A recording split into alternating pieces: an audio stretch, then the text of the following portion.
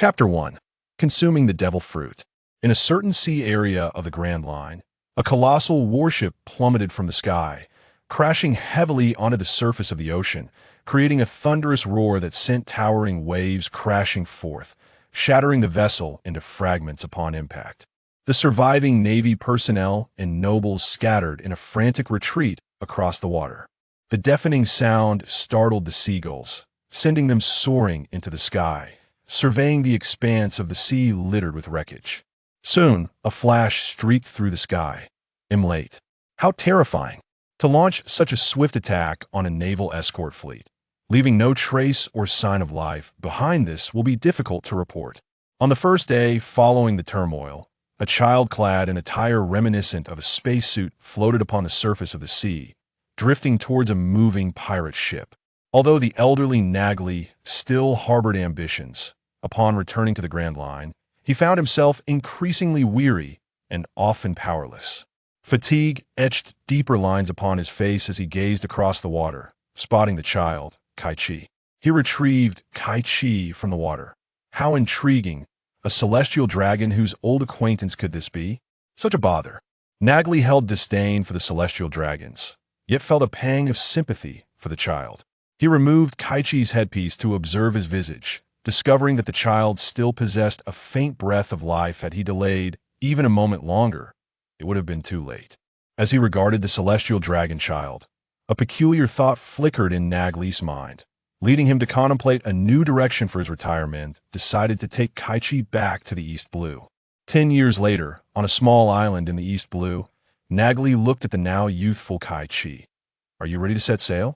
"Indeed, old man. I can no longer stay here with you." Nagli shook the cigarette in his hand. "You insolent brat. I don't need your company. Go as far away as you can. How could I bear to drift too far from you? You are my most revered mentor." Kaichi jested with Nagli. "Enough of your banter. Take this. It's something I acquired in the Grand Line that I never wished to consume. Additionally, here are some of your belongings from your childhood." Nagli produced 2 chests and handed them to Kaichi. One chest contained a deep blue devil fruit, one that Kaichi recalled was not depicted in any guide. The other chest held the attire of the celestial dragon from Kaichi's youth, along with a tome on the 6 powers. "From the looks of you, I assume you recognize it. Do you remember, little celestial dragon? I refuse to remain a celestial dragon. I aspire to be a pirate, to venture the seas and become a legendary buccaneer." "Oh, a celestial dragon who wishes to be a pirate.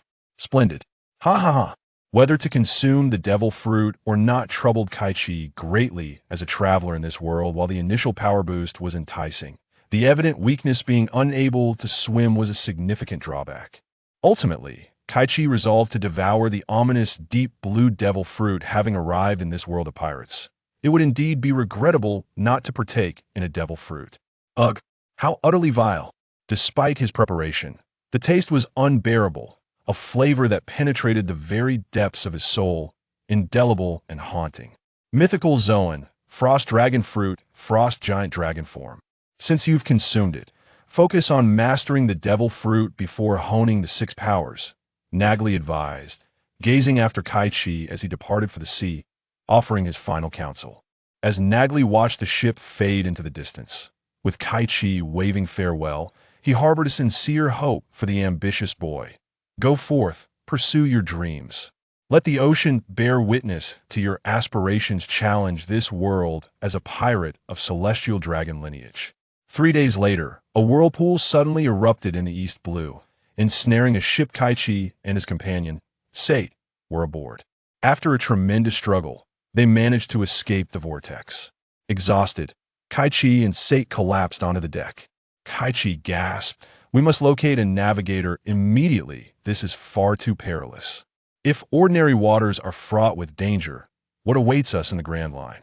I happen to know a navigator. He is my childhood friend." But Sate hesitated, having concealed this from Kaichi for some time. Now, faced with an unexpected crisis, he finally disclosed the existence of his old friend, leaving the choice to Kaichi. "Very well, let us seek out this navigator."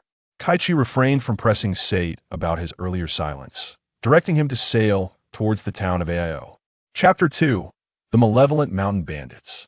The journey to Aio would take several days, during which Kaichi began to study his newfound devil fruit abilities. After all, in the original tale, this particular fruit had never been encountered, and it was prudent to familiarize himself with it. Kaichi activated the powers of his mythical Zoan frost dragon fruit, his body transforming into that of a dragon. His arms and legs thickened, enveloped in hard dragon scales, while his hands and feet morphed into claws. However, upon completing this transformation, his abilities ceased to progress. Unlike other Zoan fruits, his entire body did not fully undergo the animalistic transformation. Kaichi surmised that the issue stemmed from the giant aspect of the dragon fruit. It seemed his current physique could not accommodate the power of the dragon, indicating that he needed to enhance his physical form. Fortuitously, the prevailing winds at sea were favorable, allowing Kaichi and Sate to reach Aio in just 3 days. Inside a small tavern in the town, a tall, slender man donned in glasses nursed a drink, lamenting his frail health. If only he were in better shape, he mused. He could have set sail long ago. After all, possessing specialized knowledge was quite valuable, especially as a navigator. Yet, when a fleet approached him, they quickly withdrew upon learning of his poor condition, dashing his dreams of venturing into the sea. His ailing body only pushed his aspirations further away. Known in town as the medicine jar, his frail form inevitably became the target of ridicule at the bar. Ah, if it isn't our town's aspiring navigator, Lord Nawe Ged, why haven't you set sail? Is it because your health is failing and no one wants you? Ha ha ha. A man with such poor health, ha ha ha. The tavern erupted in laughter. Gede's mood soured further, prompting him to leave the bar. The appearance of a young girl alleviated the awkwardness. How could you say that again? All right, well, concede today, for Winley's sake, the leader of the laborers remarked, ruffling the girl's hair. These laborers were the town's dock workers, robust and muscular, who frequented the tavern for drinks during their leisure. Winley was the daughter of the tavern owner, the source of joy in the establishment. Yet, a sudden commotion shattered the moment of calm. A spiked club smashed through the partially ajar door. The assailant wielding the club was a towering man, flanked by an armed subordinate and several henchmen. The patrons of the tavern gasped in terror, some stammering the name of the leader. Isn't Horik the mountain bandit already gone from Aio? Horik's club struck the wooden floor, creating a crater as he menacingly proclaimed, "Residents of Aio, did you think we wouldn't return? I've missed the wealth of this town, dearly hand over all your money, or those who disobey will feel the wrath of this fine weapon." The atmosphere in the tavern shifted dramatically. How could ordinary townsfolk hope to resist a band of mountain bandits, particularly one with a notorious reputation as small-time pirates? Horik's crew had once been the island's most feared bandits, boasting a bounty of 2.7 million berries. However, upon the arrival of a marine vice-admiral, Horik had seized a ship and fled to the sea to become a pirate. No one had anticipated their return. Did they not fear the island's navy? You wouldn't be foolish enough to delay in hopes of the navy's arrival, would you? Unfortunately, their lieutenant is absent, and the remaining rookies have already been dealt with by us. At this moment, the tavern patrons noticed the fallen Navy soldiers outside, their fear escalating as they began to surrender their pocket money. That's the money my parents worked so hard to earn. I won't give it to you scoundrels. Though trembling with fear, young Winley chose to stand her ground. Heartless villains did not care for the presence of a child. Horik raised his club menacingly. Winley, Ged seized an electric baton, charging recklessly at Horik.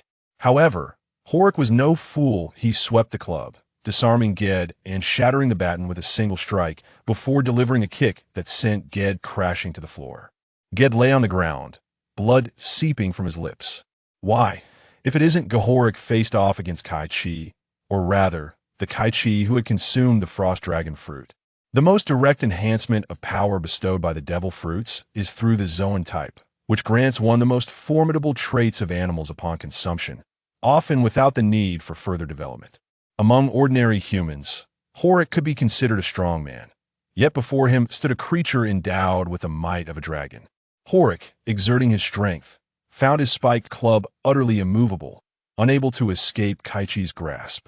Seeing the dire situation, Horik's gunmen raised their pistols, aiming at Kaichi.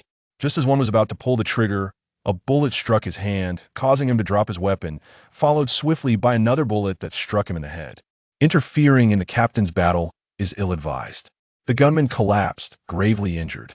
Gade, witnessing the bravado of Sate as he brandished his firearm, exclaimed with delight, "Sate, Gade, you are still as eager to show off as ever," Sate replied, as he released several small spheres from his gloves, which bounced among the remaining lackeys, exploding into a specially formulated dust that incapacitated them.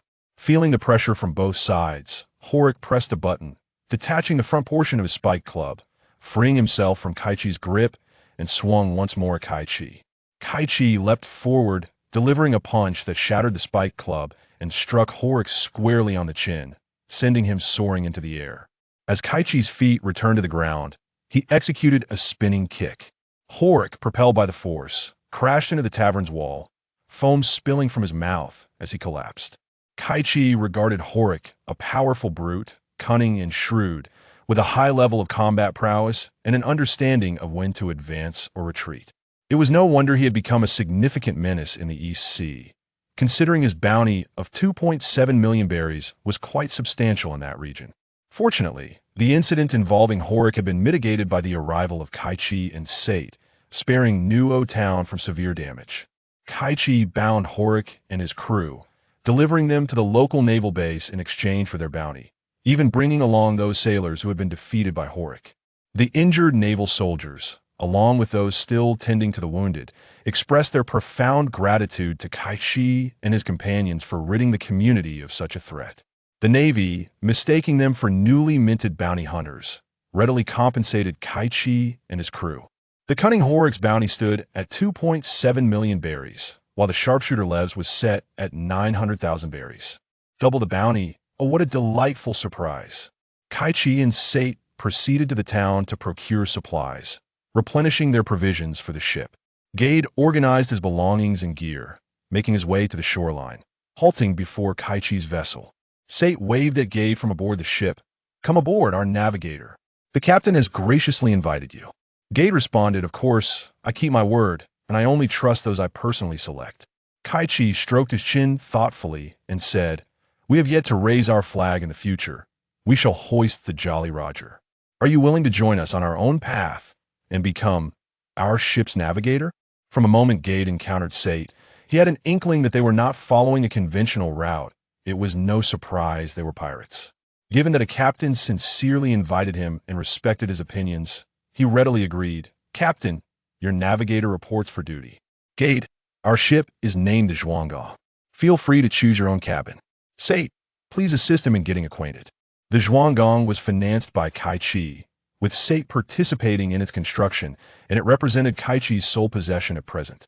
In comparison to the Marigot, the Zhuanggang was 3 times its size. The decision to build such a large vessel from the outset stemmed from Kaichi's initial intent. While he aspired to form an elite pirate crew, he did not wish to have only 10 members by the time they reached the New World, with each role filled by a single individual. Kaichi was uncertain if he possessed the protagonist's charm and charisma akin to Luffy's, or whether he could find individuals with the potential to become the best in the world for each position. The professions aboard the ship need not be limited to a solitary individual. Rather, a collective of skilled individuals is required to ensure that their expedition can venture further. Once fully prepared, Kaichi and his crew departed from Seagull Town aboard the Zhuanggang. Cutting through the waves of the sea, Gade, thank you for rescuing Winley. Please remember to return and visit her. He instructed Winley's uncle and aunt, Winley's parents. Do not worry when we return from our maritime journey. I shall regale you with tales of my adventures at the tavern, Kaichi said, casting a glance at Winley's family on the dock. Kaichi and Sate waved their farewells in unison. Chapter 4. Evading the clown buggy due to the absence of a skull flag. Kaichi's crew found it relatively easy to dock their vessel without concern for the Navy or the Guard. Disembarking from the Zhuanggang, they entered the town to procure some food and replenish their supplies. "Captain, you must learn to ration your consumption. Otherwise, we shall frequently find ourselves short on provisions." Sate complained about Kaichi's insatiable appetite, that 2/3 of the food on board is consumed by Kaichi alone. The saying that one can eat a ship into poverty is not without merit. I cannot help it. Ever since consuming the frost dragon fruit, my stomach often feels as though it is empty. I have been trying to moderate my intake, merely eating to the point of satiation, Kaichi replied, a hint of embarrassment in his tone, though he knew he could not change that to possess the strength of a dragon is to have the appetite of one as well. Kaichi, who regularly engaged in physical training, had an appetite 3 to 5 times that of an average person prior to consuming the fruit. Afterward, his consumption soared to over 50 times that of an ordinary individual, with the upper limit remaining unknown, as there was not enough food to ascertain. Suddenly, a small dog appeared before them, exuding a fierce demeanor as if preparing for battle. Kaichi felt an unsettling familiarity, unable to recall its origins, yet an instinct urged him to distance himself from the island. Townsfolk were heard discussing. It seems a straw-hatted lad has recently arrived in town, rumored to have clashed with Clown Buggy.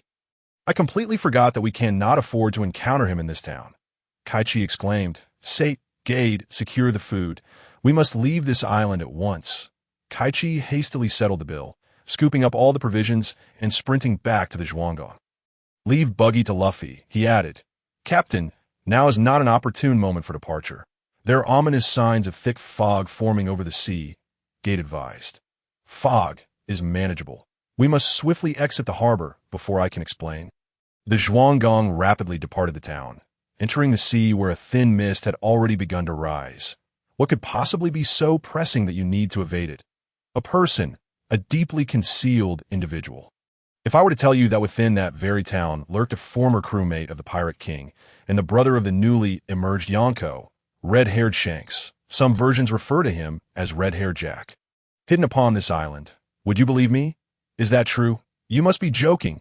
While it sounded preposterous, the reality was indeed present. Having just set sail, such a perilous situation warranted immediate caution. Kaichi was not yet prepared to conclude his journey so abruptly. Buggy was indeed a comedic character in the original narrative, often referred to as the owner of the luckiest colors, sharing the fortune within the world of One Piece alongside Usopp. If this were merely an anime or manga, Buggy could be perceived as a purely humorous character. However, Kaichi faced a tangible reality, and he would never recklessly assume Buggy was weak. Luffy carried a straw hat, but he did not possess such protection. Should Buggy choose not to show mercy, matters could become dire. Even within the original storyline, there were foreshadowings. When Roger's crew encountered Whitebeard, Buggy stood in opposition to Blackbeard, and before reaching the final island, he coincidentally fell ill. Most notably, the name of his fruit was already sufficiently alarming. Buggy the Clown was once an apprentice aboard the Pirate King Roger's ship, and after Roger's demise, he remained hidden in the East Blue, eluding the Navy for years. How absurd for such an identity to lurk in a small town. While Gage shared Sate's astonishment, he still fulfilled his duty as a navigator, reminding, Captain, the fog is thickening. Visibility is severely reduced. We must proceed at a slower pace to avoid colliding with other vessels or hidden reefs. Understood, Gade. Lower the sails. The Zhuanggong advanced cautiously through the dense fog, a prime opportunity for fishing and netting. To avoid depleting their supplies, they could not solely rely on the stored food, but must also seek sustenance from nature. Sate, proficient in mechanical matters, provided them with fishing nets and tackle. Gade steered the ship while Sate cast his net on the port side, and Kaichi dangled a line over the starboard. Sate was the first to achieve a bountiful catch, netting several boxes of fish, promising a hearty meal for the evening. However, Kaichi had little to show for his efforts. Was he to return empty-handed? No, he resolutely switched bait, directly hooking a fish, and to his surprise, this maneuver proved remarkably effective. The rod began to tremble. Suddenly, a tremendous force struck, pulling Kaichi from the side of the ship to the bow, where he collided with the railing. Dragon transformation, Kaichi activated his devil fruit powers, swiftly adjusting his form, gripping the fishing rod tightly. He could not let go as a massive fish leaped from the water, struggling, appearing rather ordinary, yet measuring over 10 meters in length, nearly as long as the vessel itself. Indeed, in the world of the Pirate King, even a casual catch could be of monstrous proportions. With a rhythm of pulling and releasing, the ship was propelled forward, alternating between rapid advance and sluggish movement. After an hour of this back and forth, The great fish finally succumbed, floating lifelessly on the surface. Tonight, we feast on meat. Kaichi collapsed onto the deck, panting heavily. Hooray for the big fish! Long live fish meat! Gade and Sate cheered in jubilation. Sate added, astonished, thank goodness Kaichi's fruit provided him with reinforced tackle. Otherwise, this fish might have escaped. That evening, aboard the Zhuanggong, laughter and merriment filled the air as the dining table overflowed with an array of food and drink. Cheers! At dawn, a newspaper was delivered. Gade tossed a coin to the seagull, eager to discover the latest news. The paper reported on the most popular location in the East Blue, a floating restaurant.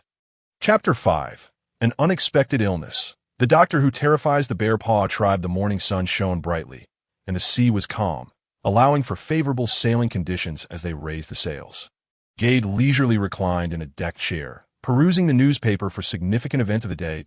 Oh, look, it's about us in the East Blue. The floating restaurant. It has gained quite a reputation in recent years. Heralded as the finest dining establishment in the East Blue, I must visit there at least once when the opportunity arises. The report featured Sanji, known in some translations as Sanji, highlighting his culinary prowess as a rising star. Kaichi's mouth watered at the thought of the delectable meals served there.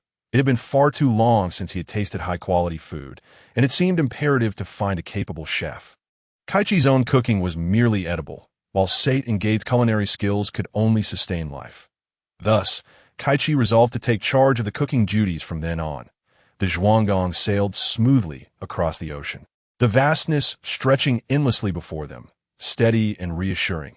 As the setting sun cast shimmering reflections on the waves, in his workshop, Sate busied himself improving the desalination device, striving to enhance the palatability of the fresh water produced. Sate, something is amiss. I feel a bit feverish and unwell that I sense trouble brewing. Could you construct an electric wheelchair for me to prevent future mobility issues? I may be confined to my bed, Gade requested. Of course, just let me know what you need. I will do my utmost to assist you. Have you taken your medication? Please take care of yourself.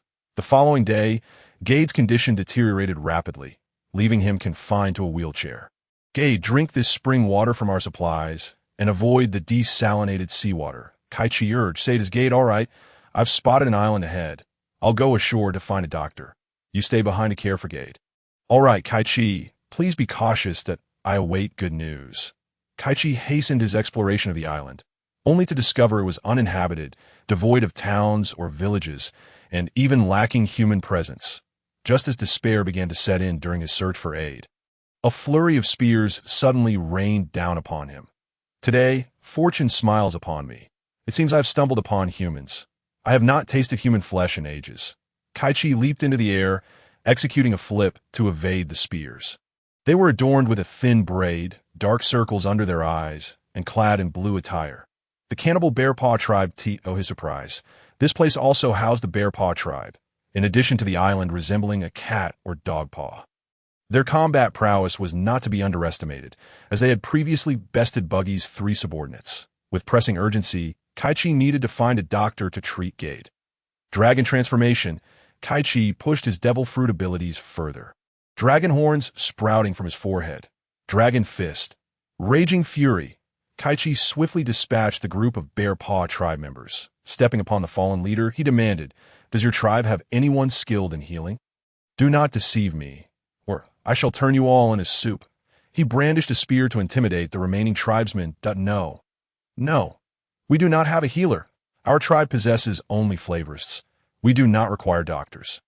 The Bear Paw tribe rarely falls ill. Those who are injured or unwell simply return to nature. We have no need for healers and should not have crossed paths with you, a formidable adult. Is it truly the case that you lack a healer? The javelin drew ever closer. My lord, wait. Our tribe may not possess such a person, but there exists an individual on the island who might heal. Albeit a rather terrifying one. Take me to him. Within a vast cavern, an array of animal specimens and dissected corpses hung ominously. The air was thick with the pungent scent of medicinal concoctions. My lord, is it not frightful to inflict such brutal punishment upon the remains of creatures, while they still endure horrific curses? It is utterly perverse and malicious. Yet, we have indeed witnessed him treating animals. The Bear Paw tribe cowered behind the rocks, trembling in fear, hesitant to approach. Kaichi found it amusing. The Bear Paw tribe, due to their customs, misunderstood the specimens and dissections, believing them to be punishments and curses. You belong to a cannibalistic tribe, and yet you fear this? Having seen the specimens and corpses, Kaichi understood that this was a physician well-versed in both traditional and Western medicine. An elderly man with flowing white hair sat cross-legged inside, hands resting on his knees, deep in meditation. Kaichi gasped. Could he be the second traveler? Chapter 6. The Mark of Oat. The encounter at the ocean restaurant. The old man, clad in simple, somewhat archaic garb, broke his meditative state upon hearing the familiar greeting. He gazed at the young man before him, pondering, is this the new arrival of O? It is unwise to reveal oneself so easily. He then spoke, I am Xuanhu, if you wish for my assistance. Young Kaichi, you must first answer my question. Only when I am satisfied with your response will I lend my aid. Tell me, what is the significance of a doctor, if I heal the people of this world?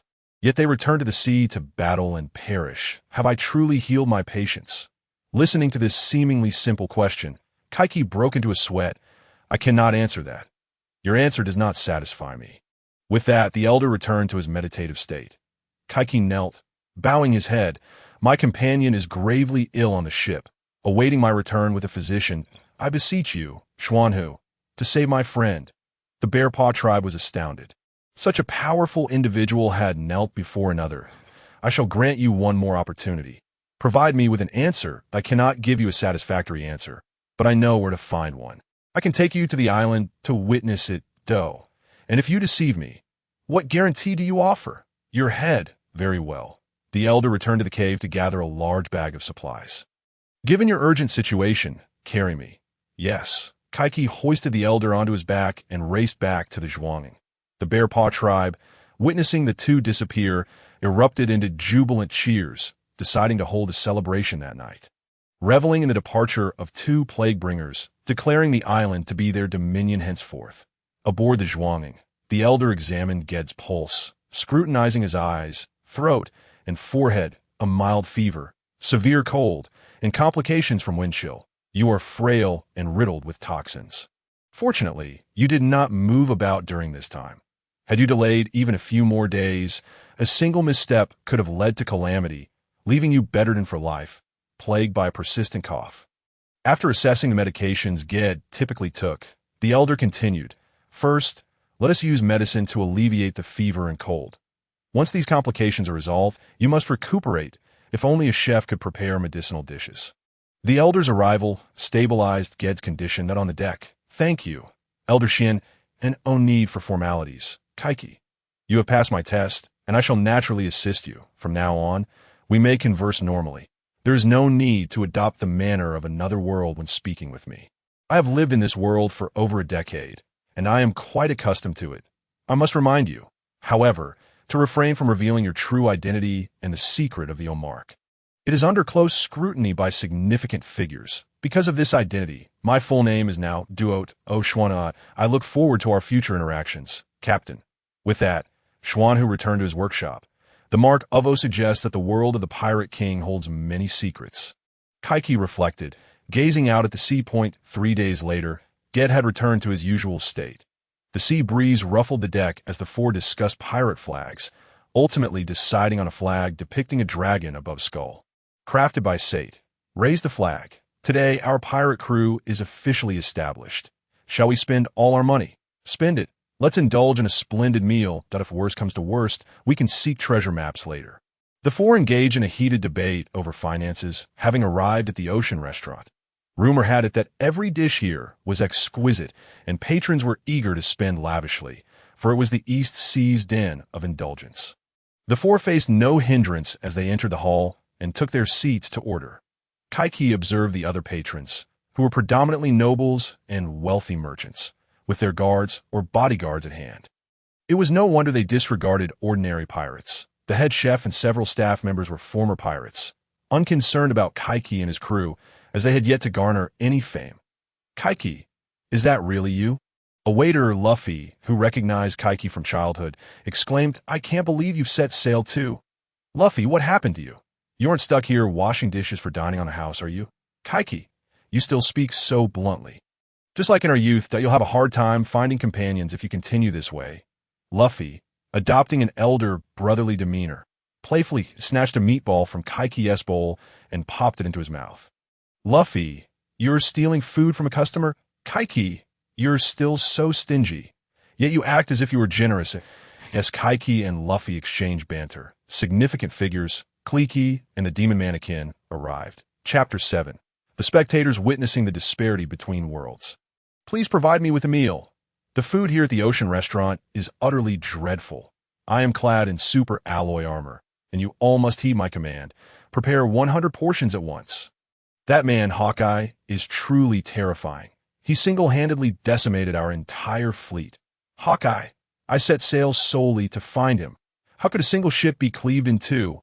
A thunderous crash erupted, sending massive waves crashing. Quick, raise the anchor. Otherwise, the restaurant will be affected.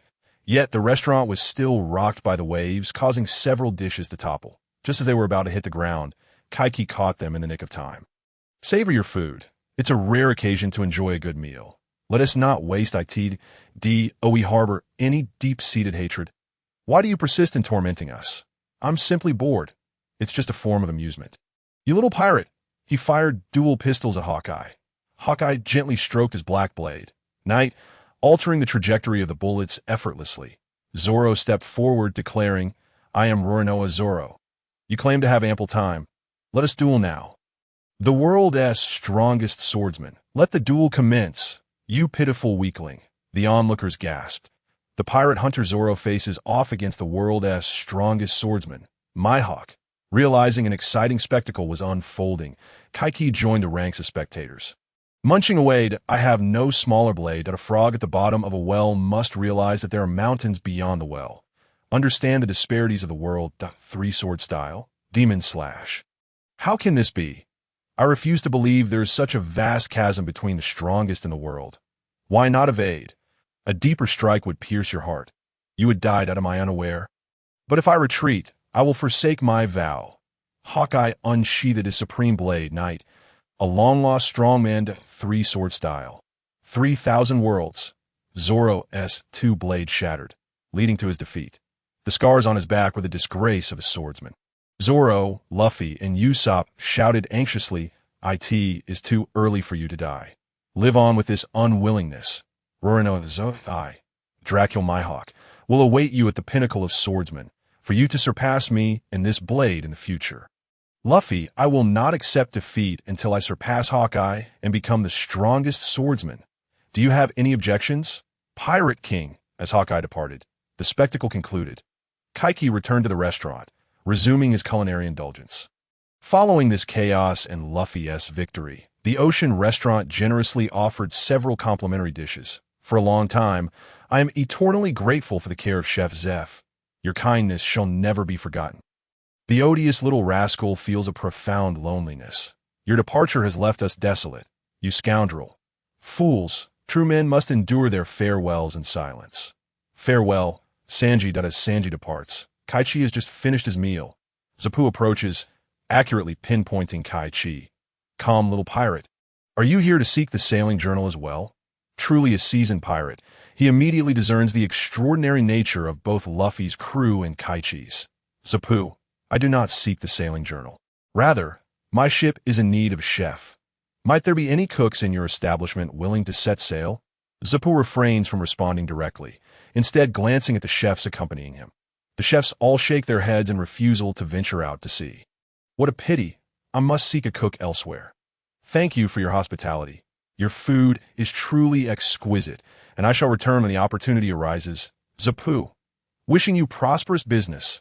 Kaichi calls for his companions to prepare for departure.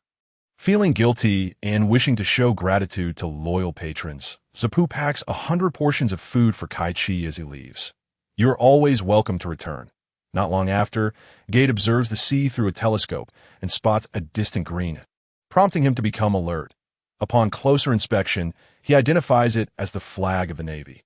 Captain, the Navy approaches us? Oh, the Navy. How intriguing. Fear not. We shall simply sail straight towards them, Kaichi commands, without instructing to evade or hasten away. The Navy's warship fires a few cannonballs in their direction. Sate produces a newly manufactured cannon to retaliate, successfully neutralizing 2 of the incoming shots. Kaichi shatters one with a punch and kicks 2 others away with his feet. With such prowess and appearance, they must be the ones, the pacifiers of the AIO town incident. The Navy lieutenant, equipped with a telescope, spots Kaichi's crew.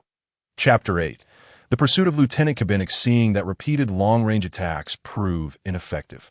The warship ceases fire and accelerates towards the pirate ship, Zhuogang. The Navy prepares for close combat. The lieutenant draws his weapon, a rapier. Soldiers charge, defeat the pirates. As the ships draw near, the Navy follows the lieutenant aboard the Zhuogang. Experiencing the thrill of confronting the Navy for the first time, Kaichi feels a twinge of excitement, eager to assess his own strength and that of his crew. Lads, let the Navy witness the might of our pirate crew. Kaichi transforms into his dragon form, directly challenging the Navy lieutenant. The other 3 engage the remaining Navy soldiers. The clash of Kaichi's dragon fist against the tip of the rapier creates a shockwave that reverberates around them. No wonder you are the culprit behind the pacification of the AIO town incident. I initially thought you were merely novice bounty hunters, yet here you stand as a pirate. How surprising. Kabinick, the lieutenant, reflects, your strength surpasses that of an ordinary lieutenant. What brings you here if not to eliminate those privy to the AIO town incident? Kaichi tests the lieutenant's capabilities. That we come to eradicate pirates, Kabinick retorts, thrusting his rapier forward.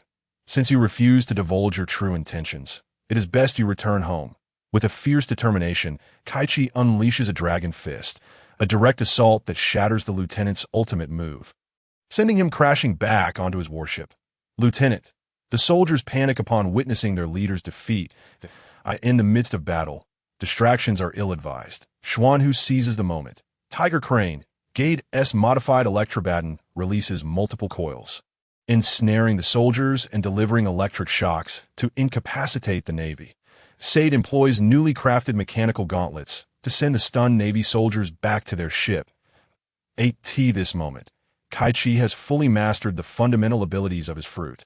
His body entirely transformed into that of a dragon, complete with wings and a tail. Hovering above the Navy's ship, he gazes down at the lieutenant, who has just recovered from a bloody fall. Lieutenant Kabinick, I presume you intend to take Gade back with you, that he is a navigator I personally invited aboard, and I cannot allow you to take him. Who can ascertain whether you pirates have coerced him, disregarding his well-being for his knowledge? As someone who once drove away mountain bandits and voluntarily protected Io Town for years, you should understand Gade's character better. Though frail, he has never been forced into actions against his will. He joined our crew willingly, for it was his final chance to set sail. Kabinick recalls Gade's condition. Dragon power, meteor strike. Before the lieutenant can react, Kaichi spins in the air, gathering all his strength, and plummets downward, his dragon claws crashing onto the deck of the warship. The ship's structure distorts, smoke billowing from the engine room. Being relentlessly pursued by a warship is hardly ideal. Thus, I must resort to this desperate measure. Farewell. By the way, my name is Kaichi. With that, Kaichi returns to the Zhuogang, guiding the pirate ship onward. Hurry, soldiers, repair the engine room and the hull at once. Kaichi Kabinick reports to the telephone insect about Kaichi's crew. This time, our inventions have proven immensely successful. We shall continue to refine them to enhance our combat capabilities, Sate remarks to Gade. Indeed, Gade responds, though his thoughts drift elsewhere. He hopes that Lieutenant Kabinick remains unharmed. Speaking of inventions, do create some alarm clocks. We cannot afford to be lax with Gade's meal and rest schedules, Xuanhu instructs Sate. Understood. The Zhuogang arrives at a dock, Stone Town on Shurjian Island. The island is characterized by rugged rocks and is sparsely populated. Ordinary small town, a skirmish is occurring at the dock that Kaichi's crew seeks to replenish their supplies of terrestrial meats and spring water, noticing that there are no significant figures in the town, merely a stop for resupply. The earlier conflict involves familiar faces, the pirate captain, Kleek, and his subordinates. The ghoul, Akin, and his crew appear visibly distressed. Surprised that no antidote has been provided, Kaichi realizes that Kleek no longer trusts even the ghoul Akin. Intending to abandon his subordinates, Akin, traitor, if you wish to save these worthless fools, they are all yours. Clique declares to the poison akin, noticing Kaichi's crew arriving aboard the Zhugang. T last, a substantial vessel. Clique approaches Kaichi, brandishing a damaged spear. You, boy, your ship is now requisitioned by me. Clique, it seems Clique has succumbed to madness after suffering defeats at the hands of Mihawk and Luffy. Naturally, he never was particularly astute. Kaichi finds it laughable. Clique truly lacks perception that there's not a shred of wisdom in your scheming mind. No wonder Mihawk pursued you relentlessly. Kaichi, unlike Luffy, will not squander time playing games with you. With a smile, he signals Sate and the others to maintain their readiness for battle. If you desire a thoroughly entertaining defeat, come forth. But first, you ought to cure your poison. Otherwise, you shall have no chance for regret upon losing. Chapter 9. A reunion with Captain Clique and Gulakin. Clique regards the young pirate before him, reminded of the Straw Hat Boy, Luffy. Initially, he intended to conceal his intentions, but recalling his 2 previous defeats, he resolves not to lose again, promptly consuming the antidote. His complexion returns to normal, and Clique regains his confidence. Kaichi had anticipated this outcome. A coward who weaponizes poison without a prepared antidote is unlikely to be without means of alleviating its effects. At the very least, he must possess some remedy for the toxin. As a former captain of 3,000 pirates, abandoning 1S subordinates suggests you are not a commendable leader. Seeing Clique with the antidote, Akin and the other subordinates feel a wave of despair wash over them. Boy, how dare you mock the great Captain Clique? Prepare to die. Clique lunges at Kaichi with a spear, causing an explosion upon impact. I'm not a boy. My name is Kaichi. As the smoke from the explosion dissipates, the transformed Kaichi stands, effortlessly blocking the massive spear with his hands.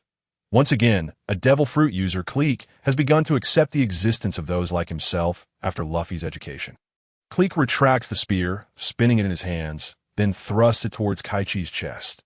Kaichi catches the spear barehanded, clamping it down with both palms. Dragon power, a tremendous force shatters the spear into pieces. Clique, wielding the broken remnants, pivots to unleash an armored cannon, targeting Sate and the others, followed by a volley of poison gas projectiles. Ha!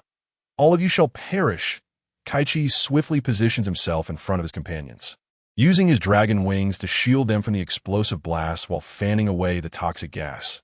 You truly lack decorum. Kage's fury erupted, his foot crashing down with such force that it shattered the floor beneath him. And without a hint of restraint, he lunged at Clique with ferocious blows.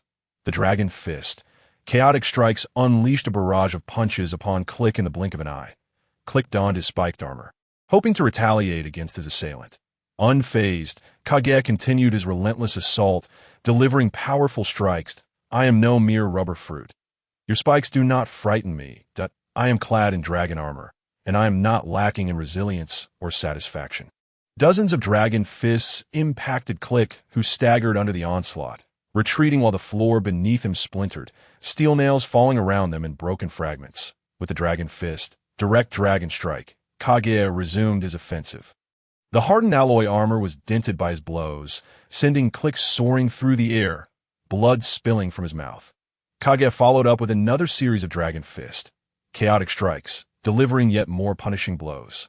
Clique fell to the ground, his hair disheveled, utterly defeated. His subordinates, the demon Akin and the guards of Stone Town, watched in astonishment as this formidable young man dominated Clique throughout the encounter. Kage approached Clique, retrieving the antidote and tossing it to Akin that he then led Sate to trade some of their tools with the guards for water and meat. The guards, relieved that it was merely a trade, readily complied. After all, they could hardly contend with the weakened Clique and Akin, much less the even more powerful Kage standing before them. With food and water secured, Kage and his crew prepared to return to the Zhuanggang. However, Akin obstructed Kage's path, pleading for assistance for his subordinates. The antidote is insufficient, and some have succumbed to severe poisoning. After all, certain young pirates are quite frail. What benefit do I gain from this? Akin, realizing he had nothing left, knelt down. If you can cure them, I am willing to serve you for life, like a beast of burden. Deal. Xuanhu, go check on them. This toxin is not complex, merely potent. I recognized it back at the seaside restaurant. Each person was given an antidote and a dose of medicine. Akin observed his subordinates gradually recovering, His worries began to dissipate, and he expressed his gratitude to Kage and Shin and no need for thanks. You made the trade yourself. Remember your promise. What do you intend to do with these men? On my ship, only you are welcome aboard. They cannot come, as there is no room for so many laborers. Kage discerned that Akin was better suited as a first mate than a captain. He gestured for Sate to bring him a transponder snail and a copy of the Navy S6 styles, tossing them to Akin and his crew. You should hide in the East Blue for now. I will have work for you later, and Akin will contact you. Chapter 10. The Amnesia of Misty Shattered Isles. Of course, Kage would not take everyone aboard. Those unwilling to stay were free to leave, while those who wished to remain could do so. To his surprise, the shield man chose to stay. Kage developed a fondness for him. I did not expect you to remain. From now on, you shall lead these men, and you can also retrain in the 6 Styles Life Return technique. Though I am a pirate, I am not ungrateful. The Navy's 6 Styles Life Return has connections to my own life's tribute. Baru felt a surge of indignation at Kage's doubts, yet he took the words of his benefactor to heart. Clever. The rest is for you to comprehend. Kage exchanged some weapons with the guards of Stone Town for a ship and provisions. As for the unconscious clique, he would be left for the Stone Town guards to handle. Akin boarded the Zhuanggong, while the shield man Baru led the others to find a hiding spot. The guards of Stone Town reported to the Navy, and a naval warship arrived at the Stone Town dock to take Click, bound in iron chains, away, commanded by Lieutenant Kobenik. Noticing Akin's discomfort aboard the ship, Kage tossed him a mop. Currently, Sate, Gade, and Schwan, who are all researchers on board, mostly in their rooms or studios that will handle the cleaning. Akin, having nothing else to do, joined Kage in scrubbing the deck. Akin, I specifically brought you aboard. You needn't be so reserved. In fact, I recognized you back at the seaside restaurant when I saw your agreement with Sanji. Just as Stone Town happened to cross my path, I found myself in need of combat personnel. So I decided to lend you a hand. Thank you, Captain, for your appreciation. As night fell, a thick mist enveloped the sea, leading them into a territory of fragmented islands. These islands varied in size, some as large as a basketball court, while others were merely stones large enough to stand upon, all remarkably flat, with many underwater reefs. The Zhuanggong occasionally collided with these reefs, producing a sound of impact as the hull trembled slightly. This night, the ship's doctor, Xuanhu, kept watch. Xuanhu practiced the 5-animal play, his physique robust, while the others had already succumbed to slumber. The misty shattered isles resonated with enchanting music from seashells in the dead of night. Someone stirred awake. I need to use the restroom. How did I end up on a pirate ship? I must have left Ego Town and set sail. Gade emerged onto the deck, spotting the pirate flag. Gade, why aren't you resting properly? What are you doing up? The ship's Dr. Xuanhu greeted him, but upon seeing Gade's bewildered expression, he feared it was a new symptom of Gade's illness. With a loud bang, an explosion erupted within the Zhuanggong, a window shattering as Kage propelled Sate out of the ship, both tumbling onto an island the size of a sports field. Sate, what are you doing? You just damaged the Zhuanggong. You celestial dragon, don't act so familiar with me. Just because you've grown up doesn't mean I don't recognize you. I will destroy you celestial dragons to avenge my mother and family. Sate unleashed cannon fire towards Kage. Amnesia. How despicable. Who is responsible for this? Kage was unable to retaliate and could only transform into a dragon, evading while searching for the culprit in midair, filled with hatred. Sate unleashed a barrage of ammunition. I found you. With a breath of frost, Kage withstood Sate's firepower, freezing a section of the sea, soaring past it while lifting a massive block of ice. With a dragon fist, direct dragon strike. Kage's fist, imbued with dragon-like energy, shattered the ice, crashing down heavily upon the belly of a seahorse that had expanded like a hot air balloon. The seahorse, struck with tremendous force, expelled the memories it had absorbed. Kage seized the now normal-sized memory seahorse, realizing it was not the flute-playing child he had encountered before, indicating it was not the one Luffy would later meet. As Sate regained his memories, he ceased his attack. The other 3, having just recovered their memories, felt a tinge of embarrassment. Suddenly, disaster struck as the ship collided with a submerged reef, sustaining damage. Quick! We must repair the ship immediately. With no shipwright aboard, the The skilled sate repaired the leaking hull while the others worked to bail out the incoming seawater. An hour passed, and they finally restored the Zhuanggong and cleared the cabin. The 5 of them sat on the deck, gazing at the unconscious memory seahorse. In fact, there was also a fishman present. Chapter 11. The Sixth Companion. Memory seahorse and treasure map. The red fishman awoke, rubbing his head. Feeling as though he had slept for an eternity, he bore faint patterns on his skin. Upon awakening, he found 5 individuals staring at him. Instead of panicking, he calmly inquired, "Was it you who orchestrated this? I was supposed to go to Cocoa West Village, but after passing through a mist in the East Sea, I became disoriented, as if under some control. That it was that memory seahorse beside you." Kage and his crew asserted their innocence, pointing directly at the memory seahorse. The seahorse confirmed its ability to absorb memories and control individuals through music. "Are you one of Arlong's subordinates?"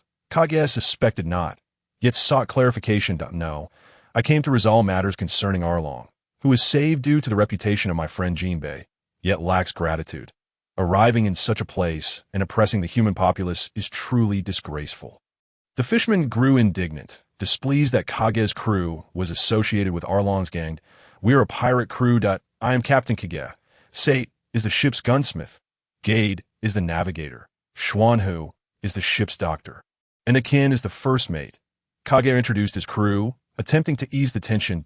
"I am Shank, a soldier from the Ryugu Kingdom on Fishman Island." The fishman introduced himself. "Just in time, we are in need of crew members. Would you care to join us?" Kage directly invited Shank to become a companion. "What advantages would joining you provide? We are but strangers to one another." Kage stood, speaking profoundly. "It is precisely because we do not know each other well that we can truly understand one another through shared experiences. By immersing yourself in this journey, you may eventually lead the fishmen and humans to coexist. Are you willing to bear some responsibility for the future of your kin and your friend Jinbei?" "What do you mean?" Shank was puzzled by the grand implications of Kage's words. He wondered how his individual decision to join the crew could be so deeply intertwined with the fate of the fishmen. Not long after, Jinbei would no longer be a member of the 7 warlords, and Fishman Island might face destruction in the future. How could it be that Jinbei alone bears the burden of Fishman Island's fate? Kaido's psychological tactics are direct and cunning, and Shank's is no less formidable. We truly need a fishman, someone who is both a capable fighter and an adept swimmer. At the very least, they could serve as a lifeguard. Especially with devil fruit users aboard the ship, who are utterly helpless in water, they would surely drown without assistance. After much contemplation, Shanks noted that these individuals had refrained from harming him while he was unconscious, and thus decided to take a step forward. "I shall join you." "Hooray! Another comrade has joined our ranks." The memory seahorse stirred. As it opened its eyes, it was met by 6 sinister smiles, preparing to dismantle it. Cold sweat trickled down the memory seahorse as it begged for mercy, bowing and uttering incomprehensible words.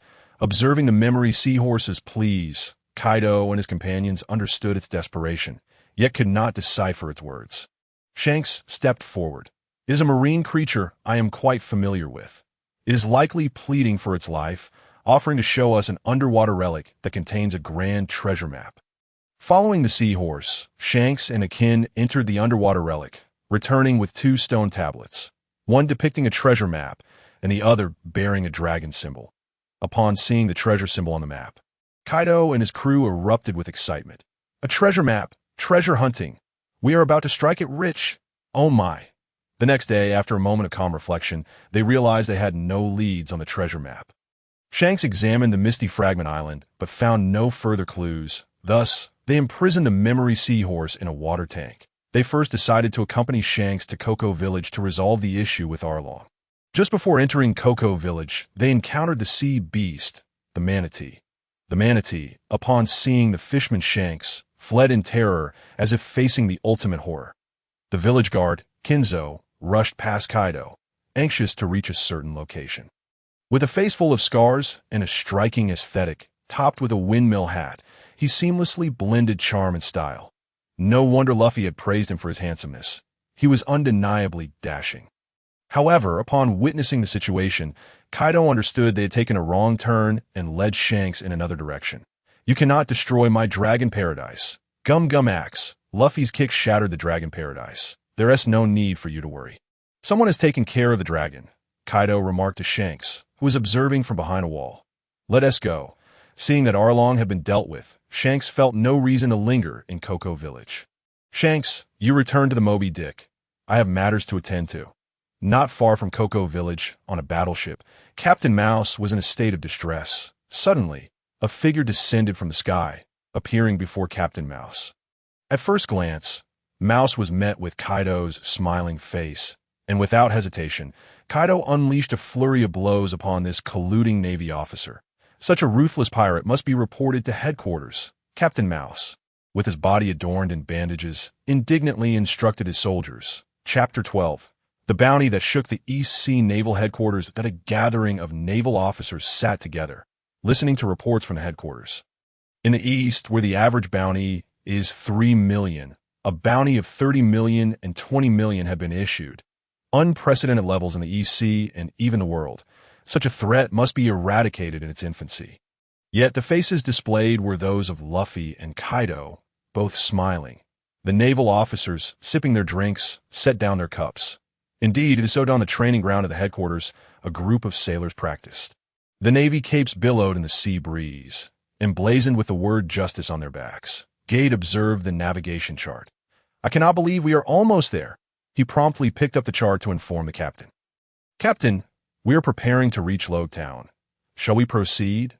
Gade's eyes sparkled with anticipation of what awaited them. The sight of beginnings and endings, where the pirate king Roger met his demise. Let us see Logtown. A large town in the East Sea due to Roger's legacy, heavily guarded by the Navy for symbolic reasons. The fisherman Shanks piloted the ship. Akin, now comfortably lounging on a deck chair aboard, perused the newspaper, keeping abreast of the world's developments. As he turned a page, a bounty notice was caught by the sea breeze. Monkey D. Luffy, 30 million berries. The sinister Kaido, 20 million berries. Oh, Captain, you have been wanted. A bounty of 20 million berries on your first attempt. What a bold move by the Navy. We have drawn their attention, Akin exclaimed, showcasing the bounty notice to the others. 20 million berries, not too shabby, he chuckled at Nao Town. Winry held the bounty notice up to her parents. It's that big brother. At the sea restaurant, the owner remarked to the staff. Look at the errand boy and that customer. Japu, upon seeing the bounty notices of Luffy and Kaido, mused, has the world already taken notice of them? Sanji, let us move forward. They displayed the bounty notices in the shop, attracting customers. On Stone Island, the guards gathered to observe Kaido's bounty notice. 20 million berries. This young man is indeed formidable. Thankfully, we did not clash back then. The Moby Dick set sail towards Logtown, and the silhouette of the town appeared on the horizon. All right, everyone, upon landing in Logtown, let us exchange the gems collected by the Memory Seahorse for money, and then we can split up to restock supplies in town. Of course, Kaido did not approach the dock as brazenly as before. Being a pirate with a bounty now, he could not be so blatant. The Moby Dick anchored a few hundred meters away from the town, conveniently concealed by a large rock in Logtown, inside a pawn shop. Kaido and his crew sat on the sofa, awaiting the appraiser's evaluation of a box of gemstones. The pawnbroker offered 8 million berries. Kaido lowered his cloak, revealing his face.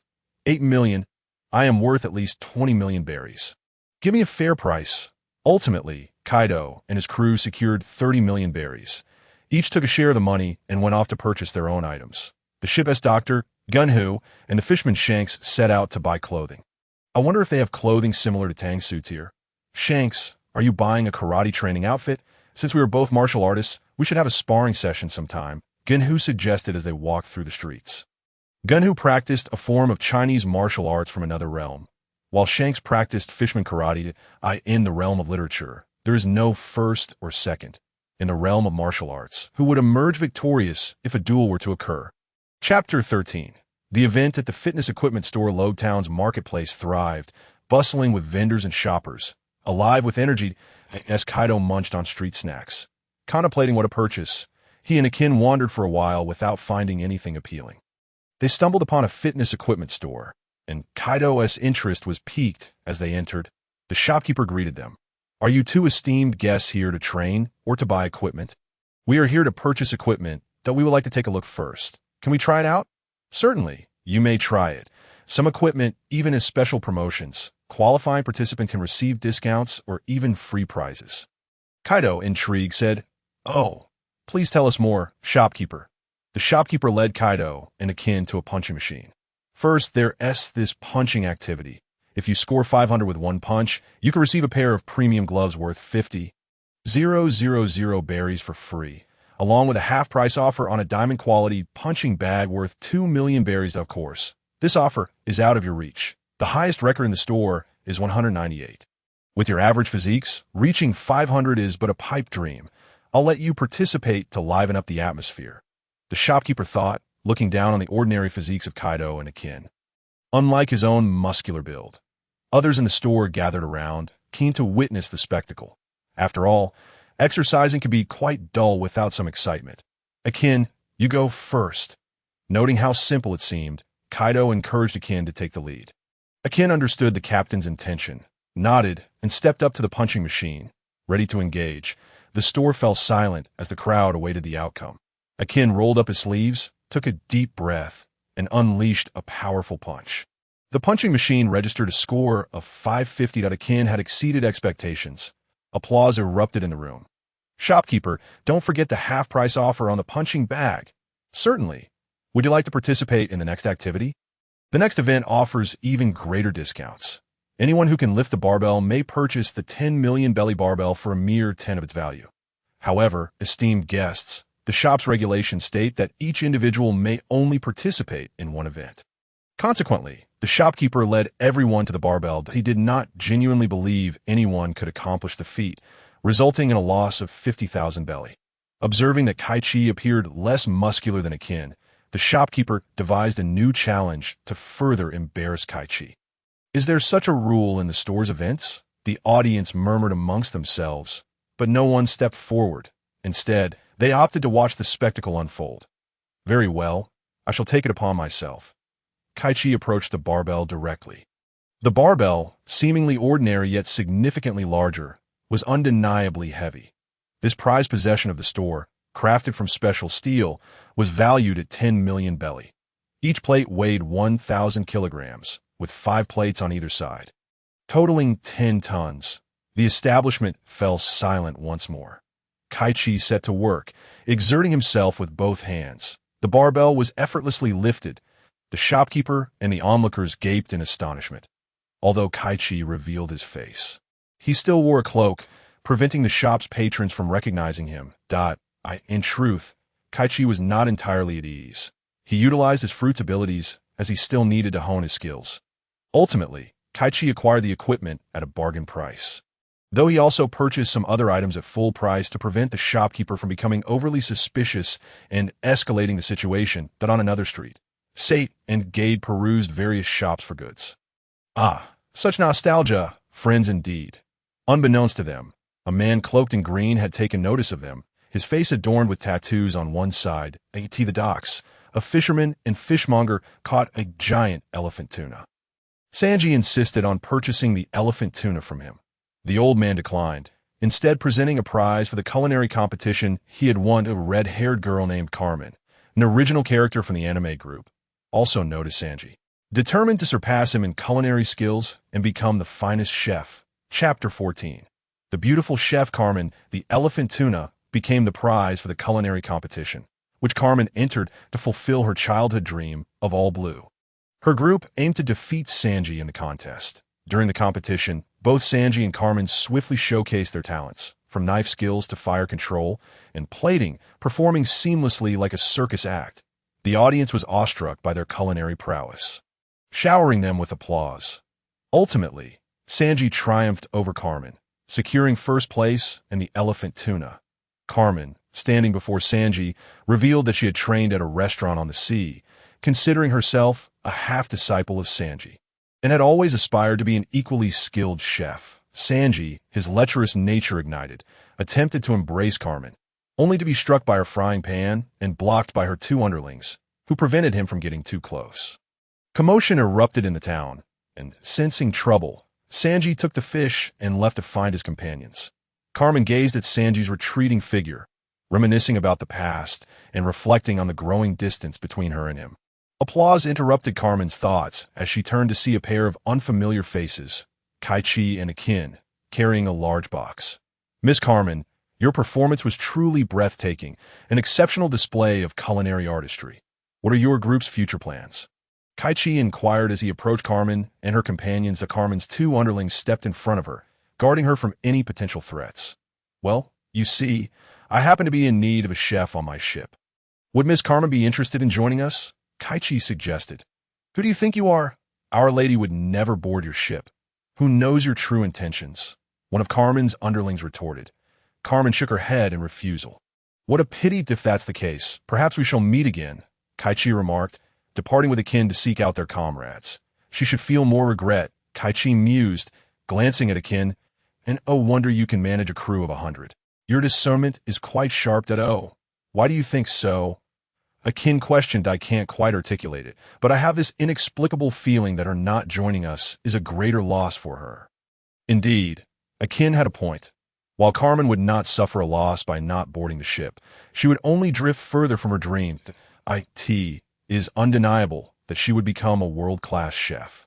Yet she would always be one level beneath the pinnacle exemplified by Sanji, and that chasm would only widen. The commotion was centered at the execution square, the very site where the pirate King Roger had met his fate. Kaichi and Akin rushed over to check for their companions. Meanwhile, in the fashion district, fisherman Shank and Genhu also heard the ruckus and hurried to the square, but a small boy, overly excited, ran amok in the streets, colliding with Shank. His toy broke upon impact.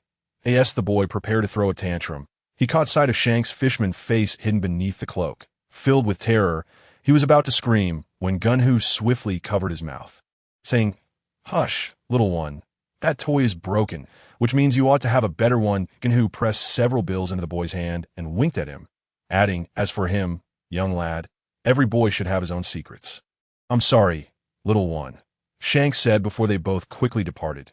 The boy gazed at the money in his hand, watching the retreating figures of the fisherman and the elder, no longer crying out, "Pumpy, how did your toy break? Did someone bully you?" The boy's mother approached him. Pumpy remembered the elder's words and the money in his hand, smiling as he replied, "Mom, it was my mistake. I accidentally bumped into him. It's nothing. The atmosphere pressure has dropped. The weather is turning foul. Sate, we must find the others and return to the Zhuanggong as soon as possible." Gade looked at the barometer in his hand. "Yes, let's go," just as Sate and Gade began to move. A voice halted them. "Young man, there is no need to rush. There is still time that if Kaichi were present, he would recognize that the one seeking Sate and Gade was Drago, at the execution site." Luffy leaped onto the platform, exclaiming, "Is this the scene that the pirate king Roger beheld in his lifetime? Dang! Minor characters, step aside. How beautiful! Such smooth skin. She is truly a stunning beauty." The crowd gasped at the sight of the enchanting woman before them. "The most exquisite thing upon the vast sea is you." The captivated crowd pointed towards Yarlita, who had consumed the slippery fruit. "Luffy, I want you to be my man," Yarlita confessed. "Oh, I know you." Luffy, oblivious and face-blind, looked utterly puzzled. Chapter 15. The unexpected appearance of the Navy captain 2 years prior. A man lay on hospital bed, his hair gray and breath faint, afflicted with a grave illness. "My friend, I failed to protect you. It is my shortcoming." Dragon sat beside the man, grasping his hand, tears streaming down his face. "My friend, this was the path I chose for myself, fraught with hardships that I well understood. I do not blame you. It is merely the blood feud of my wife and family, over 100 lives, to overthrow the celestial dragons and secure a brighter future for the children. I shall not witness it," he said, before succumbing to a fit of coughing. "Dragon, I have one last request. My greatest regret is my child. I entrusted him to the East Blue. If you have the chance, please give him this pocket watch and tell him, no matter what he does, his father supports him. Cough, Dragon, and all of you, I must depart this world, and I shall wish for our endeavors to achieve resounding success from above." The man, one of the elders of the underground army, previously referred to as a name not to be used, ultimately departed from this world. Dragon recounted his father's story to Sate, handing him the pocket watch. "Young man, your father was a great man." "Father," Sate shed tears as he gazed at the family portrait engraved on the watch's cover. "Thank you for informing me about my father's situation." Sate expressed his gratitude to Dragon. "Outstanding young man. You resemble your father greatly. I look forward to your future accomplishments," Dragon stated, donning his hat as a gust of wind swept through, causing him to vanish without a trace. Gade consoled Sate, who had just learned of his father's passing. "There is no time for sorrow. We must find Kaichi and leave Rogetown." Sate wiped his tears and set off with Gade to find their comrades. In the square, the Straw Hat crew and Buggy's crew were reaching a fever pitch out on the execution platform. Luffy was already bound by Buggy, the blade raised high above him. "Zoro, Sanji, Nami, Usopp, I'm sorry, but I am about to die." Luffy smiled, accepting the approach of death. "Even Zoro can't make it in time. Your captain is about to die." Buggy cackled madly as he swung the blade down towards Luffy's neck. That moment, a bolt of lightning struck Buggy with precision, igniting blue flames across the execution platform, causing it to collapse entirely. They're truly a god," Sanji exclaimed, dropping his smoke. This really mere coincidence." Colonel Smoker reminisced about the Pirate King. Joel deed Roger. What fortune it was to have narrowly escaped with his life.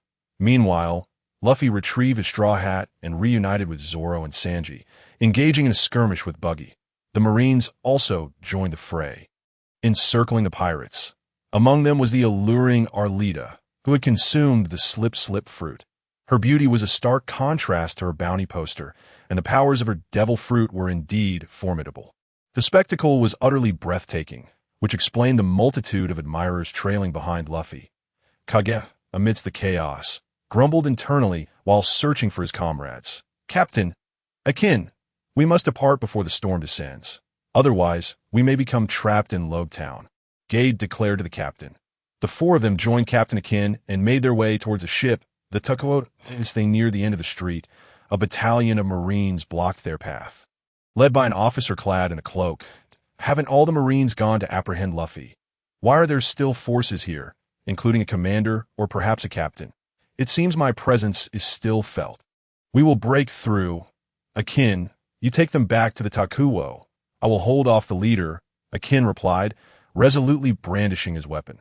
The clash of combat raged on, with Marines falling one after another as Akin forged ahead, followed closely by the other three as they burst forth from Logtown. The demon Akin, who would have thought he would join the sinister Kage pirate crew?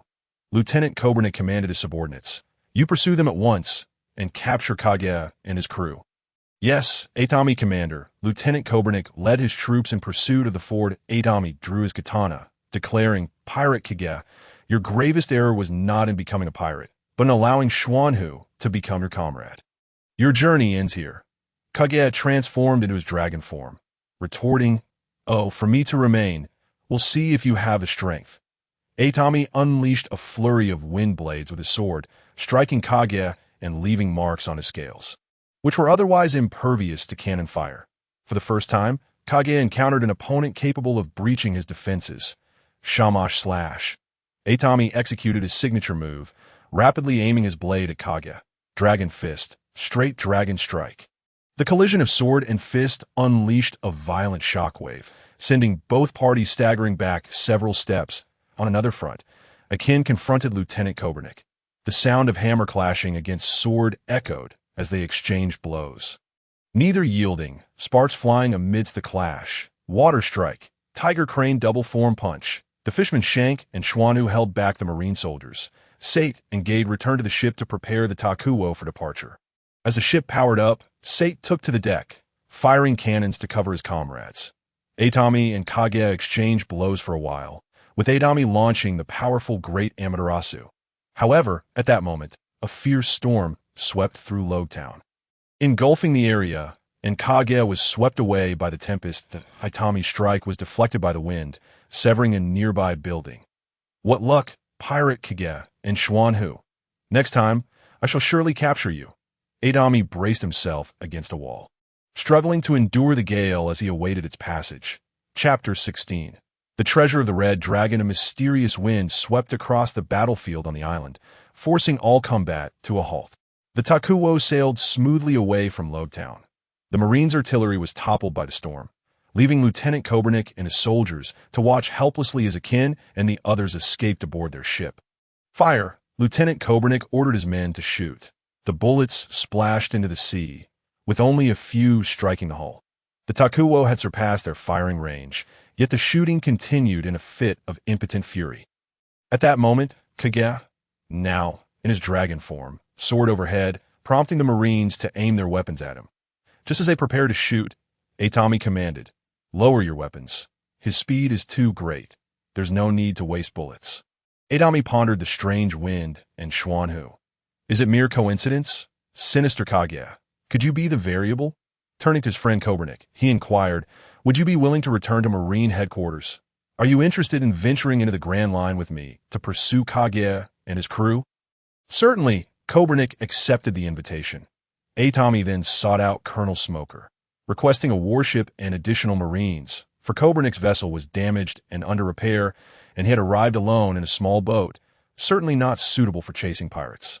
As the storm approached, the seas roiled violently, and the Takuwo was tossed like a leaf upon the waves. Captain Kage, Akin, and the others rejoiced upon seeing Kage return from the skies, relieved to have weathered the crisis safely. "As long as everyone is unharmed," Kage remarked as he reunited with his crew. Reflecting on Itami's final strike, he recognized its tremendous power. Had it landed, it might have truly breached his defenses. There are many formidable opponents in this world. With his devil fruit abilities now partially mastered, he resolved to begin practicing the Marines' 6 styles, ensuring that Sate made copies for everyone aboard. Meanwhile, a merchant ship fell victim to a pirate attack. The pirates had taken control of the vessel, and their leader, Risi Borko, confronted a group of archaeologists. "Hand over your rubbings. I'm in a good mood today, and if you comply, I won't kill you." The archaeologist guards were swiftly dealt with by the pirates, and despite their fear of the menacing pirate, they stood firm.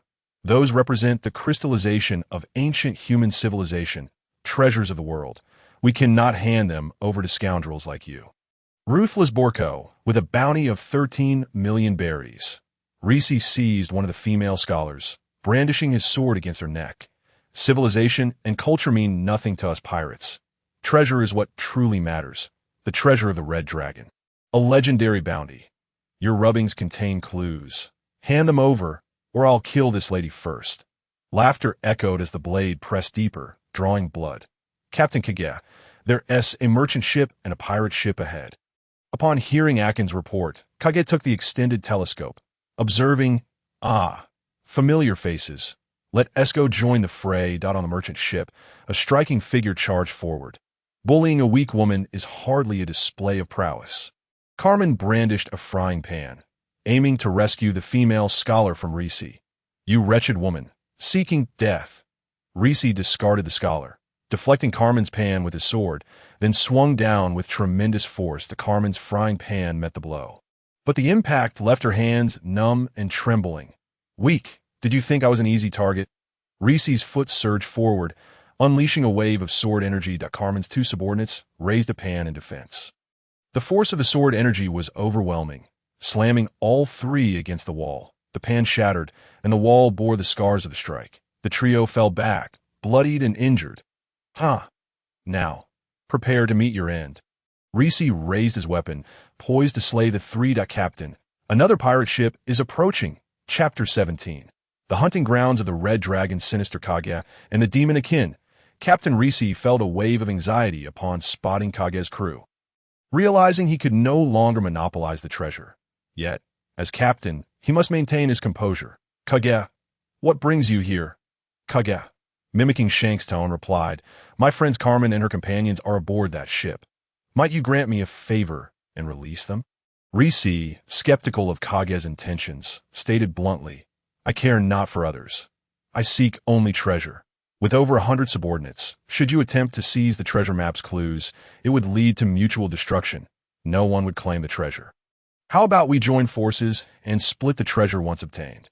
Kage was genuinely unaware of any treasure, but saw an unexpected opportunity. "Very well.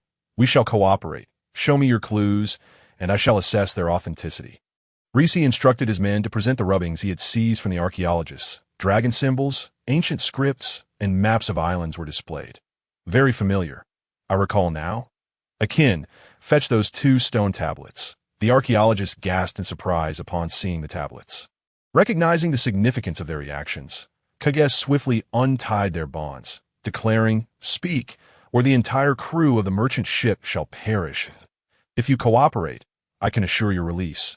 The scholars exchanged glances, grappling with their dilemma, but ultimately chose life over pride. "Can you guarantee this?" "I assure you," Kaichi responded with unwavering conviction. The archaeologists began to compare the stone tablets with the rubbings. 10 minutes later, they provided their assessment. What they document is indeed a site linked to the legendary dragon treasure, and the tablets fill in the gaps. This is the route map to the Dragon Treasure Island.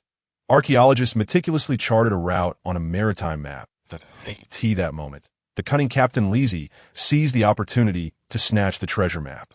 Swiftly returning to his pirate ship, a greedy grin spreading across his face. "The treasure is now ours. Who needs to share it with you?"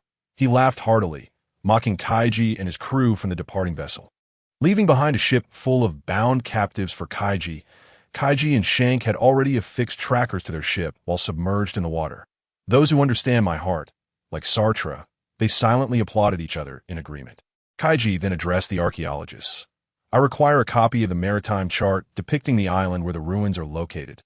They replied, "We can do that, but we have a request. May we accompany you to the treasure?" "We seek not riches, but the opportunity to study the ruins that we wish to join as well," interjected Miss Carmen. "Miss Carmen, what is your purpose for going there?" Kaichi, seizing the moment, also unbound the 3 individuals. "To find Dragon's Blood Herb," he replied. Looking at Carmen before him, Kaichi realized he had previously underestimated her. Dragon's Blood Herb, a legendary spice in the culinary world, was said to elevate ordinary food to extraordinary levels. It sounded akin to a supreme version of MSG. "Very well. Then we shall all go," Kaichi decided, taking the archaeologists and Carmen with him, leaving behind a ship full of bound individuals. Along the way, Carmen approached Kaichi, saying, "I overheard your earlier remarks in Road Town. Why did you claim I would always surpass Sanji, even as time passes? Indeed, how dare you disparage the culinary skills of a lady?" Kaichi retorted. "If you procure Dragon's Blood Herb and prepare us a meal, I shall share my thoughts." The lazy pirate crew, following the maritime chart, located the island. The pirates, filled with excitement, rushed ashore on the eastern edge of the island. They discovered a cluster of structures, behind which loomed a colossal altar. "Impressive. It appears we haven't erred in our search. The treasure lies on this very island," Lizzie exclaimed. "Divide into groups to search. Even if we must dig 3 feet into the ground, we must uncover it." Lizzie's excitement escalated upon sighting the ancient ruins. After a decade of pursuit, his long-sought treasure was finally at hand. Over 100 men scoured the island. As night fell, they stumbled upon a basin. In the center lay an immense trove of gold, jewels, and glowing ancient artifacts, covering an area larger than a football field. Gazing upon the riches, the pirates' eyes gleamed with greed as they dove into the pile. Some joyfully tossing gold coins, while others busily stuffed their pockets and bags with wealth. Oblivious to the dozens of wyverns ascending from the surrounding mountains, the pirates were enthralled by the treasure. These were no mere creatures. They were true dragons, clad in scales. The smaller, juvenile wyverns measured 3 to 4 meters, while the adults were even more formidable, towering over 10 meters high. In the presence of these dragons, humanity appeared feeble. The pirates were swiftly captured one by one, but only Captain Lizzie exhibited any resistance. Avoiding immediate capture, but bearing the scars of dragon claws, several adult red dragons toyed with him. "Curse you! All this treasure is mine. You filthy insects shall perish." Lizzie brandished his sword in a futile attempt to intimidate the dragon horde, yet his blade merely grazed the adult red dragon's scales. Akin to a mere tickle, the adult red dragons prepared to further torment him. A larger figure swooped down, causing the adults to lower their heads in deference to their leader, a colossal being. Over 20 meters long, descended, exhaling hot air. Captain Lizzie broke into a cold sweat, terrified at the sight of the red dragon leader.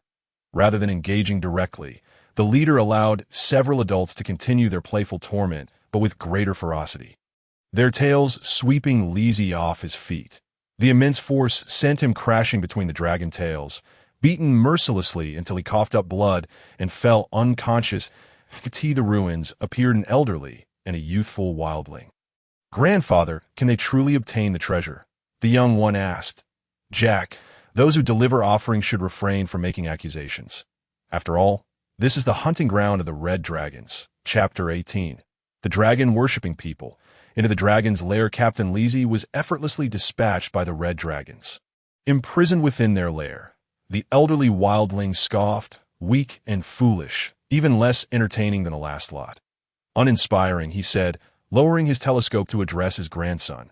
"Jack, the time for dragon worship is approaching. Return and gather our clan to bring offerings." Jack slung his bow over his shoulder and took his sword, setting sail alone from the island. The Zhuanggong arrived at the treasure island after a considerable time. The archaeologists, upon seeing the ruins, hastily entered the ancient structures for examination. This dragon symbol differs from that of the Millennium Dragon. It seems to represent a different dragon species. Moreover, the murals depict sacrificial rituals, where people offer food to the dragons in exchange for something. The murals also illustrated dragons breathing fire, showcasing their immense power. There were even older inscriptions, the meaning of which was indecipherable. They decided to take rubbings to present to their professors for study. The scholars engaged in fervent discussions, delving into the secrets of antiquity. Kaichi, upon seeing the inscriptions, was astonished to find he could understand them. The king of the Red Dragons led his kin from their original land to this island. "Kaichi, we have found the treasure," exclaimed Sartre, who had also discovered a voyeuristic wildling. "Old man, what do you know?" Kaichi inquired, feeling indifferent about the wildling. "Let us first inspect the treasure. We can deal with the wildling later." As they approached the entrance of the basin, the treasure lay temptingly before them. This treasure is situated directly in the center of the terrain. This is quite precarious. Kaichi hesitated, instead pulling out a telescope to survey the area. "Captain, is there danger?" Upon noticing Kaichi's pause, the others halted as well. "Take a closer look. There appears to be fresh blood upon the coins." Kaichi handed the telescope to his companions and turned to the wildling. "Among the many legends at sea, one speaks of traitorous humans luring others to become dragon prey in exchange for rewards. It appears to be true, does it not, dragon-worshipping tribe?" The elder no longer concealed himself.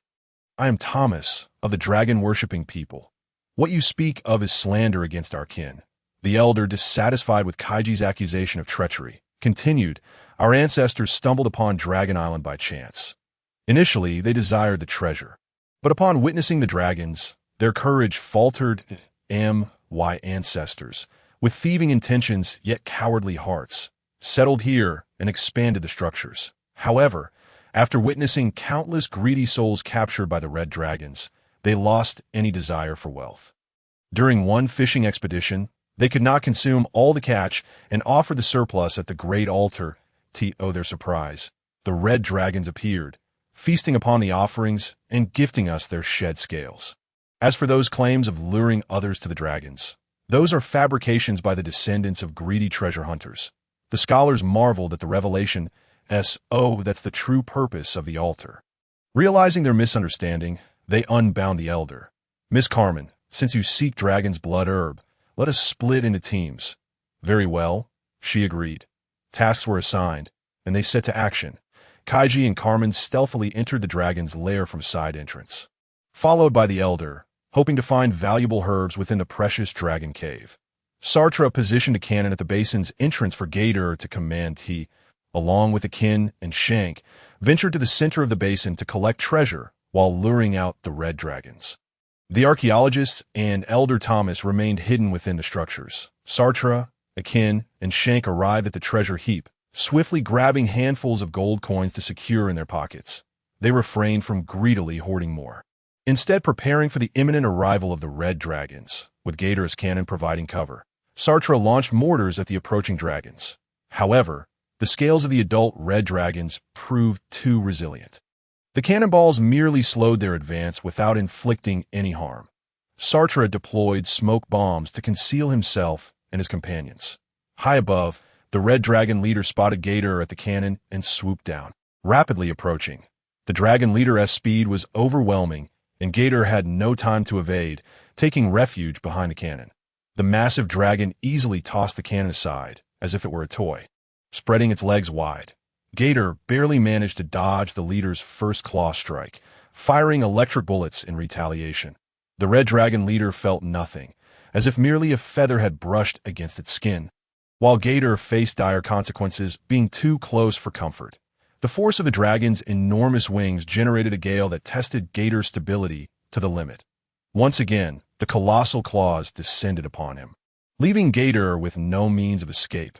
Gator, seeing his comrade in peril, Shank burst from the smoke, employing Fishman Karate's million-watt fist. Within the dragon's lair, Kaichi and his companions were stealthily searching for dragon's blood herb. Indeed, treasures were abundant. The red dragons proved to be cunning adversaries. As he spoke, he grasped a handful of gold coins and slipped them into his pocket. At that moment, voices echoed through the cave, warning of greedy humans to depart, lest they be crushed by the horde of red dragons. A talking dragon. Kaichi and his companions pressed deeper into the cave, where they encountered an injured mother dragon and several young red dragons. "Come out. We are merely seeking some grass. We shall leave once we've found it. Humans, how is it that you carry the potent scent of dragons? I can guide you to the grass, but you must not harm the younglings or the wounded mother." A purple dragon declared, brandishing a spear. In another part of the cave, Captain Leezy, bloodied and battered, awakened from his stupor, immobilized by his injuries. With a steely resolve, he gritted his teeth against the pain, retrieving a healing potion from his belongings and swallowing it. At last, he found the strength to rise, ignoring his crew around him as he exited the chamber. Chapter 19. The duel with the Red Dragon Chief. They had found the dragon's saliva grass. Under the guidance of the young purple dragon, Carmen finally discovered what she had been searching for. It turned out to be this item. Tonight marks the Dragon Worship Festival. The dragon horde was already prepared to offer gifts to you humans. The young purple dragon scoffed, having thought they were seeking something of grave importance. Tonight is the legendary Dragon Worship Festival. How amusing! The dragon's saliva grass might not hold the same allure when received from others. Finding it yourself is far more meaningful. Wouldn't you agree, Miss Carmen? Carmen felt that merely discovering the legendary grass sufficed, and she did not wish to dwell on the journey. Those few over there. If you have no need for them, I shall claim them. Xuan, who also plucked a few blades of grass. The young purple dragon rolled his eyes in exasperation, but said nothing, merely hoping the trio would depart quickly, especially the young leader, whose aura rivaled that of the Red Dragon Chief. Otherwise, he would never have led them here. Since we have found what we sought, let us leave the dragon cave. Farewell, little purple dragon. Kaichi and his companions bid farewell to the colorful red dragon and exited the cave. Outside the dragon lair, the Red Dragon Chief's crimson claws unleashed a gale that Gade could not evade.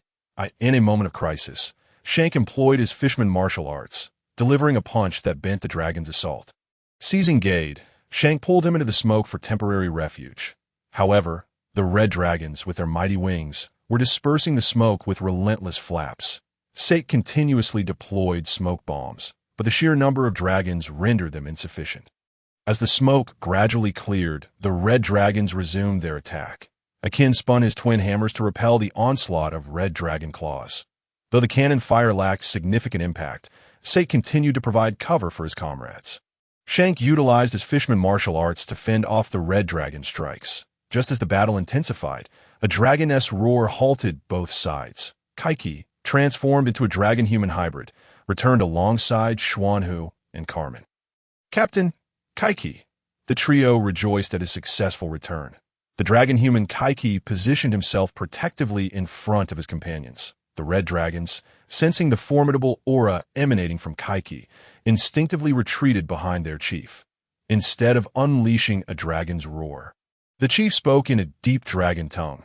Initially, Kaichi struggled to comprehend, but the memories of the dragon language grew clearer within him. The Blue Dragon clan was thought to be extinct. "Who are you? And from where do you hail? Are you here to incite conflict between our clans? I am not of the dragon kin. I am a wielder of a devil fruit, merely here in search of treasure." Unqualified to represent the Blue Dragon clan, Kaichi replied in the dragon tongue he had just begun to master. Kaichi that moment, an unexpected figure interrupted their dialogue. Well, how delightful, Kaichi, that you can converse with the red dragons.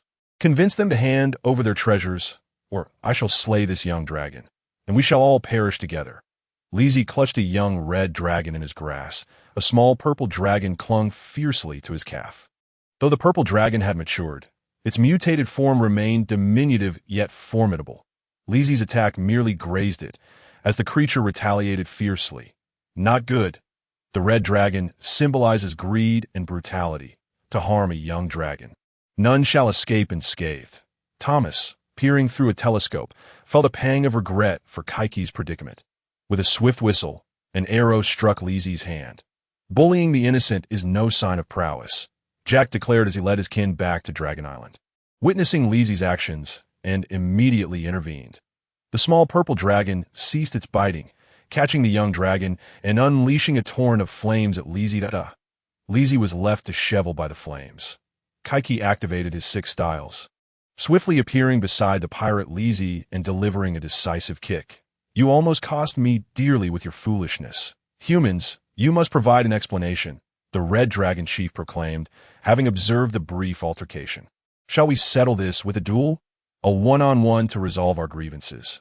Very well, but I fear you may not withstand the consequences. Typically a dragon human, this time Kaichi transformed into a colossal dragon. His metamorphosis tore his clothing as he grew to a 10-meter-long behemoth.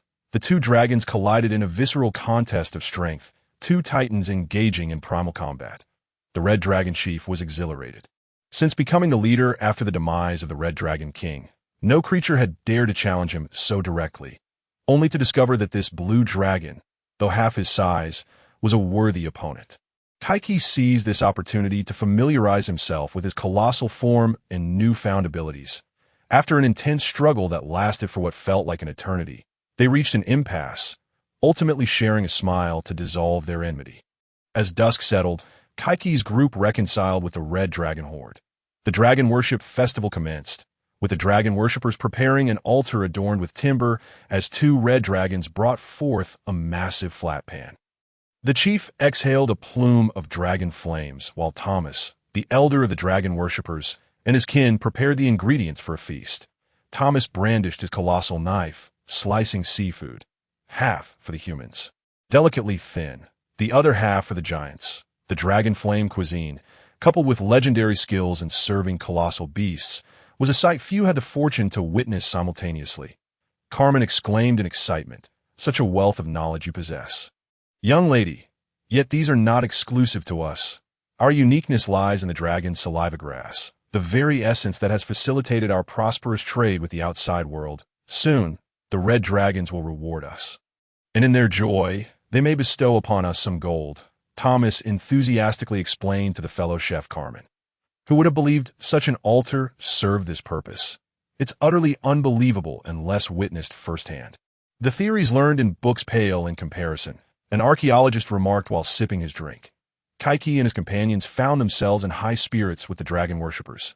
Kaichi, Sate, Gade, Jack, and the young purple dragon gathered around the bonfire, reveling in celebration. The oceanic adventure was thrilling. Oh, the dazzling treasures of the red dragons. The longing for unattainable wealth was chilling, yet the festivities of the dragon worshippers were equally splendid. This was the poignant tale of Dragon Island. Chapter 20. The joining of 5. The bonfire banquet continued, with Kaichi's group dancing alongside the dragon worshippers. Amidst the dance, Kaichi inquired of the young purple dragon, "You are quite brave. It is a pleasure to meet you. May I know your name? I am a red dragon in your human terms. I am merely a variant I am called Dean." Dean readily divulged his name, while emphasizing his species. Merely a variant? Indeed, do you speak human language because you consumed a certain fruit? Or, is it a natural gift? I consumed the tongue fruit. You must have as well, correct? Dean recalled his conversation with the Red Dragon Chief. Indeed, yours is a paramecia-type devil fruit, while mine is of the zoan type. Kaichi expounded. Little Dean, I would like to invite you aboard my ship. Would you be willing to become my companion? Kaichi straightforwardly proposed to the young purple dragon. Really? Dean lowered his head momentarily, but quickly regained his composure, turning away to hide his expression from Kaichi. Indeed, I will take you to various islands in search of precious treasures. Dean, gazing at the earnest Kaichi, felt a wave of panic. Someone wished to be his companion. Being different in his kind was not a blessing.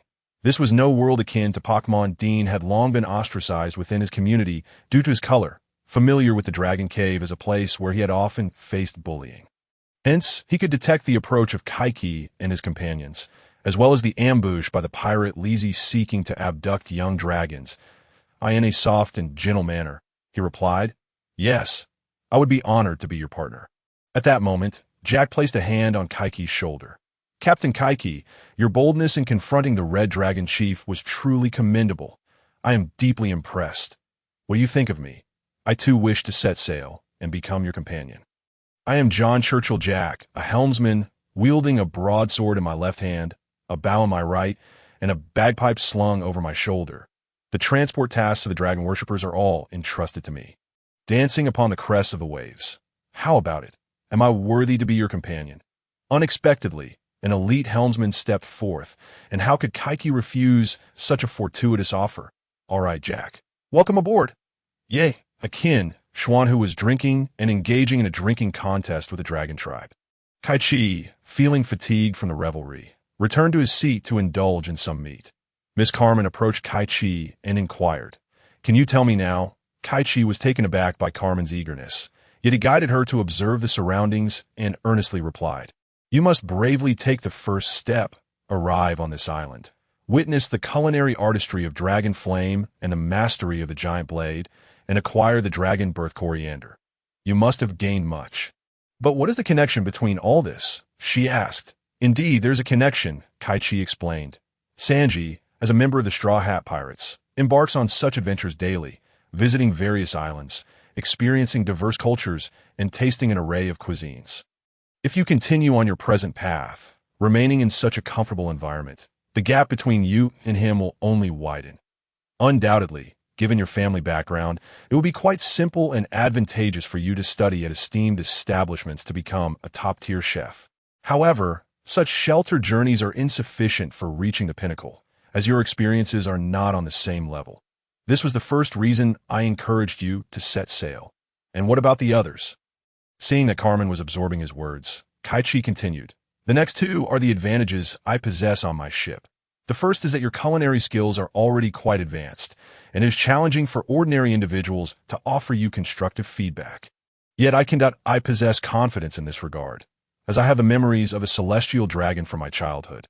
I was the most discerning among them, coupled with the memories of my previous life in the land of Yanhuang, where culinary excellence thrived. Secondly," he continued, "my ship's doctor, Xuan Hu, has expertise in medicinal cuisine. You can consult him, which may serve as a refined direction for your culinary journey, that I have shared all the advantages with you. Of course, the disadvantages are glaringly apparent.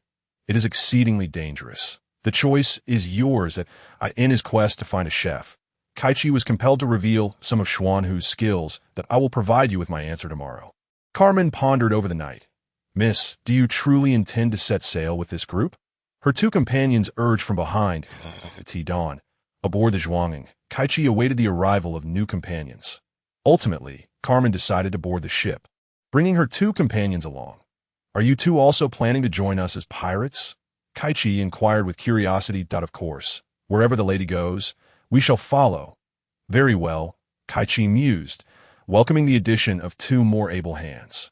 Jack bid farewell to the dragon tribe's elder Thomas and the villagers, assuring them he would return after conquering the Grand Line.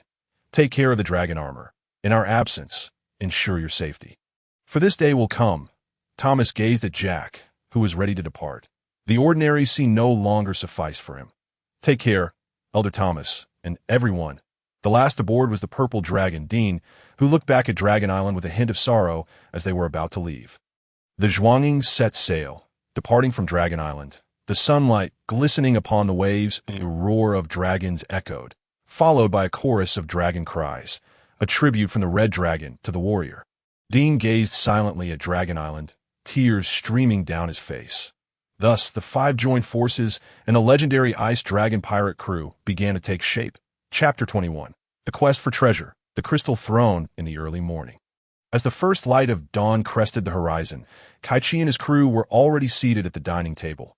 The newly appointed chef, Miss Carmen, along with her two assistants, brought forth a grand breakfast, a bountiful spread of food, bread, pizza, seafood porridge, fish fillets, steak, beef, chicken cutlets, and milk. Finally, the ship had a chef. Observing the lavish feast before them, Kaichi reminisced about the arduous days of meager rations aboard the vessel. After serving the meal, Carmen and her two companions took their seats. As the crew gathered, they began to eat without any reservations. By the way, you two have been with Miss Carmen, yet we do not know your names, Kaichi remarked, prompting the two assistants to introduce themselves. I am Hank, said the shorter one. And I am Debuty, added the portly one, names they created as they did not exist in the original work. We are Miss Carmen's subordinates, assisting her in the kitchen and serving as bodyguards. Having completed her culinary offerings, Carmen sat down to enjoy her breakfast, inquiring of Kaichi, I wonder, Captain Kaichi, what insights you have after tasting these dishes. True to her bold nature, Carmen wasted no time in addressing the matter at hand. Kaichi responded candidly, First, as you are aware, some of the fish lack freshness. Admittedly, those should have been better preserved before you boarded. Now at sea, with limited provisions, you have made the most of what you have, and managed well. That cannot be, Captain. The fish fillets and fish meat are exceedingly delicious. Kaichi rolled his eyes at Gade and Sate. Given your backgrounds as characters in the world of pirates, it is remarkable that you can even taste anything. The second point is the area where you must earnestly strive for improvement, Kaichi said, turning to the ship's doctor, Xuanhu. Elder Xuanhu, you must have tasted the dishes as well. Please share your thoughts. The porridge could use a bit more precision in its cooking. The texture and layers of both the plain porridge and the seafood porridge could be enhanced further, Xuanhu replied, addressing the newcomer, Carmen. There should be some unused clay pots in my quarters. You can take one to experiment with the porridge. This will deepen your understanding of its cooking time, texture, and flavor profile. Xuanhu shot a disapproving glance at Kaichi. Had I known this would lead to trouble, I would have refrained from engaging with you. Clearly, your intent was to draw me into this. Nevertheless, it was fortuitous, as Xuanhu had matters to discuss with Carmen later. With a top-tier chef now on board, Gade's dietary needs and medicinal cuisine could be arranged. Now, let us tally up yesterday's spoils, Kaichi said, pulling out the gold coins he had collected during the chaos in the Dragon Cave. Yes, treasures are of utmost importance. Let us all reveal what we have. Everyone laid out their treasures, each with a small pile of gold coins and gems before them. Captain Kaichi had amassed over 200 gold coins and more than 100 gems. Next was Sate, with just over 100 coins and gems. Fortunately, I listened to the captain and did not get too greedy. I stashed some in my pocket beforehand. Although I did not acquire the treasure, it is better than leaving empty-handed. Surprisingly, Carmen had the third highest amount, with dozens of coins and over 100 gems. The others had similar amounts, of course, excluding Dean and Jack. It is truly regrettable that there are no crowns or thrones among the treasures. Carmen lamented. Crown and throne. Kaichi pondered for a moment before asking, Dean, Jack, you have been acquainted with the treasure for a longer time. Have you ever come across crowns or thrones? Indeed, we have not. Both replied, shaking their heads, that we have never seen them. Enough of that. We are pirates, after all. Let us take a gamble. Gade reminded them of the treasure map provided by the archaeologist earlier. Let us immediately head to the initial location of the Dragon Clan to secure our treasures. Kaichi promptly directed them to set sail after finishing breakfast at the initial location. Kaichi, now transformed into a dragon man, patrolled from above, while the fishman, Shank, searched the waters, and the purple dragon, Dean, led the search for the dragon cave. They traversed through the dilapidated structures adorned with various dragon symbols. Had there been an archaeologist among them, he would have paused to admire the relics. However, the crew was singularly focused on treasure hunting, with no time for sightseeing. Found it! The Dragon Cave, Dean called out, gathering everyone together. They initially split up to search point 10 minutes later. Apart from bones and a few medicinal herbs, there were no treasures to be found. Everyone shook their heads in disappointment. Kaichi rubbed his temples, contemplating, perhaps I have overestimated the significance of the dragon symbols, relics, and the dragon language of the dragon tribe. With an innate command of the dragon language, Kaichi let out a resonant dragon roar. To their astonishment, the cave responded, a section of the stone wall crumbling to reveal a massive stone door. "Captain, you truly are remarkable," Dean exclaimed, his eyes shimmering with admiration for Kaichi. "Do not celebrate prematurely. Let us retrieve the treasure first," Kaichi cautioned. He and Shank approached, attempting to open the stone door. The door did not budge an inch, leaving the crew stunned. How could it be that the two strongest individuals aboard could not move it? They often engaged in arm wrestling contests for amusement, with the captain and the fishermen starting at a ton of strength. "It seems it cannot be opened this way." Kaichi observed the area surrounding the door. He noticed a pool of water nearby. Recalling countless treasure-seeking tales and films where one would drop a drop of blood in times of uncertainty, he decided to try it. If one drop did not work, perhaps two would suffice. He pricked his palm, allowing a droplet of blood to fall into the pool. The water within began to bubble. In response, the massive stone door stirred, automatically parting to the sides.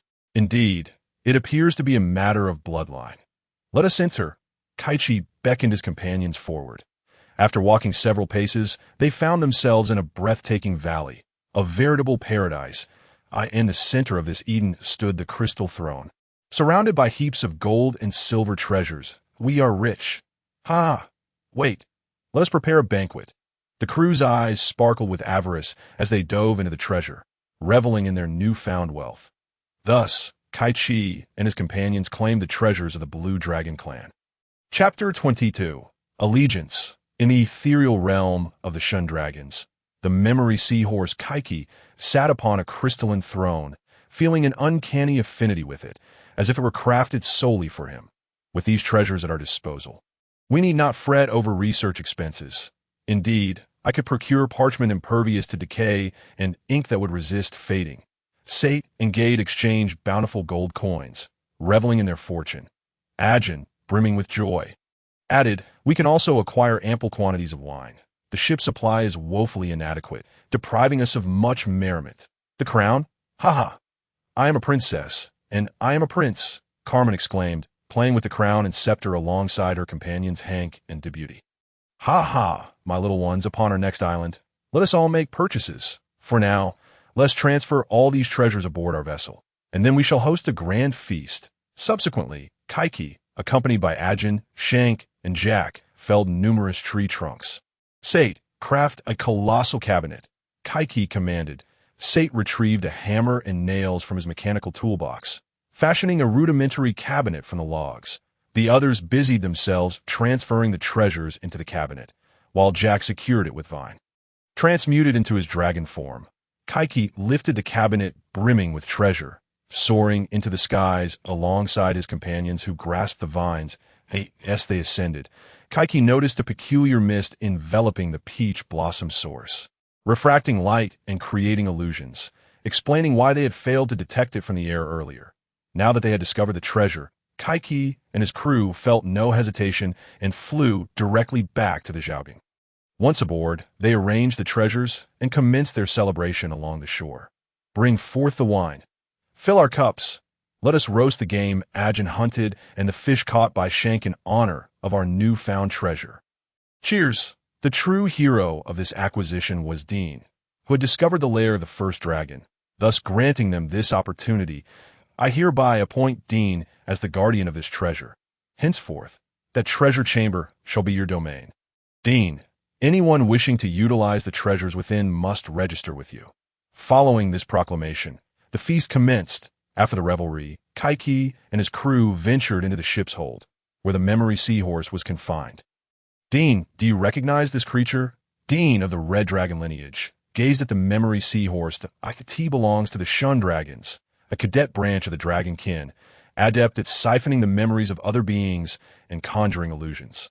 However, you need not fear its abilities. Its memory siphoning is most effective when its victims are unsuspecting.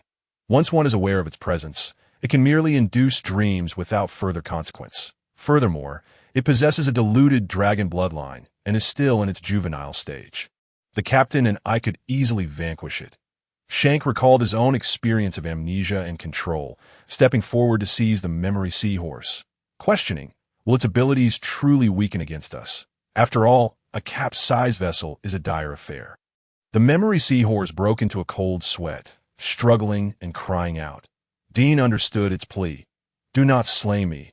I am willing to submit to your will. Rest assured, I possess considerable knowledge regarding dragon affairs. I previously tended to elder dragons, who imparted many tales of their kind. Historically, the Shun dragons did not initially consume memories, but merely replicated and stored them, fabricating illusions. Yet, with the advent of turmoil among ancient dragons, the Shun dragons began to feast upon human memories to gain control and enhance their strength. However, this enhancement comes at a cost. It is addictive and shortens their lifespan. Shank, I wish to keep it. Do you oppose? Kaichi inquired of the fishman. Shank shook his head, expressing no dissent.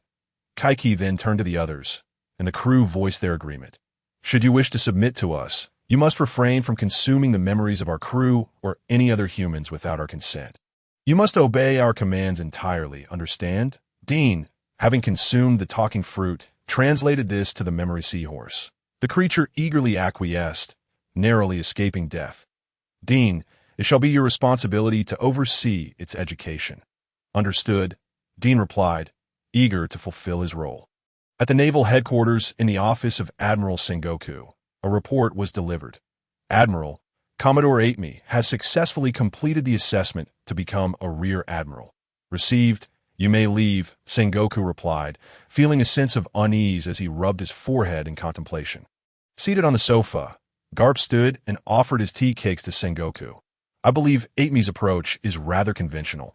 It may not be as concerning as you think. He was recommended by the 5 elders, and they initially promised him a direct elevation to rear admiral, bypassing over 20 ranks. That promise still valid. I cannot help but perceive him as a pawn in the 5 elder scheme to tighten their grip on the Navy. Fortunately, he merely requested to lead a division to the East Blue to capture a certain individual. Yet, 2 years later, he returns, and rather than promoting him directly, I arranged for an assessment, but to my surprise, he passed, based on your and Tsuru's favorable evaluations. Perhaps I shall try to engage with him more. Chapter 23, Soaring Over the Red Land. The Grand Line, the towering red land loomed before the Zhaogang. A waterway ascending from low to high, piercing the heavens. Captain, we have arrived, Gade reported. This is the Red Land Strait. Indeed, it is a current flowing against the tide. Beyond this lies the Grand Line, as the legends proclaim.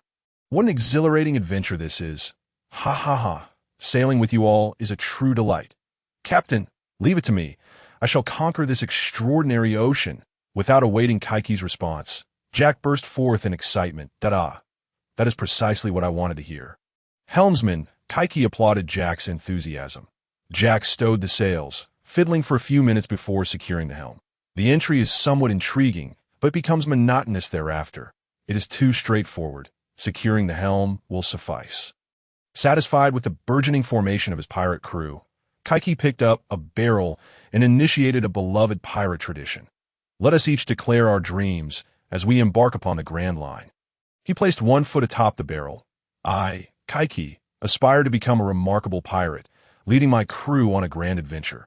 Next, Say placed his foot on the barrel. I, Saad, aim to become a formidable scientist, enabling people to live prosperous lives through my creations. Then came Gade. I, Gade, wish to become a cartographer, crafting countless nautical charts that will guide explorers to their desired seas. Xuanhu followed suit, placing a foot atop the barrel. I seek to rediscover my healer's heart. Ajin proclaimed, I wish to become a powerful pirate, indulging in the finest wines across the world. Shank declared, I aspire to be a pillar of the Fishman tribe, guiding both fishmen and merfolk toward a bright future. Miss Carmen announced, I, Carmen, aim to become the world's finest female chef. Her 2 bodyguards, Hank and Debuty, cheered her on. We shall be the best assistants and protectors of the world's greatest female chef. Dean asserted, I, Dean, aspire to become a powerful red dragon, akin to the red dragon leader. Even the memory seahorse on Dean's left arm chimed in. I shall use my memories to create a unique and powerful illusion. Thus, the Flying Dragon Pirate crew was officially formed, comprising 11 members. Captain, Kaichi, male, Zoan-type mythical beast, Ice Dragon Devil Fruit user, current bounty 2,000 berries. Vice Captain, Oni Manajin, male, current bounty 12 million berries. Vice Captain, Sate, male, scientist, firearms expert, no current bounty. Navigator, Gade, male, meteorological scientist, no current bounty. Ship's doctor. Xuanhu, male, expert in both Eastern and Western medicine, martial artist, no current bounty. Chef. Carmen, female, current apprentice in medicinal cuisine, no current bounty. Cook's assistant. Hank, male, slender, no current bounty. Cook's assistant. Deputy, male, stout, no current bounty. Head helmsman, Jack, male, archer, swordsman, adept in colossal blade techniques. Second helmsman, marine lifeguard. Shank, fishman, chaotic master level. Fishman karate expert. Scout, aerial observer. Dean, anomalously transformed purple-hued subadult male red dragon, no current bounty. Treasure hunter of the abyss, memory seahorse, male shin dragons, no current bounty. Yes, soon as all members shared their dreams, the Zhaoging soared over the pinnacle of the Red Land. Jack promptly returned to his station, disengaging the helm's locking mechanism and adjusting their course to safely navigate the current. The opposing current descended rapidly, and the Zhaoging sped downstream at an incredible pace, suddenly revealing a shadow of a mountain ahead. Accompanied by a series of eerie howls, Gade and Jack were taken aback. In such a tumultuous current, how could there possibly be a mountain ahead? Fear not. That is not a mountain. In due time, you shall understand what it truly is. Kaichi soothed the somewhat frightened crew members. As they continued to descend, getting closer to sea level, they finally discerned the mountain. It was a colossal whale. The whale's enormous head was marred with scars. But what was particularly amusing was the twisted skull emblem adorned with a straw hat painted upon it. It was Laboon, a masterpiece drawn by Luffy himself. It seemed Luffy needed to hurry. On the lighthouse at Twin Cape, an elderly man had spotted Kaichi's group. The youth of today truly are remarkable. Just a moment ago, a straw hat kid passed by, and now another has arrived. The crew gazed in awe at the magnificent Laboon, marveling at the sight of such a majestic and magical creature. What an impressive feat, young lads. It is indeed an honor to be here. The elder praised as he approached Kaichi's group. Smoker held his ground in Lowtown, where any pirate arriving in town would inevitably be captured, according to the accounts passed down from Luffy's previous exploits. The failure rate was a mere 0. Pirates did not set foot in Lowtown. Nearby, another admiral patrolled with a fleet of over a dozen warships, in search of the skeletal remains of the ancient dragon. Thus, the reason for the scarcity of pirates arriving here was clear. It was indeed quite challenging. Thank you for your kind words. May I inquire as to your identity, sir? Kaichi's group turned their attention from Laboon to the elder, with Jack inquiring enthusiastically. That whale is named Laboon. I am the guardian of the Twin Cape Lighthouse. Merely an ordinary doctor who served as a ship physician for a few years, the elder replied. It appeared that Luffy's arrival had alleviated Laboon's self-destructive behavior, and the elder's mood had improved as well. His temperament had become less volatile and his fierceness somewhat diminished. Kaichi felt a sense of reassurance. For avoiding conflict was undoubtedly the best course of action. The elder's humility did not go unnoticed by Kaichi, who was well aware of the elder's true identity, the ship's doctor of Joel D. Roger S. Crew, Kuroka's. Chapter 24. The exchange of medical wisdom through martial arts upon docking the Takuj, Kaichi's crew disembarked to converse with Kuroka's. Although the elderly gentleman exhibited a somewhat capricious demeanor, they were eager to fish while listening to his tales about Laboon and the Rumbar pirates. Dean, of the Dragon Tribe, and the Memory Seahorse were profoundly moved. The two dragons rushed to interact with Laboon. With the activation of his devil fruit powers, Dean found it remarkably easy to communicate with Laboon, who emitted joyous whale songs in response. The Memory Seahorse, belonging to the Shunlong clan, possessed the ability to observe and replicate the memories of other beings, subsequently manifesting memory illusions. However, their clan had strayed from this noble path, resorting instead to stealing memories and controlling other creatures. Such actions appeared formidable, but had drastically reduced the lifespan of their kind from millennia to mere centuries, or even decades, and created an addiction that led their clan toward madness. Since the captain had tasked Dean with educating the Memory Seahorse, he devoted himself to steering it back onto the right path. After obtaining Laboon's consent, Dean promised to allow the Memory Seahorse to witness memories. Laboon was also more than willing to share its experiences with the Rumbar pirates, as the familiar strains of Bink sake filled the air. The memory seahorse was treated to the recollections of Laboon's adventures with the Rumbar pirates, accompanied by the musicians aboard the ship, with Laboon harmonizing in whale song. Meanwhile, Akin and Shank were fishing with Kurokas. Too slow. Just the right moment for a big catch, Kurokas exclaimed as he brandished a harpoon and hurled it forth. The harpoon sliced through the air, traveling dozens, even hundreds of meters, before plunging into the water. With a resounding splash, the surface erupted in a flurry of droplets, and a gigantic squid surfaced. The harpoon struck its vital point, ensuring its demise. Incredible. So powerful. What a massive squid. We're in for a feast. Dean and Jack marveled at Kuroka's prowess. Akin and Shank pulled the colossal squid back to shore. That's Shank, the captain. What brings him away from Fishman Island? Has he become a pirate? Wasn't he the one who despised pirates the most? On the opposite side of the Twin Cape Lighthouse, two fishermen secretly observed Shank of the Flying Dragon Pirates. The two reminisced about their childhood desire to join a gang in Fisherman Street, only to be thwarted by the young Shank, who had taught them a lesson that if you wish to avoid being bullied, then strengthen yourselves. There's no need to become thugs preying on civilians. I shall teach you Fishman karate. Fisherman Street, the most chaotic area of Fishman Island, was a hub for criminal elements and thugs that, of course, when Tiger and Jinbei were in charge, the reputation improved for a time, but following Tiger's death and Jinbei's departure to become a warlord, Fisherman Street fell back into disarray. The two fishmen eventually became disciples of Shank, integrating into his anti-crime organization and frequently clashing with the thugs of Fisherman Street. Later, after Shank joined the Guardians, the anti-crime organization was disbanded. The beautiful Chef Carmen led her team in preparing the giant squid, crafting dishes such as squid meatballs, grilled squid, and squid porridge for a seafood feast. Kurokas also summoned the two fishmen to join the meal. Upon their arrival, the two fishmen greeted Shank. "What a surprise to see you here. How did you end up in this place?" "We drifted here after being injured at sea, and the kind doctor Kurokas rescued us. We decided to stay and guard the lighthouse. Now that you've made this decision, do your best and uphold the honor of the fishmen," Shank encouraged, patting one of the fishmen on the shoulder. He then raised a toast to the elder doctor, expressing gratitude for his care toward the two fishmen. The fishman who had been patted jestingly remarked, "Captain, your bad habits haven't changed. Your strength can sometimes be quite alarming." Lunchtime passed swiftly, and as the pleasant time with the elder came to an end, Kaja's crew prepared to set sail, embarking on a true adventure in the Grand Line, the first half of which was known as the Paradise. The significance of the first destination should not be underestimated.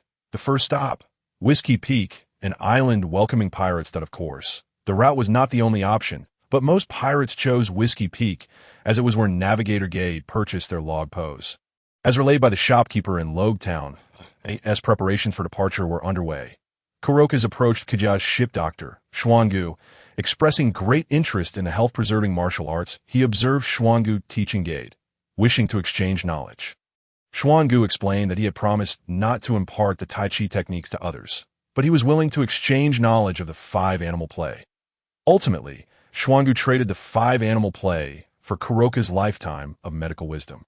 Xuangu also took the time to demonstrate the 5-animal play to Kurokas, elucidating its core principles. Kurokas, in a generous gesture, gifted Xuangu several volumes of his handwritten notes, a lifetime of dedication. Shank bid farewell to his former subordinates. As they parted, Kurokas noticed the bracers on Kaja's arms and remarked, "Young Kaja, your aura resembles someone I've encountered before. Who is your master?" Kaja did not conceal the truth. "His name is Nagri." Kurokas gasped, realizing who it was. Chapter 25. The Trap of Baroque Works. They've raised a pet seahorse. Kaja's crew is quite elegant and charming. Kaja's crew had unwittingly fallen victim to the islanders' deception. Hurriedly searching their ship for any spoils at the seaside of Whiskey Peak, 5 assassins, taking advantage of the absence of witnesses, had entered the Takuj to gather their loot. These 2 rooms 1 budge. One assassin struck with his blade, yet the password-locked door remained immovable, and gunfire proved ineffective.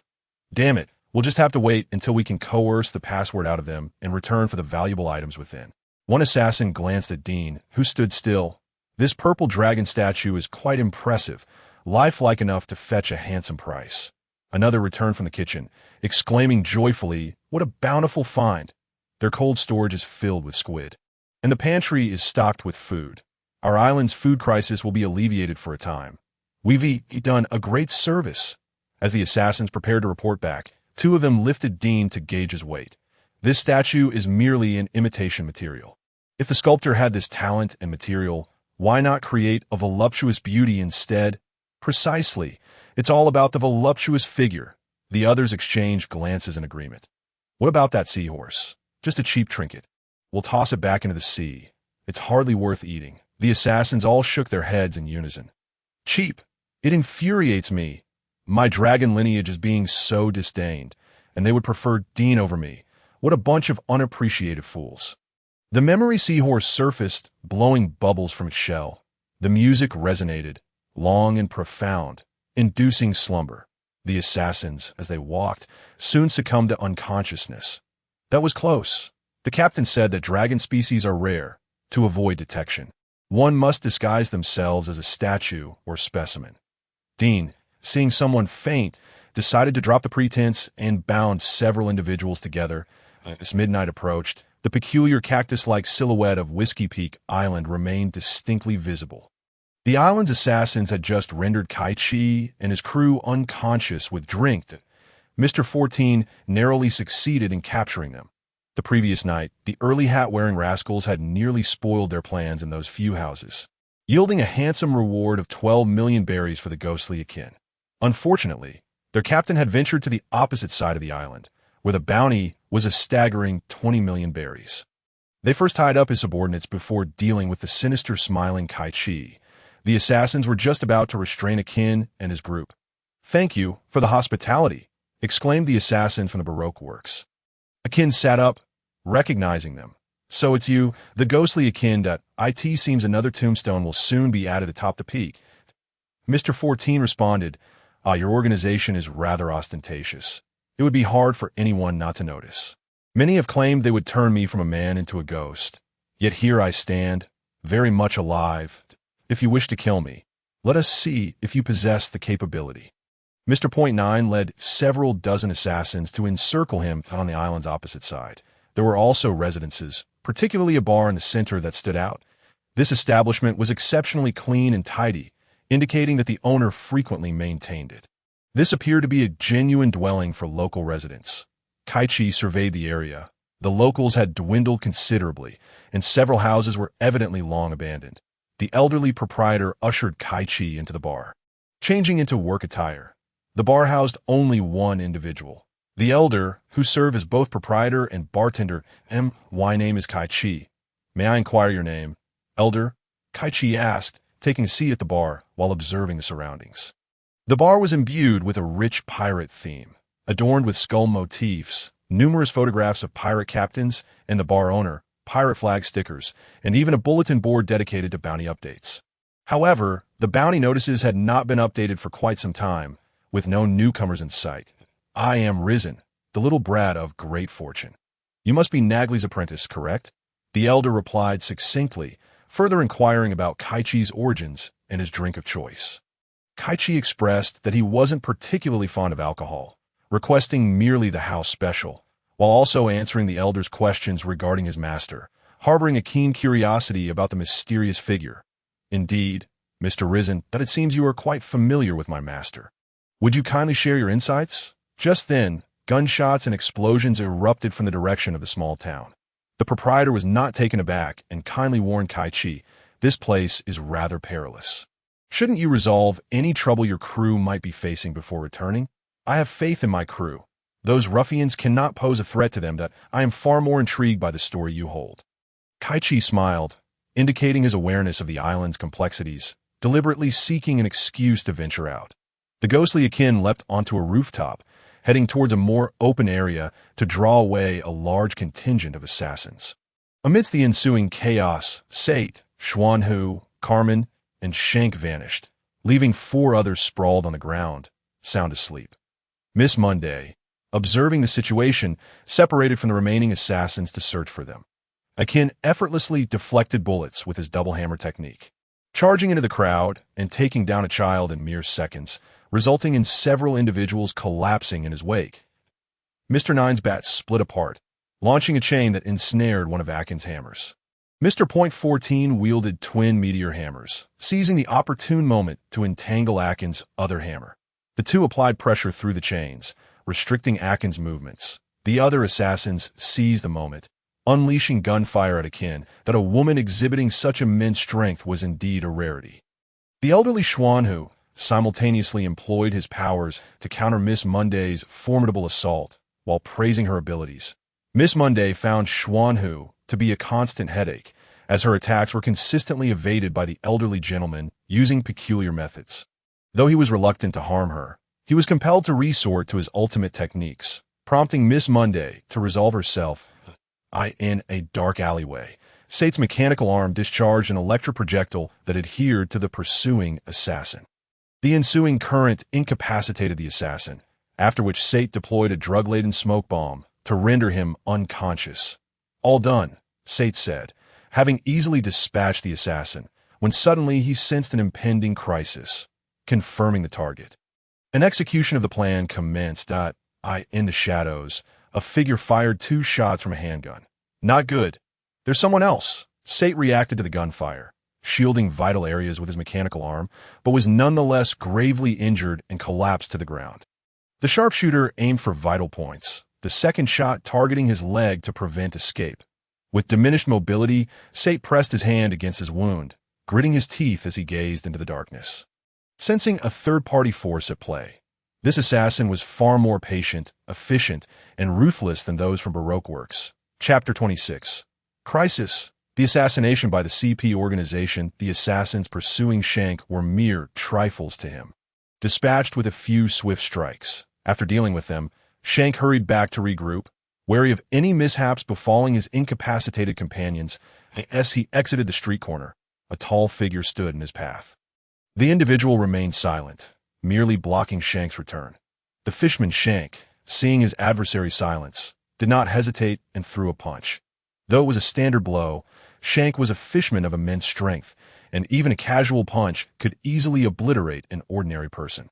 However, the figure before him crossed his arms in front of his chest, blocking the attack, and remarked, "Such terrifying power, fishman. You are not one of the island's assassins. Who are you?" Shank scrutinized the assassin before him, whose capabilities clearly surpassed those of the island's other assassins.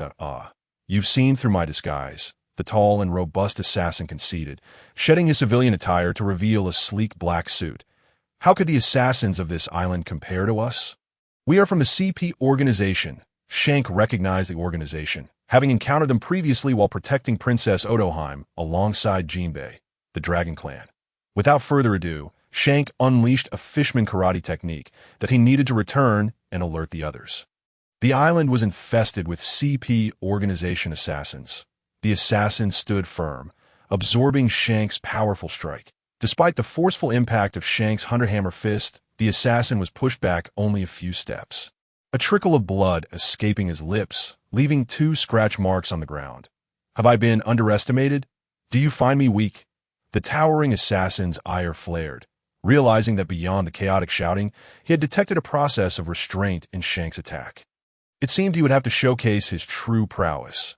Wiping the blood from his mouth, the assassin activated his devil fruit ability, growing from a height of 2.28 meters to a towering 3.89 meters, transforming into a rhinoceros man.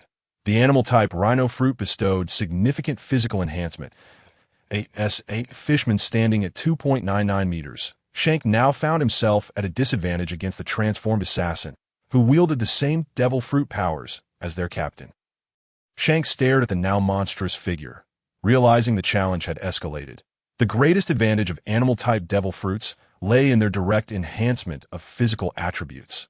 The rhinoceros man reveled in his newfound strength, sturdy skin, and overwhelming size, intent on making the underestimated fishman Shank pay.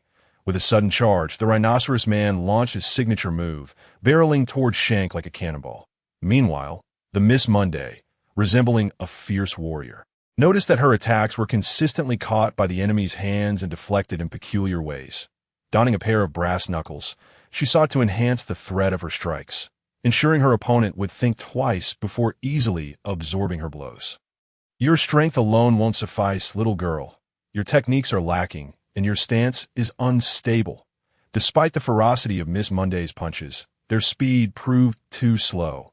Xuanhu evaded her assault, deftly grasping her arm, employing Kaichi to effortlessly toss Miss Monday like a shot put across the ground, rendering her incapacitated.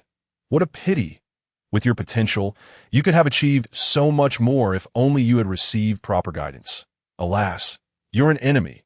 Xuanhu gazed at the unconscious Miss Monday before departing toward his fainted comrade, encountering Chef Carmen along the way. Although Carmen was not specifically trained for battle, her prowess with a skillet, reminiscent of the character Red Taro from the Pirate Saga, was remarkably adept. A few swift strikes with her pan could easily dispatch a handful of minions. As Xuanhu and Carmen journeyed together, an unexpected turn of events unfolded. Beneath the moonlight, a colossal bat swooped down from the sky, blocking their path. The bat unleashed a sonic wave attack, causing both to brace against the pressure of the sound, their heads pounding in relentless agony, forcing them to pause and cover their ears. The bat's sonic onslaught persisted, compelling them to dodge while retreating. It was only during their evasive maneuvers that they discerned the truth. This was no ordinary creature, but a human, another who had consumed a Zoan-type devil fruit. He did not seem intent on combat. His sole purpose was to hinder and harass them, potentially serving a third-party interest. Xuanhu recognized the gravity of their situation. However, as the enemy was airborne, they lacked any means to counter aerial threats and could do little but defend passively, unable to advance. Crisis! The Flying Dragon pirate crew faced a dire predicament. Captain Kaichi was absent. With First Mate Akin engaged in battle against Mr. 9 and Mr. 14, while the Fisherman Shank was under attack from a Zoan-type Rhino user, the ship's Dr. Xuanhu and Chef Carmen found themselves intercepted by a Zoan-type bat user, while the remaining three lay unconscious, embroiled in a perfectly timed assassination attempt. The CP organization, right? Sart had nowhere to escape, pain coursing through his body, yet before the enemy, he could not succumb. He mustered the strength to confront them.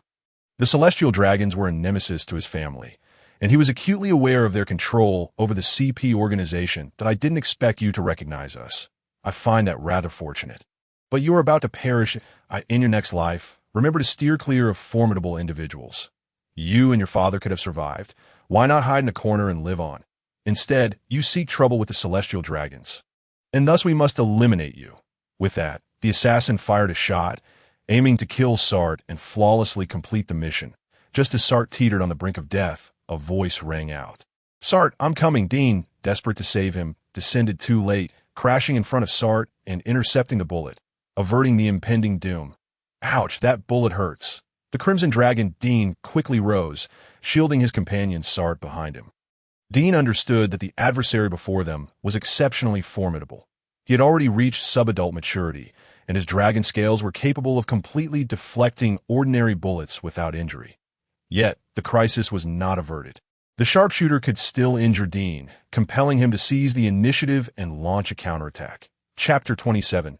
The CP organization retreats. Decades ago, due to its advantageous location, this island gradually became a hub for pirate activities, resulting in the proliferation of establishments such as bars at that time.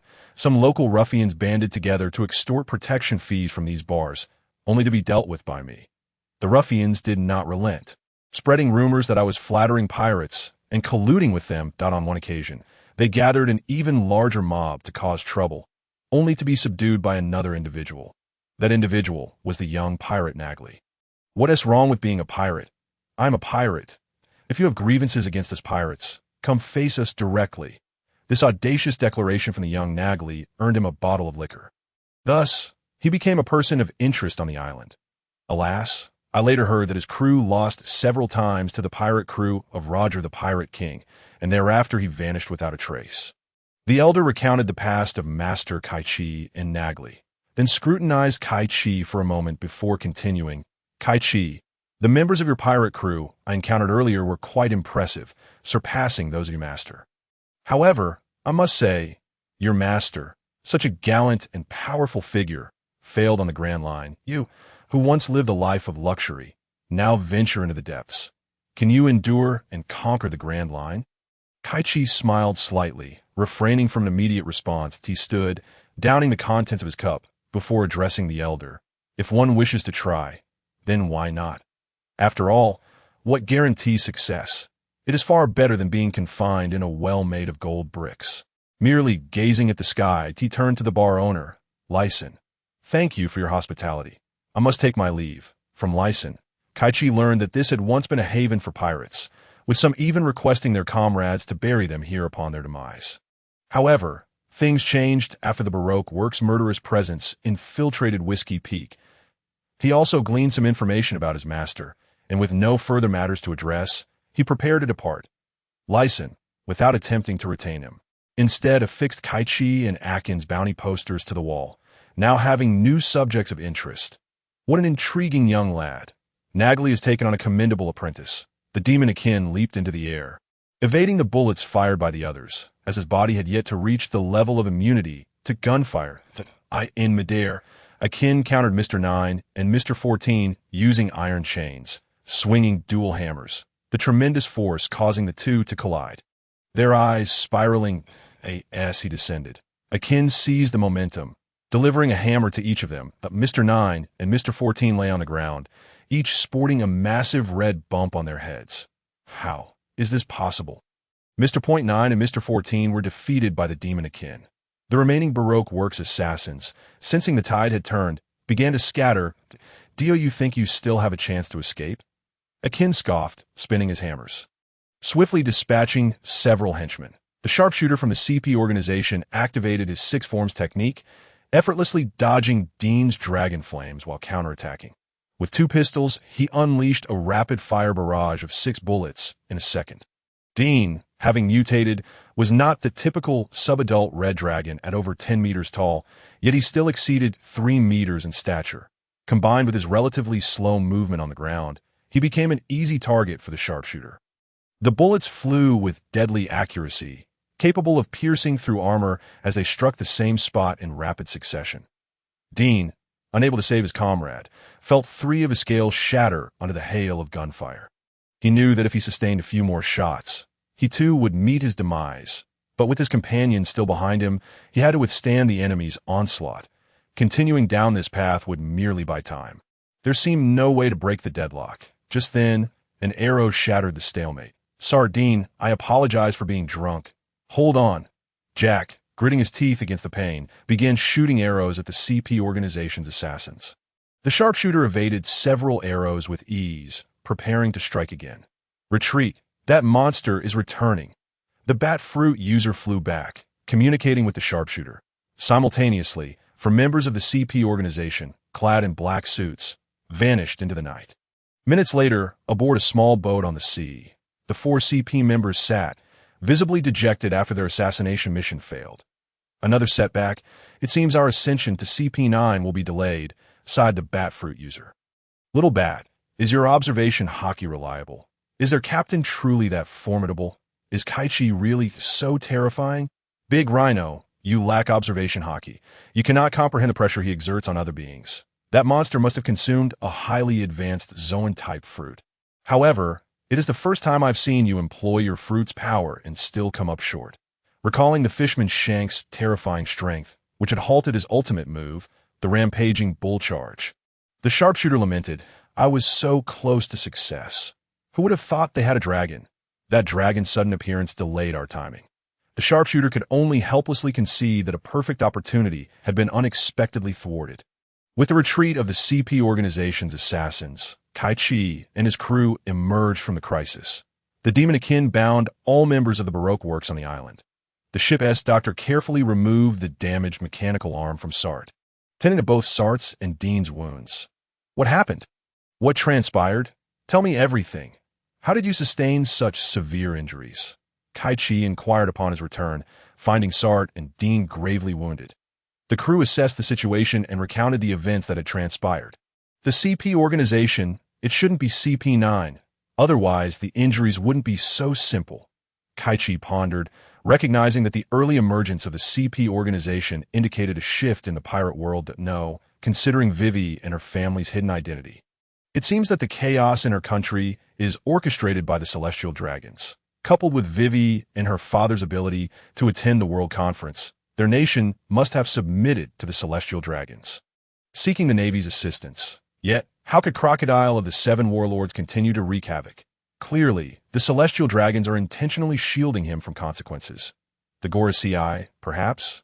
After a moment of contemplation, Kaichi chose not to dwell further on the CP organization and instead delivered 3 sharp slaps to the unconscious trio. This is my oversight, but you 3 truly failed Sart. I'll discuss that with you later. First, I must deal with those from the Baroque Works. Jack, Hank, and Debuty felt their faces flush with embarrassment. After Cage finished speaking, he turned his gaze towards the assassins from Baroque Works who were tied up on the street. Chapter 28. The archaeologist clued at, Mr. 9, you must now hold the highest position on this island. Let us converse. When my fleet first set foot on Whiskey Peak, I discovered that you had encountered conflicts with others before us, and, if I am not mistaken, it was with the Straw Hat crew, and you were defeated, resulting in a failed mission. Am I correct? Cage approached him and untied the ropes binding him, signaling his sincerity. How did you know that? What is your connection to the Straw Hat Pirates? Mr. Point 9 stood up, brushing off the dust from his clothes, regarding Cage with wariness, and my relationship with Luffy is one of friendship. I could infer it since we encountered each other earlier, and it was a simple deduction. Of course, Cage had pieced this together from the Elder at Twin Cape, that my intention is not to delve into the past. What I wish to convey is that your mission has failed, and you have become pawns discarded by Baroque Works. Instead of languishing on this island, waiting for death or fleeing, why not become my subordinates? Not as members of my crew, but to assist in other matters. Cage was unperturbed by the possibility of their refusal, for they had no better options, especially since Mr. 9 and Miss Monday had previously aided in staving off Mr. 5 and his partner, Miss Valentine. They were undoubtedly under scrutiny. However, the upper echelons of Baroque Works were currently preoccupied with pursuing Princess Vivi and the Straw Hat crew, leaving no time to address them. Mr. 9 glanced at Miss Monday and Mr. 14, made up his mind, and said, We agree to become your subordinates, but you must fulfill 2 of my requests. Speak them, and I shall see what they are. First request, resolve the food crisis on this island. Second request, expel Crocodile from Alabasta. Even with Luffy and myself, expelling him is merely a start. Luffy has always exceeded expectations, and I merely ride on his coattails. However, it is true that in the public eye, the 7 warlords are seen as equals to the 4 emperors, figures considered invincible by the masses. The moment Crocodile arrived in the Grand Line, he encountered the influence of the 7 warlords. Remarked the trio of the cook Cayman, astonished. The 7 warlords? This time, I shall not be fearful, exclaimed the ghoul Akin. Cage also noted Akin, lost in memories. Akin himself was formidable, but his previous captain was utterly lacking. Merely encountering Mihawk had hindered him that he was capable of overpowering Sanji with mere basic attacks. The 7 warlords, Jinbe, the fishman, thought of his dear friend, whom he had not seen in ages. Cage chuckled, teasing Mr. 9 about expelling Crocodile from Alabasta. You seem quite loyal to your partner.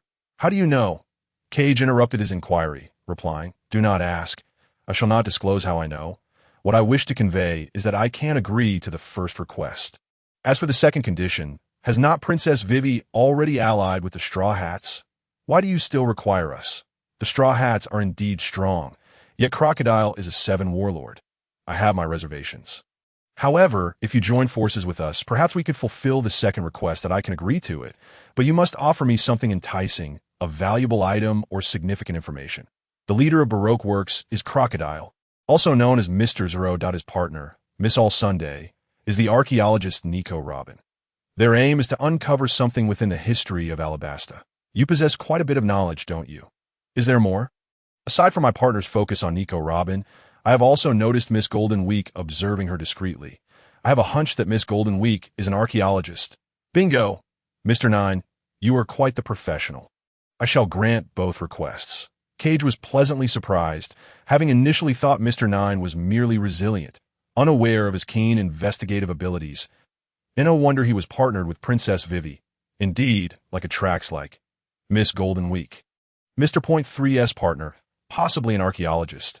What a delightful surprise. Cage instructed Akin to untie the assassins on the island and led them to the seaside. The first request is exceedingly simple, that I will have someone complete it. Shank, dive into the sea and catch a large fish. It was indeed peculiar for Whiskey Peak to be lacking in food. How could there be a shortage? The creatures of the sea in the Grand Line are abundant. Though not as rampant as the sea kings in the Calm Belt, there are still plenty of sizable creatures. The difficulty of the Grand Line lies not only in its unpredictable weather, but also in the multitude of sea monsters attacking vessels. With the capabilities of the island's officers, given a bit of time, catching a fish of a few meters shouldn't be a challenge. They could catch several to suffice. Yet, they did not. They aimed for a few 100 meters long. Cage was astounded. This must be a characteristic of the pirate world. Exaggerated traits, extraordinary knowledge in specific areas, yet utterly clueless in others, naturally creating barriers to industry, rendering them inept in practical life. Shank nodded and leaped into the sea, returning moments later with an immense fishman karate. Secret technique. Water column. A colossal commotion erupted in the sea as a towering column of water surged skyward, sending forth a spectacular splash. A 30-meter-long fish breached the surface. What a formidable fishman! Such a powerful pirate without a bounty! Gasped the islanders as they beheld the fishman Shank emerge from the water. But it was not over. The blood of the great fish flowed profusely. Creatures in the sea, drawn by the scent of blood, approached, and a massive sea crocodile surfaced, eager for a free meal, opening its gaping maw to bite down on the fish. Since you have come, you may as well serve as a gift. Ice dragon breath. Cage, transformed into a dragon man, unleashed frost from his belly, gradually encasing the colossal crocodile in ice, turning it into a frozen statue that floated to the surface. Indeed, a pirate with a bounty of 20 million berry, a devil fruit user, should be comparable to the top 5 in the studio. Mr. Monday marveled. No, even stronger, Mr. Nine added. Beyond Cage's formidable strength, he feared his cunning. This man was unervingly calm, possessing a terrifying grasp of circumstances. While fulfilling his own requests, he demonstrated his might, achieving 2 objectives with 1 action. That I have completed my request. You ought to act swiftly. I merely stated I would help you acquire food, not that I would assist in processing it. Cage interrupted the stunned islanders, urging them to hasten in handling the 2 enormous beasts, hundreds of tons of meat awaited, and he would not be held responsible for any unforeseen incidents. While others processed the meat, Cage summoned Mr. Nine, Mr. Monday, and the others aboard the Dragonfly for a half-hour of clandestine plotting. Mr. Nine and his companions brought 3 boxes off the ship, 2 filled with treasures and 1 containing weapon blueprints and other items. They gazed at the slowly departing Dragonfly pirates, exclaiming, "We have joined a remarkable entity. You need not sever ties with Baroque works for now, but you must cease your ludicrous assassination activities and restore the island to a paradise for pirates, operating shops like normal civilians while secretly establishing a small arms factory. Remember, I do not require all of your resources. I want only those you can manage. Do you understand, Mr. Nine and Miss Monday?" Chapter 29. The Captain and First Mate's Astonishing Identities. Due to issues arising within the crew that night, there was no rotation as usual. Instead, aside from Sard, who was severely injured and resting in his quarters, everyone else was summoned to the deck for an all-night meeting. Dean was injured but fortunately had avoided serious damage from gunfire. A bandage would suffice for him to move normally. Moreover, the forthcoming discussion was of significant importance, and Captain Cage insisted he participate. Well, with external matters settled, it's time to address our own issues. I shall begin. Firstly, I acknowledge my oversight. I had noticed the problems on Whiskey Peak long before. I deliberately distanced myself to observe your ability to adapt to the assassins on the island. However, I did visit the shopkeeper license to inquire about my master, Nagley's past, so the initial fault lies with me. The Ghoulakin was intrigued about the strength of Cage's master, pondering aloud how the name Nagley sounded so familiar. Was he not a renowned pirate from years past? No, That name is not mentioned among the current legendary pirates. Is it? Cage responded, I did not know much about my master Nagli's past. He seldom spoke of it. All I know is that he led a fleet to challenge the pirate king Joel D. Rogers' crew several times, but he always failed. Akin suddenly enlightened, tapping his head at so it was him. He was quite a famous pirate over a decade ago, but after losing to the pirate king Roger, his crew disbanded, and he has not been seen since. His name has faded from memory to that time. There were rumors that he was killed by someone from the pirate king's ship. Some claimed he had succumbed to illness after being injured. But little did anyone know he was still alive and had returned to the East Sea to live in seclusion. Kaichi did not dwell on his master Nagli's words, but instead redirected his focus to address the issues within the team. He had already shared his own concerns, and now it was time to tackle the predicament of the trio who had fainted. Jack, why don't you start by sharing your thoughts? I'm all ears. The optimistic Jack, still feeling a bit dizzy, did not linger on past mistakes, but rather expressed his disappointment, saying, I thought everyone on the island was genuine, brought together by a shared passion for adventure. Assuming we were all kindred spirits, instead, we were deceived by a treacherous killer. What a revelation on the first island of the Grand Line. And what about the two of you? The captain turned to Carmen's two assistants. His tone laced with reproach. It seems you both failed to fulfill your duty of guarding Carmen. He sought to remind them of the gravity of their oversight. Those chefs praised Miss Carmen's culinary skills. We thought they were her admirers, only to discover they were deceiving us. Carmen scolded. Didn't you notice the excessive ratio of alcohol mixed into the food and drinks? Did my subtle hints escape your notice? The two still felt guilty, realizing they had overlooked such a significant blind spot, failing to protect the young lady while they themselves had fainted during the conflict. After listening to the trio's confessions, Kaichi understood the root of the issue that Jack's overly friendly nature left him unsuspecting of strangers, while Bibin was inexperienced on his first journey. Hank and Debuty, whose lives revolved too closely around Carmen, had become glaringly vulnerable to exploitation by adversaries. It seemed necessary to train the crew diligently. Actually, the injury to Satyr was not your fault. Considering the circumstances you've described, it appears the enemy seized the opportunity at just the right moment, coincidentally attacking Satyr when he was alone. Among those attackers, there likely exists someone with the rumored observation haki, either innate or derived from a devil fruit ability, rather than something honed through training. Thus, you need not be too hard on yourselves. The observation of haki was something that Shank was aware of and concerned about, as the most significant gap between him and his friend was precisely this. He had never managed to master haki, which had resulted in an increasing disparity between them. And now, the crux of the matter began to unfold. Kaichi continued, regarding this assassination by the CP organization. You should have some conjecture about Satyr's background. Allow me to elaborate. Satyr's family is a merchant clan from the East Sea. When he was young, during a family gathering on a ship in the East Sea, an accident occurred, blocking the path of the Celestial Dragon's fleet. You understand what happened next. The ship was ultimately destroyed by the firepower of the Celestial Dragons and the Navy, leaving only Satyr and his father alive among 100 souls. Consequently, their family was reduced to just the two of them. Eventually, his father left the East Sea to become a member of the underground military, likely rising to a leadership position. This is the reason behind his assassination by the CP organization. Your first mate Satyr is the son of a high-ranking member of the underground army. The group was taken aback by Satyr's tragic lineage, their hearts aching at his misfortune, realizing the unyielding cruelty of the Celestial Dragons.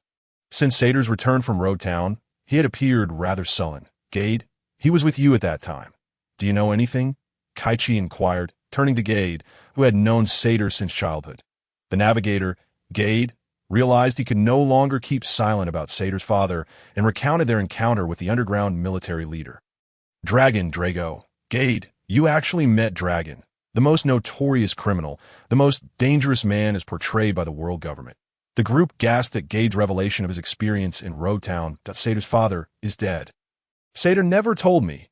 Kaichi's expression darkened upon hearing of Satyr's father's demise. He clenched his fists and slammed them against the wall. Why is the world always like this? Upon hearing Satyr's plight, the ship's doctor, Xuanhu, spoke up. Now we have yet another serious patient. Physical injuries are one thing, but emotional scars complicate matters further. Xuanhu, we must ask for your assistance. Kaichi held a deep respect for Dr. Xuanhu, believing that only he could address the complexity of Sater's situation given his status. Understanding Kaichi's implication, Xuanhu sighed. You too? Very well, I will prepare some kanji. With that, he retreated to his room to ready himself for the kitchen. Gade, puzzled, asked Captain Kaichi, after living with Sater for so long, wouldn't it be more fitting for you to comfort him? Kaichi responded with a bittersweet smile. My background makes me unsuitable for such a task. Let me retrieve something from my room, and then I will explain that he returned shortly, carrying a box, inputting a password to reveal the contents within. The child-sized spacesuit he produced spoke volumes, as only one kind of person would wear such an outfit, the Celestial Dragons. Indeed, I am a child of the Celestial Dragons. Many years ago, during my journey on the Grand Line, I was attacked by an unknown assailant and lost my memory at S.M. Why Master Nagley rescued me and raised me in the EC. Which is why I went to Whiskey Peak to gather information with Manager Risen. Upon finishing his statement, an eerie silence enveloped the room for 10 seconds before it erupted into chaos. Captain, you are a Celestial Dragon. Gade could hardly fathom that Captain Kaichi belonged to such a lineage, which explained his reluctance to console Sater. You are a Celestial Dragon. No wonder your words are so sharp. Chef Carmen, amidst her shock, found clarity in her previous doubts. The Celestial Dragons indulged in the finest resources, which naturally included the best chefs in cuisine. She had encountered numerous top chefs who had served the Celestial Dragons. The fisherman Shank was equally astounded by Kaichi's identity, as it was a status that even the royal family of Fishman Island treated with utmost caution. That he recalled the time he had witnessed the significant impact of the Celestial Dragon's identity and status while serving as a guard for the Fishman King and Queen. Moreover, the group realized a significant issue. The captain was the son of a Celestial Dragon, while the first mate was the son of an underground military officer. This meant that their captain and first mate were sworn enemies. Chapter 30. Feeling weak is quite normal this night was destined to be one of sleeplessness in the first half of the night. The group absorbed a plethora of information, requiring time to digest it all. However, the latter half was not tranquil either, as some needed to undergo even more shocking treatments to dispel their gloom. Sater, how are you feeling now? I'm coming in at a gentle knock on the door accompanied Dr. Xuanhu's voice outside Sater's room, interrupting his deep contemplation on the sickbed. Oh, Xuanhu, come in. I'm feeling much better now. Sater, who had been lying down, sat up halfway upon seeing the doctor, attempting to appear more spirited as he greeted Xuanhu with a smile. That's good to hear. Xuanhu entered, carrying a bowl of minced meat kanji, setting it upon the table by the sickbed. This bed was requested by me for you, and I didn't expect it to be completed so soon and used in your room first. Just so you know, if the customer experience is unsatisfactory, I want to accept it. Sater chuckled at Xuanhu's humor, but he felt no appetite and did not touch the bowl of kanji. That I'm not hungry. Xuanhu took a seat beside Sater's sickbed, grasping one of Sater's hands to check his pulse. To know, a patient must replenish their nutrients. You must eat, Xuanhu insisted firmly. How can you ignore a doctor's advice? Seeing Sater still reluctant to eat the kanji, Xuanhu continued. The world is vast, filled with formidable individuals. It is entirely normal to feel weak, to think that your growth is too slow and your goals seem distant. You bear deep-seated grudges. How can you hope to strengthen yourself without first nurturing your body? Xuanhu, how do you know this? The captain and Gade informed me of your situation. Your pulse indicates a lack of inner peace and a sense of urgency. Given your background, it's not hard to comprehend. The captain is also worried about your mental state. He asked me to provide some verbal therapy to ease your condition, lest it becomes incurable. As Xuanhu spoke, he gently nudged the bowl of kanji towards Sater. You eat while I share something with you. Actually, I am not from this world. Sater raised the bowl, shocked, his mouth agape. Don't be so startled. In fact, your Captain Kaichi is also from a different world. Otherwise, how could someone like him emerge from the environment of your world's celestial dragons? These are our secrets and must not be disclosed to others, where you might find yourself in grave danger without even knowing how it happened. Understood? Sater, recalling Xuanhu's adept use of medicinal toxins, quickly replied, Understood. I will never speak of it.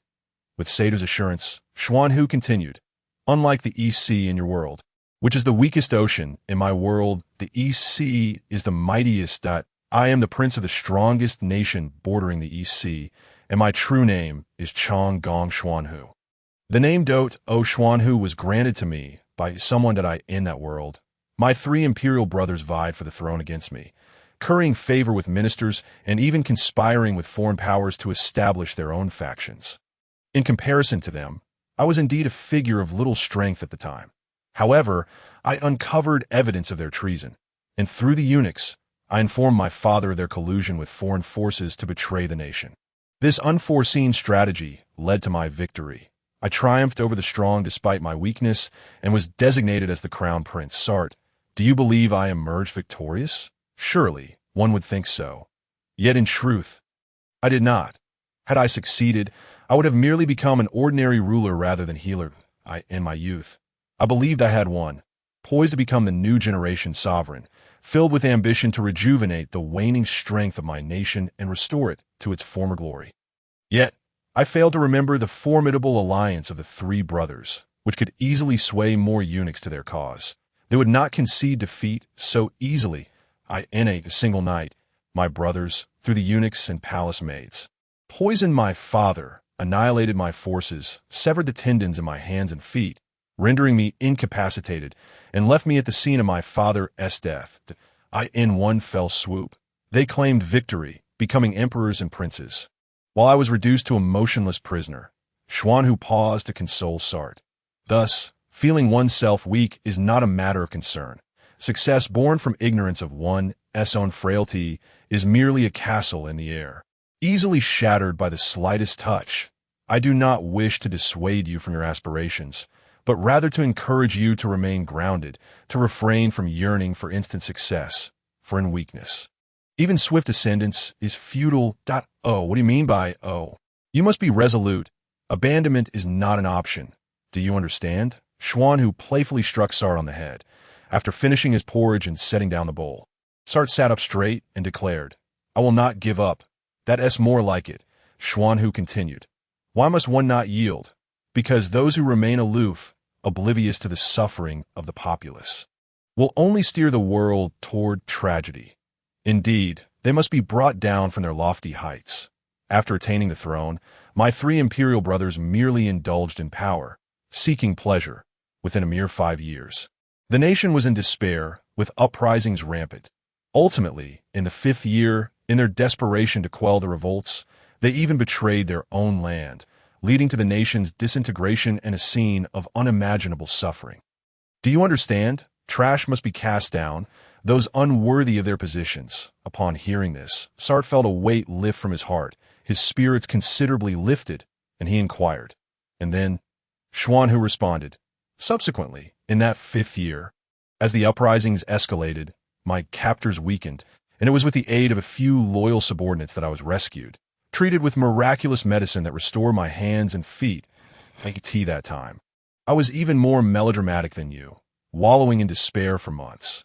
Yet when I witnessed the devastation of my homeland, the suffering of my people, the trivial matters of personal pride paled in significance. I reevaluated myself. Once I had only a general with a few hundred soldiers and a handful of martial artists, knowing but a couple of officials and palace maids. Ultimately, only a few martial artists remained after the slaughter. Thus, I began anew, learning medicine to heal my own frail body, acquiring the agricultural skills of farmers, studying literature and history, engaging with merchants and officials to understand the interplay of academia and commerce. I also trained in martial arts and military strategy, taking my fate into my own hands, practicing the art of war. In this manner, I essentially started from scratch, traversing the land for a full decade. And ultimately, I unified the nation, restoring its governance, rectifying the administration, and forging a new path for reform. 10 years later, my body could no longer endure, providing me the opportunity to abdicate in favor of my son. I retreated to the Eastern Sea to recuperate, immersing myself in the study of Eastern and Southern maritime medicine and Western inventions, authoring books, and resting for several decades. In essence, Xuanhu, you are indeed an emperor, a retired sovereign, Sart exclaimed with delight. Sart was astonished to discover that, aside from Captain Kaichi, There was another emperor aboard the ship. Indeed, there is no need for such astonishment. This is not extraordinary in my later years. I also delved into the arts of Taoism, yin and yang, and the intricacies of machinery, reaching over a century in age, whereupon I was even referred to as an immortal with requests for elixirs. Well then, I have shared much this evening.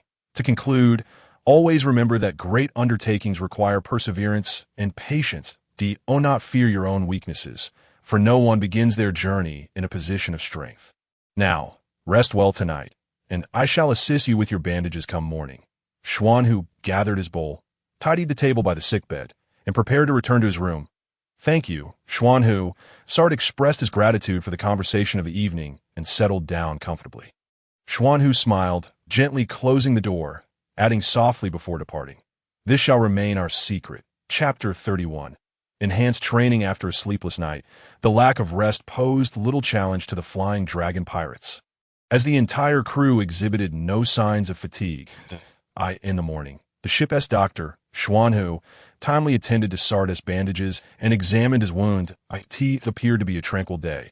However, the Grand Line is never a gentle lamb, but rather a ferocious beast. What began as clear weather suddenly transformed into rain, with droplets the size of pinpricks swelling into stones. Kaichi, drenched by the pebble-sized raindrops, found it invigorating, believing that a little exercise for his physique was beneficial. He activated his iron block defense technique, allowing the rain to pelt against him, more accurately described as bombarding him. Kaichi remained steadfast, seizing the opportunity for training. Yet, the raindrops continued to enlarge, escalating to the size of fists, then to buckets, and ultimately, monstrous hailstones the size of ships began to descend. Fortunately, as the hailstones grew larger, they became more sparse, allowing for some evasion. "Steer hard right, hard left," shouted the helmsman, Jack, as he maneuvered the ship to dodge the ship-sized hailstones. Although they managed to evade some, the impact of the hailstones on the ocean still stirred tumultuous waves. The jogging ship swayed amidst the turmoil, while Jack expertly maintained direction, and Shank and Ajin skillfully managed the sail ropes to prevent the vessel from capsizing. Minutes later, the hail ceased. After a few more minutes of stillness, Kaichi and his crew presumed the ordeal had ended. However, the rain transformed into colossal hailstones. The rain had already transformed the sea into a raging tempest. And the arrival of the giant hailstones was even more terrifying. Crashing onto the surface like bombs, we must shatter the giant hailstones near the ship. Otherwise, whether they strike the vessel or nearby, they will cause catastrophic damage to the jogging. Xuanhu, you take the sail ropes. Ajin, Shank, break the hailstones above the ship. Kaichi commanded, exiting his iron block state. The three leaped into the air, dragon fist, chaotic strike. Kaichi did not employ his devil fruit powers, instead unleashing a series of punches with his human form, shattering the giant hailstones into tiny shards of ice. 500 punches. Shank delivered a powerful blow that cracked the giant hailstone, scattering it into numerous smaller fragments like cannonballs flying toward the distance. Cyclone smash. Ajin executed his special move, a spinning mace that shattered the hailstones, creating gusts that further sliced the ice into smaller pieces. The trio successfully obliterated the giant hailstones and returned to the deck. Weavy made it through. The Grand Line weather truly lives up to its reputation. Thankfully, it came swiftly and departed just as quickly. Kaichi exclaimed with relief. "Breakfast is ready. You may now eat," called out Chef Carmen. "Let us eat breakfast first. We'll clean the deck after," Kaichi remarked, arranging tables and chairs for everyone. Hank and Debuty brought forth the food, while Carmen served a pot of meaty coffee. The crew noticed there was indeed more meat than usual, that I had the chef prepare extra meat in advance. Everyone should eat well, as we have training tasks ahead to bolster our strength. Carmen, Hank, and Debuty, you two must eat plenty. There's enough for you all, Kaichi advised. After breakfast, cleaning the deck took only an hour, as long as the ship sailed steadily in the indicated direction. The rest of the time was initially meant for crew members' leisure activities. However, due to the Whiskey Peak exposing the flaws in their team, it was time to mend the gaps on the jogging deck. There were 3 areas. The bow was somewhat cramped and unsuitable for training, leaving only the middle and stern as suitable spaces. Thus, The Flying Dragon Pirates split into two groups, one led by Kaichi and the other by Xuanhu, with Carmen and her two bodyguards. Hank and Debuty, training at the stern of the ship, at the stern of the Zhaogang. Elder Xuanhu laid out 4 items: a machete, a kitchen knife, an iron spoon, and an iron pot. Carmen, Hank, Debuty, let me make it clear. The techniques I will teach you are for your use only and must not be divulged. Understood? Otherwise, it may attract trouble. Understood. Carmen and the others replied. Hearing their response, Xuanhu continued. Next, I will instruct you in the techniques and moves practiced by the cooks of my nation as military. Their simplicity is such that each member of the team is equipped with merely these 4 tools, enabling them to complete military rations and, if necessary, even engage in frontline combat. Thus, this constitutes a culinary combat skill set, a method of mutual cultivation and advancement. First is the firewood knife, primarily used in the forest for chopping wood, with the accompanying technique known as wind sweeping through the forest. Second is the kitchen knife. In my homeland, we rely solely on a single knife to process ingredients, capable of slicing, smashing, and chopping a myriad of vegetables and meats. The seasoned masters, with a penchant for dark humor, have dubbed this technique returning to the valley. Third is the spoon. Once you have mastered it, you will come to appreciate its utility as a weapon, with the associated technique called divine spoon technique. Fourth is the iron pot, which is typically carried on the back during marches and combat, resembling a turtle shell, hence the accompanying technique is referred to as mystical turtle shell art. As there is only one of each tool, you must stagger your practice that I will first demonstrate wind sweeping through the forest to Hank, and you, Debuty, will learn from my demonstration. You are currently not yet ready for the mystical turtle shell art. I will fill the iron pot with soil and stones for you to practice flipping. You must be able to flip it with one hand at will without the contents spilling out, which will establish a foundational skill for your training. Very well, you will subsequently teach the returning to the valley technique to others. Xuanhu is astonished by Cayman's talent, having grasped 6 parts of the technique after just one viewing. The returning to the valley technique is divided into 2 parts: the kitchen board work and the outdoor disassembly of larger items, with the latter requiring practical experience. Next, I will teach you the divine spoon technique. The power of the spoon far surpasses that of a flat-bottom pot. Its circular form allows it to concentrate force at a single point, inflicting deeper and heavier damage. Xuanhu has just demonstrated the divine spoon technique to Cayman. Nearby, Debuty, weary from flipping the pot, has paused. Your core is somewhat weak. Seize this opportunity to strengthen it. Your physique is commendable. With diligent practice, you will develop a robust and powerful build. Alas, without special sand, you could heat sand in the pot for practice. During breaks, you might also immerse your hands in sand for heat resistance training, laying the groundwork for an unyielding iron grip. Such a pity. Xuanhu approaches to offer comfort to Debuty. Debuty, drenched in cold sweat, reflects on the simplicity that is devilish. What kind of country endures such arduous conditions, where even rest periods are not spared? Despite his complaints, Debuty resumes flipping the pot after a brief respite. I will conclude my demonstration here. You have ample time to gradually master the techniques. Should you have any uncertainties, do not hesitate to inquire. I must emphasize once more. Endeavor to absorb and adapt these techniques into your own practice, rather than employing them verbatim in front of outsiders. In the 32nd chapter, Xuanhu leads the trio of chefs in training at the stern of the ship. Ged practices health exercises, including the 5-animal play and Tai Chi. At the bow, the ship's doctor declares the foundational treatment phase complete, and only then may they engage with the 6 techniques. Sate, injured, is unable to train and remains at the bow observing. On the central deck of the Zhuogang ship stand Catch and the other crew members. The 6 techniques have been introduced to you long ago, and you have reviewed them yourself. Focus on practicing 1 or 2 techniques that meet your specific needs. I do not recommend mastering all, as that would lead to a lack of depth and precision. The training of the 6 techniques imposes considerable demands on the practitioner's physical strength and their control over each body part. Once these aspects are attained, mastering the 6 techniques becomes relatively straightforward. Catch stands before everyone to share his insights on the 6 techniques, hoping to offer assistance. The foundation of the 6 techniques is the return of life, which is paramount. Why is it so vital? The benefits of mastering the return of life are numerous. The process itself deepens one's control over the body while simultaneously enhancing physical strength. However, it does require a significant amount of food. Thus, Sate and Jack should focus on mastering the return of life, as achieving proficiency will fortify their bodies and make the subsequent practice of the 6 techniques far more efficient. Another drawback is that those in poor health cannot practice it. The return of life places the life energy in a state of flux, which could exacerbate existing ailments. Ged's life energy is akin to a feeble flame that could extinguish with the slightest movement. Thus, he is not yet fit for training. The first technique I recommend is Iron Block, which involves controlling the body's superficial tissues and cells to form a protective layer as hard and resilient as steel. However, the limitation is that one cannot move in this state, and it only addresses the surface. It does not strengthen or protect internal muscles and organs, thus making one susceptible to internal injuries during combat.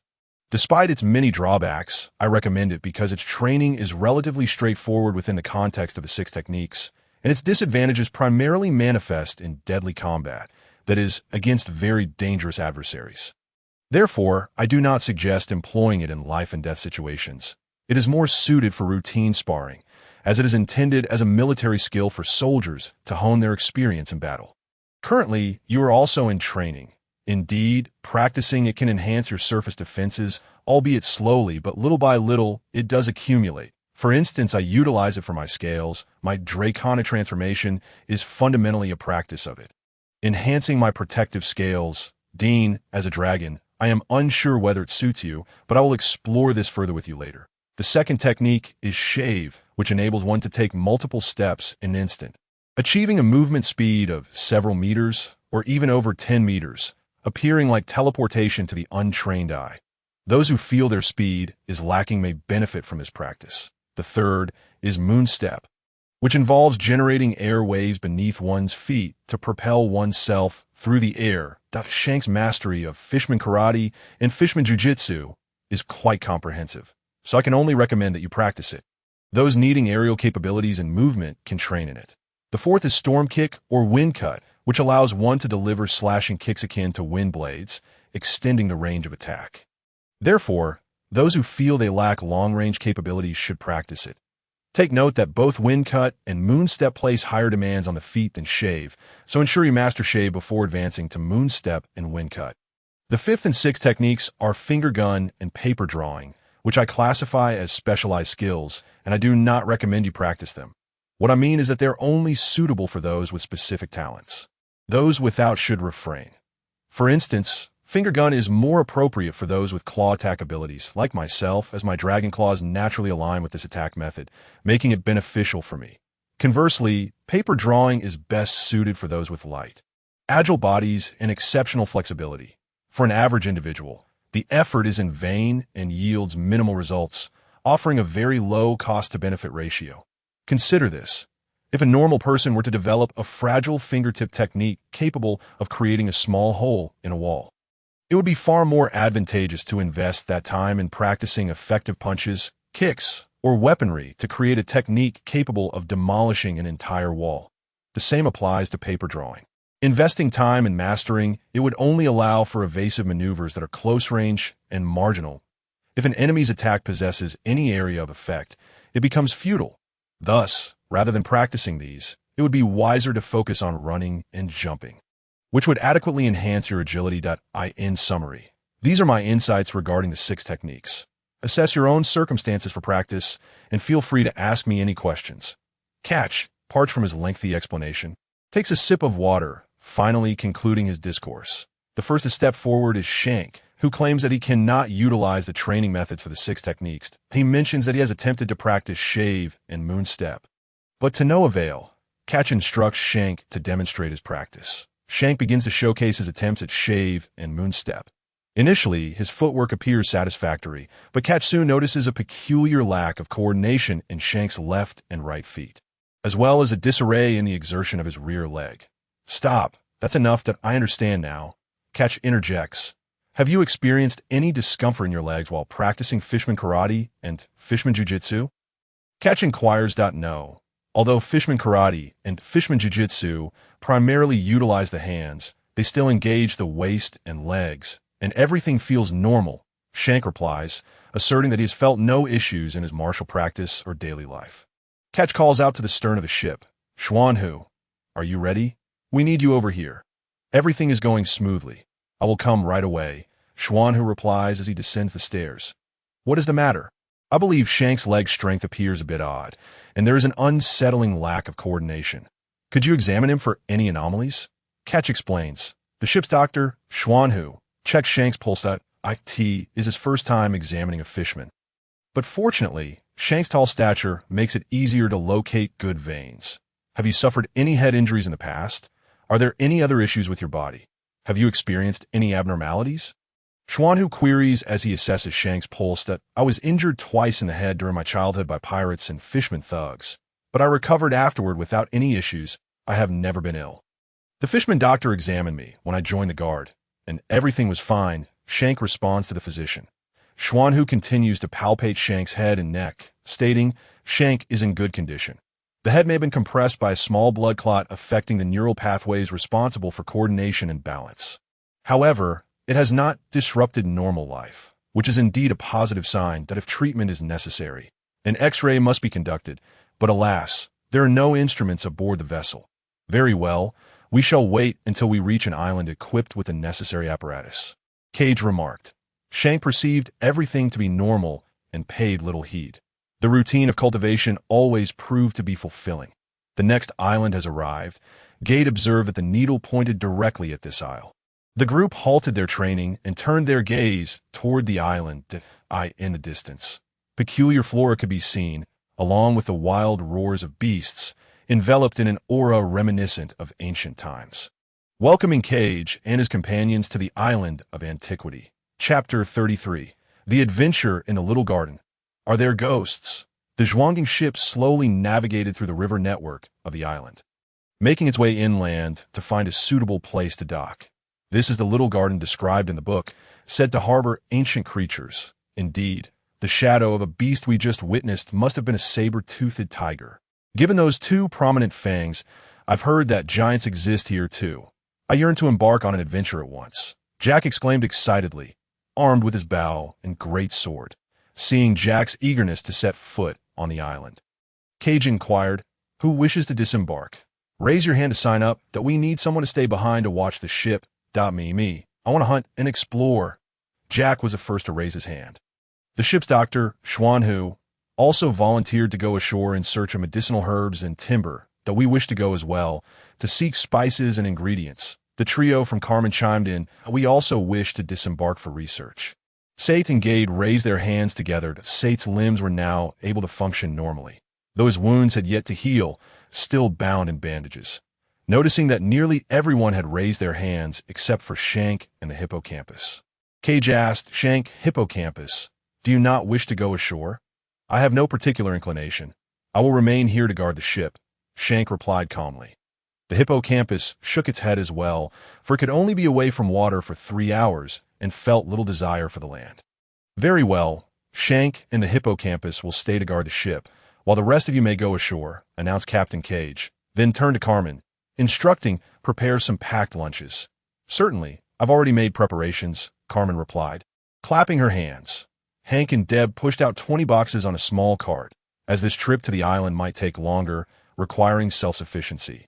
Everyone took a box, and Cage kept 2 for Shank and the hippocampus, while the rest were stowed in personal backpacks. Apologies, I tend to eat quite a bit. My appetite is rather large, he said with a chuckle. The others did not mind as they gathered their tools and set foot on the little garden.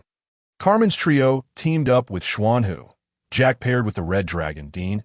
Akin joined Sate and Gade, while Cage ventured alone that if you come across anything suitable, do bring back some meat, for our provisions on the ship are dwindling. Carmen advised the other groups before departing. The leaders of the small groups responded with understanding gestures. Alone aboard the Zhuanging, Shank pondered the words of the captain and the ship's doctor. He recalled an incident from his childhood when he had sustained a head injury that never fully healed, a lingering affliction of the mind. It was no wonder that his friends and family occasionally remarked upon his peculiar behavior. He had always attributed it to his own overwhelming strength. The hippocampus moved cautiously, aware that it was alone with the fisherman Shank, keeping its voice low to avoid alarming him, lest it provoke an unwarranted retaliation. "Hippocampus, do you wish to enter the river?" Shank inquired, noticing its movement toward the flowing waters. The hippocampus, startled by Shank's sudden presence, broke into a cold sweat. Shank lifted it from the ground, approaching the ship's railing. "Fear not, hippocampus. I am not petty enough to hold any ill will towards you," he reassured, showcasing the strength of his character. Grateful, the hippocampus nodded and leapt into the river to forage for food. As it was accustomed to seeking sustenance in nature, finding cooked meals and feed less appealing than a Nodosaurus spotted akin, Gade and sate, fixating its gaze upon them, its tail poised to strike, capable of effortlessly shattering a large tree. "A dinosaur, an actual dinosaur," exclaimed Gade and sate, astonished at the preservation of such ancient life forms, marveling at the abundance of fern surrounding them. The two scientists were elated to witness a creature from a bygone era. Yet they remained cautious. The Nodosaurus served as a formidable representation of powerful beings, and its immense 5-meter form was no trifling matter. However, Atkins' focus was elsewhere, fixating on the tail hammer of the Nodosaurus. "Do you also wield a hammer? A hammer-wielding dinosaur. This presents quite the challenge." The Nodosaurus turned sideways, extending its tail toward Akin.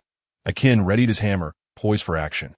The Nodosaurus initiated the attack, its legs and tail working in unison. The tail hammer swiftly descending upon Akin. Akin leapt toward the Nodosaurus, and in an instant his hammer whirled through the air, producing a series of resounding impacts that "It appears my hammer is stronger. You, the hammer-wielding dinosaur, have been bested." Akin concluded the skirmish with a flourish, a mysterious smile gracing his face as he halted the spinning of his hammer and sheathed his weapon. The Nodosaurus's tail hammer shattered, leaving several imprints upon its body as it collapsed, its breath extinguished. How does one contend with a dinosaur? Gade and sate mocked, yet they could not help but admire Akin's prowess. "There are so many plants here that I have never encountered," Schwanhu remarked, wielding his machete to clear a path while observing the flora around them. He then instructed Hank and Deb behind him. "I shall clear the way up front. Just leave one to defend our rear. Hank, you should also join Carmen in seeking ingredients and spices. Deb, carrying that iron pot serves as your defensive tool. Use it to shield against any beastly ambushes." "Why? We are usually the protectors," the two replied. Puzzled, yet complied. "With me in the mix, our team dynamics have shifted. Thus, your responsibilities must adapt accordingly. It is crucial that you maximize your effectiveness, especially since you are both still quite young. Engaging in practical experience is vital. Having you both idly standing guard is a waste.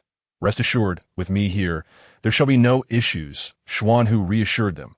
Nearby, shadows stirred in the thickets as a tiger leapt from the underbrush, lunging aggressively towards the four. "Deb, use the pot as a shield. Raise it with both hands," shouted Schwanhu. The tiger's paw struck the iron pot, causing Deb to stagger back a few steps, his hands tingling from the impact. Luckily, he had managed to fend off the ambush. "What strength! Truly a tiger!" Deb exclaimed. "Are you all right?" Carmen inquired, concerned that as she prepared to confront the tiger, being the leader of the trio, she naturally felt compelled to take the forefront. However, Schwanhu interjected, stepping before the three to face the tiger. "Carmen, allow me to handle this. A tiger is a treasure trove of resources." The tiger circled, eyeing Schwanhu, and when the distance seemed appropriate, it lunged forward with its massive claws. "Old beast, you reveal your weaknesses too readily." In a flash, the wind howled through the forest as Schwanhu's blade struck true, the machete stained with the tiger's blood. Though this tiger was substantial, if it were an ordinary one, its head would have been severed. Instead, it bore only a single wound that I hope its medicinal properties exceed those of a common tiger. Schwanhu mused as he wiped the blade clean on the grass. One must adapt their techniques to the situation at hand. A creature like this tiger, exposing its neck and belly, presents an opportunity for a decisive blow. Routine techniques are best saved for practice. In battle, the fewer moves employed, the better. The trio of Carmen observed the tiger. Its neck severed, sprawled lifeless on the ground. Marveling at Schwanhu's strength, they had come to realize that the fourth pillar of power aboard the ship was, in fact, their elderly doctor. Meanwhile, Jack was enjoying a more carefree experience. Jack soared upon Dean, the two gliding through the forests of the little garden, pausing to pluck fruits from treetops and engaging in aerial contests with a 5-meter giant eagle. The eagle, per Chapter 34. The winged Yov clan having successfully hunted their prey. The group was on their way back when they fortuitously encountered several other parties along the route. Each group had managed to capture their own quarry. The three groups took the opportunity to size each other up. Why not compare? Suggested one. They placed their Tyrannosaurus rex, Ankylosaurus, and saber-toothed tiger side by side. As expected, my T.Rex is the largest, Kage boasted proudly.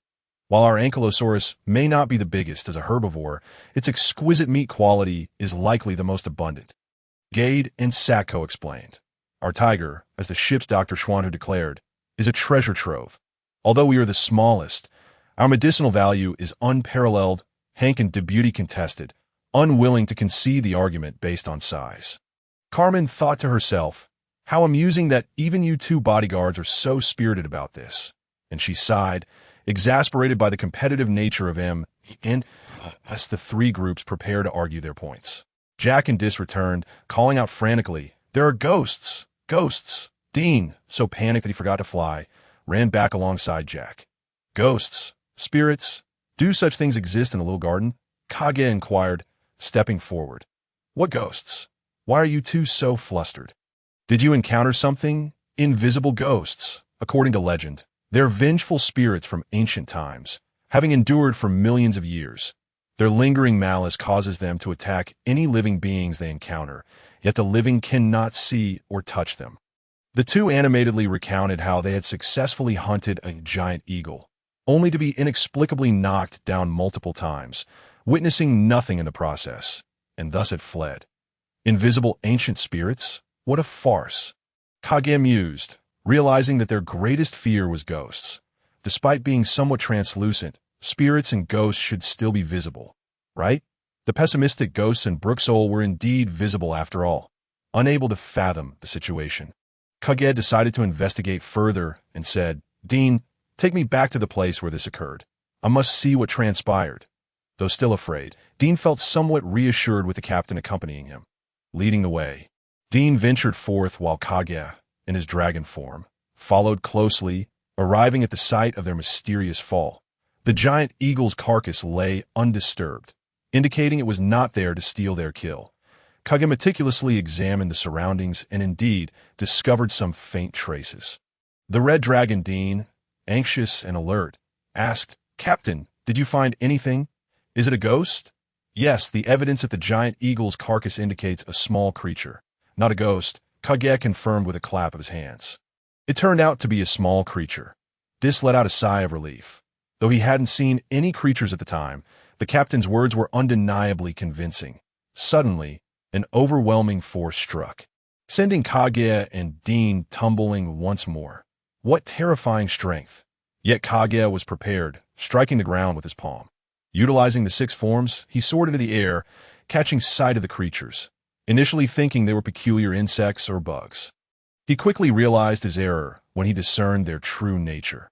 Within this expansive realm of the little garden resided a tribe of diminutive beings, the diminutive race of A-class agility and strength. "Little folk, emerge!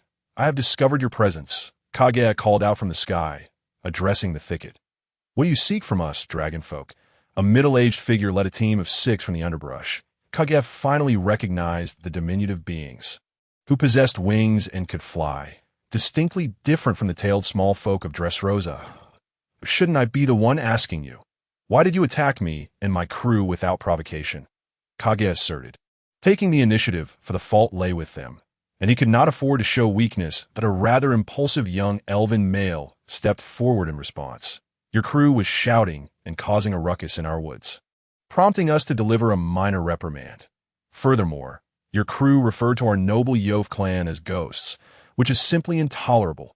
Considering Jack's nature, Kage was not surprised as for the ensuing events. It was merely a misunderstanding. The absurdly small stature of the small folk belied their tremendous strength, allowing them to lift objects hundreds of times their own weight, and they could run at astonishing speeds, swift as lightning. It was no wonder ordinary humans could not perceive them, but of course, Kage only contemplated these thoughts internally and did not express them aloud. Instead, he explained, "It was a misunderstanding. We were unaware of your esteemed Yof clan. Salamander, you must not casually reveal our clan's name in front of outsiders." The leading middle-aged small folk, Elder Rudd, admonished, firmly gripping his spear, a weapon typical in the pirate world, with a long, narrow, and sharply pointed head. "My apologies, Elder Rudd." Salamander retreated behind the elder. Elder Rudd stepped forward, stating, "Blue Dragon, let us engage in a contest. If your strength earns our approval, we shall consider this misunderstanding settled." As Elder Rudd approached with a combat-ready stance, the other small folk stepped aside. Kage understood that the Blue Dragon Elder Rudd referred to was himself and prepared for battle. The elder, remarkably swift, lunged forward, thrusting his spear towards Kage, the spearhead igniting with flames as it surged forth. Frost Dragon Fist, direct dragon strike. The frost extinguished the flames, yet could not impede the unstoppable spear. The two powerful forces collided violently, creating a tempest that tore through the surrounding vegetation, causing birds and insects to flee in response. Though they were locked in a struggle for several seconds, victory was bound to be determined. However, the one to falter was Kage, who was sent flying backward, crashing into a tree, which toppled with a resounding crash. "Captain Kage." Dean rushed forward to clear the fallen trunk. "That I'm fine, Dean." Kage sprang to his feet, brushing off the leaves and dirt from his body, showing no signs of injury. The resilience of a dragon was no trifling matter. Though he had indeed lost the contest, he recognized the formidable strength of Elder Rudd. Realizing that the elder had not exerted his full power, it was merely a test. Kage had not anticipated that an elder of the Yof clan would possess combat prowess at the level of a vice admiral, far surpassing that of the Dong Tata clan. Elder Rudd had originally anticipated an intense battle, yet instead of pressing the attack, he began to contemplate the frost on his body, murmuring, "Frost, the ancestor Emika prophesied of Hill." He had mistakenly presumed Kage to be an ordinary blue dragon. Elder Rudd's demeanor shifted. Now respectful towards Kage, "I am Elder Zigrud of the Yof clan. May I inquire of your name?" "Kage, captain of the Flying Dragon Pirates, wielder of the Frost Giant Dragon Fruit." Though Kage found Elder Rudd's change in attitude curious, he responded in kind, providing clarity to prevent any misinterpretation regarding their clan's identity. "Captain Kage, your identity holds great significance for our Yof clan that I humbly request that you demonstrate your dragon transformation." Kage found no detriment in transforming into his dragon form, and it would cultivate goodwill with the Yof clan. Thus, he acquiesced to the friendly request of the Yof. The form of the Frost Giant Dragon was fully unveiled before the Yof clan. After a period of life restoration, the Frost Giant Dragon had caught up to the pace of the Red Dragon leader.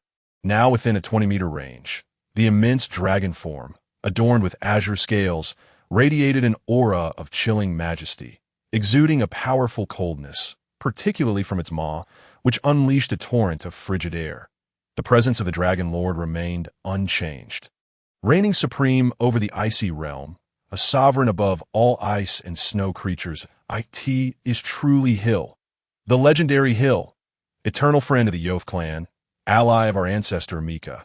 Several members of the Yof clan began to excitedly discuss among themselves. Chapter 35, Villanor Salamander, Shilfu, Wendini, Nam, and Faraday have come to pay their respects to Captain Kage. Elder Rudd introduced the others behind him to Kage.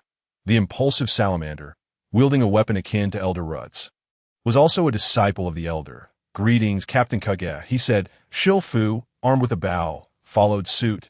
"Greetings, Captain Kage." Wendini, holding a staff, chimed in, "Greetings, Captain Kage." Nam, wielding a hammer, added, "Greetings, Captain Kage." Finally, Faraday, with a propulsion device on his back, proclaimed, "Greetings, Captain Kage." "Captain Kage, might you accompany me to the residence of the Yof clan to meet our king? Our king has something to present to you." Elder Rudd inquired after the introductions that, "Of course, Elder Rudd, I shall accompany you," Kage replied, turning to Dean. "Dean, please drag the giant eagle back to the ship. I shall return shortly." The Red Dragon Dean nodded in agreement. "Salamander, you take the lead. The 5 of you assist him and apologize for our oversight," Elder Rude commanded. "Yes, Elder Rude," the 5 responded in unison. The 5 little folks swiftly maneuvered around the giant eagle. deftly tying ropes, pooling their strength to assist Dean in transporting the cargo. The diminutive beings could lift weights many times their own, and with their aid, the task of moving the giant eagle became significantly easier for the Red Dragon Dean. Elder Rude led Kaichi to the encampment of the Iof tribe. Moss, I, Rude, have returned. As the words left his mouth, a shimmering curtain appeared ahead, revealing itself to be a vine that opened like a door. Once Rude and Kaichi entered, the vine flowers closed once more, and the outer floral curtain resumed its hidden hue. Welcome, Lord Kaichi, to our Iof tribe's encampment. Villanor, please wait here. I shall inform the king of your arrival. Elder Rude said, Very well. During the wait, Kaichi admired the exquisite beauty of Villanor. The outer layer of protective vines revealed their true colors within. The lower sections were a deep green, while the upper parts grew increasingly transparent, allowing sunlight to permeate the canopy above.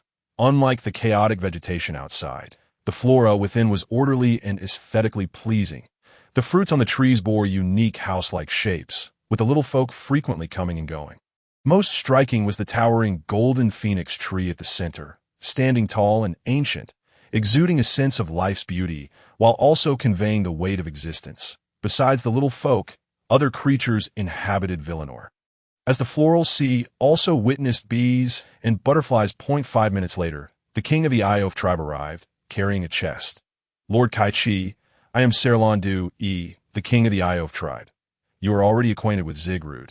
The other elder is Saint Chiji, who also serves as my guardian. The king appeared as an elderly gentleman, his hair and beard graying, exuding warmth and kindness, adorned with a crown of golden leaves. He wielded a staff embedded with green jewels. Saint Chiji, alongside Rude, set down the azure chest, bowed to Kaichi, and returned to stand behind Serlon. His weapon mirrored Zigrude's, a conical spear, yet Saint Chiji's was double-headed, with only a small section in the middle for grip. This weapon seemed exceedingly popular among the Iof, as evidenced by Moss, who guarded the entrance with the same armament. The azure chest exuded an icy aura even before being opened, suggesting it contained an object of extreme cold. King Serlandu opened the azure treasure chest to reveal neatly arranged blocks of ice, from which a chilling mist continuously emanated, yet no water droplets appeared, nor did any melting occur. Lord Kaichi, this is the eternal ice entrusted to our ancestors, Emika, by the frost dragon, Hill, millions of years ago. Now it returns to its rightful owner. Wait, Hill. You say your ancestor Emika is Hill? I might merely be a person who consumed a devil fruit remarkably similar to his. Are you not concerned about misidentification? Kaichi reiterated. The king of the Iof chuckled. Whether or not it is a devil fruit is inconsequential. What matters is the frost dragon. All right, let me clarify further. Who is this Hill? He was the king of dragons millions of years ago, the ruler of the world, King Hill of the Frost Dragons. And what of your ancestor, Emika? He was an ally of Hill. Thus the nations of the Iof tribe and the Dragon tribe were once allied. Kaichi finally grasped the connection between Hill, the Iof tribe, and their ancestor, Emika, and continued. One last question. Why did Hill entrust the eternal ice to your tribe? Our ancestor, Emika, did not know. He only understood that Hill was addressing some troublesome entity at the time. Serlandu, he replied, shaking his head. A devil? Or a human? Kaichi pressed on, hoping to confirm the existence of demons in this world through a lineage that had persisted for millions of years. Our ancestor knew not, and we do not know. Serlandu, he shook his head once more. Very well. Kaichi abandoned the pursuit of this line of inquiry, realizing he would glean no further information. Now, let me inquire about your tribe. What is the situation with Faridi? Is he a scientist? Can he provide answers? Kaichi asked out of curiosity, recalling the glimmer of excitement in the little folk's eyes when he introduced himself as the captain of a pirate ship to Elderud. Faridi, alas, is rather unfortunate. From a young age, he was weaker than most of our kin, slow and lacking in strength. Decades ago, he ventured into the outside world and returned, claiming to have learned something about science. Faridi then apprenticed under Carl to study this science, creating a propulsion device and mechanical suit, barely managing to keep pace with our normal lifestyle. However, he is quite stubborn. His master seldom labored, preferring to remain in his room, conducting experiments. and was careless and indulgent, accumulating a significant debt with other tribesmen. His last experiment resulted in his own demise, a missile that struck the oil depot, incinerating 10 years' worth of oil out of course. This is of little consequence to us, considering our lifespans of thousands of years. However, he took on his master's debts, working during the day to repay the other tribesmen, while conducting experiments at night. Hence, he appears quite fatigued. Indeed, the exhaustion was evident. Kaichi noted the pronounced dark circles under his eyes. Lord Kaichi, do you wish to recruit Faridi as your companion? King Serlon inquired. Yes, though I am uncertain if it is permissible, Kaichi replied. You must seek Faridi's consent yourself. Neither I nor the elders will obstruct you. A decade or so is but a drop in the ocean for the Iof tribe. We will not begrudge anything, as long as the existence of Villanor is not disclosed to the outside world. King Serlon Du, he stated. Next to the ship Zhuanggung, Carmen and Xian, who were still dealing with the dinosaur and tiger, while the forest echoed with the sounds of massive movements. They looked up to see Dean returning with the giant eagle, and, of course, the few Iof tribe members holding ropes. Those are the little folk from the books. I can't believe they actually exist. The others exclaimed in astonishment. Chapter 36. Contest. Fortuitous encounter. Apologies. It is my poor vision. Jack had once again been bested by the little folk, lying on the ground as smoke wafted from his body. He quickly sat up, rubbing the bump on his head, thinking that it was indeed the little folk's elusive nature that led him to mistakenly refer to them as phantoms. Was that not the most absurd reasoning? Jack decisively called for Dean that we find ourselves in a precarious situation. Let us first retreat and avoid the storm until the captain or other crew members resolve matters with the little folk. We wouldn't want them to blame us, Jack whispered to Dean. All right. Dean assented to Jack's suggestion. They informed Akin and Sart of their decision, and then ventured back into the forest for further adventure. To the esteemed members of the Iof tribe, may I inquire if anyone here is knowledgeable about herbs? I am unfamiliar with this island, and have only managed to gather a small amount before entering the forest. Elder Xian, who is a seasoned veteran, took the initiative despite his unfamiliarity. Faridi, one of the little folk, raised his hand that I know where to find some. I can take you there that I often assist some tribesmen in gathering for Hill's companions. At this moment, the younger generation of the Iof tribe still regarded Kaichi's name with skepticism, feeling more familiar with the legendary Hill as recounted by the elders. Sart and Ged noticed the propulsion device on Faridi's backpack and decided to follow him and Elder Xian, who to gather herbs. Meanwhile, the trio of chefs attended to the ingredients, with Akin and Shank taking a portion aboard the ship while the remainder was prepared for grilling. The trio of chefs, Akin, Shank, and several Iof members sat together to grill meat. Esteemed members of the Iof tribe, I would like to inquire how long it will take for the recording pointer to complete its task on this island. Miss Carmen asked that will take a year. Salamander replied with ease, considering their tribe had been on this island for at least several tens of thousands of years, and thus had a fair understanding of how long the magnetic field would take to record. A year. The aroma of the grilled meat in Akin's group suddenly lost its allure. This is troublesome. How can we possibly stay here for so long? Akin and his companions fretted over the recording pointer dilemma. A tremendous noise erupted from deep within the forest. What is that sound? Akin and the others stood up, concerned for the safety of their companions who had entered the forest, and no need to worry. The sound ahead is from a volcanic eruption, while the commotion behind is the two giants fighting that they've been at it for years. Don't they ever tire? It truly disrupts my beauty sleep at times. I must ask Carl and Faridi to create soundproofing products and modify my room. Wendy of the Iof tribe remarked, "2 giants. So the situation in the little garden from the books is real." I thought it was mere fiction. The 3 companions of Carmen marveled at the astonishing revelation. Indeed, it is not mere fabrication. 2 colossal figures, one known as the Blue Demon Dongli and the other as the Red Demon Broki, each with a bounty of 100 million berries, surpassing even that of any captain, Akin remarked, familiar with these legendary pirate personas. The thrill of combat and dueling has ignited a fervor within me. Akin, I wish to test my strength against you, Salamander declared to the warrior Akin. Having exchanged greetings and introductions earlier, he had already marked Akin as a formidable adversary. Meanwhile, Kaichi had just concluded his meeting with Saran Dui. The king of the Yof tribe and Elder Rude had returned, fortuitously encountering Akin and Salamander's contest. Although Salamander's weapon had yet to reach the fiery prowess of Elder Rude's, it was equally fierce and swift. The violent clash of gun against hammer caused the ground to fissure and pockmark. Despite the stark difference in weapon sizes, the outcome remained evenly matched after numerous exchanges, with both sides demonstrating their prowess. Salamander adeptly capitalized on the innate agility of his diminutive race, evading and counterattacking with remarkable speed, even managing to push Akin back several steps during some exchanges. Akin, however, remained diligent, leveraging the advantages of his larger weapon and expansive striking range to complicate Salamander's evasive maneuvers, gradually tilting the balance back in his favor. Yet Salamander's fiery spirit and high combat morale propelled him to respond fiercely, showing no signs of fatigue even after dozens of rounds. Truly, I have chosen a worthy opponent. We are well matched. Both warriors acknowledged the strength of one another through their intense duel, which concluded in a draw. Salamander, let us raise a toast. Akin conceded to the small warrior, initiating a celebratory drink together. Damn it, how could I be humiliated in a duel against Dongli?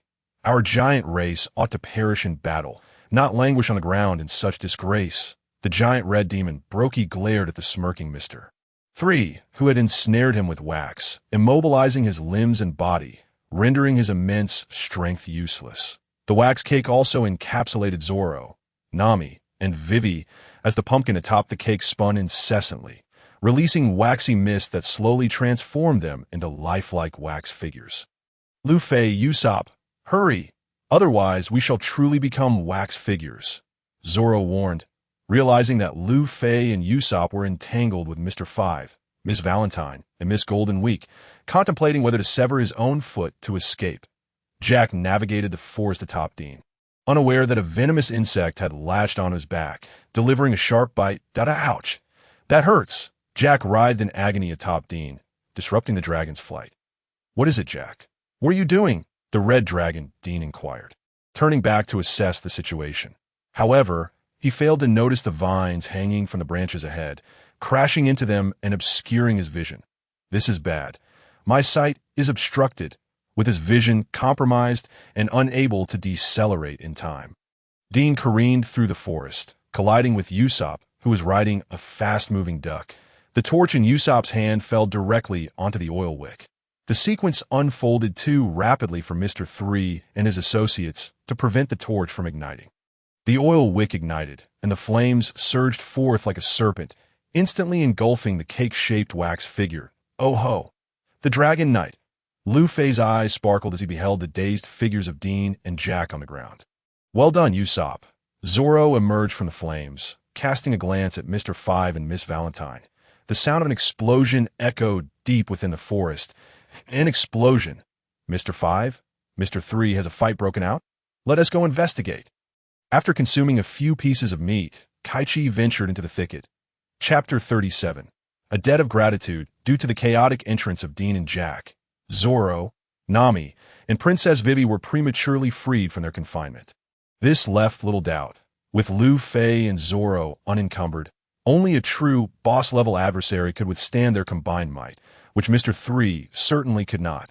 Behold my champion's cup. Mr. 3 activated his wax armor in anticipation.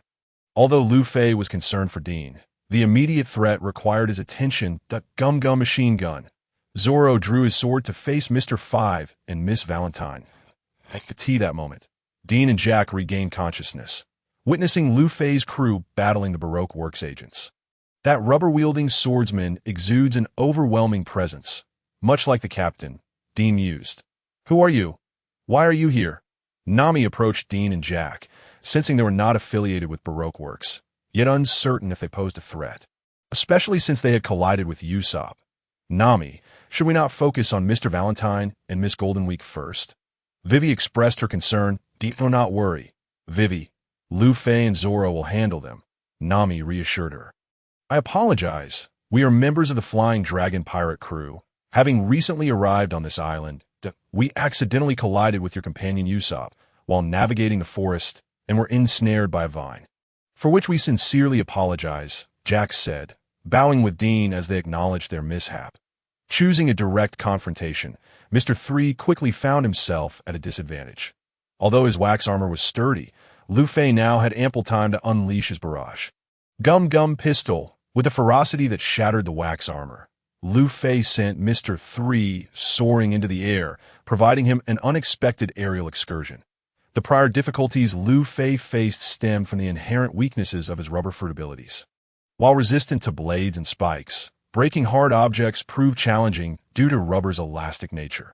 The struggle against the Golden General in the East Sea had been taxing. Lu Fei had overcome these limitations by developing a second gear.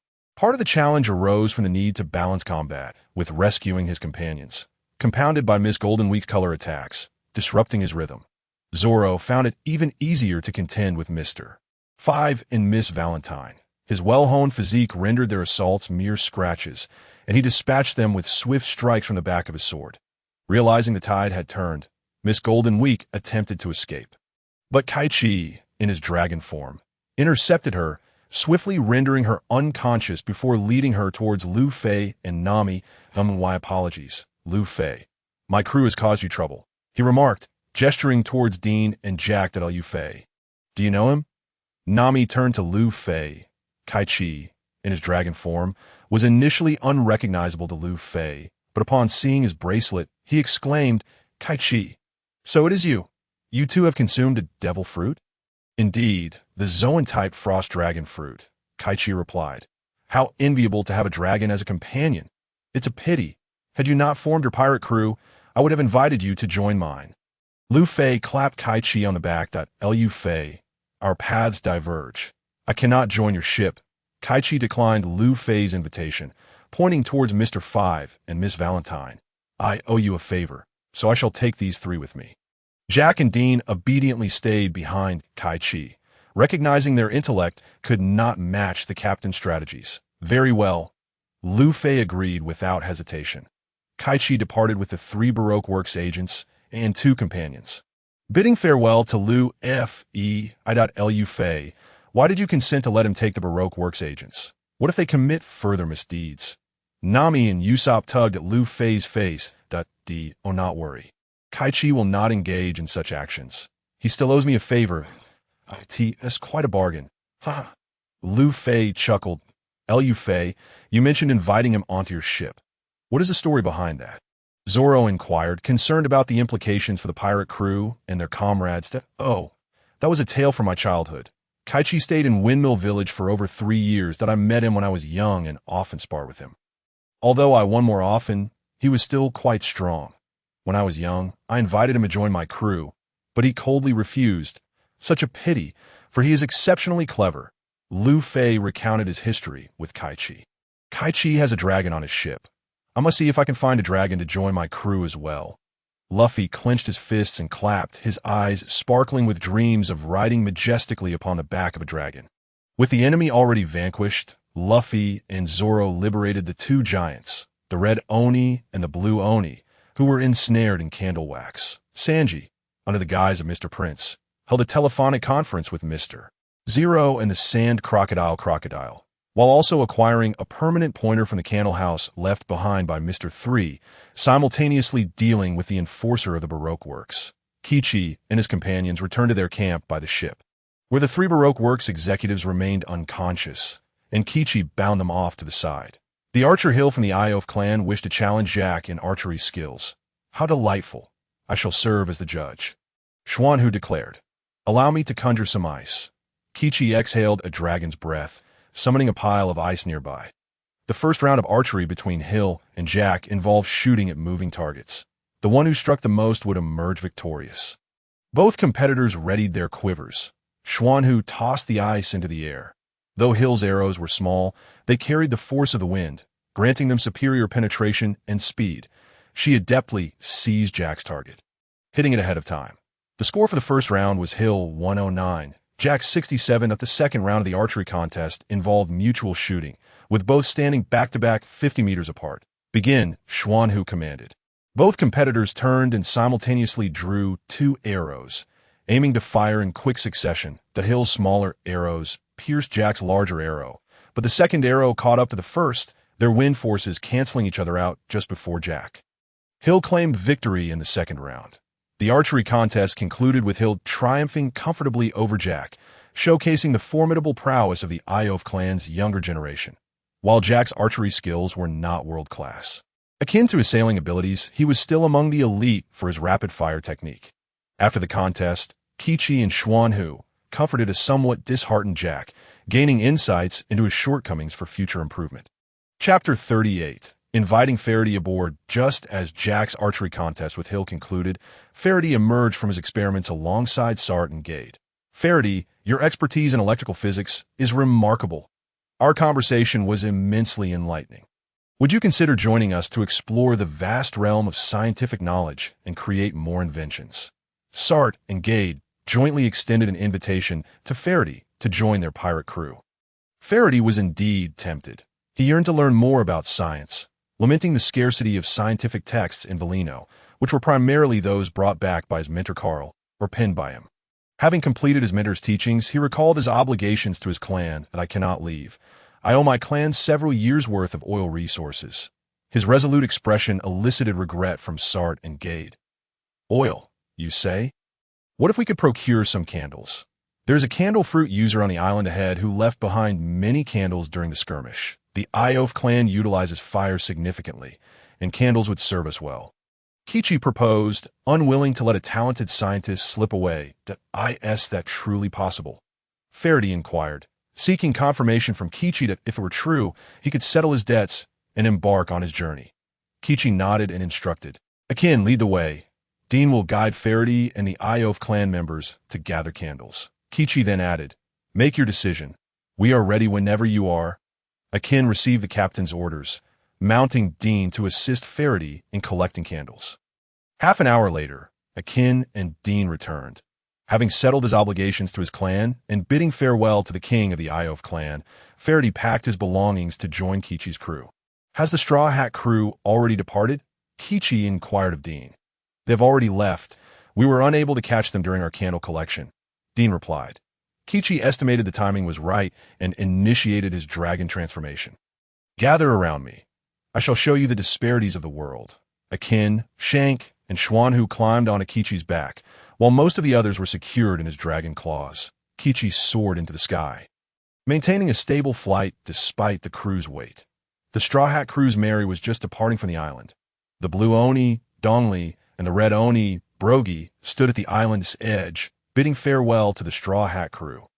Captain, do you know the Straw Hat crew? Akin asked about Luffy S group, curious about the relationship, given that they were the crew that had previously defeated him. I met them in my youth. We are somewhat akin to friends. Kaichi responded. The Mary drifted further away. A sudden commotion erupted in the waters ahead, heralding the emergence of a colossal red goldfish, the legendary monster of the Food Island. The red goldfish opened its enormous mouth and swallowed the Mary whole on the island. Dongli and Brogi concentrated their haki into their weapons. The combined might of these two giants unleashed an unstoppable strike that pierced the belly of the Food Island goldfish. A blow so powerful it was lauded by the great Uposo, cleaving the sea and allowing the Mary to emerge unscathed from the belly of the beast. That is the legendary Food Island monster. One exclaimed, indeed. It is said that its excrement is as large as an island. Dubbed the Barren Isle, Kaichi clarified, addressing the crew's curiosity. After witnessing the display of haki, they returned to their ship. What an astounding strike. It was as if the very sea was split apart. These two giants truly embody the legendary warriors of Elbath. Akin marveled. Indeed, that is the formidable power of haki. This illustrates the immense disparity in strength among the great figures of the Grand Line. Kaichi encouraged his crew to strive for improvement. Upon their return to the Zhaoging ship, Faraday headed straight for the laboratory, where he affixed a wooden box to the wall, crafting a personal space. Xuanhu, utilizing found wood, peeled the bark, dried it over the fire until it bent. Ultimately fashioning a bow, he tied a string to complete an ancient general's archery tool and tossed it to Jack. Jack, you must enhance your strength training. It requires bolstering. The culinary trio of Carmen brought the prepared ingredients aboard the Zhaoging ship. Crew member Xuanhu also returned with dissected tiger bones and whips to his quarters. Kaichi opened the ancient ice chest in his room, pondering the utility of its contents. He picked up a chunk to examine, but found it inert. Might as well eat it, Kaichi decided, consuming a piece of the eternal ice. Transforming into his dragon form, he felt the frost power within him more distinctly, flowing more freely throughout his being. This finally hinted at the potential for harnessing the ice element, bringing him great joy. Previously, he could only summon the ice element through his breath. Now, the eternal ice offered him the opportunity to wield it throughout his entire body, paving the way to becoming a true frost monarch. He contemplated whether the Iof clan's ancestor, Ymir, had merely left behind a single box of long strips of eternal ice, suspecting that some hidden treasures should remain. Upon inspecting the box, he discovered, nestled among the long strips, a square ice block.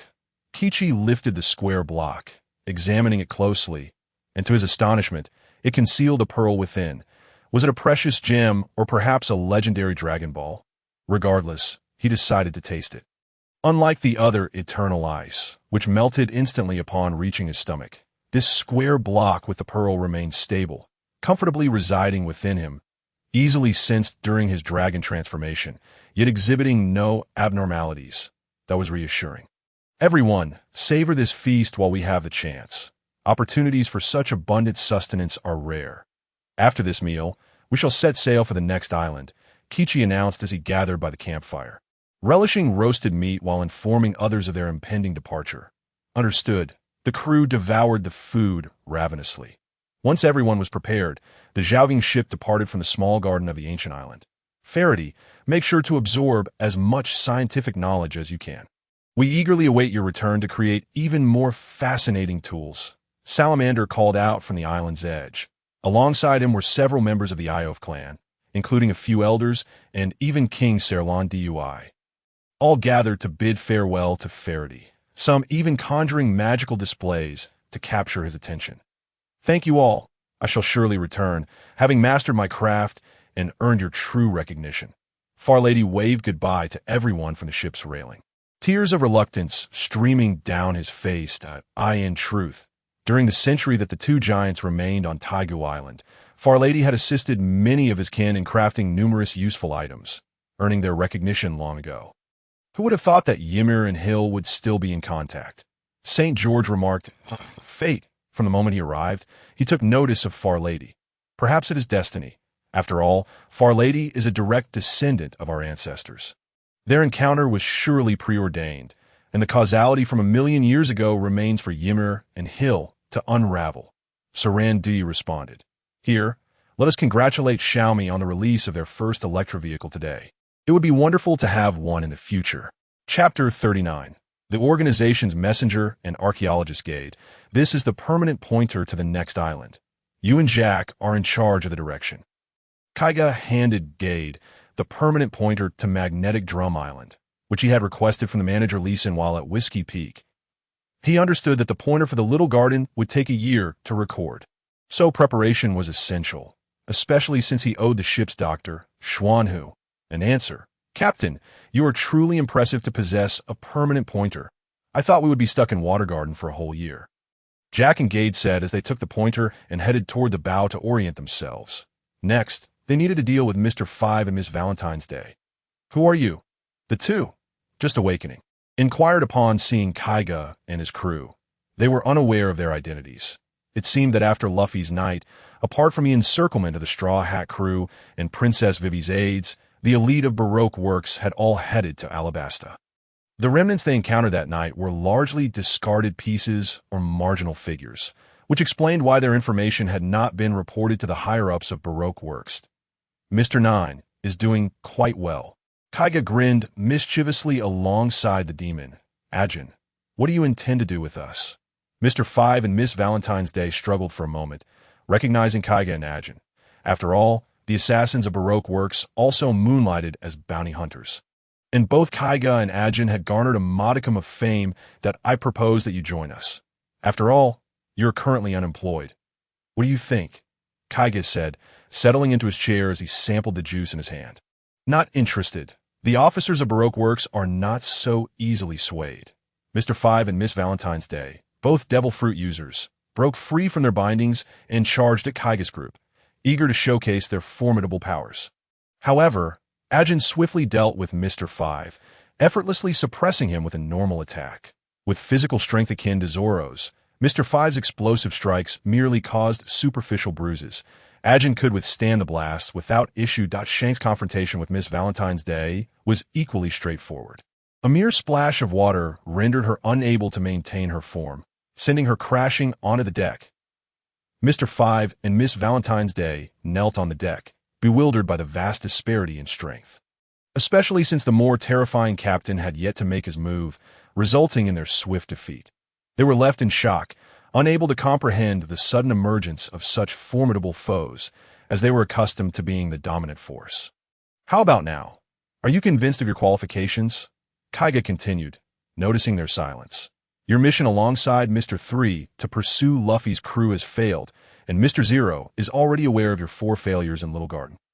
You now have 2 options: return to Baroque Works to report, only to be turned into a desiccated corpse by Mr. 0, or flee and hide. That I am offering you a third option, to join the organization I am establishing, which includes some familiar faces. Upon hearing about familiar faces, the two looked up at Kaiga. Oh, Mr. 9 and Mr. Monday, who assisted Princess Vivi. Their condition for joining my organization was that I help the Straw Hat Kid. Luffy expel Mr. 0, also known as Crocodile, from Alabasta. Kaiga explained, in that case, our terms are the same. Once Crocodile is defeated and withdraws from Alabasta, we will join your organization. Agreed that I intend for you to serve as the organization's messengers and monitors. You will have the right to board and meet me, and I will assign you to relay important messages in significant events. However, we have yet to reach Alabasta, and fulfilling your conditions will take some time. For now, I need you to return to Whiskey Peak to guard the small arms factory and prevent any unforeseen incidents, while you await further news. Kaiga applauded their decision. Very well, we accept, the two replied as they stood up. Miss Valentine's Day opened her mechanical umbrella, taking Mr. 5's hand. The umbrella spun and lifted them into the air, soaring toward Whiskey Peak. By the way, Mr. 9 has training methods for the 6 styles, which would suit you well. It would be wise to practice, lest your abilities fall behind, as will your status in the organization, Kaiga said to the departing duo, noting with delight that Miss Valentine's Day had developed her devil fruit abilities quite well. Capable of transforming other objects, though her physical attributes were somewhat lacking, Mr. 5 and Miss Valentine's Day were indeed promising, with significant potential for improvement. However, they still lagged behind Mr. 3, who was exceptionally strong in both combat and cunning. With a formidable track record, in the context of One Piece, Mr. 3's victory over 2 giants possessing haki is somewhat of a plot contrivance. Nevertheless, for Kaiga, who had traversed through time, this was a genuine world. The giants' emotional instability in the face of their enemies, leading to their failure to utilize haki, was a shortcoming on their part, while Mr. 3's ability to devise such a plan and maintain control showcased his own capabilities. Moreover, it was exceedingly unwise of Crocodile to abandon Mr. 3 after a single failure. Thus, one might observe that Crocodile, much like Moonlight Moria, faltered in his ambition after challenging one of the 4 emperors. Had he not succumbed to despair, pursuing the title of King of the Underworld, he would have wasted valuable time on his development. Had he invested that time in enhancing his own abilities and strengthening his organization's members, his accomplishments would have rivaled those of Doflamingo in the future. However, Mr. 3's defeat indicated that he was destined to be a subordinate under Buggy the Clown, meant to play a role akin to a calamity. Mr. 5, why did you agree to his offer? Are you not afraid of being betrayed? Miss Valentine's Day inquired. If they intended to harm us, we would have perished long. Do you truly believe we have a better option? To flee and hide as commoners, or to join another organization? Would that yield better treatment? If not, then agreeing to him incurs no loss for us, and we may even experience better development. Mr. 5 recalled how Kaiga had observed their battle against Zoro. Realizing that even without sea-stone handcuffs, they needed iron chains for security. Yet he had used mere rope, indicating a deliberate choice. Then I trust your judgment, Miss Valentine's Day replied as she accelerated their flight towards Whiskey Peak with a mechanical umbrella. After some time had passed, Kaiga addressed Miss Golden Week. You needn't pretend to be asleep any longer. With a childlike demeanor, sporting twin ponytails and distinct rosy cheeks, Miss Golden Week ceased her charade. She was unbound and had wrapped herself in a blanket, expressionless as she munched on cookies. Noticing her silence, Kaiga continued, "Let us discuss the archaeologists we have concealed." Chapter 40. The Archaeological Organization of the North Sea. Divine Grace truly calm. Aren't you? You seem devoid of the curiosity typical of an archaeologist. Unlike an archaeologist, right, Dean? Kaiga remarked, observing Miss Goldenweek cheerfully enjoying her cookies as if on a pleasant picnic, before turning to the Red Dragon. Dean appeared perplexed, scratching his neck. "Captain, I don't understand anything about archaeologists. You need not inquire of me think there exists a dragon capable of human speech. My grandfather claimed that the civilization established by the dragon race truly exists." Mr. Goldenweek, however, was no longer so composed. The archaeologists of the East Blue had once reported to my grandfather about the Red Dragon tribe and the new generation of dragon worshippers. You were the pirate crew that assisted at that time. Indeed, Kaiga smiled, having successfully drawn out the truth. You truly are an archaeologist. Kaiga continued, the archaeological sanctuary O'Hara has been destroyed by the Navy and the Celestial Dragons. You must belong to another archaeological organization, no? Why have you come out?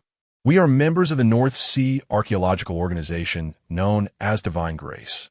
Following the Navy and the Celestial Dragons' explicit prohibition of research into the blank century of 800 years, as well as the historical texts related to the D-Clan. The archaeological organizations have split into two major factions. Point one faction is the O'Hara of the West Sea, secretly studying the history of that 800 years, which, to put it plainly, pertains to the history of a nation destroyed by the Celestial Dragons. Another faction, namely our North Sea Divine Grace, adheres to the edicts with unwavering diligence, fixated on scrutinizing the past few centuries. However, there exists a wealth of knowledge beyond that, delving into the legends of the empires of dragons and elves from centuries ago.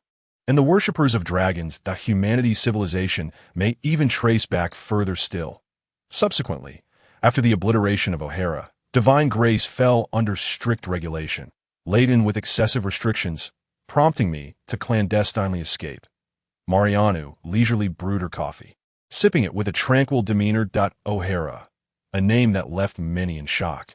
The news it generated had a profound impact worldwide, and the bounty on the surviving little girl reached a staggering 79 million berries. This elucidates Marianu's seemingly indifferent attitude towards work. Our pirate crew is in need of an archaeologist. We extend an invitation for you to join us aboard AS Pirates. We naturally stand in opposition to the Navy and the Celestial Dragons. You may conduct your research as you please. What say you? Kaichi proposed.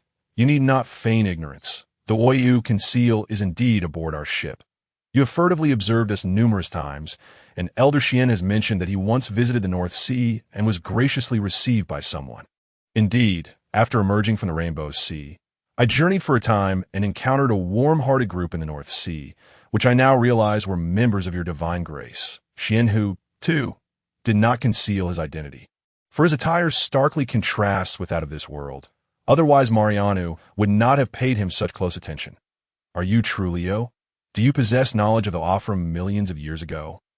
Marianu stood up, excitement radiating from her as she approached Shien Hu. Shien Hu replied with a smile. An elder in the North Sea once inquired of me, stating that his ancestors recorded a figure known as Oho was intertwined with the fall of the Dragon Empire and the decline of the Dragon race. You are his granddaughter, are you not? Your queries mirror those concerning the OI I find quite intriguing. Yet the relationship between OS is not one of succession, hence I lack deeper understanding of him. Yes, he was my grandfather. Marianu composed herself. It seemed that uncovering the history from millions of years ago would not be an easy task. At that moment, Faradi of the Iof clan emerged from the laboratory onto the deck. I have organized my belongings. What are you all engaged in? An elf. You actually have an elf aboard your ship. Miss Goldenweek Marianu was taken aback, losing her usual composure. An elf. Master Carl has indeed mentioned that there are those in the outside world who refer to our Iof clan as elves. Faradi responded, Where did you find this elf? Marianu implored Kaichi's crew for their location. We promised the Iof clan that we would not disclose that to you. Rest assured, we shall return there someday. And then you will know. Kaichi replied, Very well. I shall join you as your ship's archaeologist. Accompanying you should allow us to uncover the historical truths of the dragon and elf empires from millions of years ago. Welcome aboard the Flying Dragon Pirate Crew. Everyone welcomed Miss Golden Week Marianu's edition. In the depths of night, the red dragon Dean slumbered amidst a hoard of treasures, guarding a chamber filled with gold and jewels.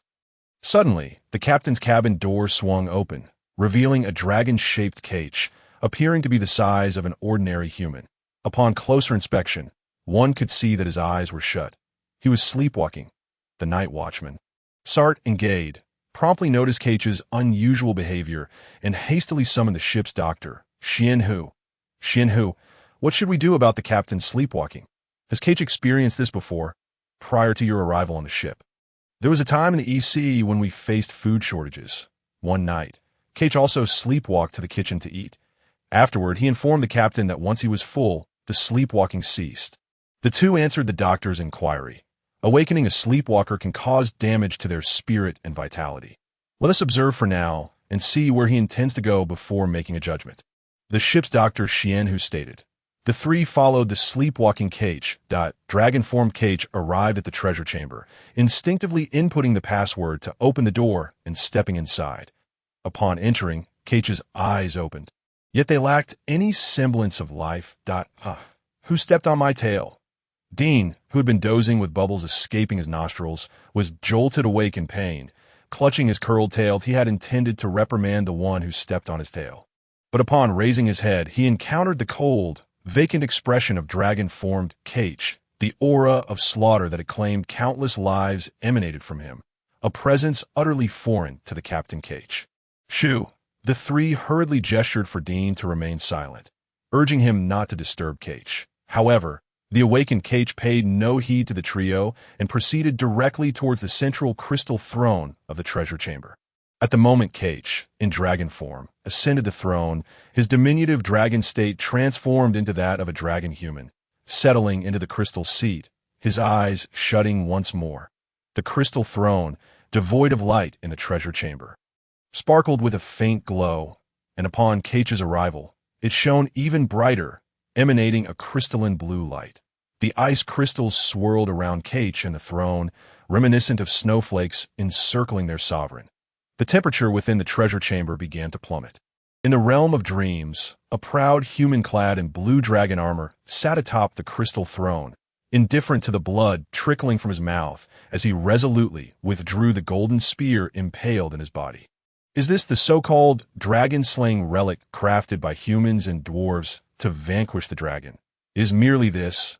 Seated upon the throne, he thrust the golden spear into the ground, channeling all his strength to shatter it before his demise. Ha ha ha! Hypocritical humans! I have fulfilled my end. In the depths of hell, I await you all to reckon with your sins. I shall bear them all without exception. I too shall wield the sword of sin in hell. And none of you shall escape. I am the worshipper of dragons. Ulsith. Chapter 41. The Alliance of the 100 Plans with Kuro EC. Within a gang's factory territory, workers busily assembled electric shotguns, electric bullets, and other weaponry. Around the factory, a group of thugs patrolled and stood guard. Amidst this, the order was maintained by remnants of the former clique pirate crew. The sound of phone bug echoed. The caller was Baru, the former second captain of the clique pirate crew. His equipment had transformed. The shield-shaped armor he once wore had been replaced with a standard form, its color shifting from white to green. Baru, how are things on your end? Is everything progressing smoothly? Akin inquired. Everything is going smoothly, Akin. The 2 boxes of treasure you left behind have been excavated from the island and serve as our startup capital. Our weaponry, including electric shotguns and smoke bombs, diverges from mainstream firearms, and we have established connections with local EC gangs. The gangs are willing to share profits and cooperate, allowing us to achieve self-sufficiency and solidify our position. You and Kaichi need not worry. Excellent, Baru. Congratulations on the tremendous success of your hidden mission in the EC. Akin first affirmed Baru's achievements before continuing, while you are engaged in clandestine operations. Do not neglect your training. Captain Kaichi has gathered a crew at Whiskey Peak on the Grand Line. You must strive to excel. I am diligently leading my subordinates in mastering the 6 powers. I have already become proficient in Life Return and Iron Body. I will certainly not bring you shame, Akin. After Baru concluded, he became serious and continued. Akin, I have significant news to report. Captain Kuro of the Black Cat pirate crew has taken the initiative to propose an alliance with us. And I have tentatively agreed. He expressed a desire to introduce me to the figure behind him, but I fear he may have ulterior motives, hence I am reporting this to you immediately. Baru remained wary of Kuro, the schemer, as Kuro's reputation in both the underworld and above in the East Sea was rather dubious. He was known for his unscrupulous methods and cunning tactics. Baru, do not fret. Kuro is merely one individual. He may have posed challenges in the past, but now, should he dare to disrupt Captain Kaichi's plans, I shall personally handle him. After spending time within the Flying Dragon pirate crew, his perspective has evolved beyond that of the formerly short-sighted first captain of the clique pirate crew, aligning more with the aspirations of a world-class pirate crew's vice captain. Through continuous sparring with the captain, his strength has made considerable progress. However, I still need to inform the captain about Kuro's situation. Please hold on a moment. Akin picked up the phone bug to contact the captain, reporting Baru's alliance with the Black Cat pirate crew. Kaichi took the phone bug, and the device transitioned from Akin's form to that of Kaichi. Baru, I am already aware of Kuro's situation. The Black Cat pirates have shown no unusual behavior. Just maintain the current alliance status. By the way, regarding the 6 powers, you can provide him with a copy of Shave, presenting it as a gift from your Captain AS for his request to meet or contact me. The timing is not yet ripe.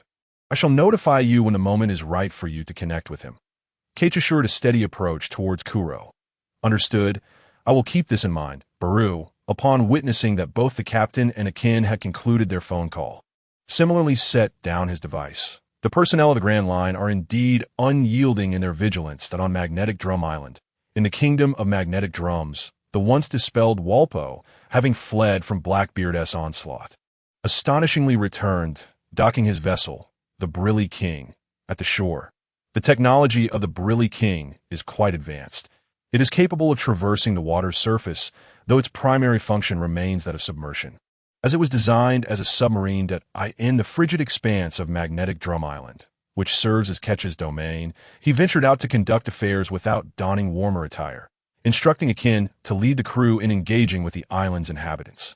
The Flying Dragon pirates, now clad in winter garb, observed a group clad in green military uniforms, brazenly invading the local populace, accompanied by a technologically sophisticated submarine. Ultimately, aside from the captain, the Flying Dragon pirates divided into 2 factions, one led by Satyr, accompanied by Gade and Faraday, aimed at seizing the Brilly King, while Akin took charge of confronting the invading soldiers, seeking to forge amicable relations with the residents of Magnetic Drum. The Memory Seahorse was left to guard the ship, as it could not withstand the harsh conditions of the icy island for long. Such an advanced submarine must be secured for their own use that a smoke bomb was hurled into the Brilly King. Enveloping the interior in a haze, Satyr and his companions charged into the vessel to neutralize the adversaries.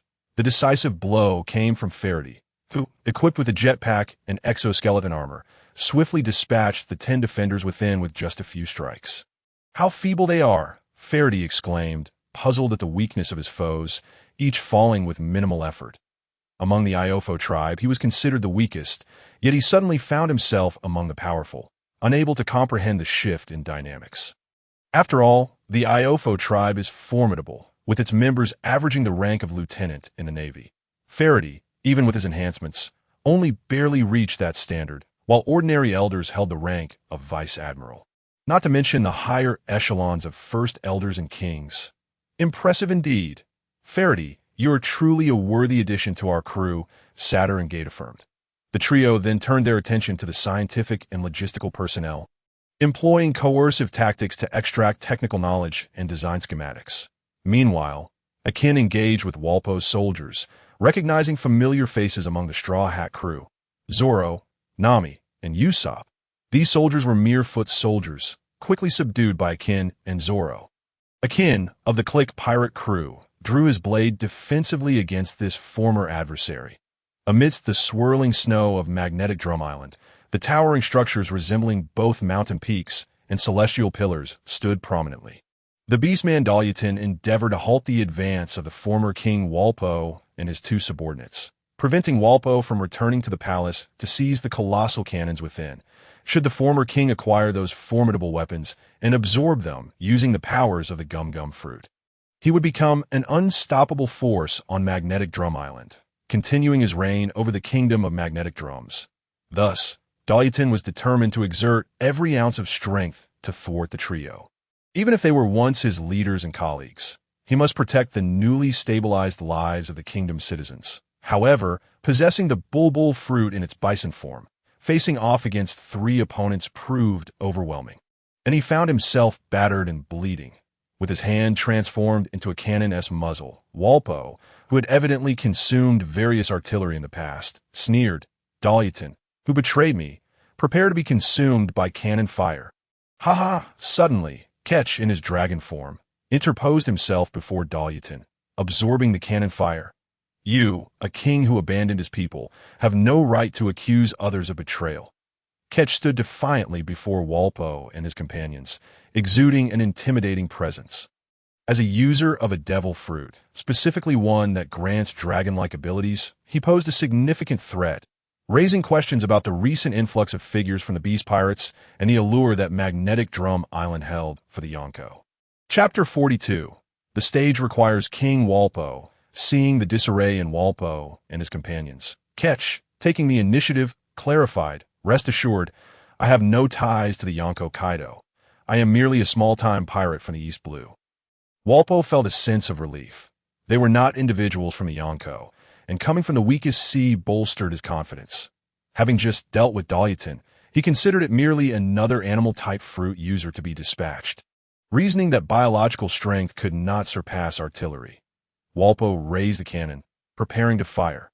Kaichi, soaring through the air without the need for shaves, evaded with ease. Walpo's cannon fire was at a rudimentary level, lacking any technical finesse, relying solely on instinct. Kaichi danced around the sky, weaving between Walpo and his subordinates, occasionally darting to their left, then right, and then behind them.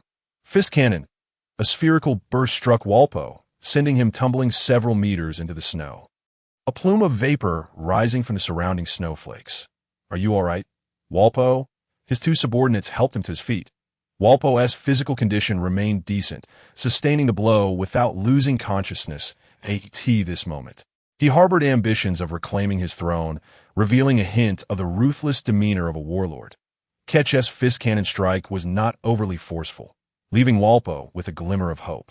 Observing a flicker of villainy in Walpo, Kaichi thought, "Now this feels right, we can prolong our little game." The fist cannon technique was one Kaichi had developed through his mastery of the 6 forms. Still an incomplete work in progress, Kaichi found it fitting to use against Walpo, relishing the opportunity to toy with him. Fist cannon! Fist cannon! Fist cannon! Ha! Kaichi continued to circle and strike. Walpo, unable to even graze Kaichi with his cannon fire, was left with a swollen head, his aspirations dashed as he hastily retreated with his 2 subordinates. They needed to hasten back to the castle to retrieve the super cannon, enhancing Walpo's firepower for a future revenge. Walpo's mastery of the gum-gum fruit was noteworthy, with a formidable jaw capable of consuming weapons and augmenting his body, presumably possessing a spatial quality akin to that of castle fruits, allowing him to contain multiple objects and merging both organic and inorganic materials. Indeed, a powerful fruit. It remains a mystery what Blackbeard intends to do with such a fruit. Kaichi chose not to pursue. The castle awaited the Straw Hat crew, and their confrontation with Walpo would be more fitting. It was better for Luffy to send Walpo flying, as his later misadventures and the metal he developed would be valuable to Kaichi's crew. Do not relinquish him. Acquiring weapons from the castle is perilous. Dalitin, despite his injuries, contemplated pursuing Walpo. Rest assured, there is nothing to worry about.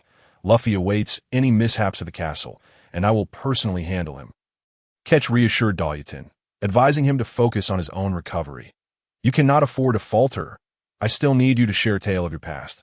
You know the Straw Hat Kid? Dalitin, regaining control of his fruit abilities, inquired, "I suppose we can call ourselves friends." Kaichi responded, gripping Dalitin with his dragon claw and soaring back to the village. On another front, Zoro confronted Akin. The 2 first mates collided, engaging in a flurry of strikes, each testing the other's skills.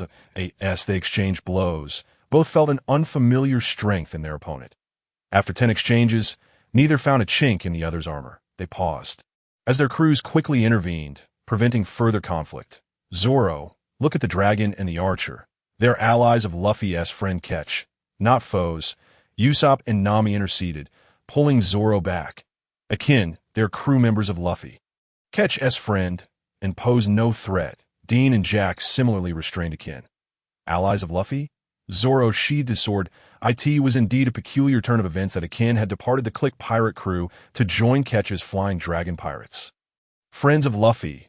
Akin, equally astonished, put down his hammer, surprised to learn of Luffy's connection to Captain Kaichi. Kaichi brought Dalyutin back to the town, reuniting with the citizens of Magnetic Drum. Dalyutin, gravely injured, received treatment from Dr. 20. Thanks to Kaichi's intervention, he had not faced the near-fatal consequences of Walpo's assault as in the original narrative, yet his condition remained serious due to significant blood loss. After Dr. 20 tended to Dalyutin, he moved on to assist other villagers, as Walpo's earlier attack had left many injured. Ship's doctor, Xianhu, also arrived to help treat the wounded, as the boss of the Kingdom of Magnetic Drums. Walpo approached his former castle, believing he had evaded danger and could now soar to new heights, unaware that the Straw Hat Kid, Luffy, awaited him. What lay ahead was yet another brutal confrontation. Walpo, be gone from this land. The Kingdom of Magnetic Drums has fallen. Dr. Goulet Wa faced the former king with utter disdain, mocking him with a smile. What? I refuse to acknowledge that traitor's pirate flag. I shall reclaim my rule. I am the king, replied Walpo. That gum pistol. That troublemaker is finally in my grasp. I can give you a proper beating now, Luffy declared as he sent Walpo flying with a punch, emerging from the castle. Two subordinates caught Walpo at the edge of the cliff and pulled him back up. I am truly enraged. Each one of you will witness my ultimate technique. Walpo thought of Kaichi, who had previously beaten him. And now the straw hat-wearing Luffy had knocked him away in the Tontata factory. Walpo opened his massive mouth and swallowed his two subordinates, transforming his body into a house, swaying left and right. The front door opened, and his two subordinates merged into one. That you must be cautious. If they're truly weak, the villagers had already prevented him when he drove the doctor away from Drum Island. Dr. Wa cautioned Luffy and Sanji not to underestimate the trio. You are a Zoan type like Doroton, a reindeer human, right? We are already well aware of your 3 transformations. The merged subordinate began by wielding a heavy hammer to strike Chopper. Jumping enhancement, Chopper fortified his legs to evade the hammer strike. Fur enhancement, Chopper's body morphed, sprouting long fur and transforming into a fur ball, bolstering his defense while diminishing the hammer's assault. What is going on? Aren't Zoans limited to 3 transformations? The merged subordinate questioned. Blue Ball, this is a substance that alters Zoan-type devil fruits. Under its influence, I discovered 4 additional transformation points. 3 transformations plus 4 forms. This is my 7 transformations. Chopper revealed a yellow pill, showcasing his research findings. Chapter 43.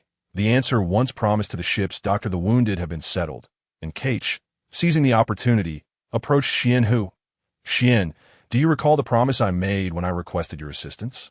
I have returned with the answer, a tale of a quack doctor, whose story is embodied by Doroton. Let us hear that tale.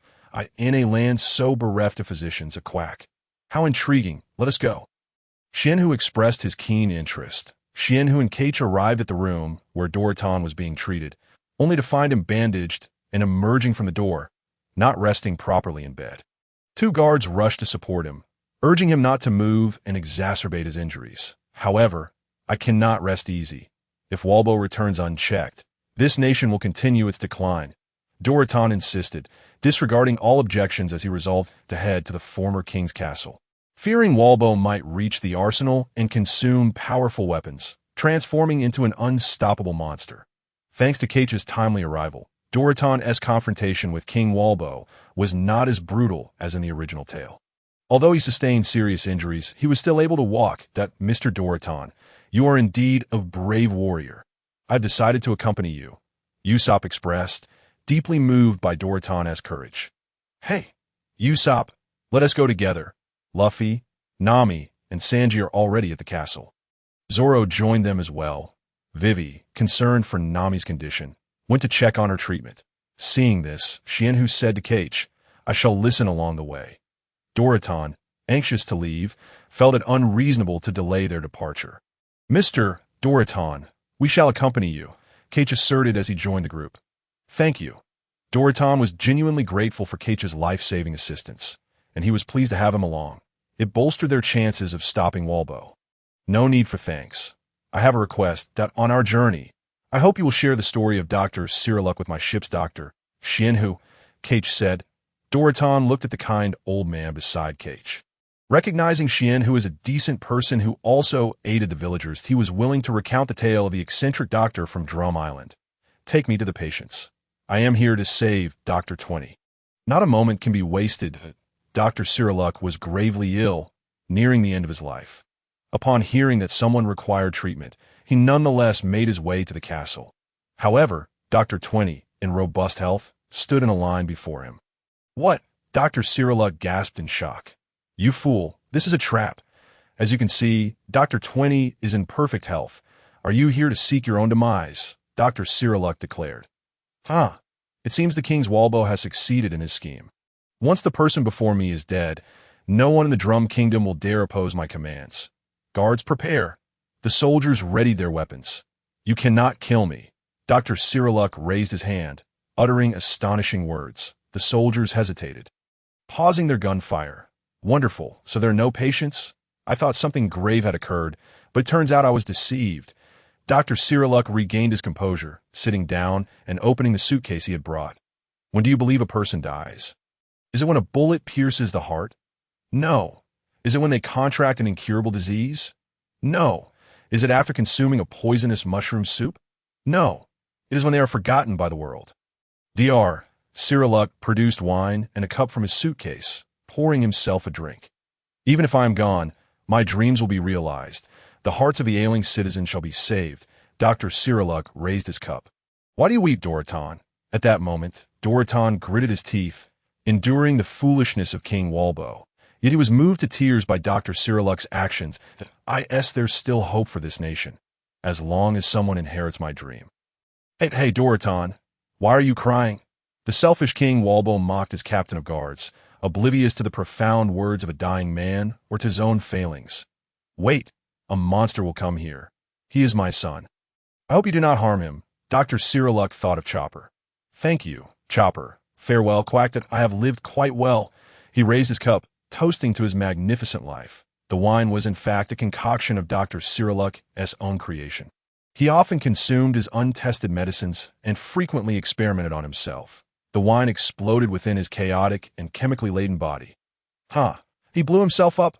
Walbo laughed at Dr. Cyriluk's folly, callously disregarding the loss of a life. "You let him escape, Dorotan. Silence. You will never understand. The only person who sought to save this nation has just perished at a moment when all hope seemed lost. What does it matter if such a person dies?" The despicable Walbo sneered, "I have seen the future of this country. No matter how advanced its medical technology becomes or how many medicines are developed, none can cure your ignorance." Dorotan could no longer tolerate this insidious and selfish king. Roaring in fury at Walbo, "You scoundrel, you are deliberately trying to provoke me." Walbo glared at his captain of guards, daring him to speak out. Ultimately, Dorotan was beaten to near death and imprisoned. Thus, the tale of Drum Island's rough-hewn yet benevolent physician.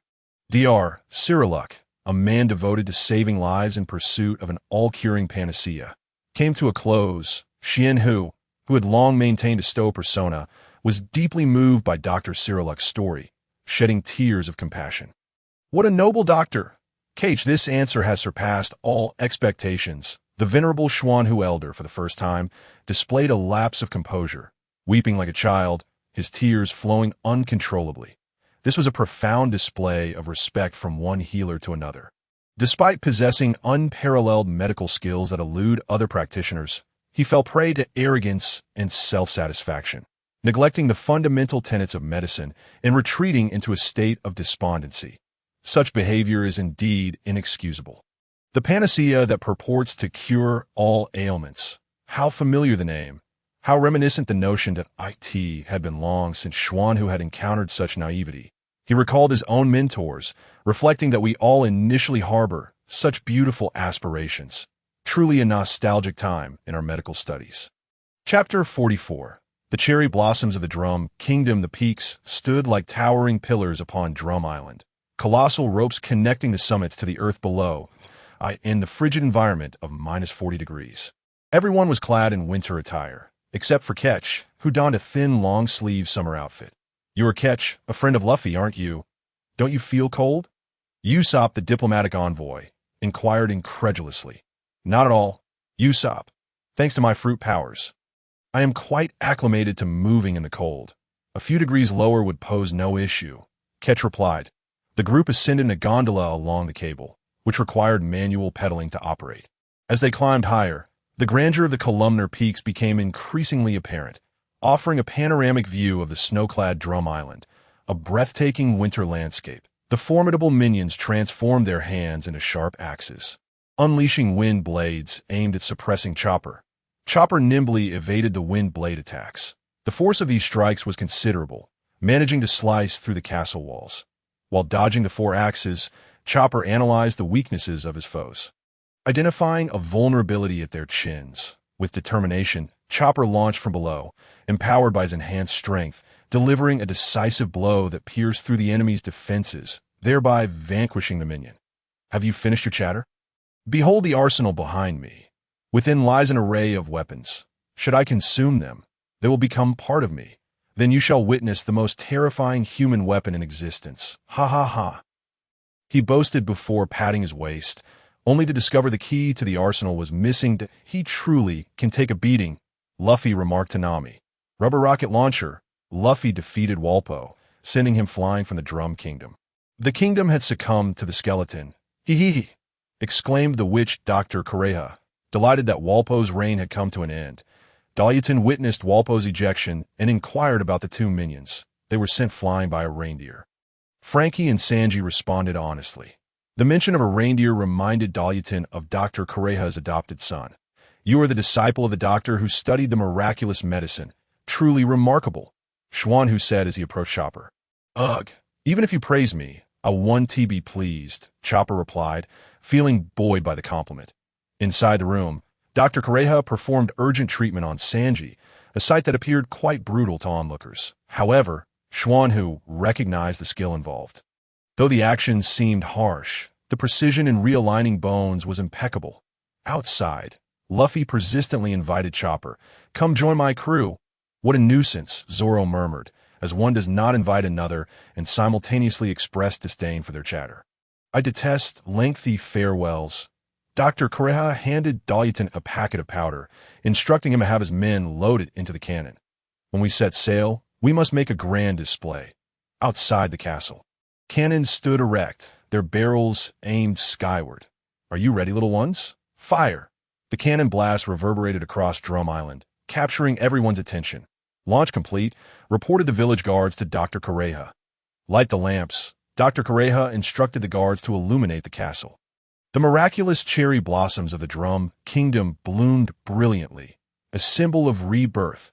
The inept Dr. Shiraluk's 30 years of toil in crafting the panacea now bore fruit in the form of cherry blossoms blooming in the land of ice and snow. The era of Walpo had passed, and a new kingdom of cherry blossoms arose on Drum Island. How magnificent, truly beautiful. What a dreamlike sight. The foolish notions of others are often incomprehensible. Such a miracle.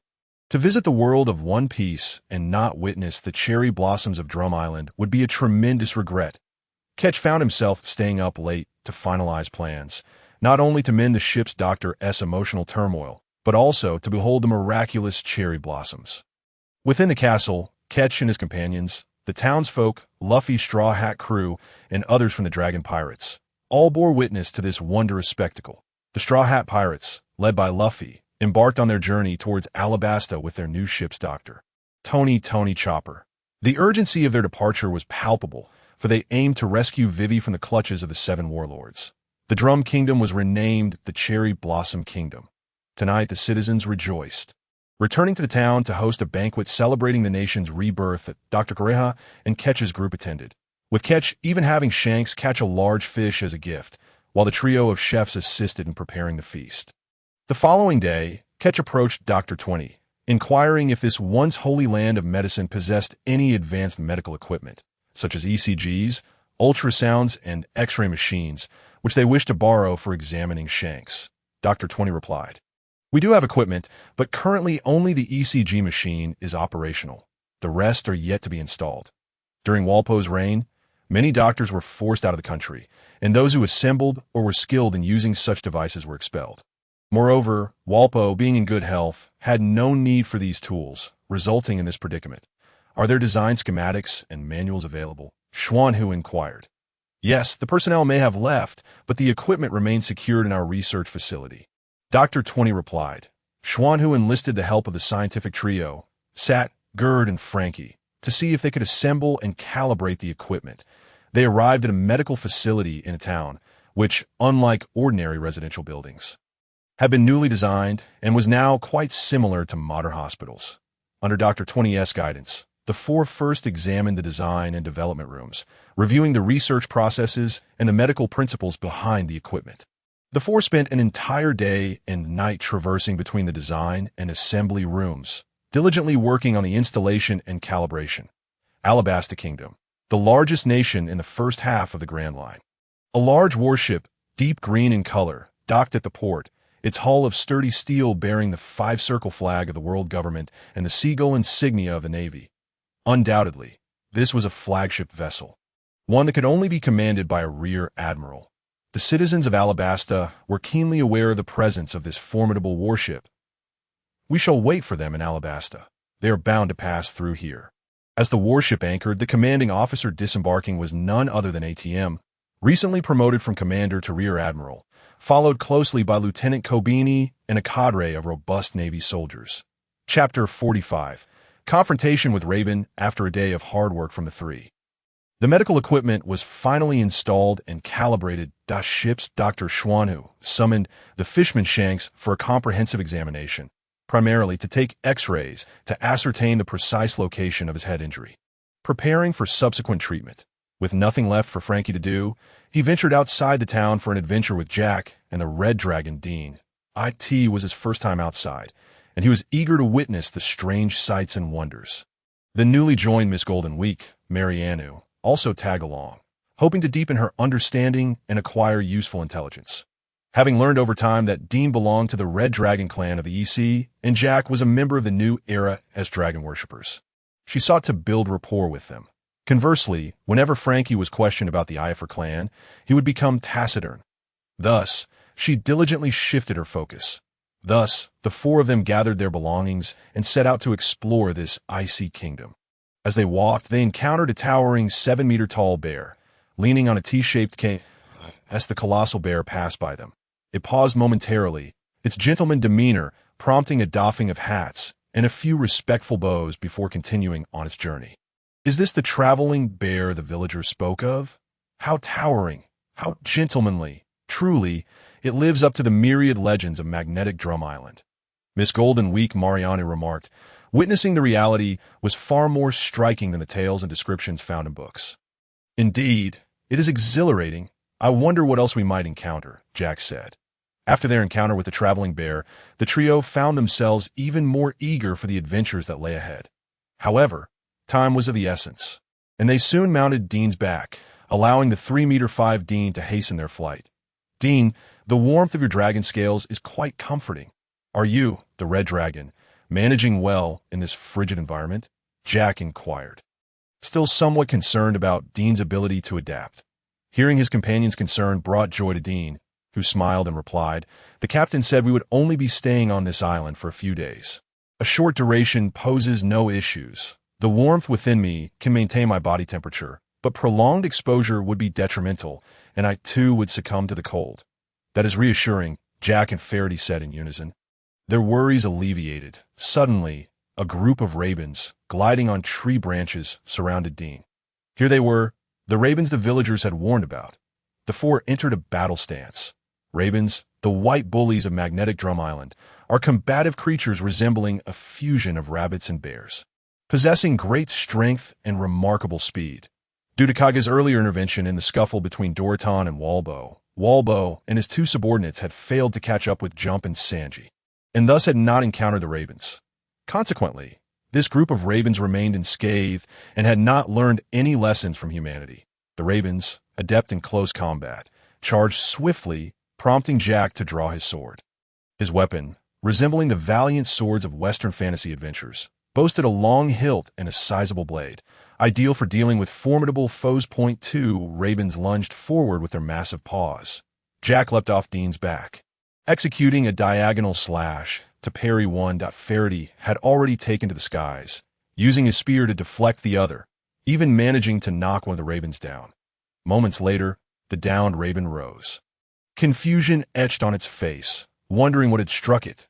The other ravens, too, were taken aback by the sudden downfall of their comrade. Jack and his companions, along with Dean, were compelled to halt, with Faraday boldly soaring in plain sight. The ravens took notice and recognized the diminutive figure of Faraday, a mere 20-centimeter creature of the little people. Jack, Dean, and Faraday stood at the forefront, confronting the swarm of ravens, while Miss Golden Week provided support from the rear, creating distractions. However, the sheer number of ravens was overwhelming. They were cunning, dividing and encircling the four, with 4 or 5 targeting a single individual. Faced with the onslaught of 5 ravens, Jack found himself at a disadvantage, having to both attack and defend against the remaining 4 that would he once again face defeat. Memories of being bested by the little people in the small garden and overwhelmed by the archery skills of Shilf, as well as the formidable bow crafted by Xuanhu, flooded his mind. Was he destined to lose continuously? After all, he aspired to be the helmsman of the seas, having already grasped the essence of life return. Though he had yet to master the 6 forms, the enhancements from multiple rounds of life return had transformed him from a mere savage of Dragon Island into a warrior's physique. After enduring several setbacks, a mix of frustration and determination fueled his resolve, sharpening his swordplay in the fierce exchange with the ravens. His swordsmanship had ascended to new heights. With newfound prowess, he cleaved through the 5 ravens with a series of horizontal and vertical strikes. The clash between the Red Dragon Dean and 4 ravens was a raw display of primal combat. Dragon claws met bear paws in a fierce collision, the dragon's body clashing against that of the bear. Yet, true to its nature as a pinnacle of biological evolution, the dragon proved to be remarkably versatile. Dean fought without resorting to dragon flames, engaging in brawls purely with his physical prowess, although he lacked the speed and agility of the ravens. His defense surpassed theirs. The ravens were unable to breach Dean's formidable defenses in addition to his claw attacks. Dean could use his head to ram and his tail to sweep, employing a diverse array of offensive maneuvers that ultimately led to the defeat of 4 ravens. Faraday's encounter with 5 ravens resembled a one-sided onslaught. The ravens were simply not on the same level as the Iofo clan. Clad in exoskeletal armor and equipped with a jetpack, Faraday's combat capabilities were comparable to those of a typical Iofo warrior, moving with the swiftness akin to the shave technique. Even the raven's tremendous strength paled in comparison before him. Faraday gracefully dodged the raven's attacks, retaliating with ease, darting back and forth to deliver piercing strikes. Vanquishing the adult ravens with relative ease. As for Miss Golden Week, she appeared to be a harmless little girl, yet she was, in fact, a dangerous individual with a bounty of 29 million berries on her head, known for her formidable hypnotic paint. With her brush, she swiftly applied red paint onto the ravens. The ravens' paws struck their own comrades, leading to infighting and self-destruction. Jack and his companions observed the chaotic scene. What a terrifying paint! It seems we must tread carefully around her in the future. Golden Week was equally astonished by Jack's group, as she had initially believed that only Kage, Akin, and that fishman Shank were formidable, but now realized that the others were no slouches either. Whiskey Peak, the elite members of the Baroque Works, had already departed, gathering in Alabasta. Those remaining at Whiskey Peak were merely low-level lackeys, and Mr. Nine easily assimilated them, halting their ludicrous assassination activities and transforming the place back into a normal haven for pirates, resuming the customary commercial activities on the streets, albeit with the addition of a casino and a fighting arena. The mountain, resembling a cactus, now concealed a secret arms factory within its core. One day, within a room of the casino, 2 sofas faced each other, with 4 individuals seated in pairs. Oh, it should actually be 5. But Mr. 14 was a newcomer and lacked the privilege to sit, standing behind Mr. 9 and Miss Monday. Seated opposite Mr. 9 and Miss Monday were Mr. 5 and Miss Valentine, who had just arrived at Whiskey Peak. I can't believe you two were also defeated by the Straw Hat crew and ended up being recruited by Kage's group. When I received the news, I was utterly flabbergasted. Mr. 9 mocked them, relishing the chance to retaliate after having been bullied by them, while aiding Vivi's escape. Mr. 9, weren't you defeated before us? Besides, the positions promised to us by Kage's group are of higher rank and more closely knit. In the Baroque works, I outrank you, and now in the new organization, it seems you are beneath me, Mr. 5 countered, flipping the script on Mr. 9. Oh, really? Mr. 9 exclaimed angrily as he advanced towards Mr. 5, grabbing his shirt. What? Are you looking to fight here? Mr. 5 retorted, feeling the heat of anger rising as he grasped Mr. 9's hand, ready to unleash his explosive fruit abilities. You two, calm down. Miss Monday and Miss Valentine intervened, separating the two. Mr. 9, unbeknownst to himself, had undergone a transformation through his experiences. He had gained the courage to stand up to Mr. 5, something that would have been inconceivable in the past. He had begun to shed his former self, who feared powerful adversaries and was truly embarking on the path of the strong. The situation in Alabasta had yet to solidify, and Kage's new organization was still in the works. Bickering amongst themselves held little significance, especially since even if Crocodile failed, conditions would be met, leading to the eventual establishment of the new organization, which would not be composed solely of them. According to Kage's feedback, there was still a group of individuals in the East Blue. Thus, our foremost priority is to fulfill our tasks. Otherwise, we too may be forsaken, Miss Monday advised. She viewed the new organization positively, wishing to remain as it had provided her with invaluable martial guidance from that elder in Kage, aiding her in her companion's growth. The East Blue. Mr. 5 and Miss Valentine pondered. They had only just comprehended that the head of the Baroque works was the warlord of the sea. Crocodile. So Kage's intentions are to surpass the warlords of the sea? Now that makes perfect sense. Mr. 9 and Miss Monday, Miss Valentine, and I hold the exclusive right to board the ship within the organization that in the future, I will strive to secure more resources for you. Miss Valentine and I are here temporarily to assist in protecting the arms factory, ensuring its absolute safety. The island has undergone significant changes. Now, please share with me the current plans and deployments on the island. Mr. Point 5 conveyed a sense of camaraderie to Mr. 9 and Miss Monday, uniting as a formidable alliance with ambitious aspirations for their newly formed organization, which promised them greater influence. Mr. 9 and Miss Monday graciously accepted their goodwill and proceeded to share the arrangements made by Kaichi on the island. Currently, dueling is prohibited in Whiskey Peak, allowing the town to return to normal trade and activities, while the open spaces outside the town remain free for personal engagements. The casino not only hosts standard gambling activities, but also organizes competitive events such as combat tournaments, marksmanship contests, and fishing competitions by the seaside. Both personal duels and event rankings can be wagered upon at the casino, thus establishing a self-sustaining financial cycle for the new organization on the island. The arms factory is being constructed in an orderly manner within the mountain on the island, and the 4 of them undertook a nighttime inspection together in the Kingdom of Cherry Blossoms. On Magnetic Drum Island, Jack and his companions decisively vanquished the Laban clan, overpowering them completely. Such formidable rabbits. Indeed, there are many strange creatures on Magnetic Drum Island. The 4 continued their journey and stumbled upon an icy cavern. Should we venture inside? Freddy inquired. What if there are traps within? Miss Golden Week replied. The mysterious entrance beckons. How can we resist exploring it? Jack exclaimed with enthusiasm. The 4 entered the icy cavern, where the tunnels stretched endlessly, and as they proceeded, the passageways multiplied, plunging them into deeper darkness. The beam from Freddy's flashlight and Jack's torch illuminated an ever-diminishing area. After traversing for a while, they realized they were ensnared in a labyrinth, finding neither treasures nor amusements, but rather becoming lost within.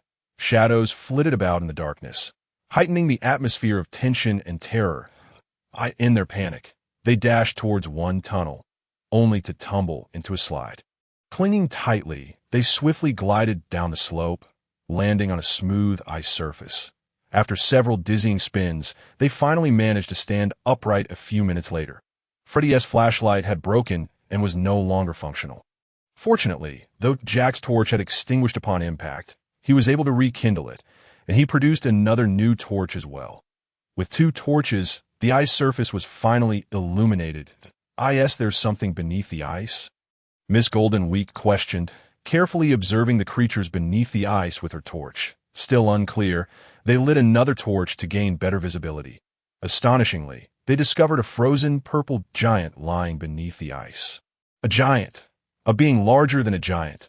It was unexpected to find such a creature on Magnetic Drum Island. The group studied the imposing corpse of the giant intently. However, a shadowy figure, resembling a ghost, approached them. They found themselves in a vast open area surrounded by ice walls, seemingly with nowhere to hide. No need to hide. I wish to see whether this is truly a ghost or something else. Freddy declared, Jack, you're swift. Take this torch, and I'll attempt to encircle it. Jack and Dean initiated the pursuit, but the shadow, quick to react, darted into the darkness.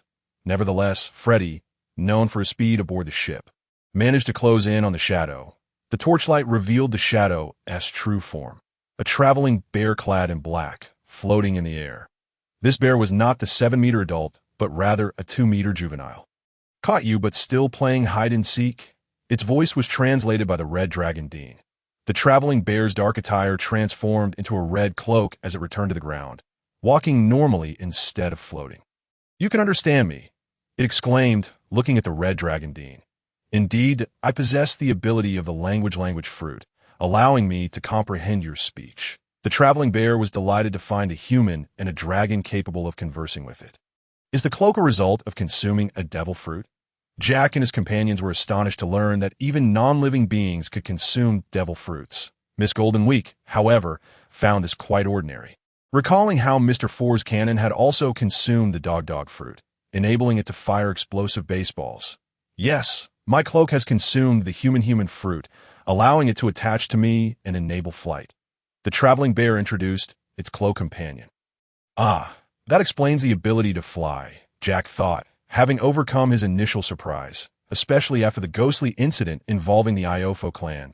In Chapter 47, a medical duel with Dr. 20 ensued. The brain scans of Jinbei had been completed, and Ship's Dr. Xuanhu was examining the images to ascertain the precise location of the blood clot in his brain. The clot was considerable, yet performing surgery on a fishman posed significant risks. Furthermore, having never conducted surgery on a fishman before, he ultimately ruled out the option of a craniotomy. Dr. Xuanhu explained the treatment plan to Shank, obtaining his consent before administering anesthesia. Kaichi, as O, you must understand that O serves as both defense and restraint. To harness your true power, you must guide it beyond that thin membrane to utilize it in this realm. Xuanhu instructed Kaichi, who was observing nearby. After confirming the exact location of the injury on the scan, he set it aside. Calming himself, he then focused his energy, allowing a warm, ethereal flow to rise around him. Manifesting a mysterious power in his palms, he placed his energy-infused hands upon Shank's head, allowing the mystical energy to gradually break down the blood clot and degenerate the necrotic and mutated cells, transforming them into gas and expelling them from Shank's body. Night fell. Jack and his companions had yet to return, prompting Kaichi to search for them to avert any unforeseen circumstances. Traveling Bear. Do you know the origin of the giant's corpse beneath the ice? Miss Golden Week inquired. I have no idea. That giant's corpse has been here since I visited years ago, the Traveling Bear replied. I see. What a pity, Miss Golden Week lamented, having hoped for some insights regarding the mysterious kingdom and the D clan. Within the cavern, the 4 of them engaged in discussion with the Traveling Bear about the giant's corpse. You have indeed uncovered something remarkable. I never expected a giant's corpse to be found here. Kaichi, transformed into his dragon form, remarked as he appeared in the cavern before the 4. Captain Kaichi. What brings you here? Jack exclaimed in surprise at the sudden appearance of their captain. It's quite late. I wanted to ensure you were aware of the time and return. Thankfully, I spotted the injured Laban on my way. My dragon nose is quite sensitive, allowing me to find you that IT was of no use. There are no relics or historical texts, not even animals, and no useful information. Mr. Golden Week expressed his disappointment that it seemed that after a prolonged absence from archaeological endeavors, Miss Golden Week had developed a somewhat outsider perspective, overly focused on the final results that in archaeology, fossils and remains are of paramount importance. Not necessarily. The presence of a giant here already provides significant information, suggesting that the mysterious kingdom may have had grand undertakings in the magnetic drum kingdom, Kaichi asserted. After all, One Piece is renowned for its multitude of foreshadowings, with many scrutinizing it closely, leaving no detail overlooked. It was noted that the Oz obtained by Moonlight Moria was dubbed the Giant of the Country of Fortune, and some deduced connections to the hidden mysterious kingdom associated with the celestial dragons from its decorations. This giant bore similar adornments, hence Kaichi's speculation. How do you know the giant is linked to the mysterious kingdom? Miss Golden Week inquired, intrigued by Kaichi's knowledge of these secrets. Kaichi did not respond, but instead smirked and replied, "Oh, it seems that divine grace is not so straightforward after all. It's not completely ignorant of that kingdom. Would you like to visit my home?" The traveling bear invited. "Certainly, we would be delighted to visit a friend's home." The traveling bear guided the five to its cave, which surprisingly housed a collection of musical instruments.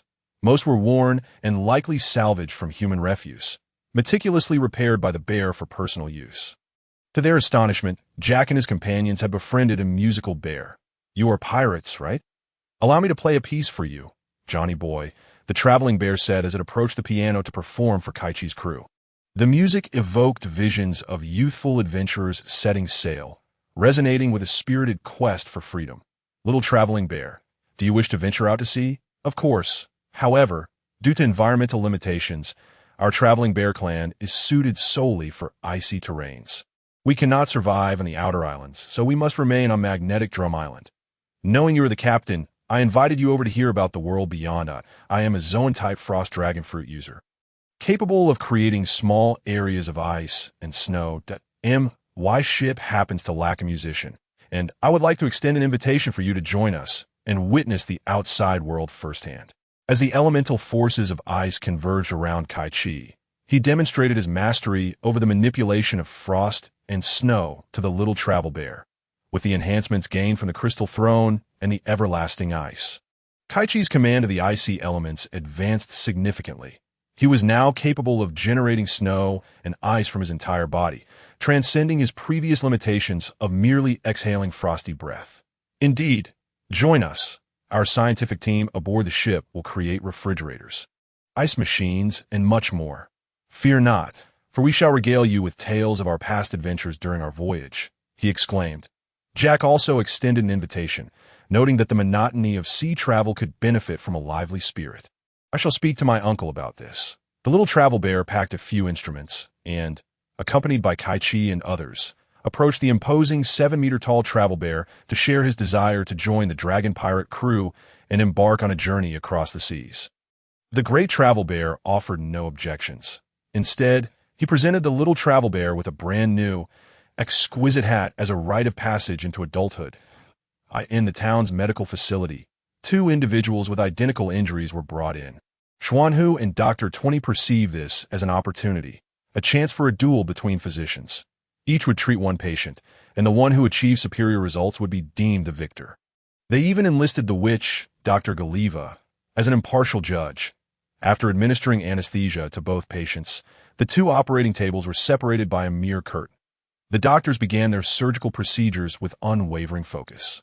After 2 hours of intense effort, both surgeries concluded successfully, as the curtain was drawn back. Dr. Galiva examined both patients meticulously, but refrained from making a judgment.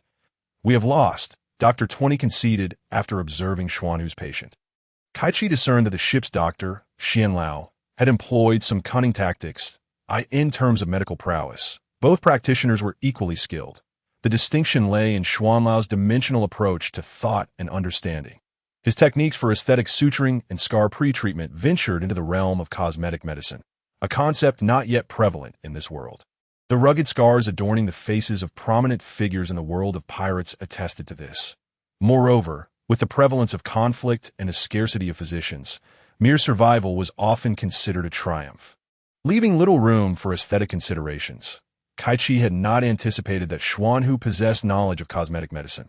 He had assumed that Xuanhu's previous world resembled a blend of the late Qin dynasty and a realm infused with martial and mystical elements. He was surprised to learn that their Western advancements, particularly in medicine, were formidable. Ultimately, Kaichi's group reached an agreement with the Sakura Kingdom to establish a pharmaceutical factory on Drum Island, with Dr. 20 assuming a role in research and development. Officially, the factory would belong to the Sakura Kingdom of Dalyutin, yet the actual profits would be divided. 50 for Kaichi's organization, 40 for the Sakura Kingdom, and the remaining 10 dedicated to medical education for the people of Drum Island. The brilliancy once seized by Kaichi's crew now served as a means of transportation in the Sakura Kingdom's prison. Valbo's two subordinates huddled together in terror, gazing at the elderly figure who had just interrogated them. Beads of cold sweat dotting their brows. "We promise. We shall not betray you, not even in death." Valbo had been knocked away by Luffy and had likely lost consciousness during the encounter. The two subordinates, defeated by Chopper, had severed their alliance. "That I trust you this once. Compensate your citizens well. If you dare to betray your country and people again, I assure you, you will experience a fate worse than death," Xuanhu declared with a sinister smile. Realizing the gravity of their situation, the two men felt their hair stand on end at the sight of the elderly man's grin and hastily assured him of their loyalty. Punishment and interrogation remain among the darkest aspects of civilization, without exception. Whipping and branding are merely superficial manifestations of a much deeper darkness. Having endured the most heinous forms of punishment in his own world-esque dungeons for several years, Xianlao possessed a wealth of experience. His mastery of martial arts and medicine allowed him to inflict unimaginable pain by targeting specific organs, acupoints, and bones. Thus, Xuanhu was undoubtedly the most fearsome interrogator in this world. Satisfied with the assurances from the two men, Xuanhu departed the prison. As Xuanhu left, Jess and Chromelimung finally felt a sense of relief, having bid farewell to the harbinger of doom. "How did it go?" "Xianlao?" Kaichi inquired. Xianlao signaled with an okay gesture, a trivial matter. "Those two lacked resolve. That I used only 2 or 3 techniques, and they crumbled. I had initially intended to secure a complete victory, but they quickly agreed to become the guardians of the pharmaceutical factory." "That is reassuring. Truly, Xianlao, your interventions always yield success." The Sakura Kingdom's military might was insufficient. With Chopper joining the Straw Hat crew, only the witch Dr. Galiva and Dalyutin remained. They had no choice but to enlist Valbo's two subordinates as aides. For investing heavily in a pharmaceutical factory without adequate protection would render their investment futile. Kaichi had already allocated a portion of his treasure to the East Sea, another to Whiskey Peak. And now he was making yet another investment, depleting more than half of his resources. Having concluded their affairs on Drum Island, the Jinga ship set sail for their next destination, Alabasta. The little travel bear gazed back at Drum Island from the ship, observing his uncle removing his hat and waving it in farewell. Overcome with emotion, he jumped in response. Bidding his uncle adieu, he gazed upon the snow-laden Sakura Kingdom, devoid of the enchanting cherry blossoms that bloomed the previous night. He remarked, "Even a snow country free from malevolent beings is truly beautiful, isn't it?" "Indeed," the little travel bear replied joyfully. Laughter erupted among them, celebrating the wondrous journey through the snow-laden realm. "Dr. 20, I did not expect you to embrace our collaboration with pirates," Dalyutin remarked, holding up the bounty posters for Luffy and Kaichi, worth 30 million and 20 million respectively. They had discerned Kaichi's identity the night Luffy departed. "We have no choice. The well-being of our citizens and the development of our nation require it." The esteemed healer hinted at the possibilities. "After careful consideration, we believe it is feasible. Furthermore, we must rebuild our nation and prepare for the heavenly gold. While we may not trust pirates, we do trust that compassionate healer." Dr. 20 responded, "Suit yourselves. This is your affair. I care not. My reindeer has departed, and I must find a new card animal," Dr. Galiva declared, leaving the matter in her wake. After boarding the ship, the little travel bear discovered that he actually had no name, as there were only a few of his kind on Drum Island, rendering a name unnecessary. Ultimately, Captain Kaichi bestowed upon him the name Baibao, while the others contributed the name Qianlong for the memory seahorse, signifying the year of the dragon and reflecting its draconic nature. Despite the Jing'a ship being 3 times the size of the Mary, there was still insufficient room, prompting Kaichi to relinquish his cabin near the kitchen's cold storage to Bai Bao, creating a more fitting, icy environment.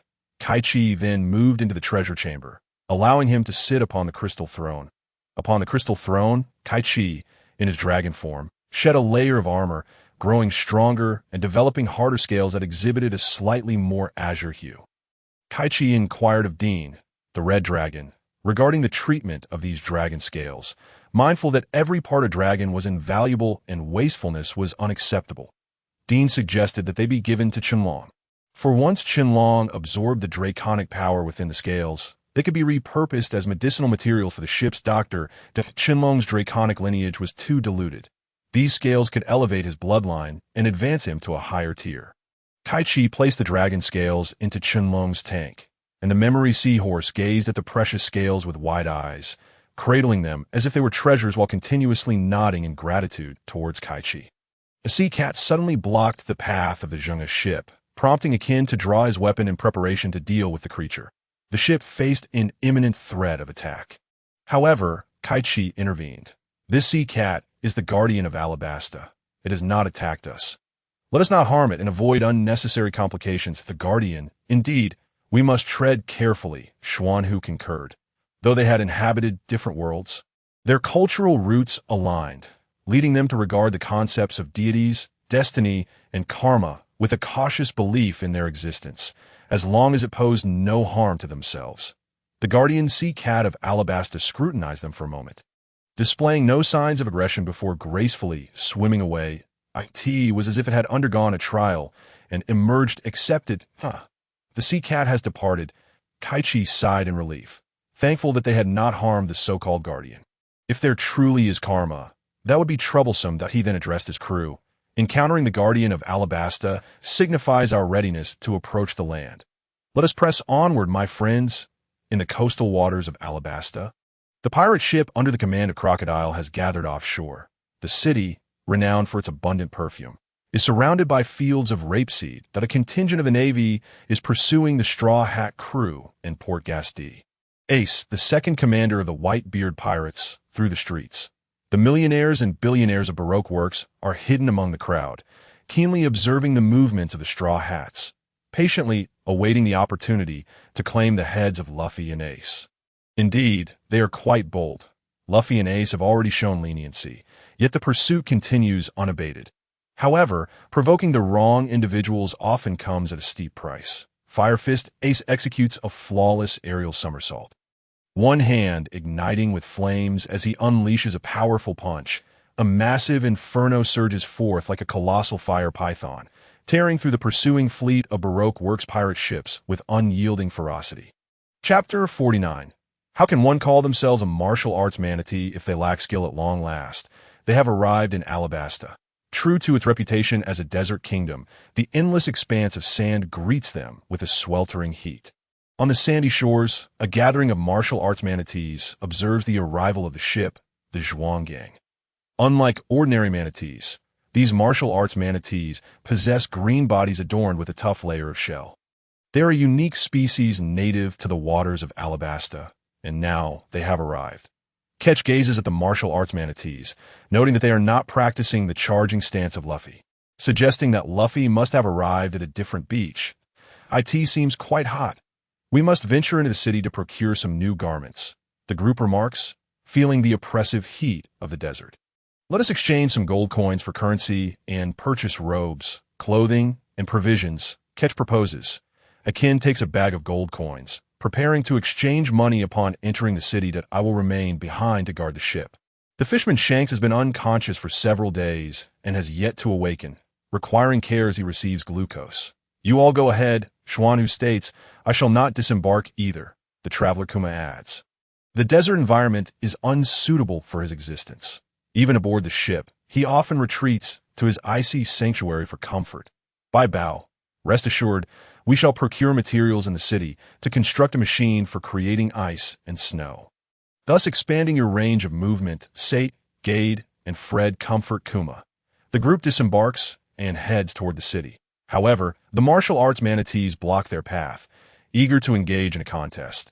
These manatees possess a certain intrigue. Muse's Xianhu Akin prepares to confront the martial arts manatees. Xuanhu intervenes. Akin, these creatures have their purpose. Allow me to handle them that Akin's abilities are well understood, and these dozen or so smaller beings would not pose a challenge for him. Dean, your appearance is ill-suited for entering the city. Remain here to assist me in communicating with them. Xuanhu calls Dean over, leaving behind Carmen's two bodyguards, Hank and Debuty, to ensure they do not accompany Miss Carmen into the city. You too, given your lack of inherent talent, should remain to engage in the contest and gain experience to foster your growth. Through the conversation facilitated by Dean's devil fruit ability, the martial arts manatees agree to Xuanhu's terms, allowing Akin and the others to pass. Xuanhu assigns Hank, Debuty, and the memory seahorse Chunlong to engage in battle with them. Now that there are so many Navy soldiers, we must be more cautious after we separate. Akin's group did not anticipate the presence of Navy patrols in the city of Rapeseed. After exchanging their gold for cash, they swiftly head to a clothing store to change their attire. They soon spot the Straw Hat crew, realizing that the streets are frequently searched by the Navy for them. Akin distributes the coins, then they part ways to procure their individual necessities, thereby reducing the risk of detection by the Navy by dispersing into smaller groups. After all, remaining together makes them exceedingly easy to spot. Akin, Jack is following the chef Carmen. The food aboard the ship is nearly depleted, and we require substantial meat supplies, needing assistance to carry them. The scientific trio, Sate, Gade, and Fred form another group, with Fred hiding in Sate's pocket to avoid drawing attention from ordinary passersby. Captain Ketch moves independently in the streets of the city of Rapeseed. Jack meanders, having already spent half of his funds on intriguing barbecue delights and culinary treats, nearly purchasing a golden apple before being stopped by Akin and Carmen. Navy Petty Officer Dasky is patrolling the streets, initially seeking the Straw Hat crew, but instead encounters the ominous Akin. Though Akin's long robe provides a degree of concealment, the flash of his fearsome visage is unmistakable. Upon hearing about the report from Commodore Ateme, she is taken aback, realizing that the former vice-captain of the Krieg pirates has now allied himself with the sinister Ketch pirates. Dasky draws her renowned sword, Shigyur, and confronts Akin and his companions. Oni man Akin, of the sinister Ketch crew, I never expected to encounter you here. Akin, burdened with a hefty sack of provisions, is unable to engage in combat. Jack draws his sword in response. Dasky possesses commendable swordsmanship, qualifying her as a swordswoman. However, being a woman, her physical strength is somewhat lacking, hindering her advancement. Had it been the old Jack, he would have been outmatched by Dasky's swordplay. However, after several setbacks, particularly in his battles against the multi-headed rabbit bear on Magnetic Drum Island, Jack's swordsmanship has undergone a profound transformation, marking him as a true swordsman. The two swords, one a Japanese blade and the other a Western broadsword, clash as they exchange blows, parrying and striking in a dance of horizontal slashes and vertical cuts. Despite their intense exchanges, neither has inflicted harm upon the other, though the walls bear the marks of their duel in terms of swordsmanship. Dasky holds a slight edge, capable of temporarily suppressing Jack. However, her overall prowess is insufficient to overcome him, and without a decisive technique, she cannot hinder his advance.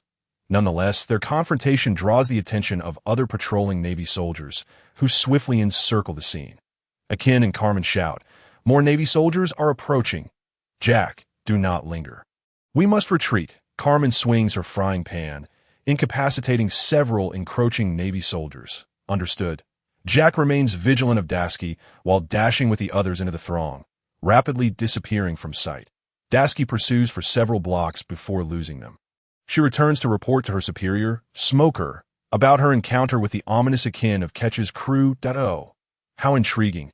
I never anticipated that besides Luffy, the sinister Ketch would also be here. Two rising pirates from the East Blue have arrived in Alabasta. Since they've come, I shall capture them both, Colonel Smoker remarks, puffing on his signature cigar. However, I must first place a call to Ateme. He has brought a Navy ship, and I hear he is pursuing targets who have boarded Ketch's vessel. He should be most pleased to hear this news. Smoker instructs his subordinate to fetch a Den Den Mushi. The renowned swordsman Ate-Me, now likely referred to as Major Ate-Me, will undoubtedly find Ketch's crew to be in dire straits. As a devout swordswoman, she greatly admires Ate-Me. His formidable swordsmanship has earned him the acknowledgement of the Navy's upper echelons, and he wields a mysterious blade that is not recorded in any sword catalog. Half an hour earlier, at the beach, the martial arts manatees, though relatively diminutive, comparable to human children, possess considerable combat prowess, surpassing that of ordinary Navy soldiers. Hank and Debuty have already fought valiantly against 3 martial arts manatees. And after exhausting themselves, they can no longer contend with a 4th. "We can't go on, ship's doctor. We are utterly spent," Hank and Debuty confess. Collapsed on the beach, unable to lift their weapons, a cast-iron pot and an unsharpened machete. Xuanhu has discerned the strength of the martial arts manatees. Each possesses the capability of an elite Navy soldier, with a leader among them being even stronger.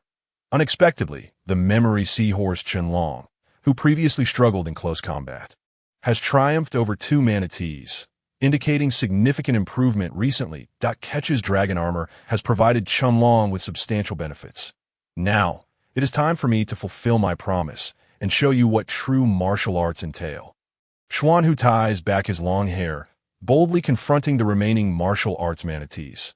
Engaging in combat with over 20 aggressive martial arts manatees, Xuanhu alternates his fighting style with each victory, employing techniques such as Hungar, Kaichi, Xing-Yi, Yongquan, Bagua, Drunken Fist, Snake Fist, and Praying Mantis Fist. Xuanhu embodies a veritable treasure trove of martial arts, showcasing an endless array of techniques. After concluding the bout, he dusts off the sand from his attire and releases his hair tie.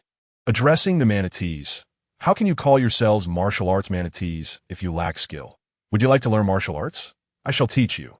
Chapter 50. Confrontation with Smoker. The power of nature's essence. This group of Kung Fu manatees experience for the first time the profound strength of martial arts under the guidance of Xianhu. Previously, they relied solely on their inherent strength and speed, possessing little mastery over technique. Awestruck by Xianhu's prowess, the manatees knelt before him, paying their respects and beseeching him to impart his knowledge of Kung Fu. Xianhu, filled with joy, accepted these earnest disciples, pure-hearted and fervent in their martial aspirations, truly a rare gift from the heavens. However, he chose not to teach them every technique, but instead selected a few. He began with the fundamentals of stance, demonstrating each movement sequentially, explaining the nuances and intricacies involved. Red Dragon Dean stood by as the translator. In the city of rapeseed flowers, Akin, Jack, and Carmen maneuvered through the crowd. Evading the searching naval officers, we must first locate Sartre to regroup and inform him that our pirate crew has been discovered. Then find the captain and hastily depart from this place. Then let us seek out Sartre. Are you looking for other allies? Unfortunately, you may not have the chance. You cannot escape my grasp. The plume of white smoke surged toward the trio. Smoker, his lower half transformed into smoke, hovered above, observing Akin and his companions as they came to a halt. Not fleeing, Naval Colonel, the White Hunter Smoker, Akin realized the gravity of the situation. Escape would not be so simple as he dropped a large bundle of provisions. Ready to engage seriously, Akin brandished his twin hammers. Jack unsheathed his great sword, and Carmen retrieved a frying pan. Together, they confronted Naval Colonel Smoker. Without hesitation, Smoker unleashed his white snake technique, as he was known to show no mercy towards pirates.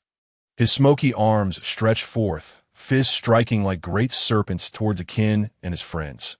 Akin advanced, swinging his hammer to intercept the force of the white snake's punch. However, the true terror lay not in the fist itself, but in the fearsome capabilities of the smoke fruit. Although Akin managed to block the punch, the smoke from Smoker's arms continued to envelop him, expanding ominously from 2 large snakes into 2 colossal serpents that threatened to ensnare him. Carmen hurled the frying pan at Smoker's head, while Jack lunged with a horizontal slash aimed at Smoker's upper body. Yet their attacks merely passed through the smoke, proving ineffective. The nature of the Logia-type devil fruit rendered their physical assaults futile. Noticing Smoker's attention wane, Akin seized the moment. Whirlwind smash. His hammer spun, creating a vortex that shattered the smoky serpents, propelling towards Smoker.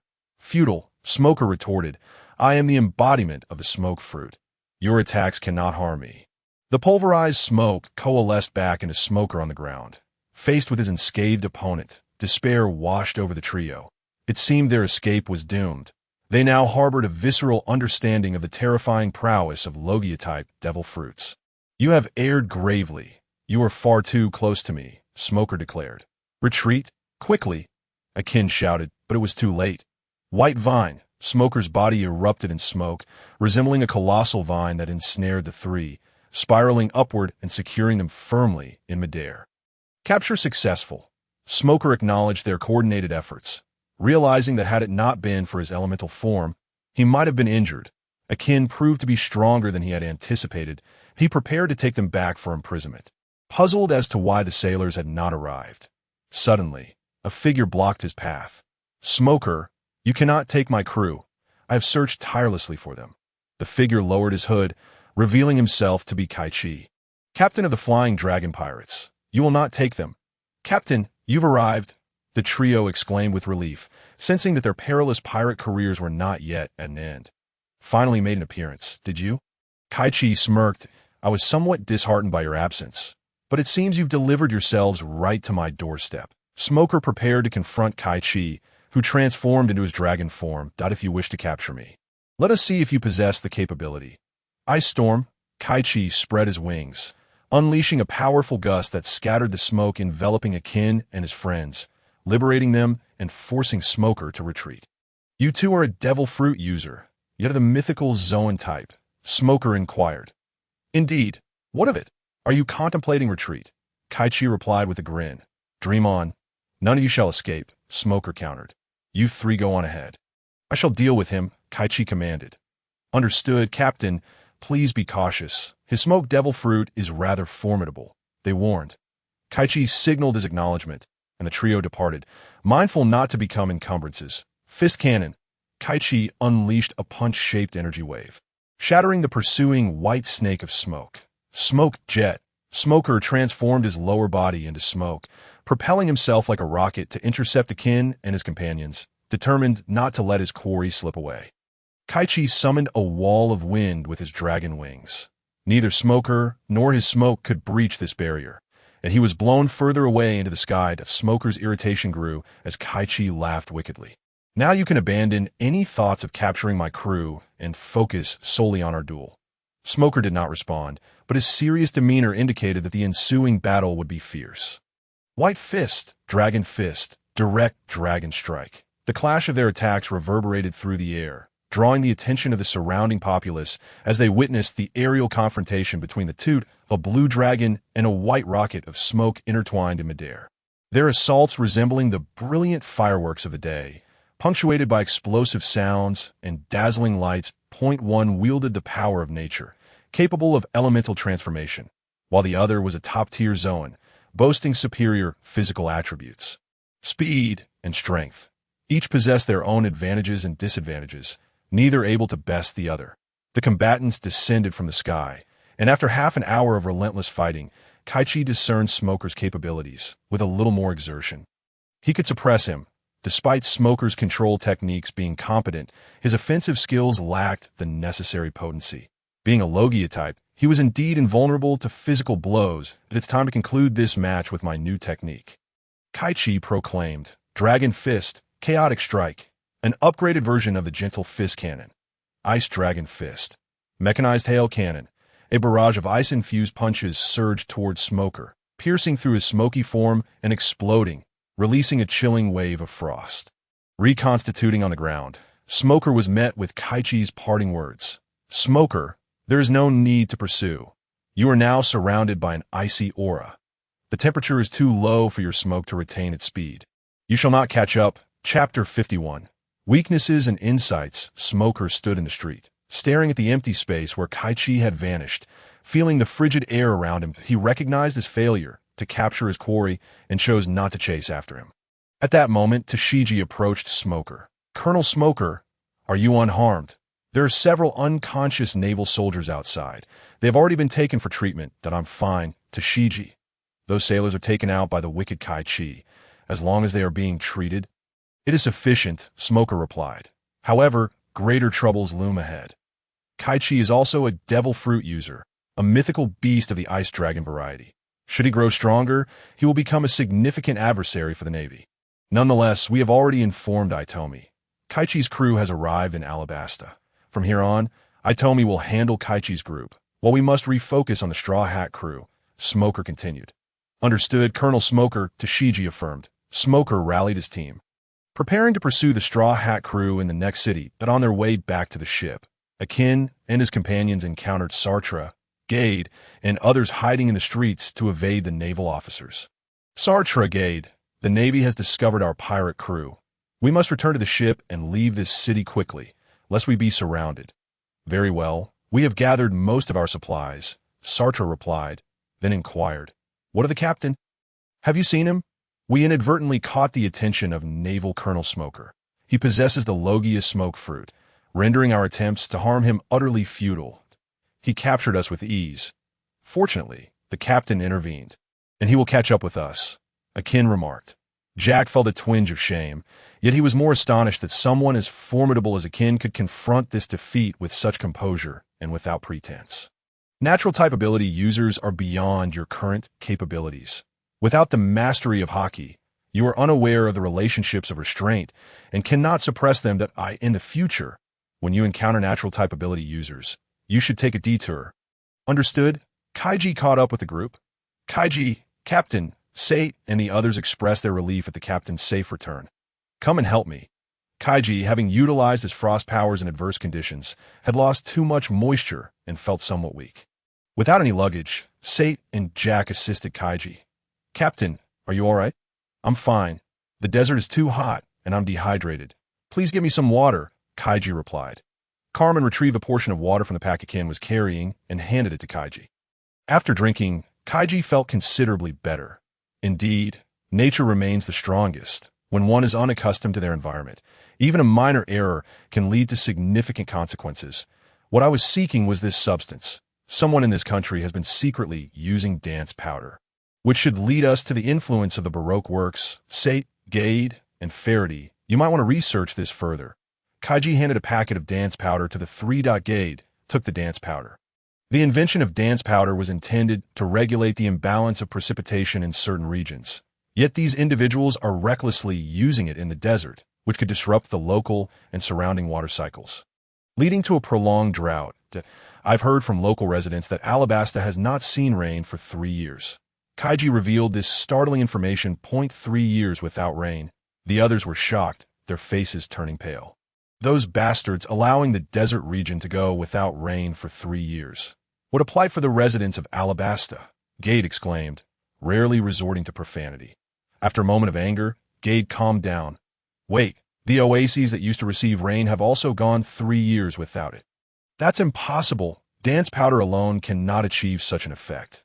The natural water cycle is far more powerful than we realize. It cannot solely depend on dance powder.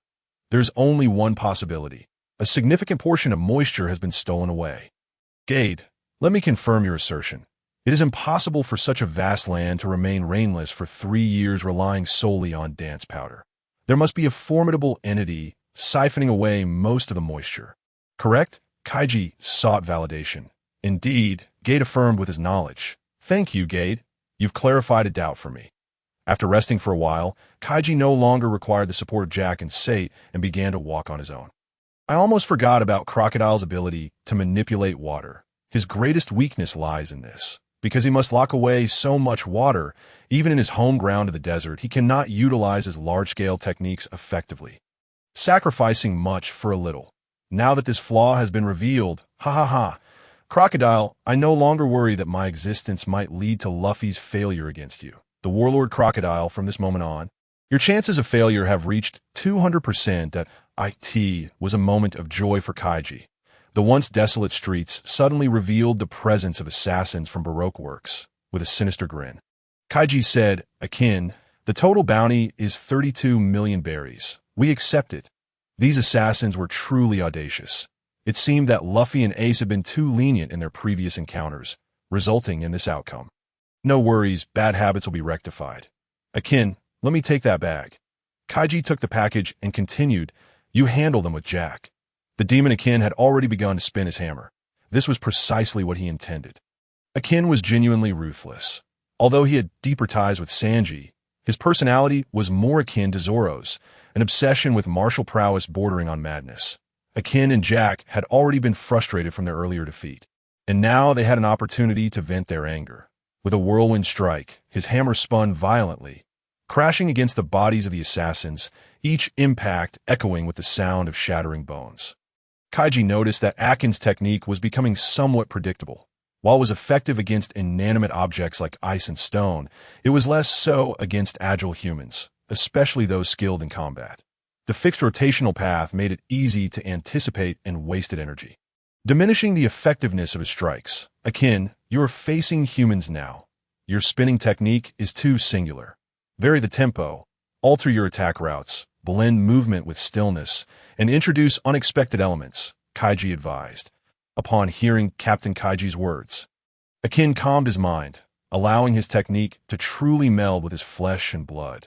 The hammer became an extension of his own body, fluid and unrestrained, capable of both ferocity and grace, and no longer fixated solely on rotation.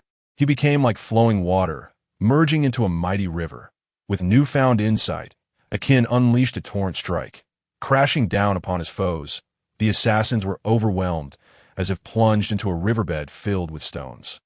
Akin dealt with the assassins while Jack approached Kaichi. "Captain, what about my great sword? Could you offer some guidance?" "I wish to improve as well," Jack requested. Witnessing Akin's newfound technique, Jack felt the urge to enhance his own skills. Realizing he lacked a signature move, "You still have much to learn. However, your swordsmanship is superior to your archery. To improve. Alongside your archery practice, you should also focus on drawing and swinging your sword. Mastering these two aspects will make you a formidable swordsman," Kaichi instructed. "Drawing and swinging. Is it that simple?"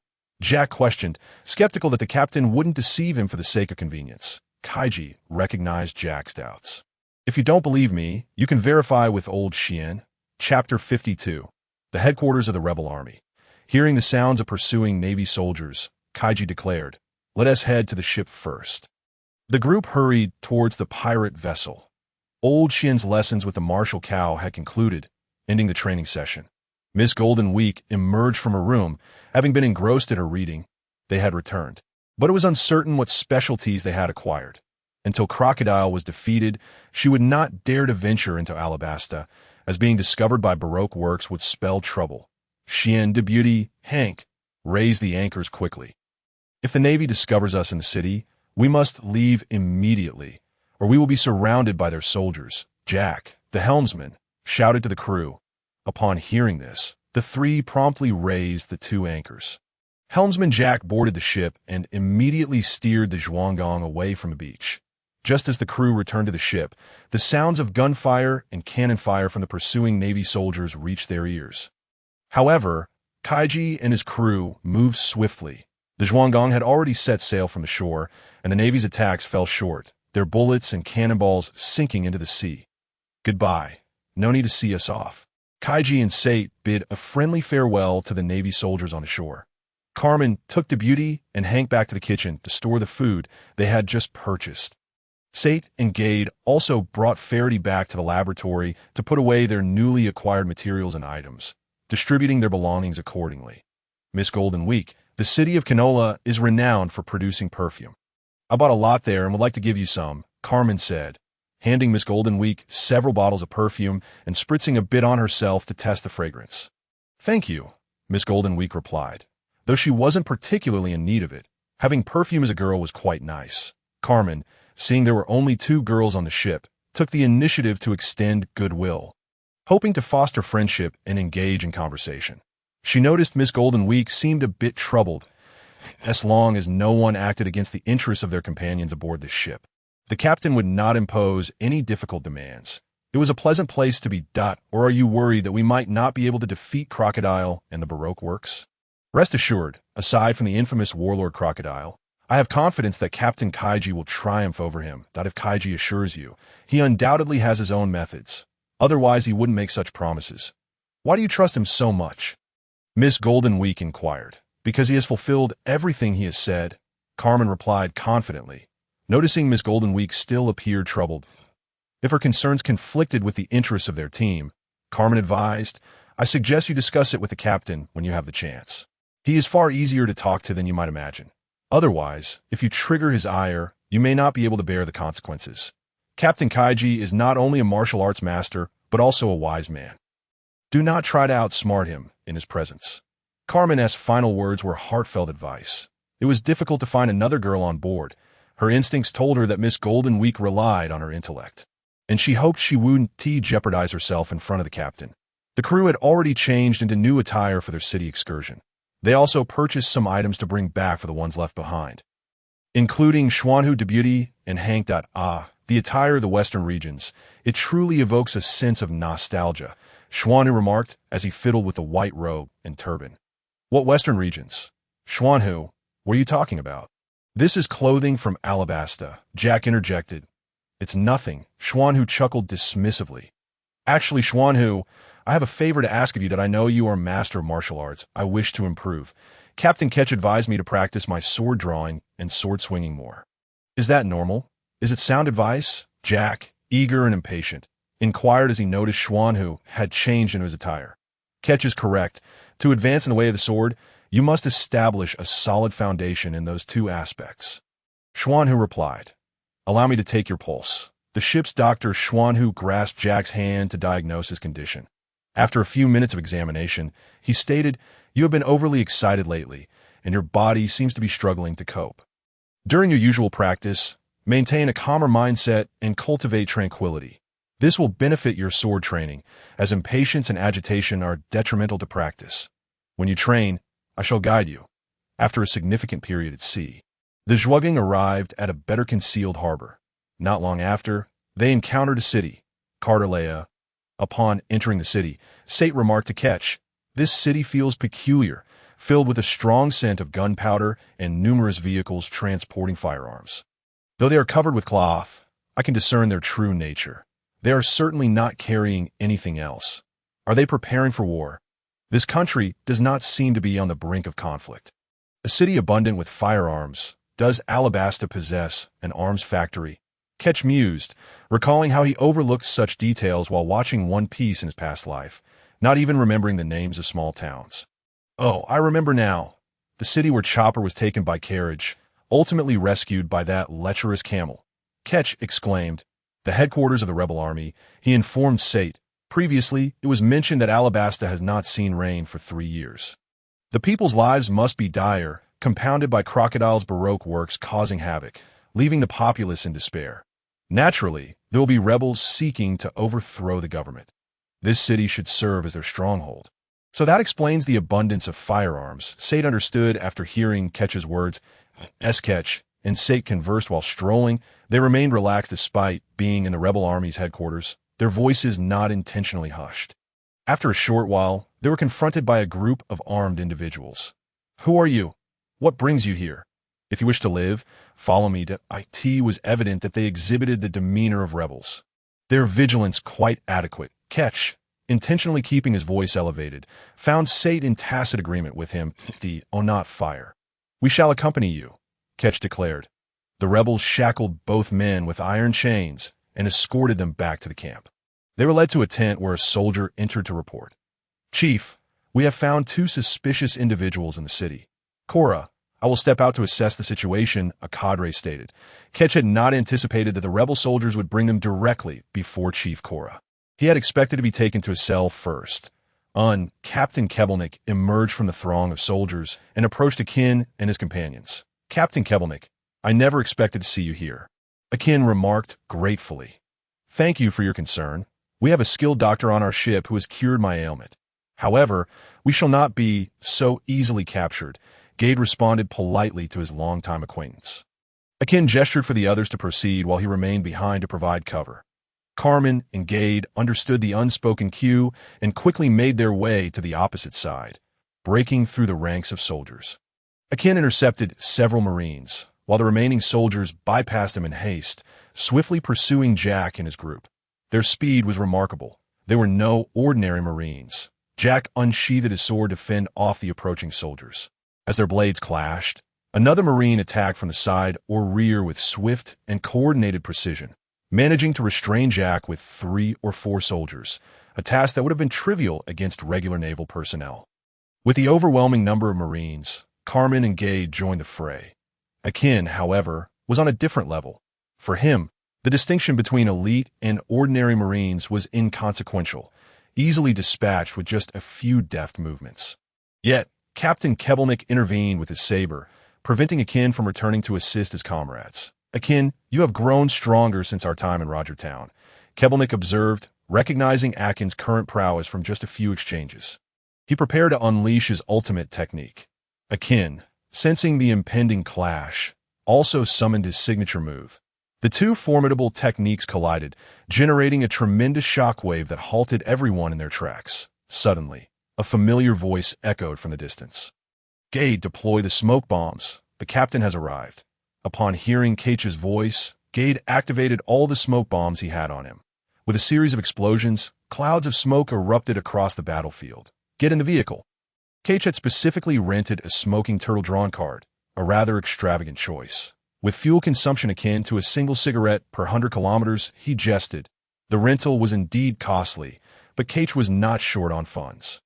Taking advantage of the smoke, Akin and the others climbed into the rear compartment of the turtle-drawn cart, which swiftly carried Kaichi's group out of the city of Katlia and into the desert. The Navy had not anticipated transportation, and as they watched the cart disappear into the plume of exhaust, Captain Kebelnik and the Marines could only stand by helplessly, unable to intervene. Chapter 54.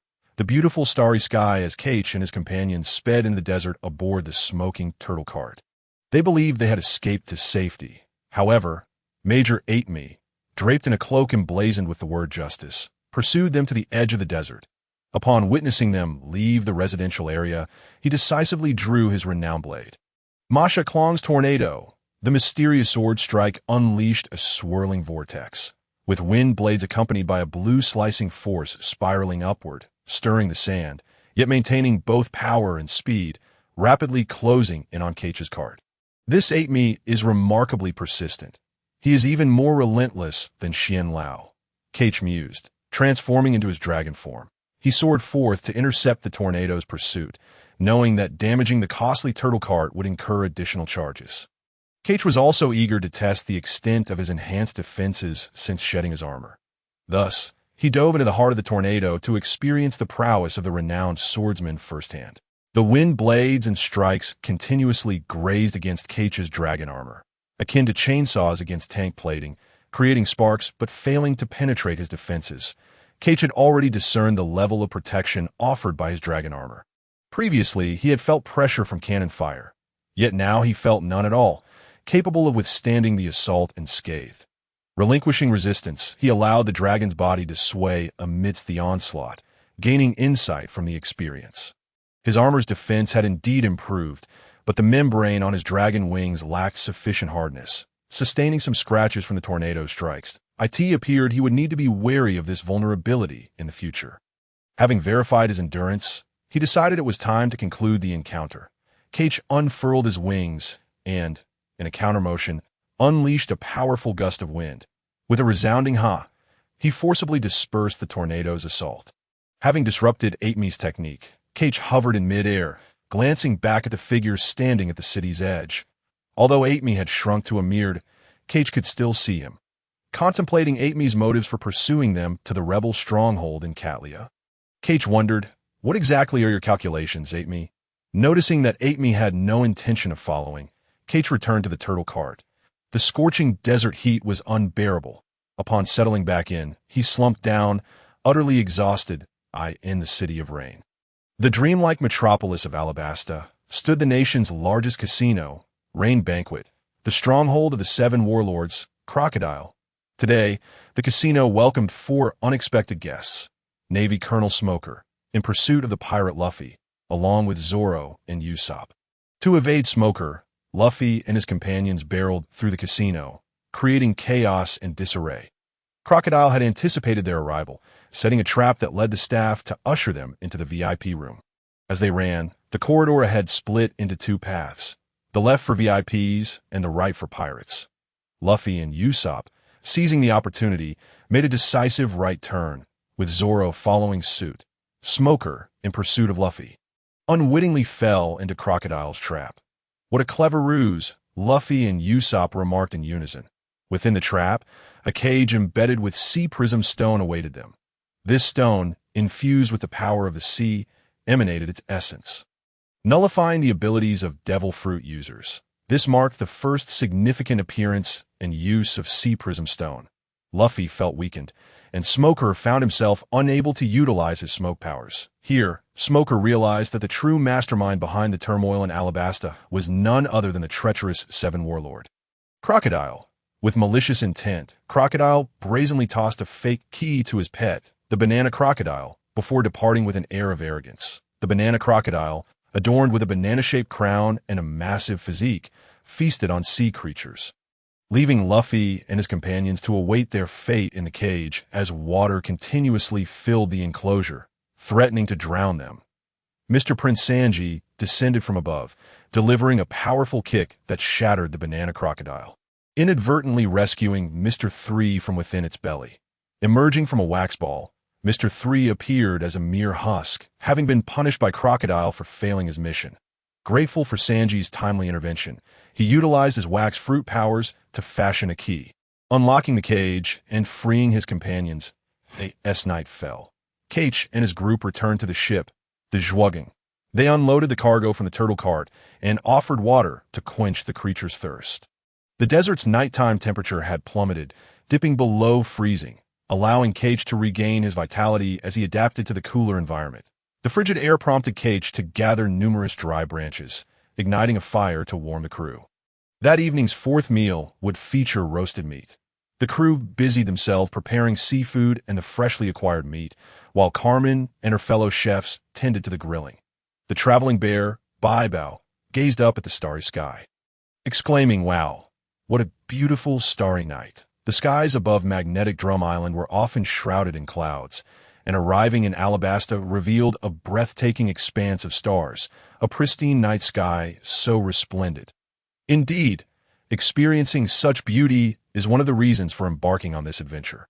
Kaichi and Jack responded to Bai Bao's admiration. The others wholeheartedly agreed with Bai Bao's praise. The dazzling starlight and brilliant Milky Way adorned the clear night sky, instilling a sense of tranquility and awe. The group savored the evening amid the warmth of the fire and the delicious barbecue. "Tomorrow, we shall visit the capital of Alabasta, Alyabarna," Kaichi declared. Miss Carmen expressed great interest in the capital, having heard that its cuisine was exceptionally distinctive. Under the blazing sun, Luffy and his companions, along with Princess Vivi, rode atop the lustful giant crab, akin to a camel, en route to the capital Alyabarna to assist. However, Crocodile pursued them relentlessly, prompting Luffy to confront him in a solo battle. Crocodile showcased the might of a Seven Warlord, easily gaining the upper hand in combat.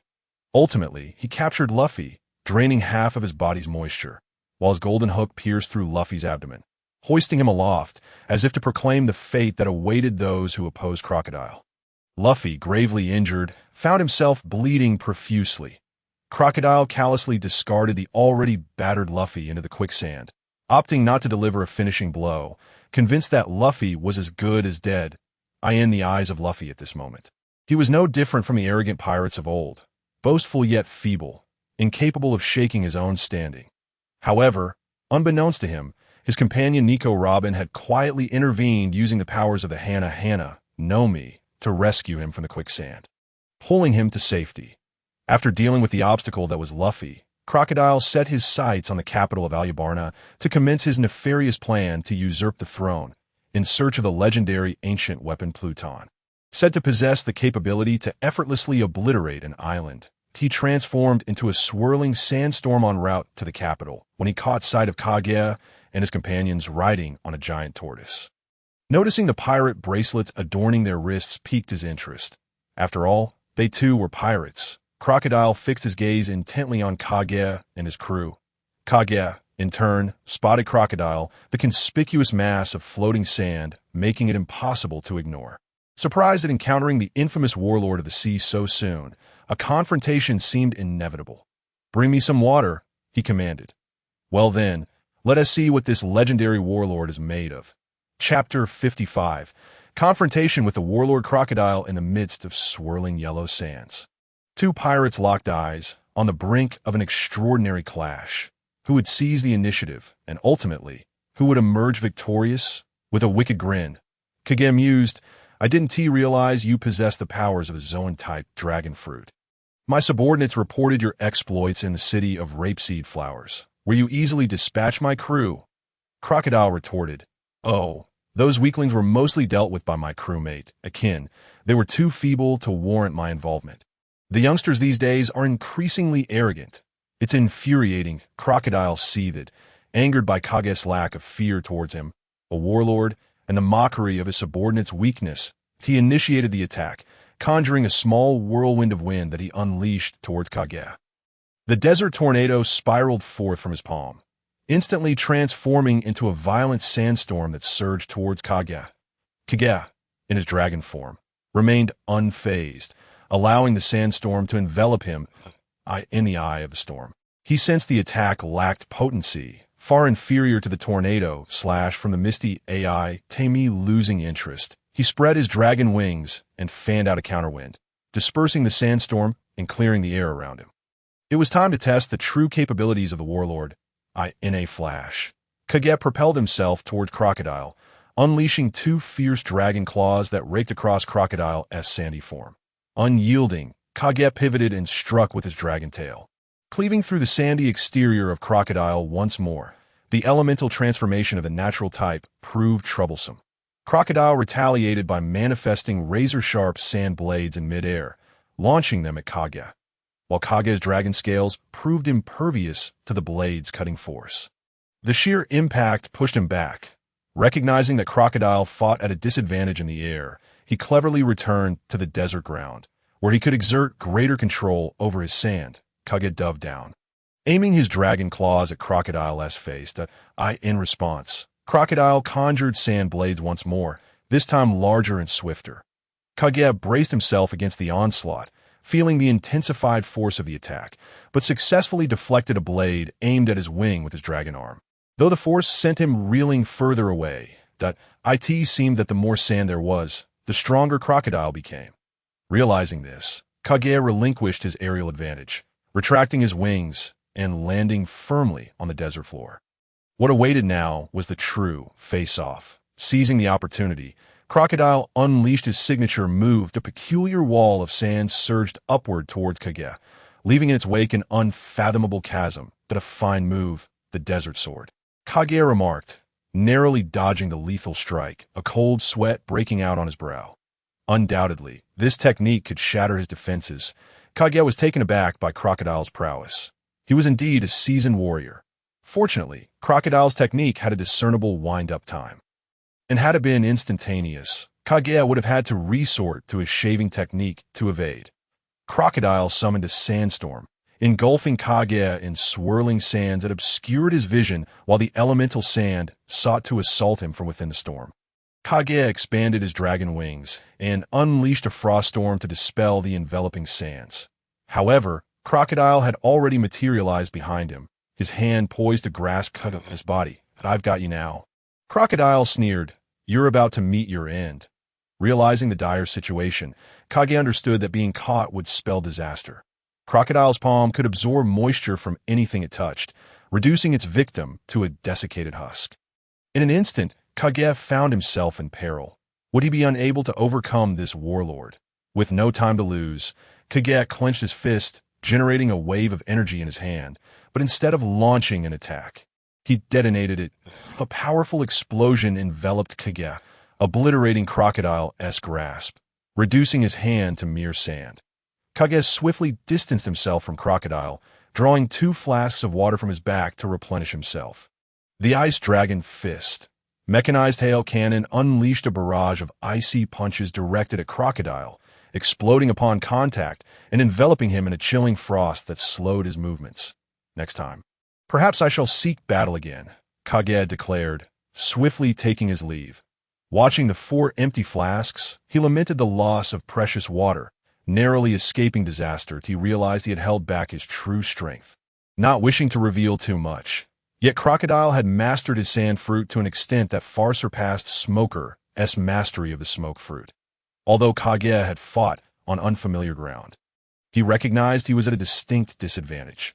During the battle, Kage noted that Crocodile was even more wary of him than of Luffy, likely due to the dragon fruit's notoriety.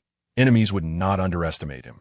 It appeared that Luffy was the one truly suited to deal with Crocodile, prompting Kage to refrain from exploiting the water weakness against Crocodile, as doing so would only heighten Crocodile's awareness and complicate Luffy's confrontation with the boss. It was best for him to remain in the background, reaping the rewards of victory. Crocodile, shedding the frozen sand from his form, reconstituted himself. He made no move to pursue Kage. His flying speed was insufficient to match Kage's agility. To him, Kage was of little consequence. Kage's retreat only served to underscore his strength, illustrating the despair that the warlord of the sea could instill. Crocodile regarded this encounter as mere warm-up. As he resumed his journey towards Alyabarna to execute his plans an hour later, chaos erupted in the capital, as rebel forces clashed with the royal army. Meanwhile, the Straw Hat crew faced off against the officers of Baroque Works. Chopper and Usopp confronted Mr. 4 and Miss Merry Christmas, while Sanji battled the transvestite Mr. 2, and Zoro squared off against Mr. 1. A quick slasher, able to transform his body into blades. Nami took on Miss Doublefinger, a thorny fruit user, while Vivi hastily raced on her duck to the capital square to prevent the royal army from engaging the rebels. Crocodile and Nico Robin escorted King Cobra to the underground ruins to uncover the historical text and ascertain the whereabouts of the ancient weapon Pluton. A significant contingent of Navy personnel arrived in Alyabarna, including Captain Smoker, Tashigi, and Rear Admiral Tina, along with Rear Admiral Ai, Taimi, and Lieutenant Commander Kobeni, each pursuing their respective targets, culminating in a convergence here. The climax of the Alabasta arc was upon them. Kage and his crew had infiltrated Alyabarna, their situation precarious as they endeavored to conceal their presence. They entered this war-torn city, intent on achieving their goals amidst the chaos. Chapter 56. The Defeat of the Warlord. Yet efforts must be made. Usopp cleverly utilized smoke to obscure Mr. 4's vision, allowing Chopper to bolster his antlers and lift Miss Merry Christmas, skillfully changing positions to deceive the powerful yet simple-minded Mr. 4. Unaware of the switch, Mr. 4 swung his massive metal bat with tremendous force, only to realize he had struck the wrong target, leading to his own downfall as the weighty bat crushed a nearby stone pillar, causing debris to fall upon him. Before the sausage dog revolver could spin, it unwittingly assisted Usopp by launching an explosive baseball. The combined injuries left Mr. 4 and Miss Merry Christmas incapacitated. Usopp and Chopper emerged victorious. Many deemed Usopp merely clever but lacking in combat strength. Yet how could he be weak, especially considering his nose, which remained unscathed despite countless injuries, to endure a brutal onslaught from a ton-weighted bat, sustaining fractures throughout one's body, yet persisting through the agony, and to glean insights into an adversary's characteristics after a mere encounter, thereby discerning their vulnerabilities. This extraordinary resilience, fortitude, and innate combat prowess are undeniably of a world-class caliber, far removed from any notion of weakness. However, the shadows of his past loom large. His father departed early, and his mother succumbed to fate in his youth, which has shaped his timid and pessimistic disposition. In the narrative, his role is predominantly comedic, yet a closer examination reveals that the failures lie not with him, but rather with the leadership aboard their vessel, that in the confrontation between Sanji and Mr. 2. Sanji astutely identifies the weaknesses of the clone fruit during the battle, realizing that Mr. 2 cannot utilize his kicking techniques while imitating others, ultimately leading to Mr. 2's defeat at the hands of the black-legged Sanji. Victory is claimed by Sanji. This encounter marks the inception of Sanji's entanglement with the world of transgenders. In Nami's duel against Miss Doublefinger, she temporarily employs the weather stick crafted by Usopp, transforming the battle into a spectacle of acrobatics. Fortunately, the final maneuver of the weather stick, while appearing as mere theatrics, conceals deadly intent. It distracts the opponent, ensnares them, and with immense rebound force, propels them through multiple walls. Nami triumphs. The weather stick thus becomes a permanent fixture in Nami's arsenal, paving the way for her to exploit Usopp's materials for her own gain. Zoro faces Mr. One, the user of the dice fruit, enduring continual suppression. Initially, he cannot breach Mr. One's defenses, but recollecting his master's teachings, he learns to focus intently on the rhythm of existence and the weaknesses therein, ultimately sensing the sword's breath. This culminates in the development of his ultimate technique. The 36 Calamities Wind, severing steel and vanquishing Mr. One. Zoro prevails. Princess Vivi searches the streets for Mr. Six and his accomplice, who are currently concealed somewhere in the capital, preparing to unleash a massive bomb in the plaza to obliterate both the royal army and the rebel forces locked in combat, thereby decimating the two most formidable military factions and rendering Alabasta a lawless territory, providing a continuous stream of mercenaries for their organization, with Mr. Six poised to become the ruler of this domain. Concealed within the clock tower, Mr. Six and his partner Cheryl laugh, confident that their hiding place is impenetrable and that they will successfully complete their mission. However, as the time approaches, they prepare to open the clock's face to extend the cannon's barrel for positioning. Upon lifting the cover, they are greeted by Kaido in his dragon form. "Hello. Who are you? How do you know we are here?" Mr. Six and his partner inquire, aiming their firearms at Kaido. "I am the pirate Kaido. I possess the ability to foresee the future, which is how I am aware of your presence." Kaido responds, exhibiting patience in his replies. "Foreseeing the future? Utter nonsense," the duo dismisses, and in their disbelief, they prepare to attack Kaido. With a blast of icy breath, the two nefarious individuals are frozen by Kaido's dragon breath, averting the bomb crisis. Coincidentally, Vivi's figure appears in the distance. Upon her arrival, Kaido presents her with the two ice sculptures. "Who are you? Why are you helping me?" Vivi, recognizing Mr. Six from the organization's rumors, queries that I, too, am a pirate like Luffy. "My name is Kaido," he explains while assisting Vivi in inspecting the cannon atop the tower for any misfire risks. "So, you are helping me because of Luffy?" Vivi continues her questioning. "Not precisely. It was your former partner and Miss Monday who requested my assistance. As the task nears its conclusion, I felt compelled to contribute. Otherwise, it would be unfair to them, considering that all the work has been done by the Straw Hat crew, that I would not want them to think I was taking advantage.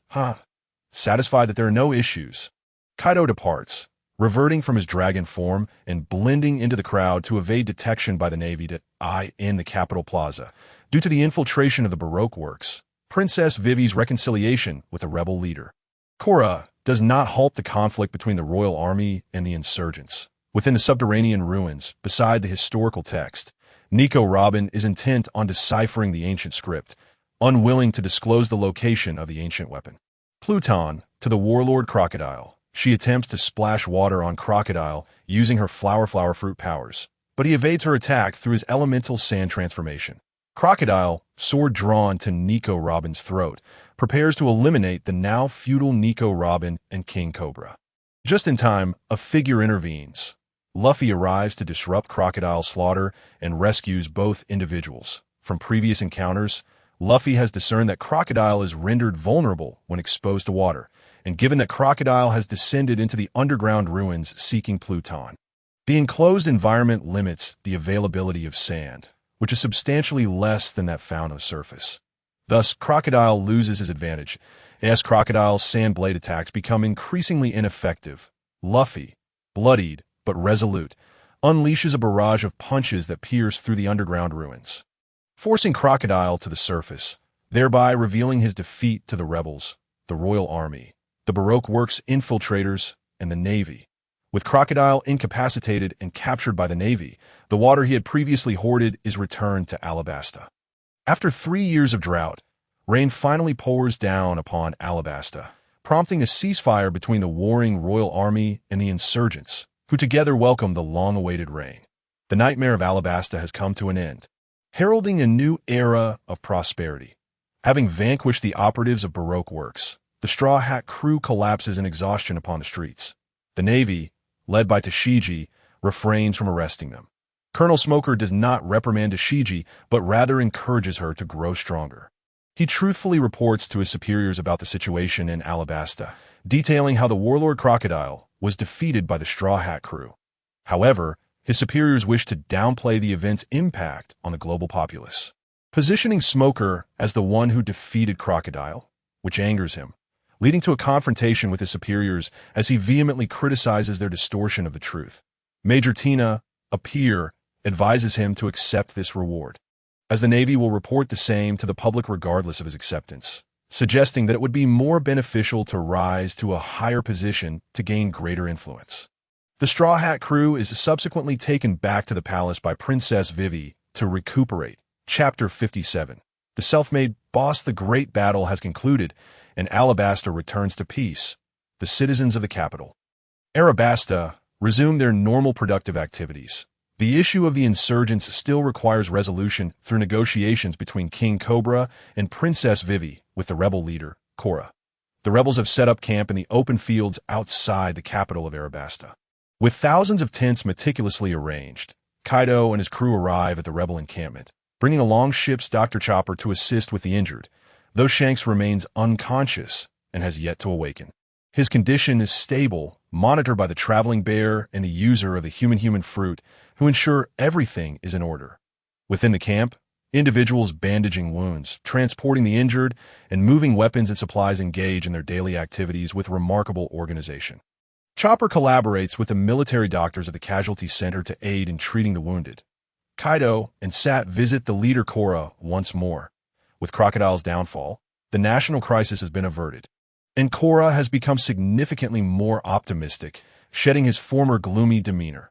Captain Kaido, I greatly appreciate your assistance with the injured. Korra expresses his gratitude, acknowledging that Chopper's arrival has significantly improved the efficiency of medical treatment.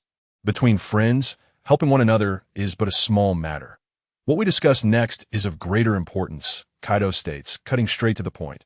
What are your plans for your troops moving forward? Will you disband them outright? With an army of 100,000 men, the royal forces of Alabasta must contend with the insurgents, who may not match them in numbers, but will still be formidable. Kaido is curious to hear Korra's thoughts on the matter.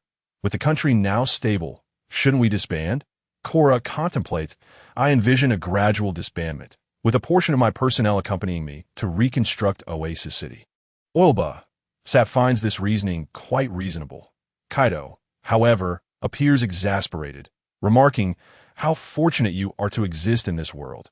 Had you been born in the country I once inhabited, with such political acumen, your engagement in politics would have resulted in your demise, leaving no trace behind. Consider this. In ancient times, the capital's governance involved multiple agencies, including the local government, the Imperial Guard, the Grand Court, and various secretive organizations.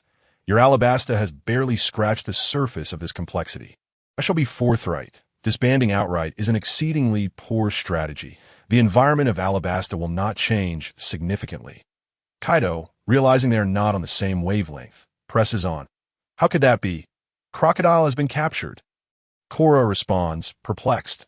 Alabasta is one of the largest nations in the first half of the Grand Line and a vital maritime supply point. Just because Crocodile is gone, does that mean other pirates will not come? What are the sand pirates? What are the other assassins and killers, relying solely on the existing naval and royal military forces? Yet, these two have been in place for some time. Why then has Crocodile been able to achieve such an impressive record that garners public trust, far surpassing that of the Navy and Royal Army? Have you considered these questions? Have you recognized the underlying issues? It is true that Crocodile has committed numerous atrocities in Alabasta. However, the Old Sand has indeed made significant contributions to defending Alabasta against pirates, and the achievements he has amassed are acknowledged by the populace. While it cannot be ruled out that some of these were staged by members of Baroque works, the majority are genuine and credible. Had Old Sand not intervened, many citizens would have already fallen victim to the pirates' blades. Why the time that captain, who consumed the Inu no Mi, made his way from the capital, the bodies of the citizens would have already grown cold. Therefore, the systemic flaws within the nation of Alabasta are quite evident. What should be done? Kola is momentarily overwhelmed by the multitude of inquiries. Unable to think clearly, he has indeed contemplated some of these issues, yet remains uncertain of the solutions. Observing Kola's ongoing internal conflict, it seems he lacks a coherent strategy. Kaichi speaks directly.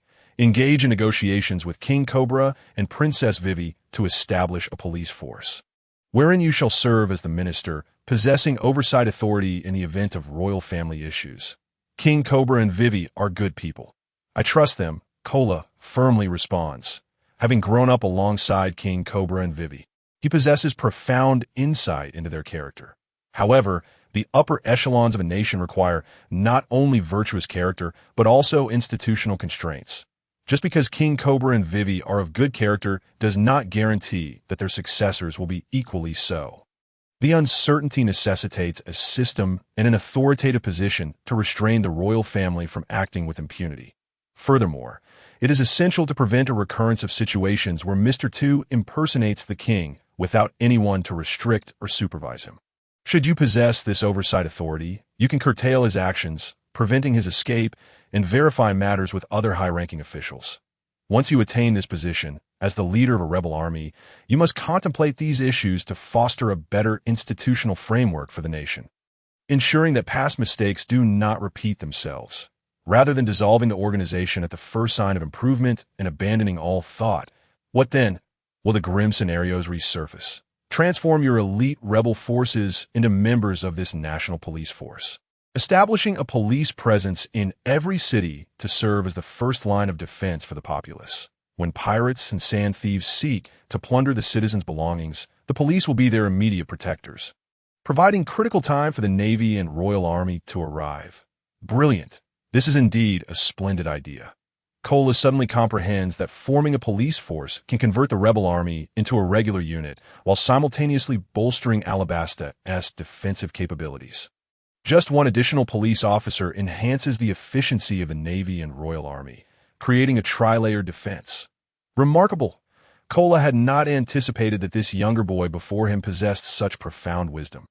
Noticing Cola's earnest attention, Kaichi continues, indicating that Cola, having risen to the position of rebel leader, must possess a certain political acumen that in addition to this police force, while you lead the reconstruction of the city of Yuba, you can also establish an environmental department within the rebel army to engage in afforestation and sand prevention efforts.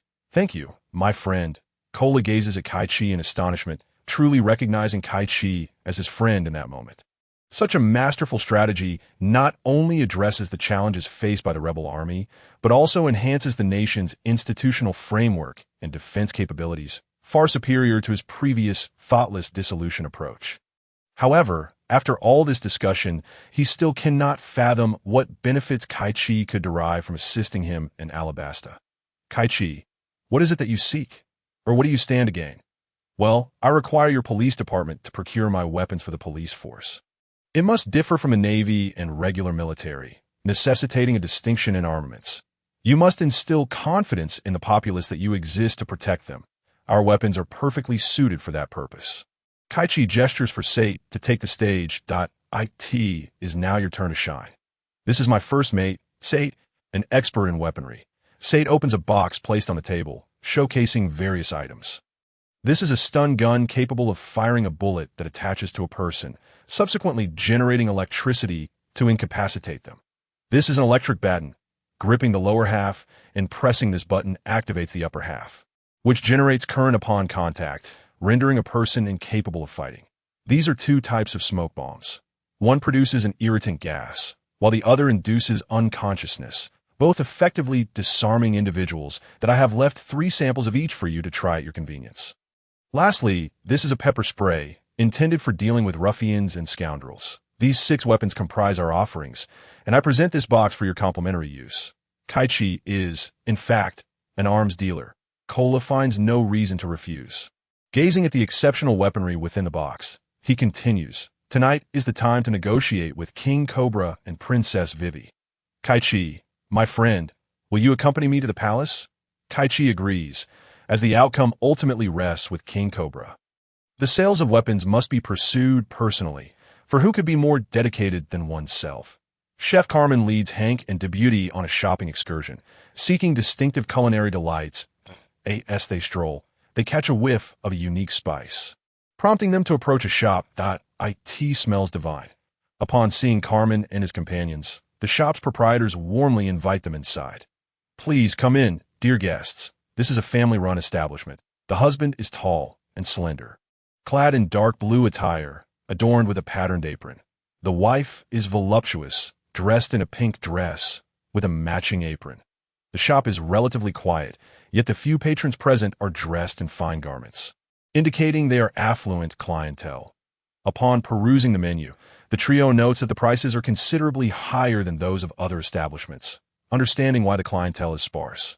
Only the wealthy can afford such prices, while common folk cannot. Sensing the enticing aroma, Carmen recognizes he has come to the right place. This couple are true artisans, possessing profound culinary skills, observing the char grill in the center of the table. It appears the shop specializes in barbecued fare, with their signature dish being rock plate barbecue. Apologies for the sparse updates lately. I have been quite busy preparing for exams.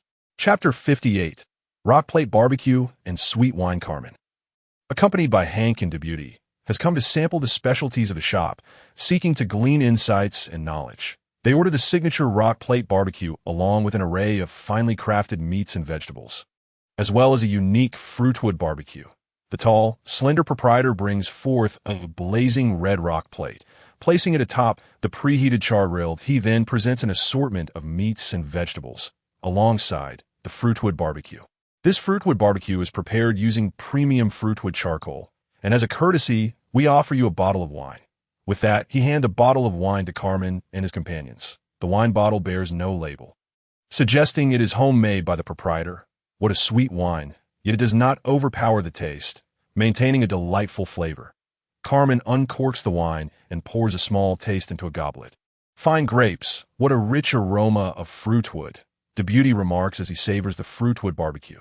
The proprietor's wife, while attending to them, interjects, "You have discerning taste.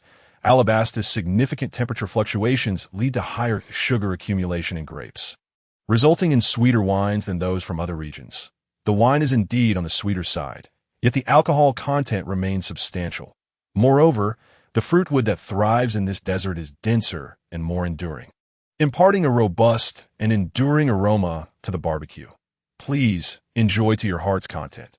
The fiery red rock plate grills the meat as the trio indulges in their meal.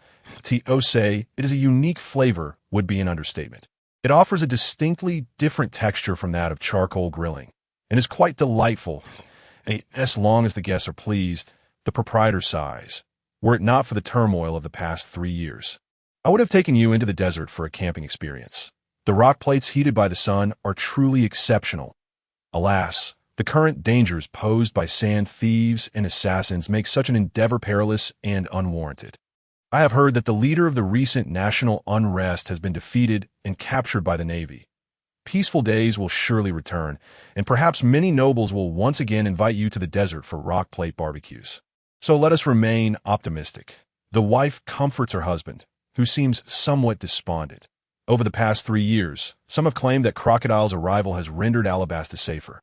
Yet, malevolence is always detectable. Crocodile has tolerated the nefarious activities of Baroque works, resulting in countless families being shattered. Hank and Debuty take charge of the grilling on the rock plate. The proprietors warmly attend to their new guests, even preparing delectable sauces for them to sample. The trio relishes the sumptuous barbecue feast. Proprietor, your wine is indeed homemade, is it not? If convenient, would you be willing to sell us some? Indeed, it is our homebrewed wine, and we have plenty available. How much would you like? I shall fetch it for you. 2 dozen bottles, please. All right, I shall fetch it. Seeing the boss readily go to retrieve, it is reassuring. Initially, if we didn't require 24 pieces, we could have opted for a lesser quantity. Thus, Carmen and her companions enjoyed a sumptuous barbecue, and upon their departure, they purchased 24 bottles of wine from the proprietor. This meal was not only delightful, but also costly, with the barbecue costing 30,000 berries, and the wine an additional 50,000 berries. The total of 80,000 berries is indeed a considerable sum for ordinary individuals, and the trio spent it all in one sitting. To everyone's surprise, the old scoundrel at the door was willing to part with so many bottles of wine for Miss Carmen. Doesn't it pain you to see your stock diminished? The proprietress inquired as she watched Carmen and her companions depart. There's little choice. Business is sluggish, and selling to the younger generation is preferable to selling to the aristocrats. I hope that batch of wine proves beneficial to Carmen. However, it is regrettable that a rising star in the culinary world has turned to piracy, thus depriving the righteous culinary realm of a talented individual, remarked the barbecue shop owner. I find it quite agreeable. When righteous chefs ascend too high, they inevitably encounter some distasteful aristocrats. The proprietress reminisced about her unpleasant past. It is worth noting that she was once a striking beauty with golden hair and azure eyes. Indeed, considering the incomprehensible preferences of such individuals, he concurred with his wife's sentiments. A night fell within the royal palace of Alabasta. Kaichi accompanied the rebel leader, Kola, to meet King Cobra to discuss matters concerning the rebellion. King Cobra, demonstrating sincerity, chose to receive Kola in the conference room rather than on the royal throne, a rectangular table. King Cobra sat at one end, inviting Kola to sit at the opposite end, placing them on equal footing. Behind King Cobra, in addition to the usual ministers who had consumed the Inu no Mi fruit and taken on canine forms, there was also a minister who had consumed the Tori no Mi fruit. Thanks to Kaiji's intervention, Mr. Six and his partner were swiftly dealt with, sparing this minister from the peril of carrying cannonballs and suffering grave injuries, which were only addressed in the later stages of the original narrative. Mr. 8 was also present, having returned to the palace. Princess Vivi sat beside King Cobra as an observer. Due to the necessities of state affairs, she was to be formally recognized as the princess and the heir to King Cobra in just a few days, drawing the attention of the populace as the future successor of the nation of Alabasta. Naturally, Kaichi positioned himself between the two. Kola conveyed to King Cobra the thoughts he had shared with Kaichi earlier that day, along with the proposal he had drafted. King Cobra pondered over Kola's proposal for a considerable time. It was indeed an excellent idea, yet establishing such a vital department as a police force would inevitably burden the citizens with higher taxes. The national treasury could scarcely support it. King Cobra frowned at the thought of increasing the populace's tax burden. However, without additional funding, how could the rebellion be managed? Would the nation descend into civil strife? Observing King Cobra's troubled expression, Kaichi interjected, "Allow me to assist you, an enlightened king. Your nation can sustain in rain base. The stronghold of Crocodile, remnants of his underlings still linger. You could have Kola lead the newly formed police force in a debut that would intimidate the enemies in Rain Base, thereby allowing the police to take control of the area, as well as the Grand Casino, Rain Feast. It is worth noting that this Grand Casino has been the lifeblood of the Baroque works, and in the end, Crocodile even lent money to Mr. Buggy. Thus, taking over the casino would naturally provide sustenance for the new department. That if you wish to prevent the common folk from succumbing to gambling addiction, you may impose restrictions on entry. Additionally, some gambling games could be transitioned into competitive lotteries and welfare lotteries. Kaichi urged Kola to present the lottery proposal to King Cobra. Upon reviewing the lottery proposal, King Cobra did not respond immediately, but instead posed a question unrelated to IT. Is Kola's entry into the central government your intention? Or is it Kola's own desire? King Cobra had watched Kola grow up, and he understood him well. Kola was a man of modest aspirations, who would never seek such things for himself. The proposals were commendable, and in his mind, they could all pass, establishing two departments and appointing ministers to oversee them. However, the notion of Kola entering the central government sparked a sense of unease within him. Kaichi raised an eyebrow, then chuckled. Truly, he was a cunning old fox, possessing a keen political instinct that immediately recognized Kaichi's underlying intentions. One must not underestimate the world's denizens. Politicians know how to speak to people and how to address the supernatural. This is my proposal, King Cobra, that I wish to discuss this matter with you privately, Kaichi stated. The minister who had consumed the Tori no Mi fruit was about to voice an objection. But King Cobra halted him, signaling that he was aware of the situation. He led Kaichi to another private room. This place is secure and discreet. You may speak freely. King Cobra, I must ask you. When turmoil struck Alabasta, did you request assistance from the world government? Did they respond? They claimed that Crocodile posed no threat to our nation, as he is still recognized as a pirate by the world. Thus, there was no justification for intervention in a country that pays tribute to the celestial dragons. When you seek help from the world government, even with hostages being rescued by the Navy and CP agents, they would normally comply with the request to expel mere pirates. Moreover, due to the celestial dragon's influence, the world government tends to favor the royalists and does not support the new factions, as they generally believe the new factions are tangled with underground military schemes. For example, the reason the populace of Drum Island has been unable to resist Wapol lies not only in their inferior strength, but also in the lack of support from the world government. This is also why the witch doctor Kureha refrains from intervening. She is more powerful than Wapol, yet finds herself politically constrained. This was conveyed to Kaichi's group by Dr. 20 during their time on Drum Island. King Cobra, possessing a naturally royal bloodline and dutifully paying tribute to the celestial dragons while supporting the world government, had no reason to face such a predicament. Even as a warlord of the sea, should the world government request a relocation, he would comply. Despite the apparent assertiveness of the warlords during meetings, they are aware that the Navy is in need of them, and they merely showcase their power for appearance's sake. A single warlord is too insignificant in the grand scheme of the world government. The warlord policy exists to incite division among pirates, exacerbating internal strife, seeing that King Cobra still harbored doubts and reservations. Kaichi recounted, "When I was a child, I read an ancient text that I, like your ancestors, left for similar reasons." King Cobra stared at Kaichi in shock. "You are also a celestial dragon." Kaichi nodded and continued. "It is not that the Navy does not wish to assist. Rather, the Gorosei above them prohibit it. Your status, along with the letters from your ancestors, only serves to fuel their desire to see you eliminated. This secret will eventually be unveiled, leading to King Cobra's demise at the hands of Imu and the Gorosei, with Princess Vivi going missing, and Sabo being framed for the crime. You and Princess Vivi have been under the watchful eyes of the Gorosei. In the future, they may even seek to eliminate you. This is precisely why I advocate for Kola's entry into your nation as central government." King Cobra broke into a cold sweat as he listened to Kaichi's words.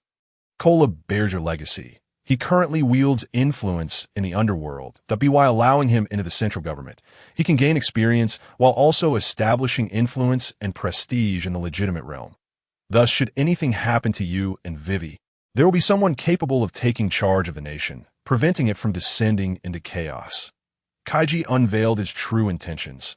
The transition of any regime is fraught with bloodshed, even in the world of One Piece. It is merely depicted subtly, often through metaphor. Chapter 59. You are also, aren't you?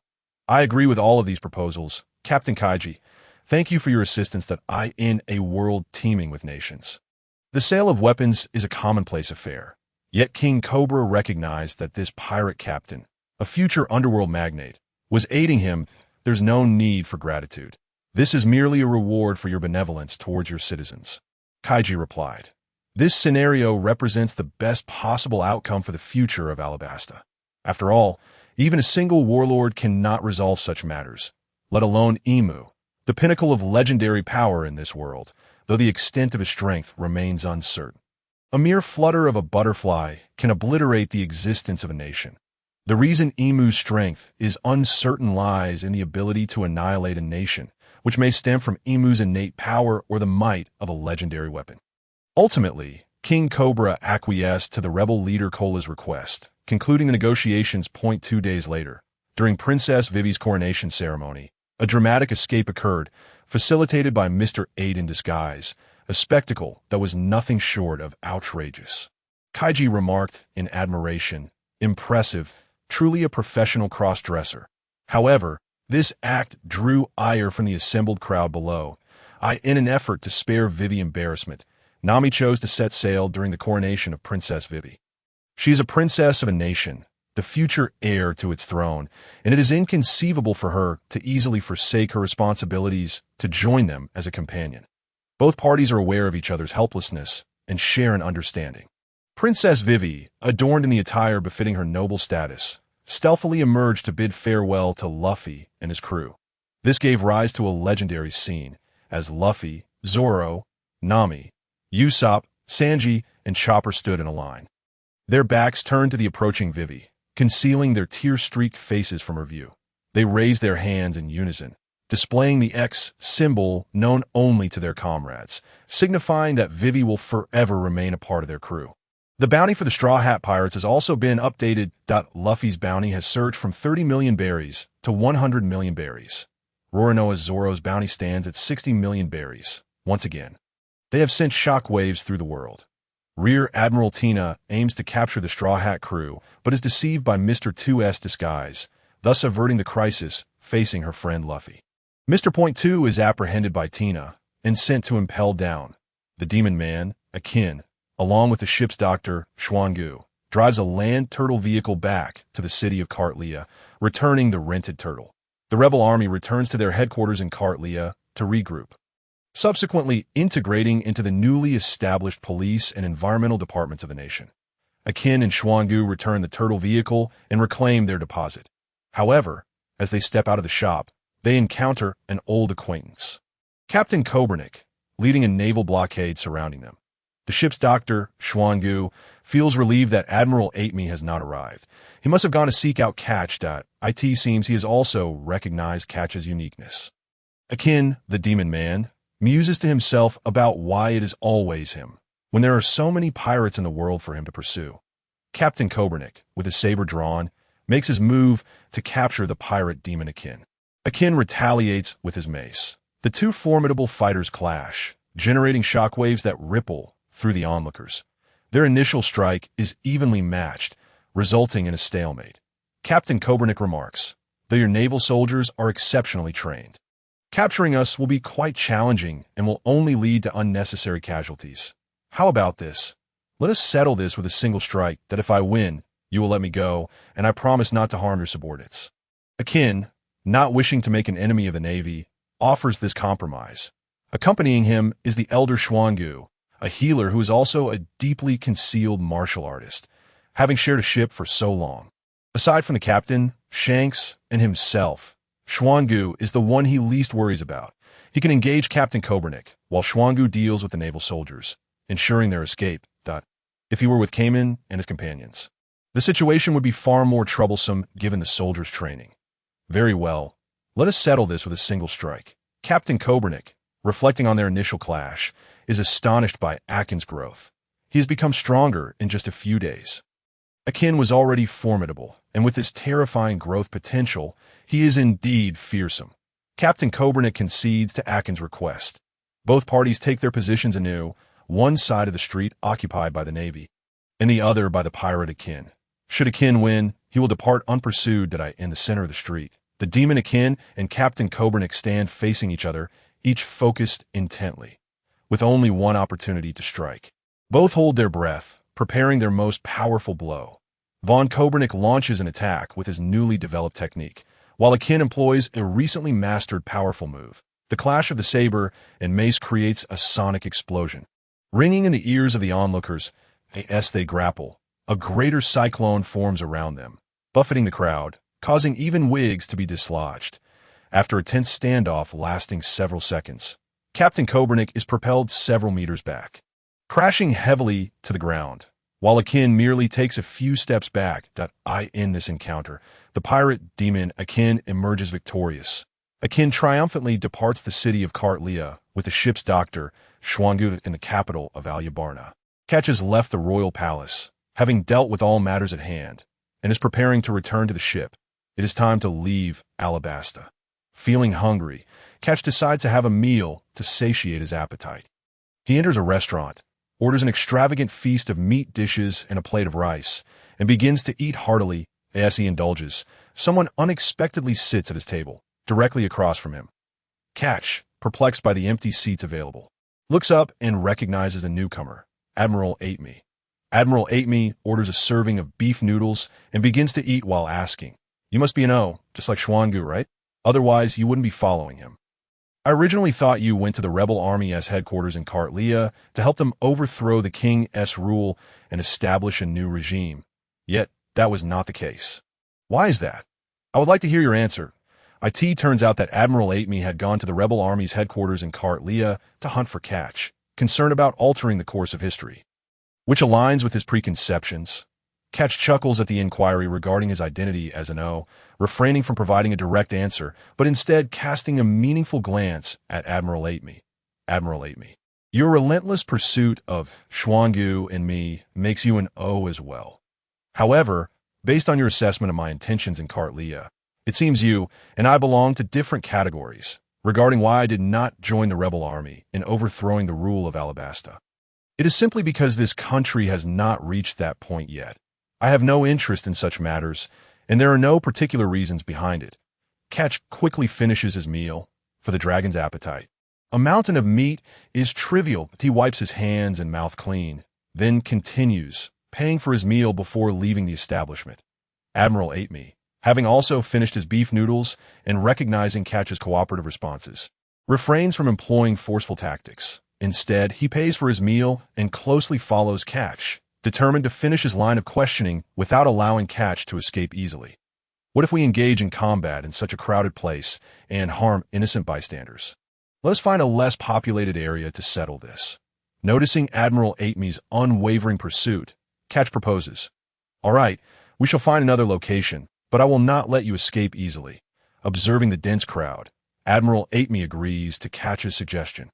Apart from their identities as O and Navy respectively, Catch knows that his escape will not be so simple. The two venture to an old district on the outskirts of the capital, long abandoned and in disrepair, with crumbling buildings and the occasional rubble falling to the ground on the eve of battle. Admiral Ateme removes his justice cloak, aware that he cannot engage Catch while encumbered by it.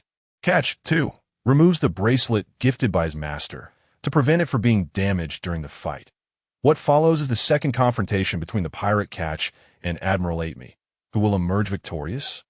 Chapter 60. Hill E.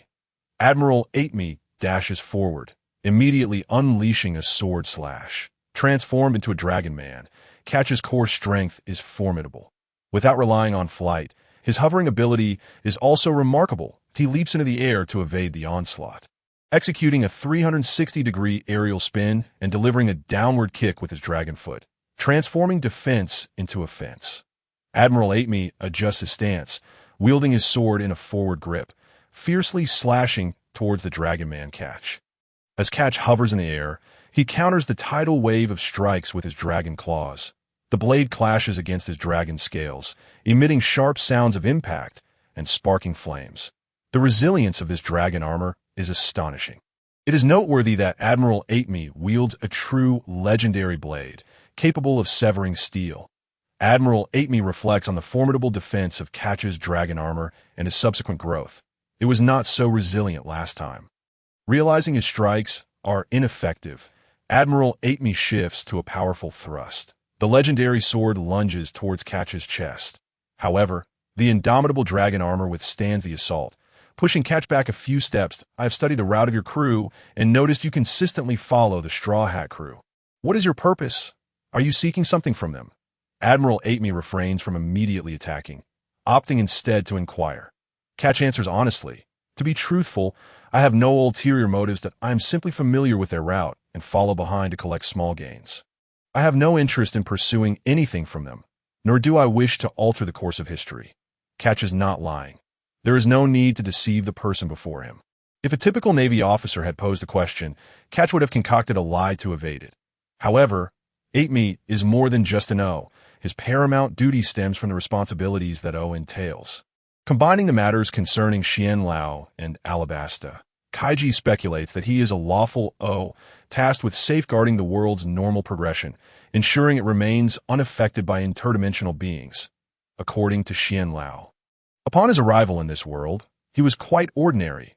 It was only after several years of disseminating knowledge and culture from his original world along the Grand Line and the North Sea that he encountered Ateme, who was relentlessly pursuing him. It wasn't until Xian Lao retreated to the East Sea in seclusion that Ateme, who also remained in the East Sea, ceased his relentless pursuit. Ateme's enlistment in the Navy serves the purpose of facilitating the capture and oversight of Xian Lao, or more precisely, of the invading O, referring to those who traverse from other worlds and cause disruptions in this realm's historical development, such as myself and Xian Lao, though I am a soul reincarnation. Xian Lao entered directly from the Rainbow Sea. Thus, as a lawful and protective O, Ateme prioritizes the normal historical development, indifferent to what you know or what abilities you possess, as long as the world's progression remains unhampered. I sincerely hope this is the case, and I will continue to monitor and assess you. Upon hearing that Kaichi harbors no ambitions to alter the course of history, Ateme's tone shifted. The ensuing confrontation would be between the Navy and the pirates. Shamash's crescent blade struck against the ironclad dragon armor, leaving no mark. Your techniques are utterly ineffective against my dragon armor, Kaichi stated. Are you still daring enough to take another blow? Aitmi retorted, brimming with combat fervor. It was unexpected that Kaichi could wield the Navy's 6 styles, making the encounter all the more intriguing. Aitmi sheathed his sword, gathering his focus. In a mere 0.01 milliseconds, he executed his ultimate technique with divine swiftness. Daiyuten Sho, a towering strike, surged toward Kaichi, more ferocious than in Logtown. Unlike before, Kaichi did not brace himself, but instead unleashed his own ultimate technique, a fusion of the Dragon Fist, Direct Dragon Strike, and Cannon Fist. Ice Dragon Fist, Wrath of the Furious Dragon.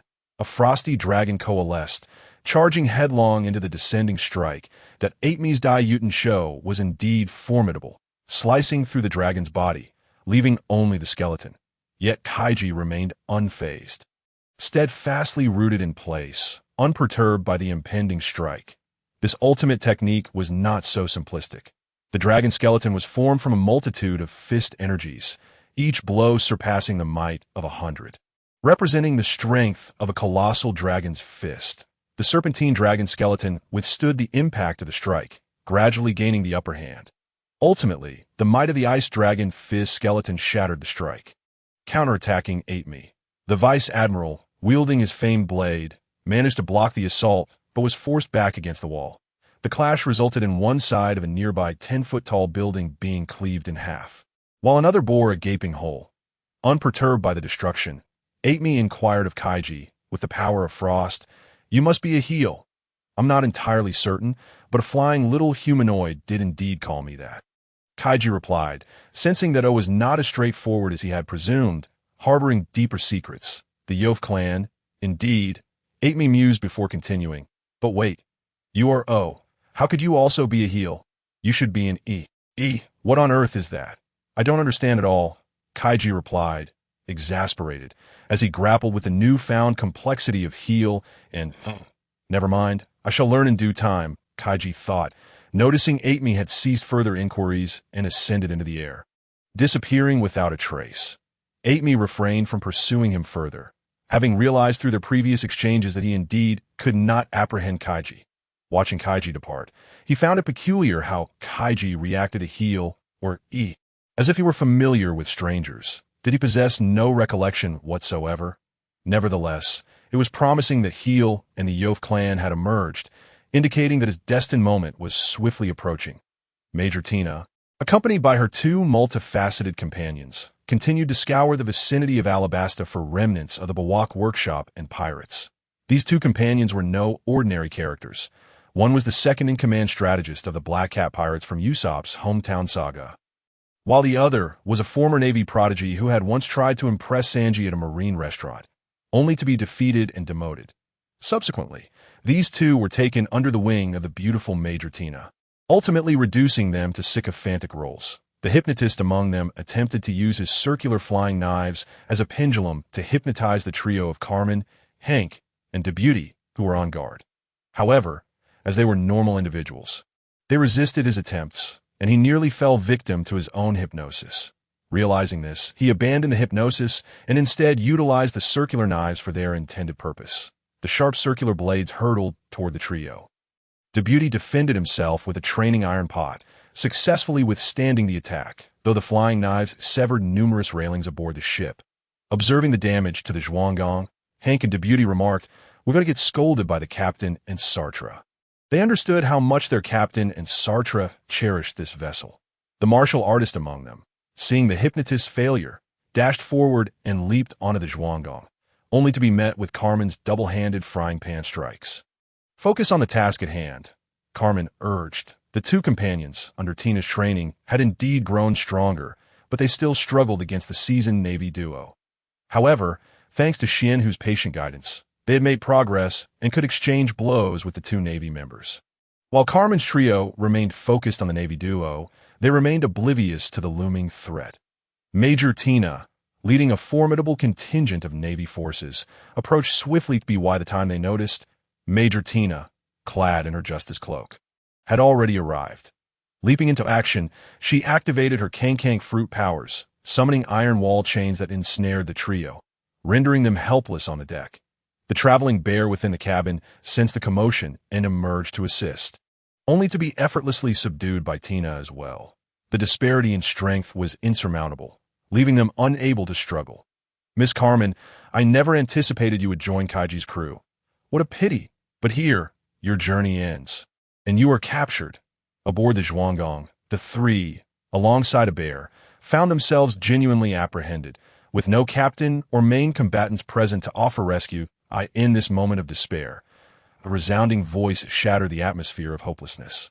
Today, no member of the Flying Dragon Pirates shall see their journey come to an end.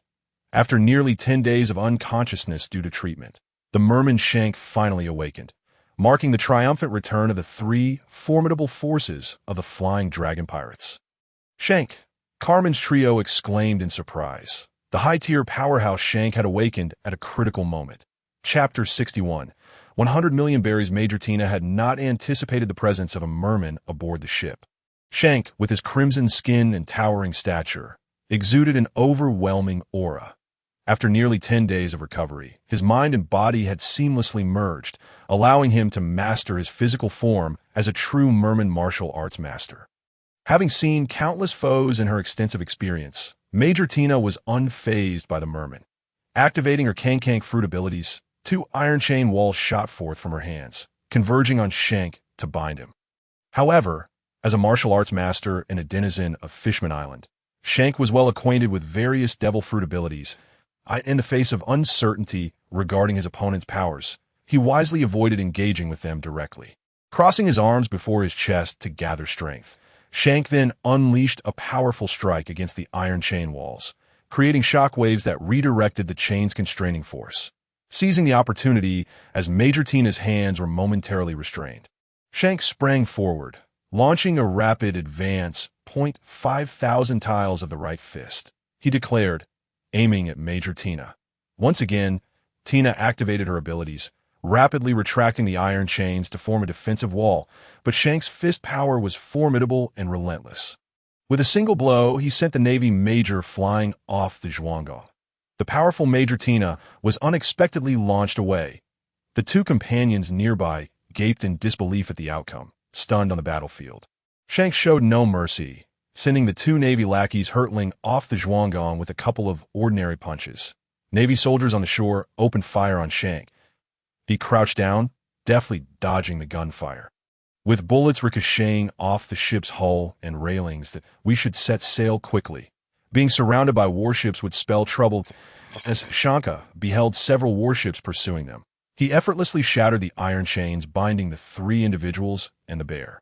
Likely the arrival of naval reinforcements, the trio, Carmen included, hastily stowed away the anchor, while Shanka took the helm and activated the Zhuanggong. The airborne Tina, having been struck away, extended a chain to grasp the ground, halting her descent, though a trace of blood stained her lips. Such terrifying power. It was careless of me to underestimate the formidable fishmen aboard the vessel. Tina, propelled only a mere 30 meters away, witnessed Shanka and his companions preparing to flee and charge towards the Zhuanggong, intent on avenging her humiliation. Suddenly, several smoke bombs detonated between her and the naval soldiers, engulfing them in obscurity, the noxious fumes inducing dizziness that caused the sailors to collapse. While Tina managed to hold her ground, it was akin, Say, Xuanu, Gay, Jack, and Miss Huang Jinzhou who returned, swiftly boarding the Zhuanggong.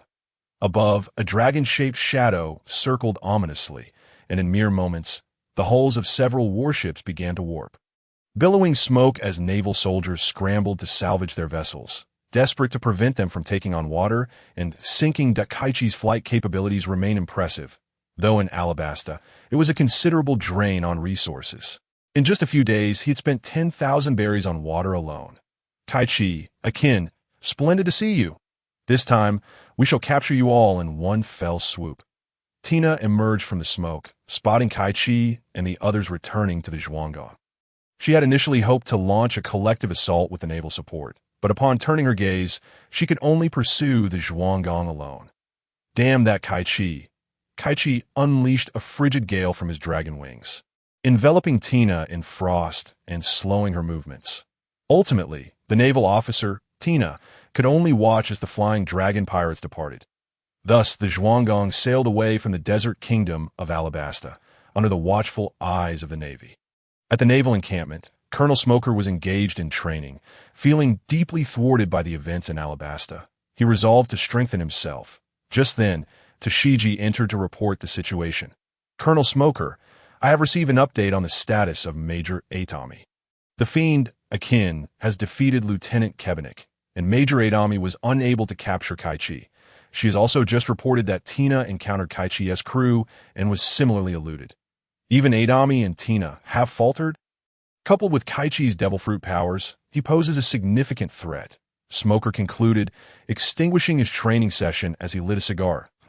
"It is truly astonishing that Lieutenant Kebenik fell to the fiend, Akin, that he was a man who refused promotions to both commander and colonel. It seems Kaichi's crew has become an even greater complication as expected."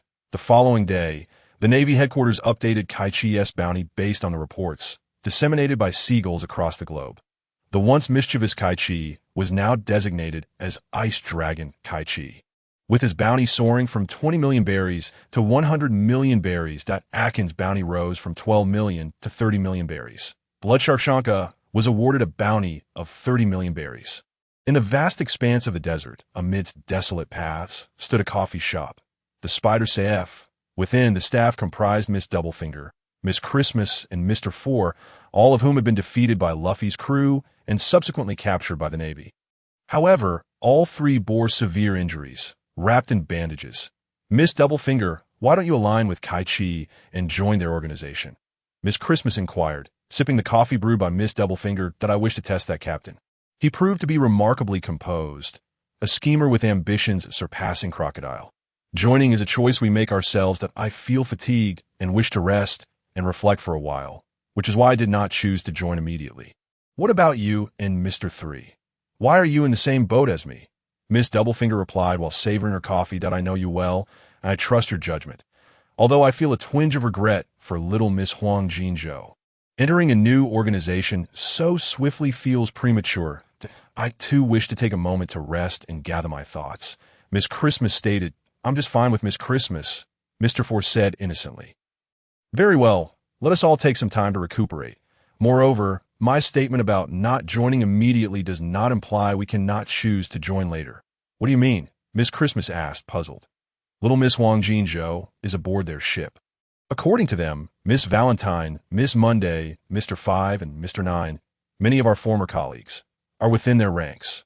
Once their organization expands, Mr. 5 and the others will undoubtedly seek to draw in familiar faces for greater influence. They will be in need of talent, and that captain will not oppose it. Thus, I say we can still join if we decide to later on. Though he is young, his ambitions are formidable." Miss Doublefinger revealed, producing Kaichi's new bounty of 100 million berries, 100 million berries. Another individual with a bounty equal to that of the Straw Hat Kid. Miss Christmas and Mr. Four exclaimed in astonishment. Crocodile, before becoming a warlord of the sea, had a bounty of merely 80 million berries. While bounty amounts do not always correlate directly with strength, many perceive them as a reflection of one's prowess. 100 million berries.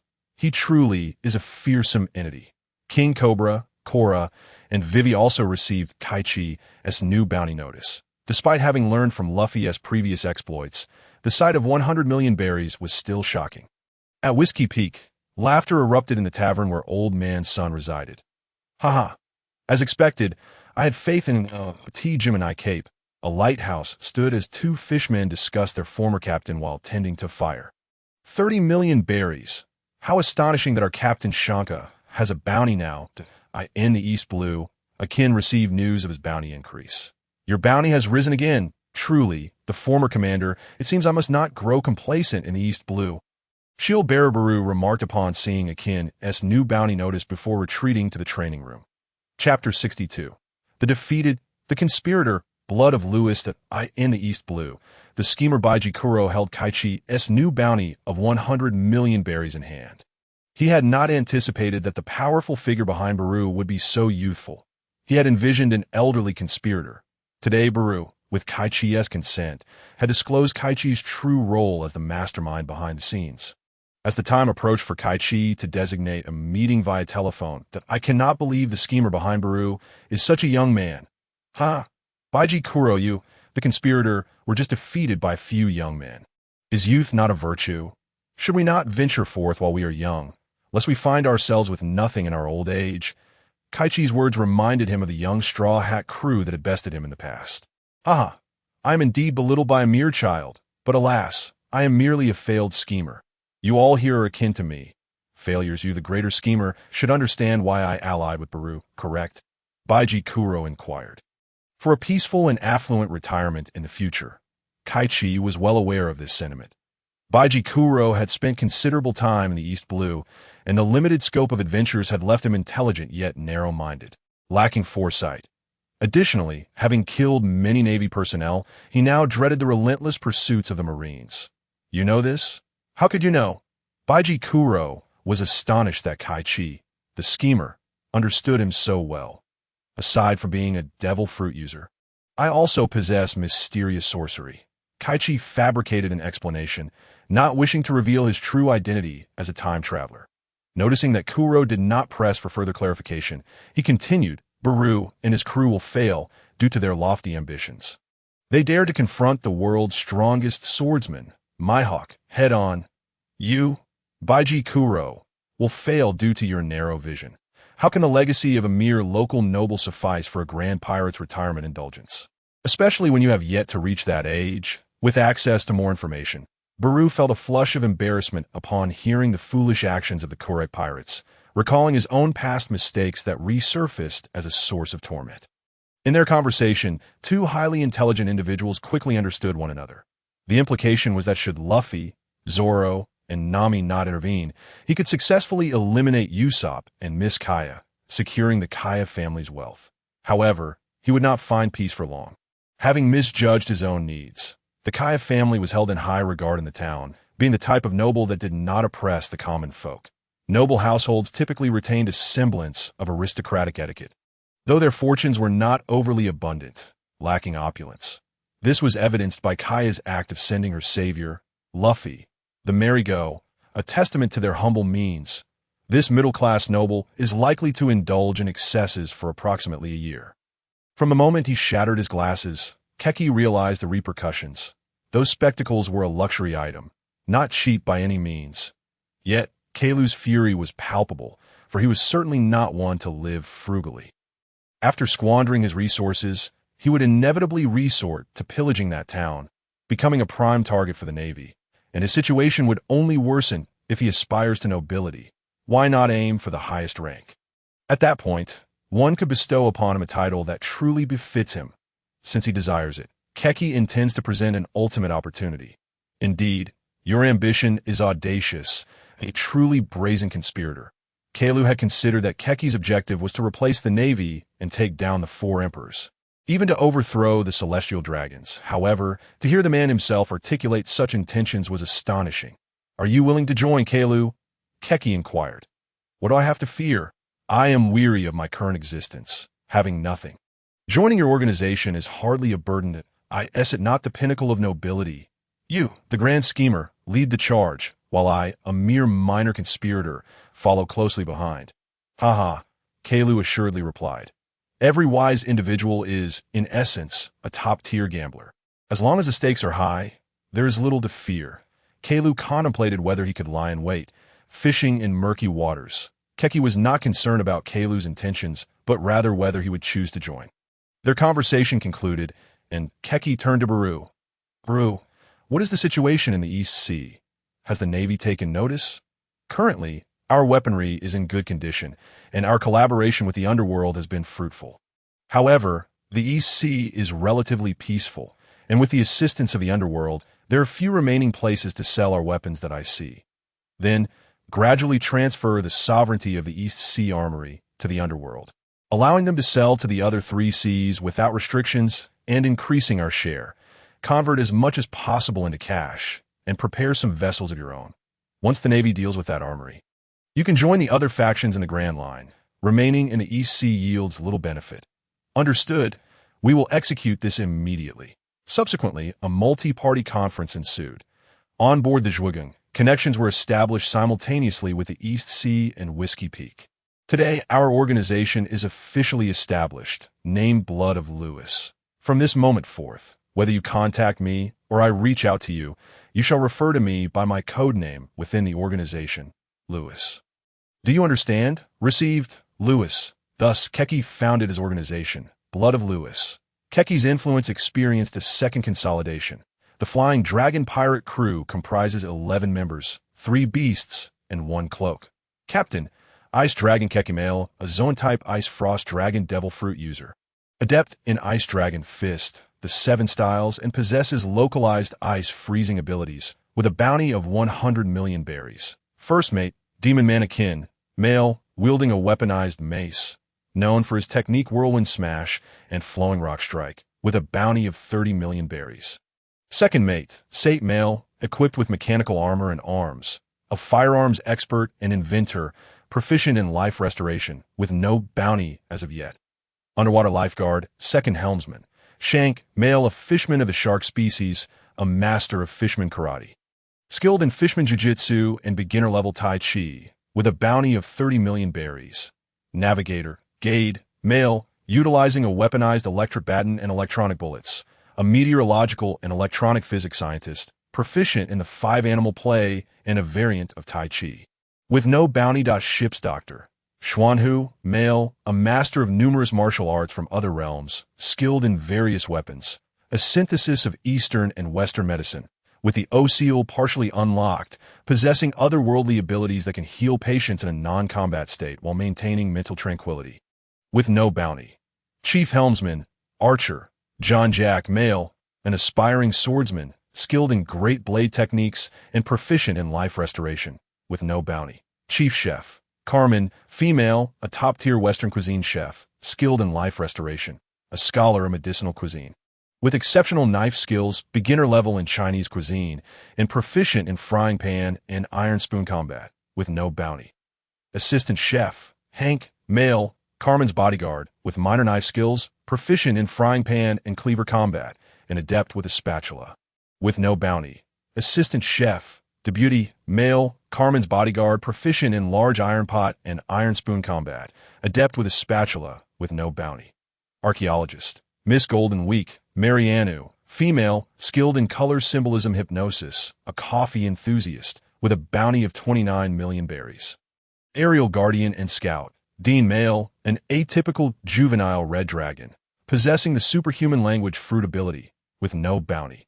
Snowy Environment Ground Guardian and Scout, Baibao, male, juvenile travel bear, having consumed the Zoan-type illusory human fruit, capable of enveloping himself in black when activating his abilities, with no bounty. Aquatic Guardian and Scout, Chenlong, male, a juvenile seahorse, with the initial awakening of the Xianlong bloodline, proficient in absorbing others' memories and creating illusions. Organization, Blood of Lewis, leader, Lewis, 1st Division Captain, Bru, a shield wielder, proficient in life restoration and a beginner in the 6 styles, commanding 108 members, remaining forces from the Krieg pirate crew and new recruits from the EC. With a bounty of 8 million berries, 2nd Division Captain, Kailu, male, proficient in life restoration and the 6 styles who, commanding the Black Cat Pirates, with a bounty of 16 million berries. Core members of the Black Cat Pirates, Sam, with a bounty of 7 million berries, Buji, with a bounty of 7 million berries. 3rd Division Captain, Mr. 9, male, proficient in life restoration, beginner in Soru and Jeppo, skilled in baseball bat combat. Vice Captain, Miss Monday, proficient in life restoration, beginner in Hongchuan. Together, they lead 136 members, remaining forces of Baroque Works, newly joined from the Grand Line. Messengers, heralds, and enforcers, 2 individuals. Mr. 5, Jim, male, superhuman bomb fruit user, proficient in life restoration, and beginner in 6 styles Takai and Suru, with a bounty of 10 million berries. Miss Valentine's Day, Michita, female, a superhuman kilo fruit user, an accomplished life restorer, and a minor practitioner of the 6 styles paper drawing, with a bounty of 7.5 million berries. Chapter 63. Atkins weapon damage. Akin gaze at his damaged mace. The IT appears a weapon change is in order. Point 1 has completely fractured, while the other, though intact, bears numerous cracks, rendering it unusable. Did this occur during my duel with Lieutenant Kabini? He mused that I won the battle, but alas, my weapon is ruined, Keki remarked. The loss of my weapon is true. However, the outcome of the battle is not entirely accurate. In a moment of desperation, I employed an unfinished technique, which diminished its momentum and compromised its power, leading to my defeat. Now, under the influence of Keki and Xuanhu's martial arts teachings, Akin comprehended many concepts. Akin, your weapon is currently unusable, and you are left without arms for the time being. Allow me to teach you the punch cannon I devised, inspired by the 6 styles. During this period without a weapon, it will be beneficial to familiarize yourself with your own hands, Keki proposed. Elder Xuanhu examined Akin's fractured weapon, noting unusual internal damage. Akin, practice a bit. Familiarize yourself with your body, the extent of the damage to your weapon. Aside from Lieutenant Kabini's sword strike, also stems from your own actions. The weapon's fracture was caused by a small surge of chaotic energy within, leading to structural collapse. Perhaps your body is beginning to awaken some peculiar ability. Do you not sense it? No, I feel no unusual abilities, Akin replied. Unaware of any anomalies within himself, IT appears as not autonomous. In no matter, practice with your fists and get to know your hands. Perhaps you will discern something on your own. Xuanhu reassured Akin, emphasizing that acquiring additional skills is always advantageous. Akin's life restoration had already made some progress, and he quickly grasped the nuances of the punch cannon under Keki's guidance, as he had previously wielded a mace. His training with his hands was exceptionally refined. Fists are, after all, humanity's most direct means of attack, making the punch cannon a natural fit for Akin. Jack also presented his great sword to Xuanhu for inspection. Xuanhu, take a look at my great sword. It has been nicked by that female Navy officer. Could it be that I have awakened some ability as well? Xuanhu examined Jack's great sword closely. Your sword sustained damage from a direct clash with a renowned blade. The craftsmanship of your sword is commendable for a common item. However, it has merely suffered a nick, which is not too concerning. I have not discovered any abnormalities nor noted any abilities in your case. A female Navy officer. Renowned blade. Keki pondered, realizing Jack referred to the Navy officer Dasky and her famed sword. Shiyu, which, while the most basic of renowned swords, certainly qualifies. Jack thought inwardly, lamenting the unfairness of fate. This great sword will not endure much longer. After a few more battles, it may become unusable. Xuanhu continued. What am I to do then? Jack lamented. Not worry. Currently, we lack high-quality metal materials and suitable forging facilities. Once we acquire quality materials in a proper location, I will assist you and Akin in forging 2 superior weapons. Really? Xuanhu, I understand. In future adventures, I shall seek out exquisite ores and precious metals for you, and you will undoubtedly forge a legendary sword for me. Jack's optimism resurfaced as he envisioned his future blade. Grasping the sword of warriors, he would charge into the demon city, vanquish the Dark Lord, rescue the princess, and make a name for himself across the world. He became lost in delightful daydreams. Jack, there's no need for such fanciful dreams just yet. Instead of merely practicing drawing and swinging your sword, go fetch a piece of wood from the cabin, and I shall teach you, Xuanhu instructed. Jack swiftly retrieved a plank from the cabin. Xuanhu fashioned it into a wooden sword. Jack, train with this wooden sword, akin to your great sword. The space aboard the ship is limited, and using a wooden sword ensures no one gets harmed. Furthermore, your great sword is too long, and its style and length are unsuitable for practicing drawing. You should also practice archery. Drawing the sword would be a waste of time. It is better to focus on swinging. Swish, swish, swish. Jack swung his sword continuously, perspiration pouring down. Your movements are too rigid after years of practice. You should not still be so inexperienced. Effort is not merely about physical labor. You must engage your mind as well. Xuanhu wielded a bamboo whip, offering guidance that an ineffective attack that connects one point to another relies on cycles and rotations. Each individual has their own optimal posture for applying force. First, discover the rhythm that suits your body best, then gradually expand your attack range and accelerate your rhythm. Under the tutelage of Xuanhu and the sound of Jack's swordplay, Sartre and Gade repair the railings and damage hull of the ship, the Zhaogang. The winged freighty assisted by flying above, extracting naval bullets lodged in the Zhaoging's hull, and patching the severely damaged areas with wooden planks and iron nails. Miss Huang Quanzhou approached Captain Kaichi. Her curiosity piqued. "Why did you believe from the outset that the Straw Hat Kid could defeat Crocodile?"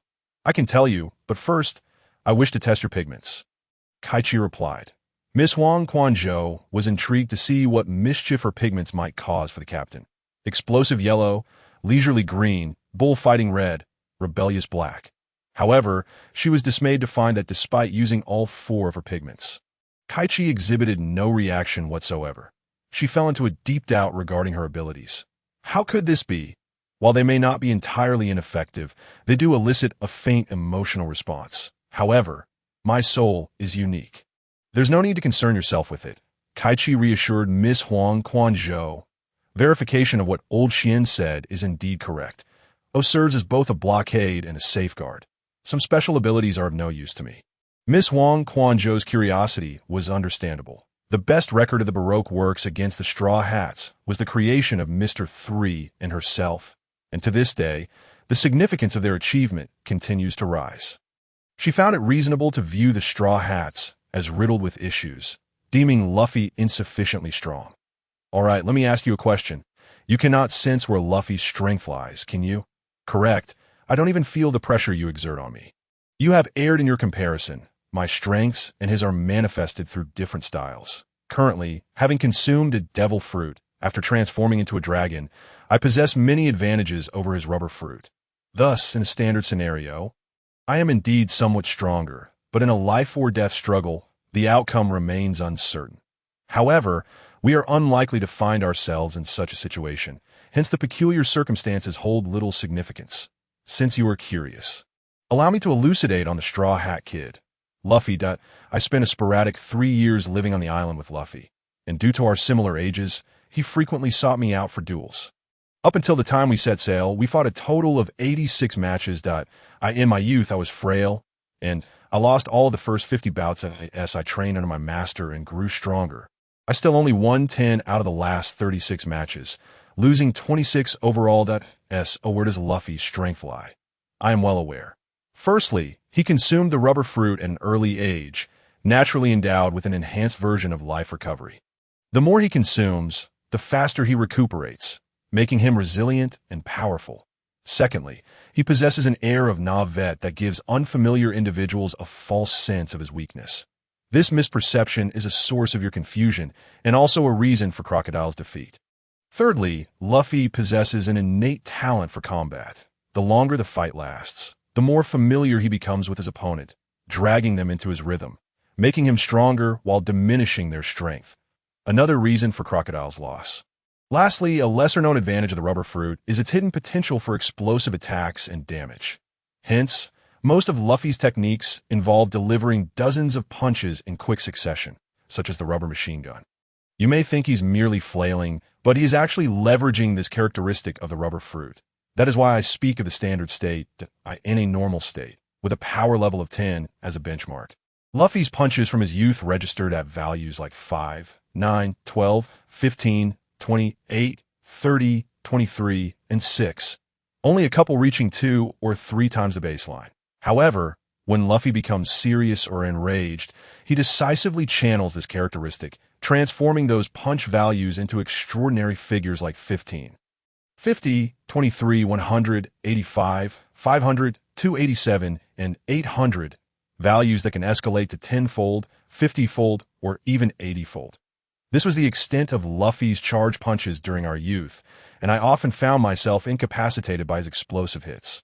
There is no doubt that the current Luffy can achieve 100-fold critical hits when he is serious. Do you understand now? Luffy's strength should not be judged solely by appearances.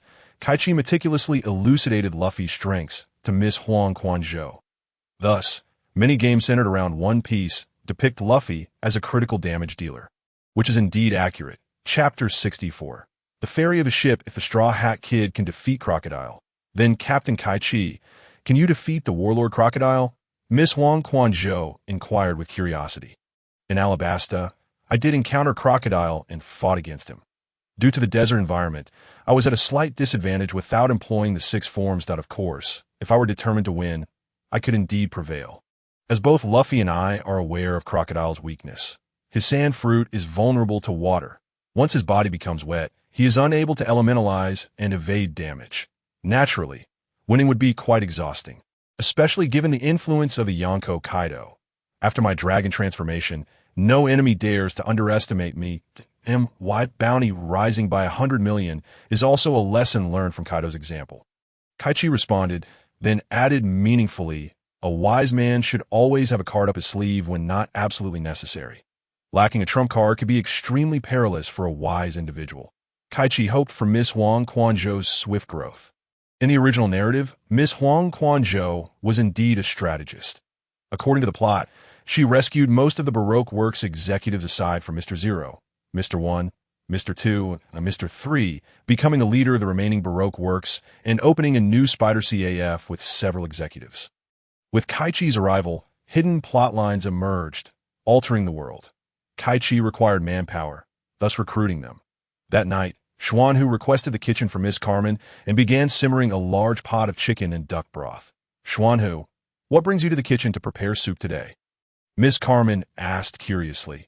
She now addressed Xuanhu with the same respect as Kaichi, having learned from his hands-on instruction in medicinal cuisine that he was not only a doctor, but also an exceptionally skilled chef. Yet, he rarely took to cooking, piquing her curiosity about what good fortune awaited him today. That I have a premonition that I will encounter an old friend. So, I am preparing this broth in advance to host them when the day arrives. Miss Carmen was unaware that the three had already prepared dinner and served it from the kitchen. The dinner was incredibly lavish, featuring over 20 sumptuous dishes, all served in large platters. Miss Carmen placed the final meat dish on the dining table and took her seat. She noticed Kaichi sharpening his knife and fork. Kaichi, Xuanhu seems particularly enthusiastic about preparing broth today, claiming he has a premonition of meeting an old friend. Oh, you know who it might be. Xuanhu's old friend? We have only been together for about a month, so I am uncertain, Kaichi pondered. Just as he was about to ask Navigator Gade, he recalled that the Grand Line lacked precise maps and thus refrained from inquiring. Xuanhu's old friend? Suddenly, it occurred to him that Xuanhu had mentioned he traversed from the rainbow sea that a flash of insight struck him. Could it be that they were nearing the sea shrouded in rainbow mist? In the original narrative, Xuanhu did not exist, leaving him unsure of who his friend could be. Kaichi nearly forgot that location. Seeing Xuanhu emerge from the kitchen, Kaichi swallowed his mouthful of meat and directly asked, Xuanhu, have we arrived at the sea enveloped in that rainbow mist? Yes, I have a premonition that we are close, Xuanhu replied, taking a seat to savor the meal. Is it truly that enchanting, rainbow-hued sea? Miss Carmen inquired, hoping to witness it. Girls are always drawn to beautiful things. Legends say that within the rainbow mist, there are countless treasures, with pirates ever watchful for the appearance of the rainbow. Ajin spoke of the coveted treasure of the pirates. The book mentions that the rainbow mist most frequently appears near Lelugia Island, indicating that we are nearing Lelugia. However, it is said that the rainbow mist does not often manifest. Let us hope we are fortunate enough to witness it. Remarked the Fishman Shank. Fishman Island lies 10,000 meters underwater, shrouded in seclusion, which ignites the longing of many fishmen for the human world above. Some fishmen, after venturing into the sea, return to Fishman Island in their twilight years, bringing back numerous tales and tomes from the human realm. In his youth, he did not dare to explore the human world, and thus could only grasp the wonders of humanity through the pages of books. After dinner, Xuanhu returned to the kitchen to continue simmering broth and chopping meat. As night deepened, Dean stood watch at the ship's lookout, while the others slumbered, and Xuanhu remained vigilant over the fire. A bright light appeared beside Sate, addressing the sleeping Sate in the laboratory. Thank you for your hard work. What sound is that? Who is speaking? Murmured Sate, half asleep. The child in the blue raincoat, adorned with a smile, suddenly dissipated. The next day, Sate inquired of Xuanhu and Dith, who had not slept the previous night.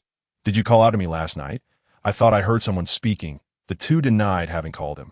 How peculiar! Could it be that I imagined it? Sate lamented.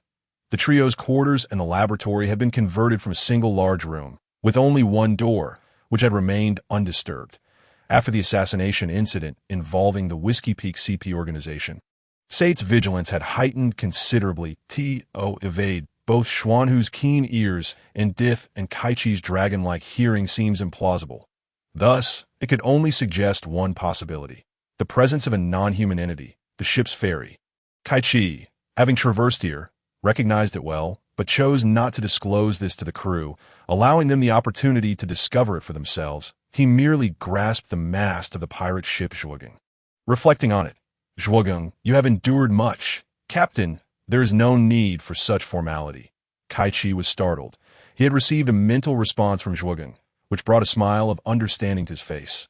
The ship was indeed a companion, accompanying them through life and death, and thus deserved such reverence. Suddenly, Dith, standing guard at the lookout, raised the alarm as a naval vessel appeared in pursuit from behind. The sense of impending danger washed over Kaichi, uncertain of its origin, as he braced for the naval ship's cannon fire.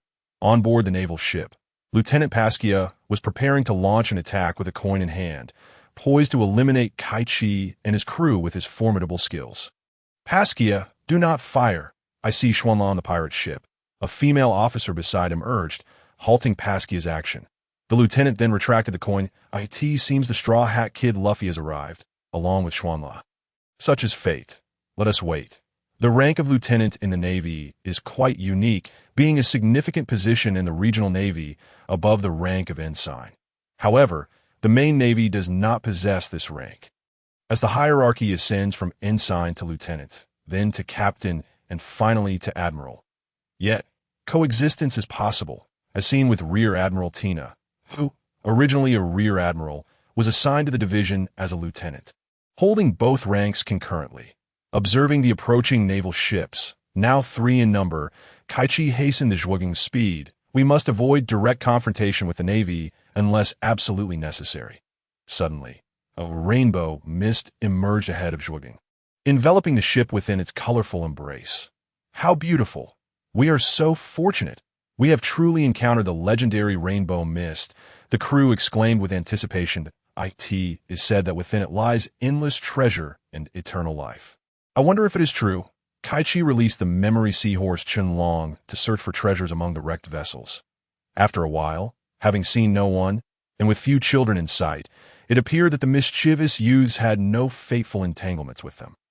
The crew split up, scouring the remnants of shipwrecks for treasure chests and precious items. Xuanhu skillfully maneuvered through the vessels above, but soon found himself concealed within the rainbow mist, vanishing from sight. The novel can be downloaded via the open source Freestar String downloader developed by Xingyu. That if you obtain a novel file through a proxy download, and the merchant did not provide the software source code or open source address, please request a refund immediately and report the merchant. Author's email: xingyvoutlook.com, authors QQ 201-759-3710, official QQ group 149050832, official TG group, https t.me/fqtool. Chapter 65, Competing with the Naval Lieutenant. The memory seahorse Qianlong navigated through the water in search of treasure, but lost consciousness after only a few minutes. Kaichi happened to pass by, observing as Qianlong spun in confusion, suspended in the sea, surrounded by a vibrant mist. The memory seahorse, having absorbed the advanced dragon blood power from the dragon armor Kaichi had shed, enhanced its own lineage, sprouting small dragon horns atop its head. Its forelimbs transformed from short fins into long, robust dragon claws, and 2 retractable bone spikes grew from its back. As the colorful mist filled its being, the 2 bone spikes extended into membranous wings reminiscent of a dragon's. Kaichi did not intervene, fearing to disrupt Qianlong's fortuitous moment. Noticing that the others could not approach, Kaichi realized the weight of the Dragon Clan's fate. The decline and disappearance of the dragon race millions of years ago were not as simple as they seemed. What had transpired then, and what was the profound connection between the Dragon Clan and O? After half an hour, the infusion of the rainbow mist concluded, as if a ritual had been fulfilled. Qianlong, having lost the power to remain suspended, was about to plunge into the sea. Seeing that Qianlong's eyes remained clouded and unresponsive, Kaichi leaped up to catch the descending memory seahorse, lifting it back to Zhuogang. Upon his return, he found that the others had already gathered treasure chests, with 10 boxes filled with gems and gold stacked on the deck, brought back by Ajin and the crew, as expected of the Rainbow Mist. It truly is, as the legends say, brimming with gold and riches. What a bountiful haul! Ajin exclaimed, eager to seek out another treasure. The crew joyfully examined the contents of the chests filled with wealth. Upon seeing Kaichi return with the memory seahorse Chenlong, they inquired with concern, "What happened to Chenlong? Is it injured?" "No, it merely received some benefit from the Rainbow Mist and fainted. It is unhurt, so fret not." Kaichi reassured them that he pulled Dith aside and asked, "Have you heard anything from the elders of the Dragon Clan regarding their connection to the Rainbow Mist?" "I have not heard of any correlation." Dith replied thoughtfully, "It seems the key does not lie between the Rainbow Sea and the Dragon Clan. Are there any rumors about the decline of the Dragon Clan?" Kaichi pressed on. "There are indeed some whispers. The Elder Dragon spoke of a mighty dragon ruler who waged war against humanity and emerged victorious. However, it is unclear why this ruler mysteriously vanished, leading to internal strife within the Dragon Clan. The tales are too ancient, and the Elder Dragons do not even know the name of that ruler. However, after encountering the Iofo clan, I learned that the dragon ruler was named Sier, after hearing Dith's response. Kaichi concluded that the crux of the matter lay between the Dragon Clan and that the mysterious disappearance of Sier might be connected to what then is Chenlong's situation. The Rainbow Sea is said to be the final resting place of the gods in the original tale. Could this be a divine compensation for the Dragon Clan? The depths of this matter remain profound. Contemplating this, Kaichi noticed that the ship's doctor, Xuan Hu, had yet to return and inquired, "Have you seen Xuan La?" "No, we have not seen him return," the crew replied. Accepting their responses, Kaichi chose not to search further, trusting that Xuan Hu would return in due time. Suddenly, a fierce wind swept through the Rainbow Sea, unexpectedly lifting Zhuoging. The heavy treasure chests filled with gems and gold, effortlessly carried away. Kaichi activated the shave technique from the 6 styles, attempting to stabilize the chests. However, the speed of the supernatural wind was astonishing, lifting the 10 heavy chests as if they were mere feathers, leaving even Kaichi's shave unable to keep pace. "Blast it, cursed Rainbow Sea! If you do not wish to give, it would be better if you never allowed anyone to find it." As the swiftest captain faltered, the crew, grasping the railing, felt their spirits plummet. What could be more disheartening than the loss of countless treasures mere moments after securing them? The malevolent winds whisked away treasures and continued their mischief, propelling the Zhuanggang ship out of the Rainbow Sea. This time, the exit of the Rainbow Mist hovered above Lulujia Island, and as the Zhuanggang ship emerged from the Rainbow Sea, it plummeted from a height of several dozen meters. With a nudge from the wicked winds, the ship traced an arc back to the water's surface, preventing a direct crash onto the island's ground. That a thunderous crash resounded as the Zhuanggang struck the sea, the recently repaired vessel now bearing fresh wounds. Fortunately, the crew experienced only a touch of dizziness, calming down shortly thereafter, with no one injured aboard. "Xian Lao hasn't returned. Let us wait for him on the Lulujia Island," Kaichi instructed. Shortly after, Lieutenant Pasquale and Hanso sent off the Straw Hat crew and were about to escort the notorious pirate Wydun, disguised as a mayor, along with his son Philip and grandson Like, who had long wreaked havoc on Lulujia Island, back to the Naval Division. Upon witnessing Kaiji's group descend from above, Lieutenant Pasquale swiftly led the naval soldiers to encircle Kaiji's crew as they disembarked. Unlike Luffy's crew, Kaiji's presence exuded a far greater sense of intimidation. The captain's demeanor instilled a sense of formidable authority among his subordinates. Even without transforming, Kaichi emanated an aura of unapproachability. Let us not reveal our identities outright.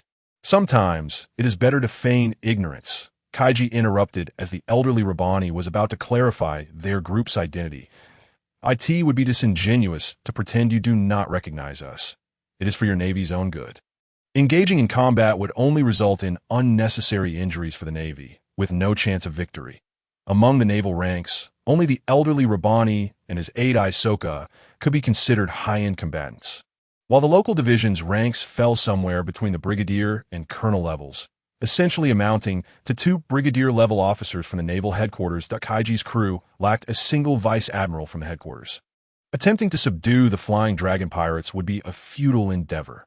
Kaichi continued, "We shall remain on the island awaiting our ship's doctor, Xianhu, and will be here for a while. I assure you. We harbor no malicious intentions towards Lelugia Island. How about this? I propose a coin toss. We will simultaneously flip a coin towards the seed. If I win, you will not trouble us." This suggestion of a contest avoided direct confrontation. "That is a splendid proposal.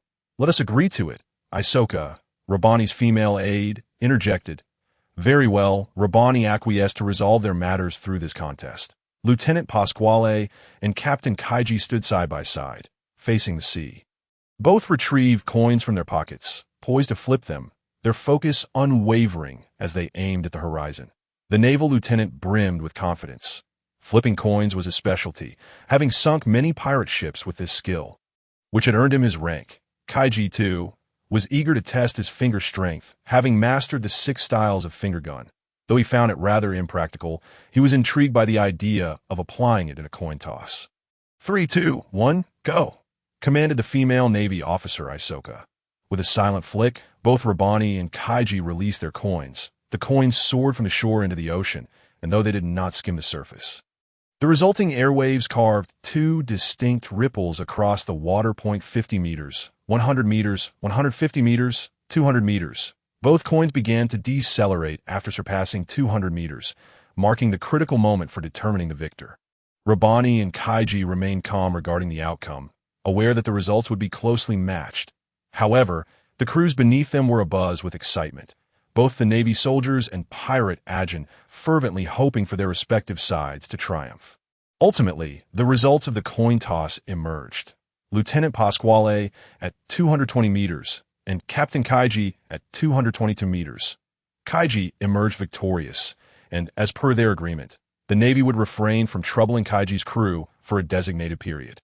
Chapter 66. Xianhu cooks and the Nightlight Cup. To lose, even in 1's area of expertise, is indeed embarrassing. I hope they truly harbor no ill intentions towards this place. They are unlikely to have any designs on it. Their assurances should be genuine. Kaichi's crew would not need to expend so much effort to eliminate us, especially since we may not even be able to contend with Xian Lao. It is best not to escalate matters unnecessarily. On the warship, Rabani and Isoka discussed their situation. They were originally meant to escort the pirate Waidun back to the naval division.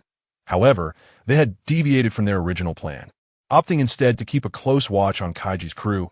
Sate, Gade, and Faladi had become well acquainted with scientist Hanso on Lelugia Island over the course of a single day, engaging in amicable discussions within Hanso's laboratory. When Hanso encountered the little person Faladi, he was quite taken aback, yet having experienced so many peculiar events recently, including traversing the Rainbow Sea, he quickly accepted the existence of the little people. As evening fell and the sun dipped below the horizon, the rainbow-hued mist reappeared, releasing Xianhu. The ship's doctor, burdened with a large package, gracefully leapt onto a derelict small boat upon noticing the doctor's arrival. Kaichi's crew promptly steered the Zhuanggong to greet him. Without uttering a word, Xianhu stowed his belongings in his room and then rented a kitchen in a private room on Lelugia Island. "Cayman, I shall be cooking tonight, and you will assist me, if you are willing?" Xianhu queried as he made his way to the kitchen with a pot of prepared broth. "Absolutely. I would be delighted." Cayman replied enthusiastically, eager to witness Xian Lao's culinary prowess. Behind her, Hank and Debut carried other marinated ingredients and seasonings. Xianhu and Cayman, along with the others, hurriedly began preparing dinner in the kitchen. Tofu was diced into cubes, shredded into strands, and fish fillets were cut into strips. Cayman was now truly grasping the terrifying skill of Xian Lao as culinary art. The precision of his knife work and the control of heat existed on an entirely different level. She found herself merely observing the process, attempting to absorb as much as she could. Previously, she had thought that the world-class chefs she had trained under were the pinnacle of culinary mastery. But now she was witnessing a level beyond that apex. Kaichi, knowing that Sate and the others had become familiar with Hanso, instructed them to invite Hanso, who would then summon the naval officers Rabani, Isoka, Achibi, and Longo to the private room, stating that Xian Lao wished to treat them to a meal. Kaichi had not anticipated that the old acquaintance Xian Lao referred to would indeed be those troublesome children trapped in the Rainbow Sea. However, given that Xian Lao had been ensnared there for quite some time, it was only natural that he would know them. Hanso and the 5 naval officers arrived at the private room just as the dishes were being served. Mapo, tofu, kung pao chicken, white-cut chicken, wincy tofu, coral fish, twice-cooked pork, dompa pork, and boiled bok choy, all presented by Hank and debut. Tea has been a long time. Hanso, Rabani, Isoka, Longo, Achibi, please take a seat that I did not expect that upon our reunion. You would have transformed from children into adults, Xian Lao remarked as he emerged from the kitchen, inviting the 5 naval officers to sit, for such reunions with old friends are rare and should be celebrated with good food. The 4 of us who were cast out of the rainbow sea hail from a world 40 years ago, so we are now middle-aged. Ha ha ha. I never imagined Xian Lao. You have not changed at all. Rabani chuckled. Indeed, I did not expect you to remain unchanged, Xian Lao. The others echoed in agreement. Oh, I am quite hospitable. It has only been 2 years since I emerged from the Rainbow Sea, so my changes are minimal. I spent a long time in the Rainbow Sea, and thankfully met you little rascals. Otherwise, I would have been bored to death. Come, let us raise a glass together. Xian Lao proposed as he toasted with Rabani and the others. Though Rabani and his companions were naval officers, Kaiji's crew granted Xian Lao face, and they all joyfully feasted and drank, delighting in the reunion of old friends. Reunions such as these are fleeting. After parting, one may not know when they shall meet again, or even if they will at all. Thus, how could one not prepare a feast to welcome dear friends? Time always seems to fly. And soon dinner concluded. Rabani and the 5 officers bid farewell to Xian Lao at the shore, sighing in relief as the pirate Kaichi honored his promise, refraining from causing any harm to Lelugia Island. They had just dealt with the pirate Wydon. Another troublesome matter had arisen, and they were nearly prepared to call for reinforcements. Thankfully, Kaiji's crew had avoided violent conflict, allowing for amicable dialogue. Xian Lao, I hope we can meet again in the future. Rabani and the others expressed as they departed, boarding the warship and bidding farewell to Hanso, who remained on Lelugia Island. They had already delayed for a while. It was time for them to set sail. Xian Lao, could you teach me those culinary skills? Will you teach me to prepare your dishes? Not yet. Your culinary spirit is 2/3 developed, but you still need a bit more. Once your culinary spirit is complete, I will teach you. The culinary spirit you speak of is so elusive. I am unsure how to cultivate it. When will I achieve it? Cayman, do not rush. You possess considerable talent. Take your time to contemplate. And the opportunity should not be far off. In the tranquil embrace of night, the vessel Zhuangin glided silently across the sea. Carmen, exhilarated by the culinary prowess of Xian Lao, eagerly expressed her desire to apprentice under him, though her request was met with a temporary refusal. Let us set that aside for the moment. Carmen, did you not come aboard to present me with a few bottles of wine? My quarters are bereft of space, so I entrusted them to you. Please fetch a few bottles for me, and I shall share some delightful experiences with you. Very well, Xian Lao. I will retrieve them from my room. Xian also returned to his cabin, extracting a small box from his large satchel and placing it upon the kitchen table. To their astonishment, it contained 6 exquisite cups. Kaichi picked one up, admiring its smooth, cool texture, crystalline and translucent, fashioned from an unknown crystal or gemstone. While it lacked a breathtaking allure, it was undeniably captivating in its simplicity. Upon seeing the wine Carmen had produced, Kaichi began to speculate about the origin of the cups. Xian Lao, could these possibly be luminous cups? Indeed, they are. In my previous life, when I was an emperor, an envoy from a western barbarian kingdom presented them to me as a congratulatory gift. I cherished them and kept them in my collection. I had left that parcel in Rainbow Sea, and I never anticipated I would have the chance to retrieve it this time. Let us use these cups to savor the wine together. I will fetch them in batches since we are short on cups. Kaichi was taken aback by the encounter with such a precious item, having lived a life of poverty in his past existence. Far removed from such luxuries, Carmen uncorked the bottles and filled each of the 6 cups to the brim. Clink the cups. At the command of the ship's doctor, Xuanhu, Sate extinguished the lights, plunging the kitchen into darkness. In that shadowy environment, the true beauty of the 6 cups emerged, each radiating a luminous glow, enhanced by the deep red of the wine within, transforming the humble vessels into exquisite works of art. "How stunning!" exclaimed the onlookers in unison. "The wine from these luminous cups truly lives up to its reputation," Kaichi thought, relishing the sensation of tasting exquisite wine from such extraordinary vessels. He and his companions enjoyed the wine in 2 rounds, embracing the splendid lifestyle of the upper class. After the tasting session concluded, Xuanhu lent the luminous cups to Carmen for further study. "Jack, it's peculiar that the compass has begun to point skyward starting today. Is it malfunctioning?" Gade posed his inquiry to Jack as they discussed navigation matters. Upon hearing the question, Jack hurried over and confirmed that the compass indeed pointed toward the heavens, igniting thoughts of the rumored Sky Islands. Could it be a Sky Island? Ha ha ha. I never imagined they truly existed. The idea of embarking on an adventure to a Sky Island is exhilarating. There are tales of an empty sea in the sky, inhabited by peculiar creatures known as sky sharks. But how do we ascend to an altitude of 10,000 meters? Mused the fisherman Shank.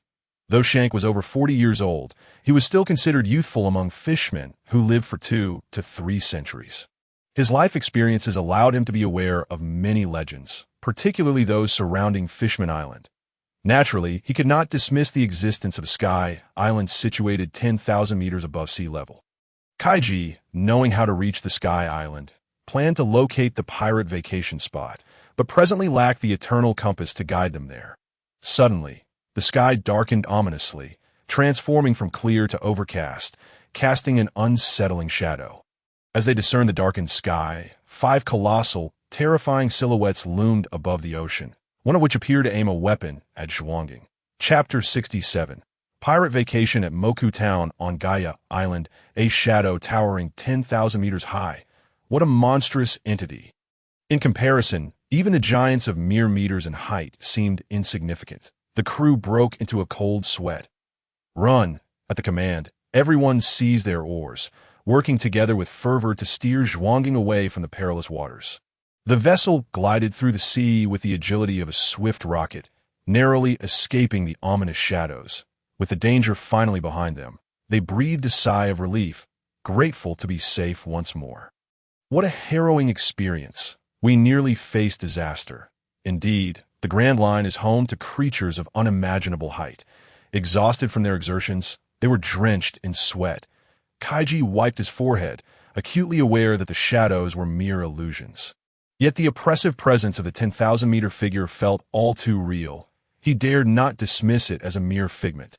"Everyone, something is hurtling toward us," Dean exclaimed as a shadow approached swiftly. "Are we under attack?" Gade queried. "It doesn't appear so. I see no other vessels." Sate replied through the telescope that it seems to be a person. "A person? If they land here, they would likely cause great harm to Zhuanging. If not suffer grave injuries themselves, step aside. Leave space for me," the ship's Dr. Xuanhu commanded. The others retreated, clearing a large area on the deck.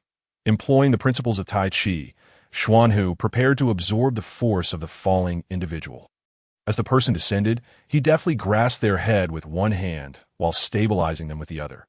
Utilizing the Tai Chi stepping technique, he spun the individual around several times, dissipating their momentum before gently placing them on the deck. The figure was quite tall, yet their eyes swirled with dizziness. Human ape, one of the brothers from the ape mountain. Though he resembled a gorilla more than anything else, Kaichi recognized, surprised that he had landed near them after being hurled by Luffy. This encounter fortuitously brought them closer to the pirate vacation town. Although his eternal compass had fallen into Luffy's possession and was no longer with him, the locals would surely return to that island. As the human ape regained consciousness, he found Kaichi and his companions staring at him. "Who are you? How did you come to be flying in the sky? You nearly fell upon us, but thankfully our ship's Dr. Xuanhu saved you, or you would be gravely injured." Akin inquired. "My name is Human Ape, the Underwater Salvage King." "Thank you for saving me. Not mention it. I am Kaichi, the captain of this vessel, that we have matters that require your assistance. Do you possess any information about the Sky Island?" I cannot say for certain, but my captain is knowledgeable that I can take you back to Gaia Island, and you may directly inquire with him," the straightforward human ape replied, patting his pockets only to discover that his belongings were missing. My eternal compass is gone. I must navigate back by instinct. Fear not. Life is filled with uncertain voyages. Just lead the way, and I trust you, brother Human Ape. The helmsman Jack reassured him. Touched by Jack's words, Human Ape felt grateful to have encountered such kind-hearted individuals. Thus, with Human Ape's guidance, they set sail toward Gaia Island. Along the way, they encountered another of Human Ape's brothers, the gorilla from Ape Mountain, distinguished by his long flowing hair and a voice capable of producing devastatingly high frequencies that could inflict harm and even damage vessels from distance.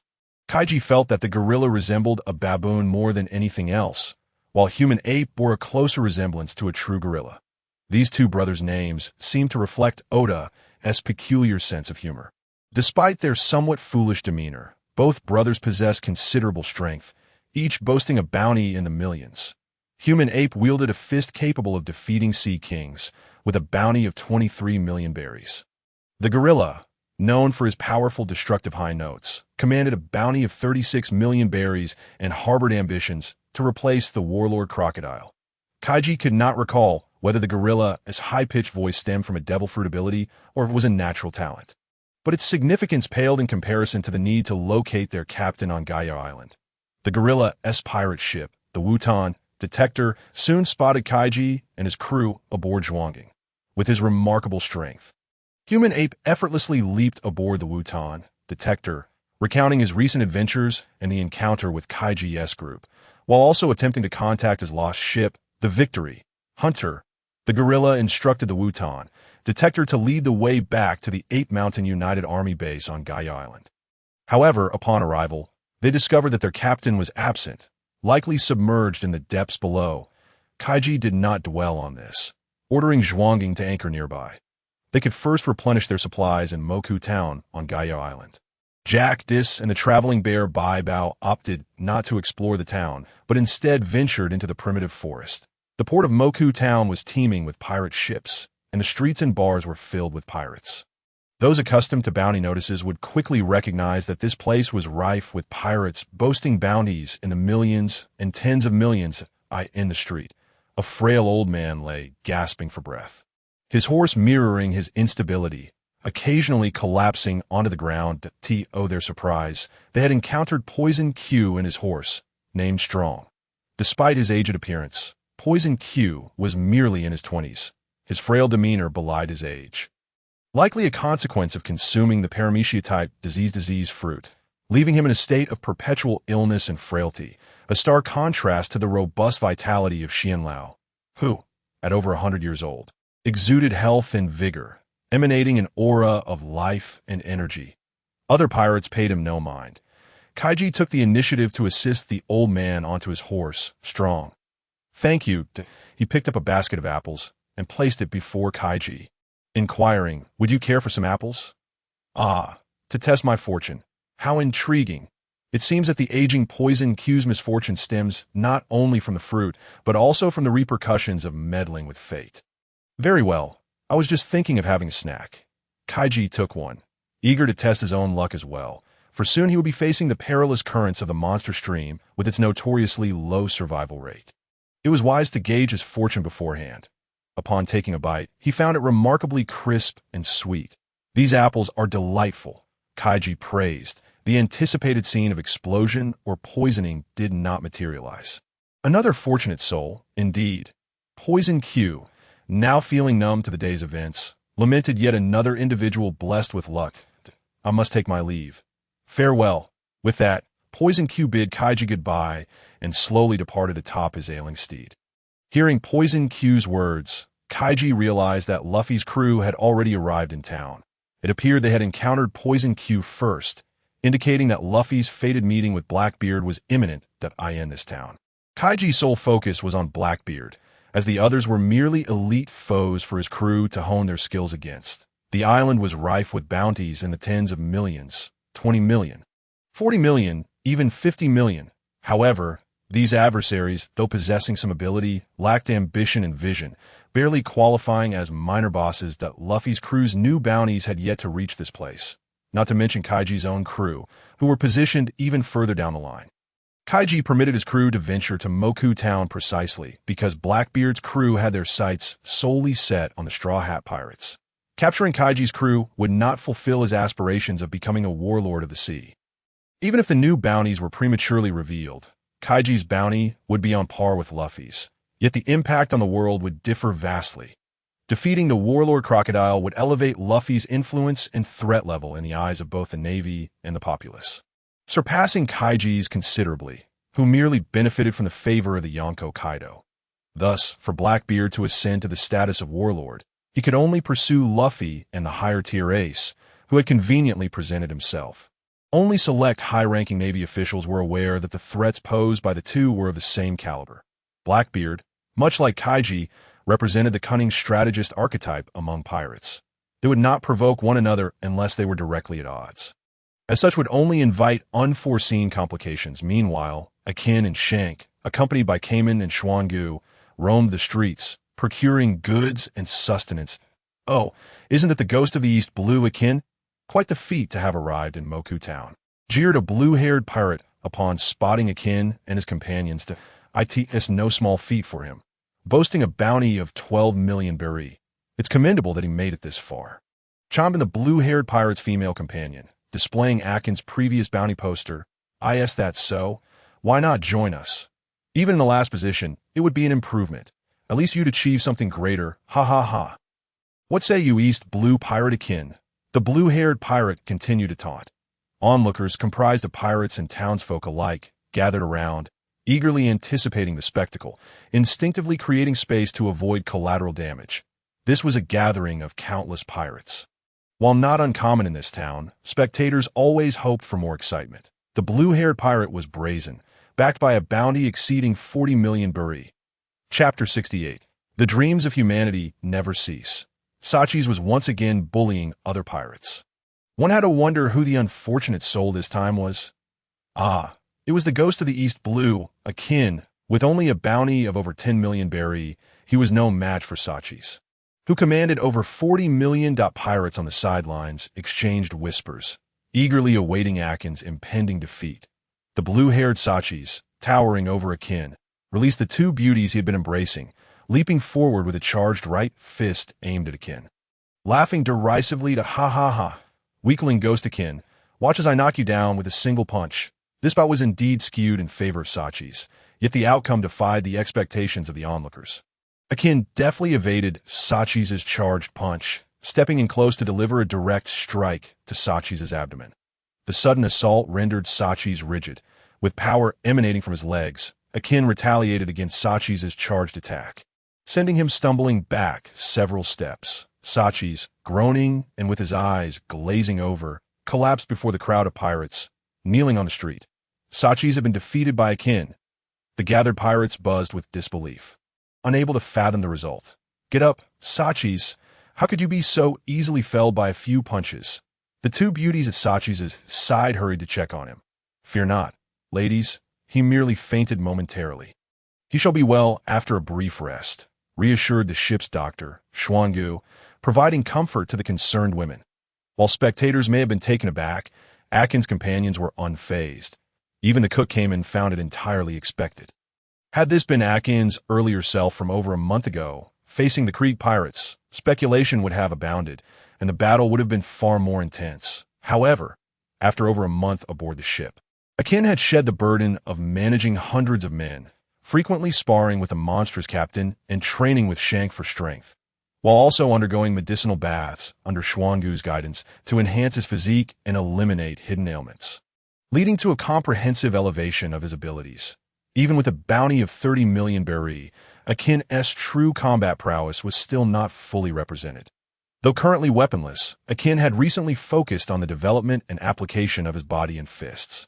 In Schwangu's words, dealing with an opponent weakened by indulgence was exceedingly simple, as indulgence only affected the surface, sparing the internal organs and bones, especially considering this imbecile had underestimated Akin and had approached carelessly. Let us finish our shopping and return to the Dragon's Tooth. Once the gorilla and the orangutan's captain returned, Captain Kaichi mentioned they have leads on Sky Island. Akin remarked nonchalantly after defeating Sachi's, as if it were a matter of course. and proceeded to lead his companions back to the ship. The blue-haired pirate had failed to notice that Captain Kaichi was among the crowd of onlookers. This blue-haired Sachis was the vice-captain of Bellamy's crew, wielding a uniquely shaped curved blade. However, he had come unarmed, while Akin's hammer was also left behind. Broken and in use, Sachis' approach to Akin was indeed audacious. Leveraging his height to dominate Akin was reasonable, yet he had not attempted any feints or exploratory strikes, opting instead for the simplest of straight punches, which were too easily anticipated. The consequences of frequently bullying weaker opponents had rendered him unprepared for a true expert. Ultimately, the blue-haired pirate was swiftly dispatched by Blackbeard. Following that, both the blue-haired pirate and Bellamy would encounter their superior, the warlord Don Quixote Doflamingo, where the blue-haired pirate would fall victim to Doflamingo's string fruit, injuring his own captain, Bellamy. Kaichi, however, did not join Akin and his companions, but chose to continue meandering through the streets, sampling various delicacies while awaiting a momentous encounter. Ha ha ha. The cherry pie here is indeed the finest. You are that one from earlier. They recognized the earlier confrontation, where the two had emerged victorious, and the woman's voice was filled with both strength and boldness. Nami, having emerged from the hotel with the seemingly weak Luffy and Zoro, encountered Blackbeard seated on the ground, indulging in a cherry pie. Luffy and Zoro ceased their act of feigned weakness, standing tall. Luffy donned his straw hat and gazed at Blackbeard, positioning himself alongside Zoro. As two formidable foes faced each other for the first time, ha ha ha, those fellows proclaiming a new era are utterly delusional. They say the days of dreaming for pirates have come to an end. Ha ha ha. The dreams of humanity shall never cease. Let them laugh. If one seeks to reach the pinnacle, there will always come a time when they find themselves at a loss for reason to strike. Am I wrong? It seems I have intruded upon your affairs. Are you in a hurry? If you can make it, that is splendid, Sky Island. Huh. Blackbeard boisterously declared, drinking and spilling as he departed, unaware that the very individuals he would later seek were right before him. Soon, Luffy's bounty of 100 million would be announced here, and when Blackbeard saw Luffy's report alongside the new bounty, he would seek to capture Luffy in exchange for a seat among the warlords. Meanwhile, Robin had just made a remarkable display of prowess, single-handedly subduing Bellamy's crew within the hotel and extracting the whereabouts of the gorilla and orangutan captain, Mont Blanc Curec. Thus, the Straw Hat Pirates had uncovered crucial leads toward their journey to Sky Island. Aboard the Mary, Luffy's crew found themselves at the seaside, before the remnants of a castle, the abode of Mont Blanc Curec, the descendant of the legendary Norland. Kaichi, we meet again, Luffy exclaimed. I didn't expect to see you here. Upon encountering the excited Luffy, Kaichi feigned surprise at their chance meeting. The Mary docked alongside the Dragon's Tooth, dropping anchor. For the first time, the Straw Hat Pirates and the Flying Dragon Pirates were poised to meet in full. Akin, what a surprise to find you here. Sanji, long time no see. I have now departed from the Creek Pirates and am currently a member of the Flying Dragon Pirates. Akin and Sanji shook hands in reconciliation, embracing briefly, allowing a smile to dissolve any past grievances. Their history held no deep-seated animosity, only a desire for a fair contest once more, as the last encounter had been fraught with complications. Akin had been poisoned and felt a sense of guilt towards Sanji at that time. Yet, both understood that the present moment was not conducive to such matters. The pursuit of clues leading to Sky Island and the means to reach it was of paramount importance. The appearance of Chef Carmen caught Sanji's attention. Miss Carmen, what a stroke of fortune to encounter you here, Sanji exclaimed, his eyes sparkling with affection as he rushed towards her. You lecher, keep your distance from Our Lady. Hank and Debu dutifully positioned themselves in front of Carmen, thwarting Sanji's advances. He could see that moment. Mont Blanc Kurokai resurfaced from the depths, his upper body bare. Surprised to see so many seeking him today, he had not anticipated such an encounter with a gathering of young dreamers. He willingly shared tales of his ancestor, the renowned legend of the North Sea, Rolando, and the fabled city of gold, El Dorado, even producing Rolando's nautical journal from 300 years past for all to behold. What a treasure! Particularly Nami and Jack, who perused the works of their predecessor with utmost care. That Rolando's log indeed contained records of Sky Island, detailing peculiar means of transportation including sky sharks and sky crocodiles. Mont Blanc also presented several golden artifacts he had spent years acquiring, notably a golden guidebird, affirming the existence of El Dorado. El Dorado. Oh, treasures! How intriguing! Luffy's eyes gleamed with excitement, his spirit ignited with the anticipation of adventure in search of the Golden City. Aware that their primary objective was to reach Sky Island, Mont Blanc proactively informed Luffy and Kage's crews about the impending celestial current, also known as the Monster Current. Though perilous, it was the only known route to Sky Island. To navigate the celestial current, they needed to reinforce their vessel to withstand the tumult. In the East Blue, a naval branch prison was besieged by a band of pirates, freeing Captain Creek. Unexpectedly, loyal subordinates from Creek's remnants came to his rescue. Donning his golden armor once more after discarding his striped prison garb, Captain Creek inquired, "What news?" He learned that Akin had joined Kage's crew, who had clashed with the Navy in Alabasta, successfully evading pursuit, and that Akin's bounty had risen from 12 million to 30 million berries. Kage's bounty had also soared from 20 million to 100 million berries. Observing his subordinate's demeanor, Creek noted the lack of interruption and continued listening to the report. As he received the newspaper from his subordinate, Creek's fury ignited upon seeing the wanted posters of the young Kage and Akin. "We shall meet again, you little brats," he seethed, crumpling the paper in his hand. "Next, we will regroup in the East Blue for a while, recruiting more crew members before returning to the Grand Line." Yes, Captain Creek, his pirates rejoiced, heartened by their captain's undiminished resolve. The Creek pirates were not yet doomed. Chapter 69. Confrontation with Luffy in the bar of Moku Town. The once bustling second floor had quieted down. The raucous crew members had the good sense to silence themselves, wary of disturbing the agitated Bellamy and his core crew. Vice Captain Sachis, having been defeated by Akin and carried back to the bar by his crew, had hoped to take advantage of Bellamy's bullying of Luffy and Zoro, only to have Robin single-handedly extract the location of Mont Blanc Kurokai from the entire crew. Thus, Kurokai's whereabouts were revealed by Robin. Otherwise, Luffy's crew would have arrived even later. That woman and those foolish dreamers. What a farce! Sky Island and the deceitful Nolan's descendants.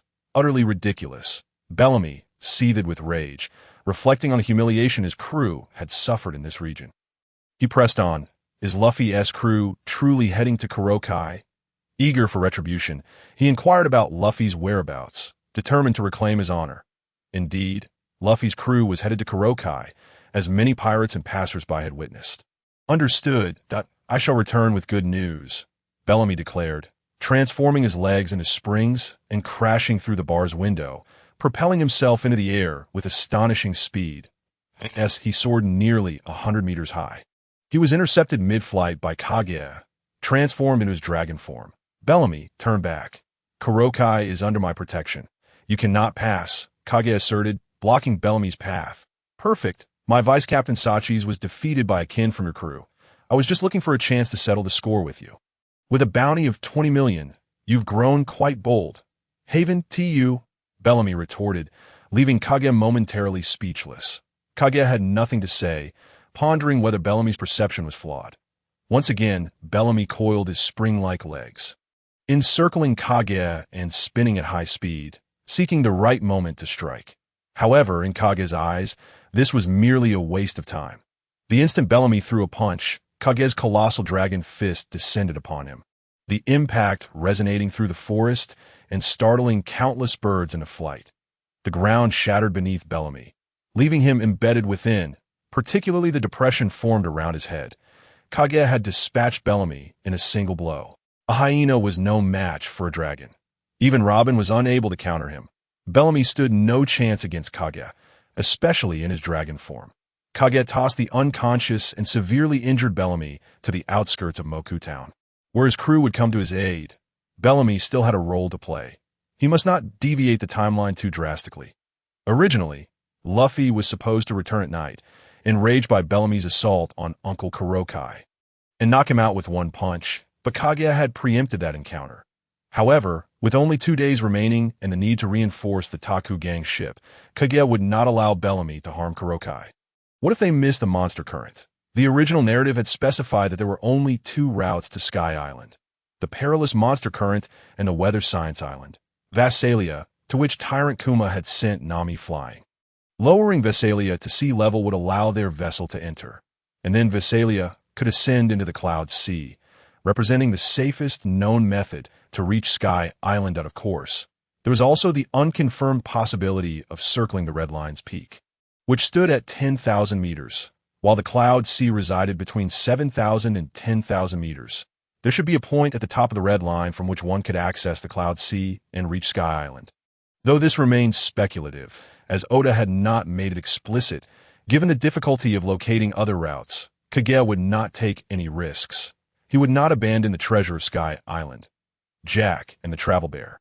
Bai Bao traversed the jungle of Gaia Island, being closely observed by the guide bird, also known as the Nanan Island, perched on the branches, which occasionally emitted eerie calls, unsettling Jack. How creepy. What a bizarre bird. Jack shivered. Is it troublesome?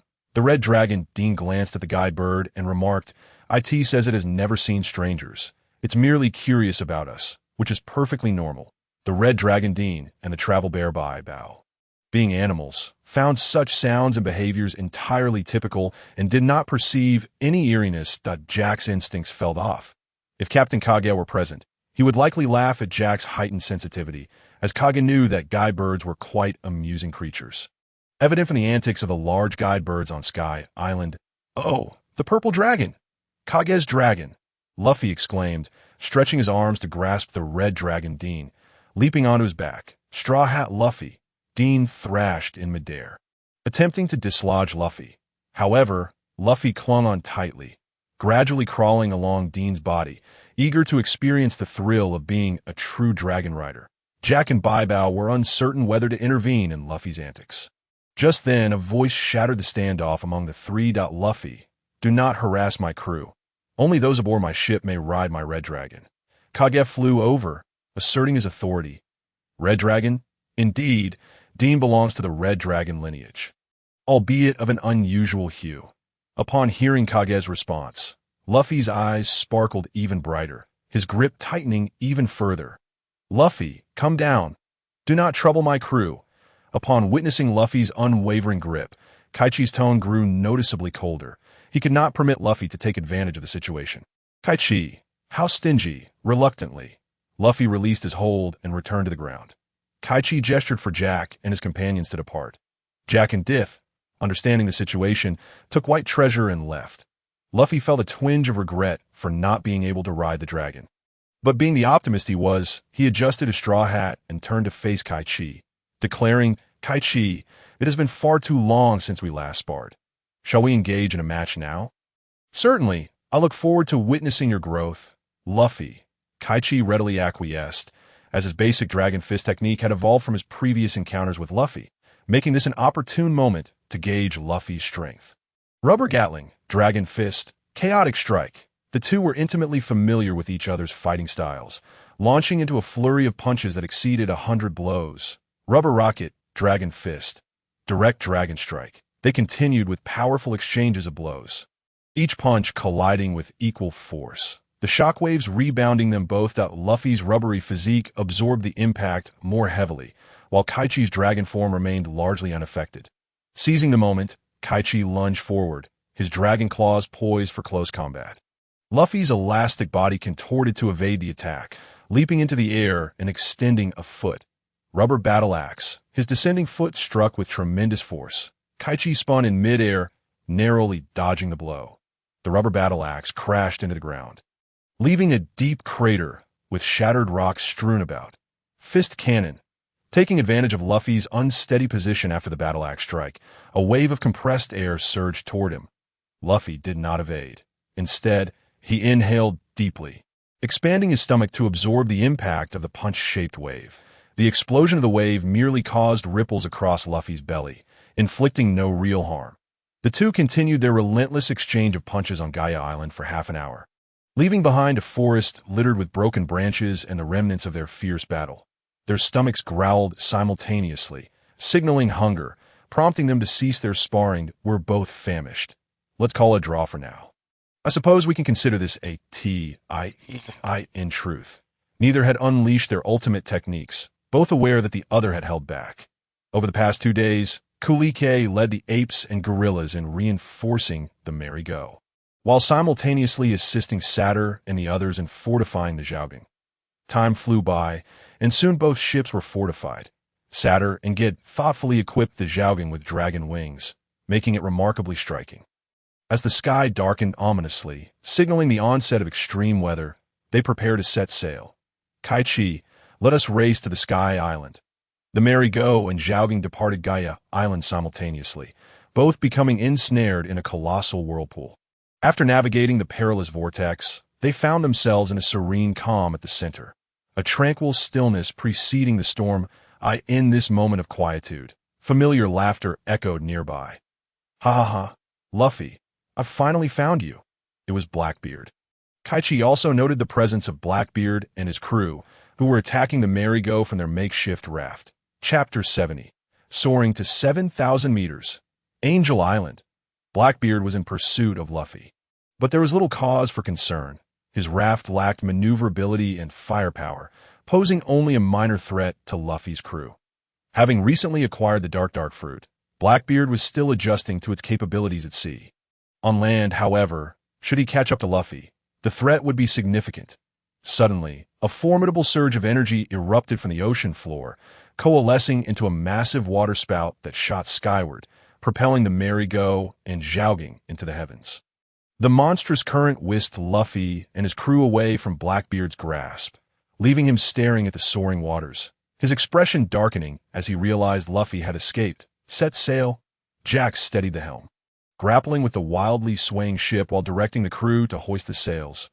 Jack, are you certain? If we proceed, we may leave the ocean and fall. Gid questioned, apprehensive about such a perilous maneuver. Trust me, the updraft around the monster current is incredibly strong. It will be sufficient to lift the ship. Our speed is insufficient within the current, and if the monster's energy dissipates, we may never reach the Sky Island. All right, we trust you, Jack. Captain Kaichi, alongside Ajin and Shank, persevered through the turbulence to raise the sails of the Zhaogong. But the moment the sails filled with wind, the Zhaogong broke free from the water column. Resembling a wild stallion freed from restraint, rocketing skyward at tenfold its previous speed, the velocity was such that Kaichi and his crew could only cling to whatever they could grasp to avoid being thrown from the Zhaogong. The rapid descent of the air pressure left the crew disoriented, and they lost track of time, instinctively holding onto anything within reach. Eventually, after an indeterminate duration, Kaichi and his crew gradually regained their composure, only to find themselves amidst a breathtaking expanse of pristine clouds, with the Zhaogong gliding smoothly over the cloud sea. The fisherman Shank eagerly leapt into the cloud sea, discovering it indeed contained water. Swimming freely within it, I can't believe there is actual sea water thousands of meters in the air, he exclaimed in excitement. Captain, we have succeeded.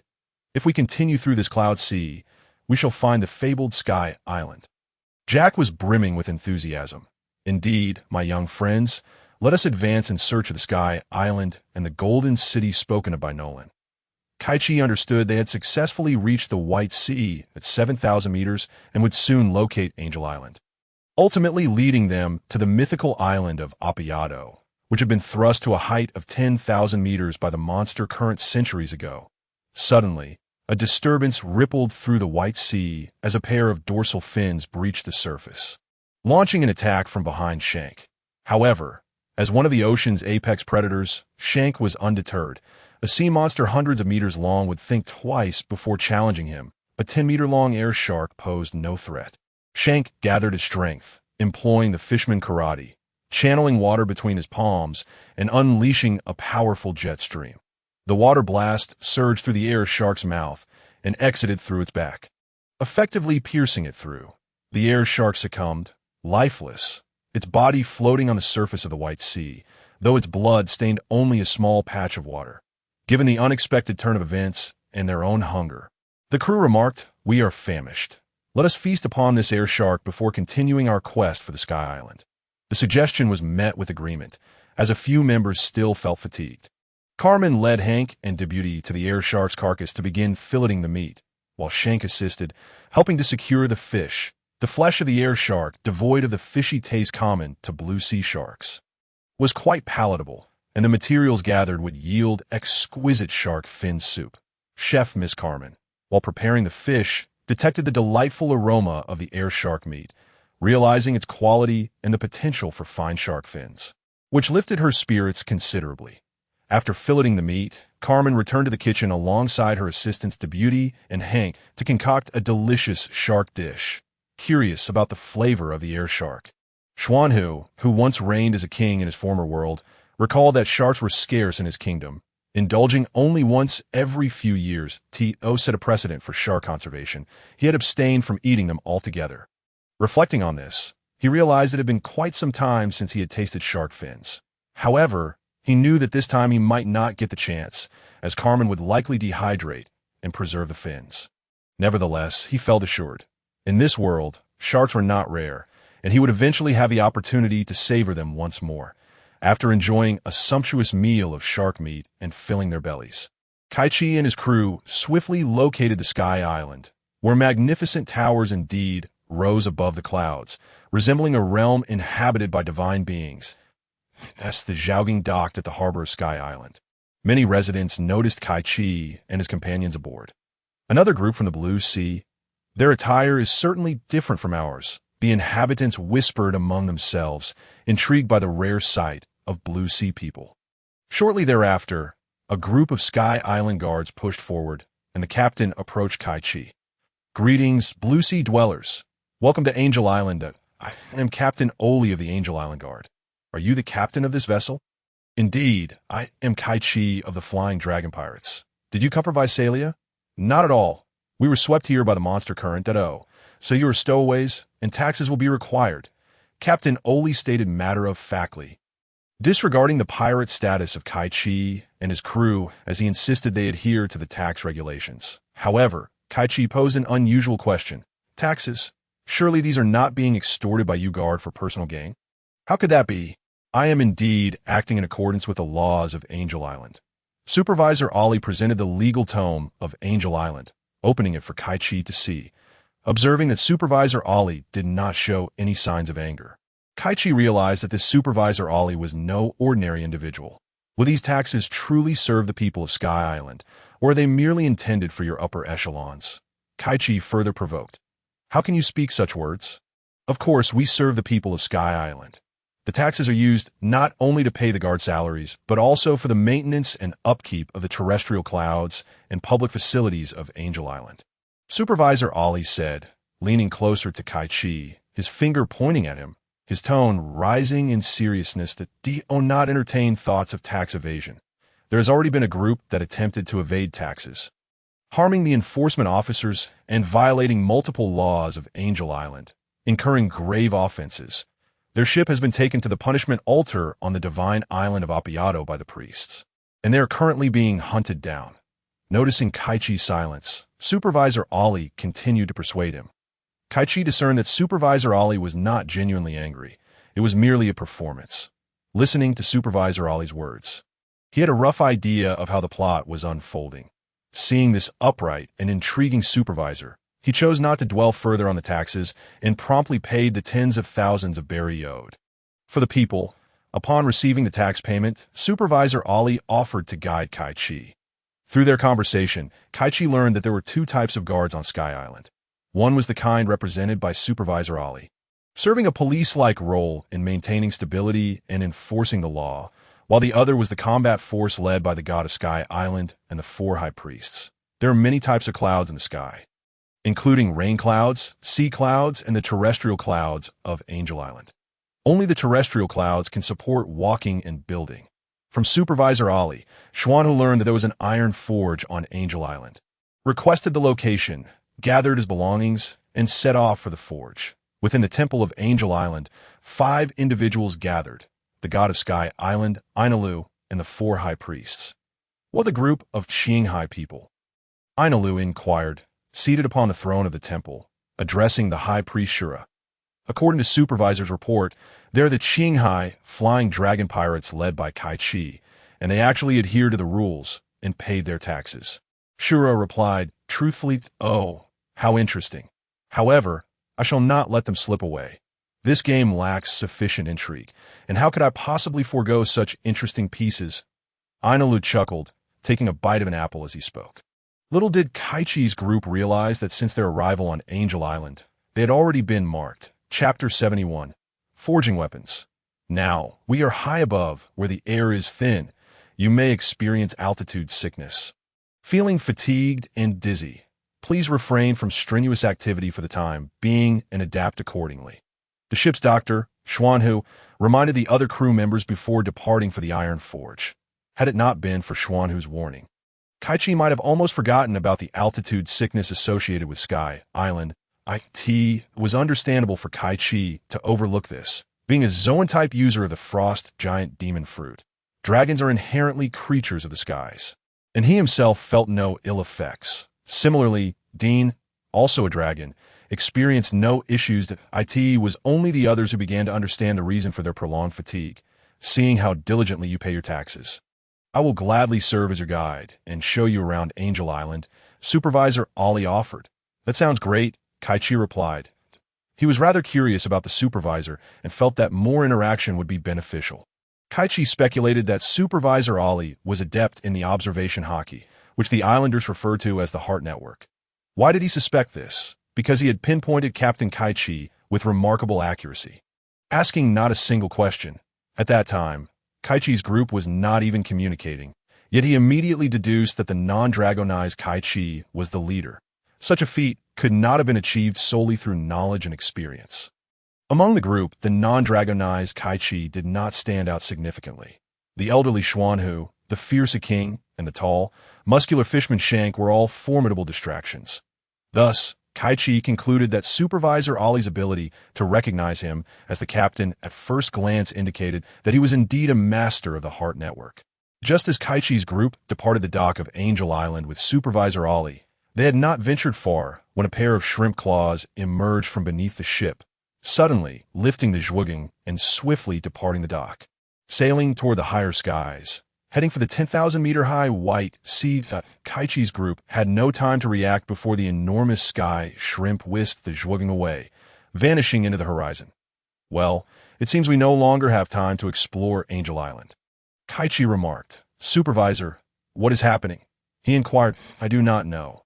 Typically, sky shrimp do not voluntarily approach the docks of Angel Island. That I will return and inquire about the situation. Supervisor Ollie replied innocently, genuinely unaware of the reason behind the occurrence.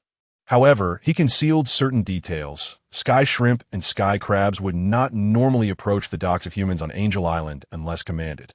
Only the god of Sky Island and the priest possess the ability to issue such commands. Do you know where the sky shrimp is headed? Kaichi pressed on.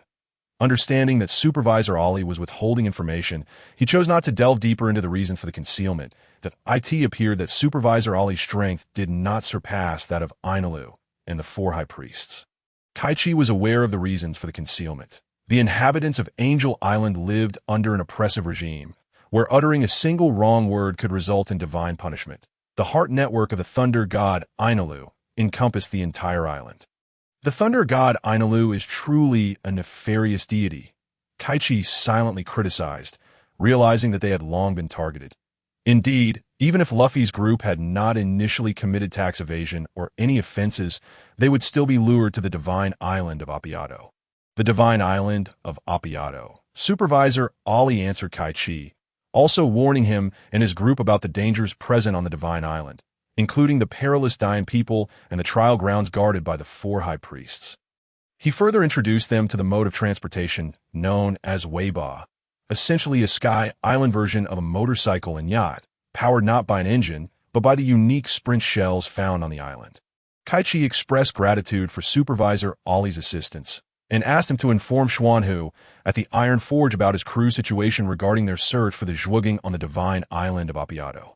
While renting the Weiba, Kaichi also took his group to a restaurant, treating everyone to a meal that, if unavoidable battles occur on the divine island and you still experience fatigue, you must return with your lives, which can counteract the altitude sickness. Therefore, ensure you have sufficient sustenance. Without a solid foundation of food, it may have the opposite effect. Understood, Captain, the crew responded, relieved to have a solution for their fatigue. Each member collected their food.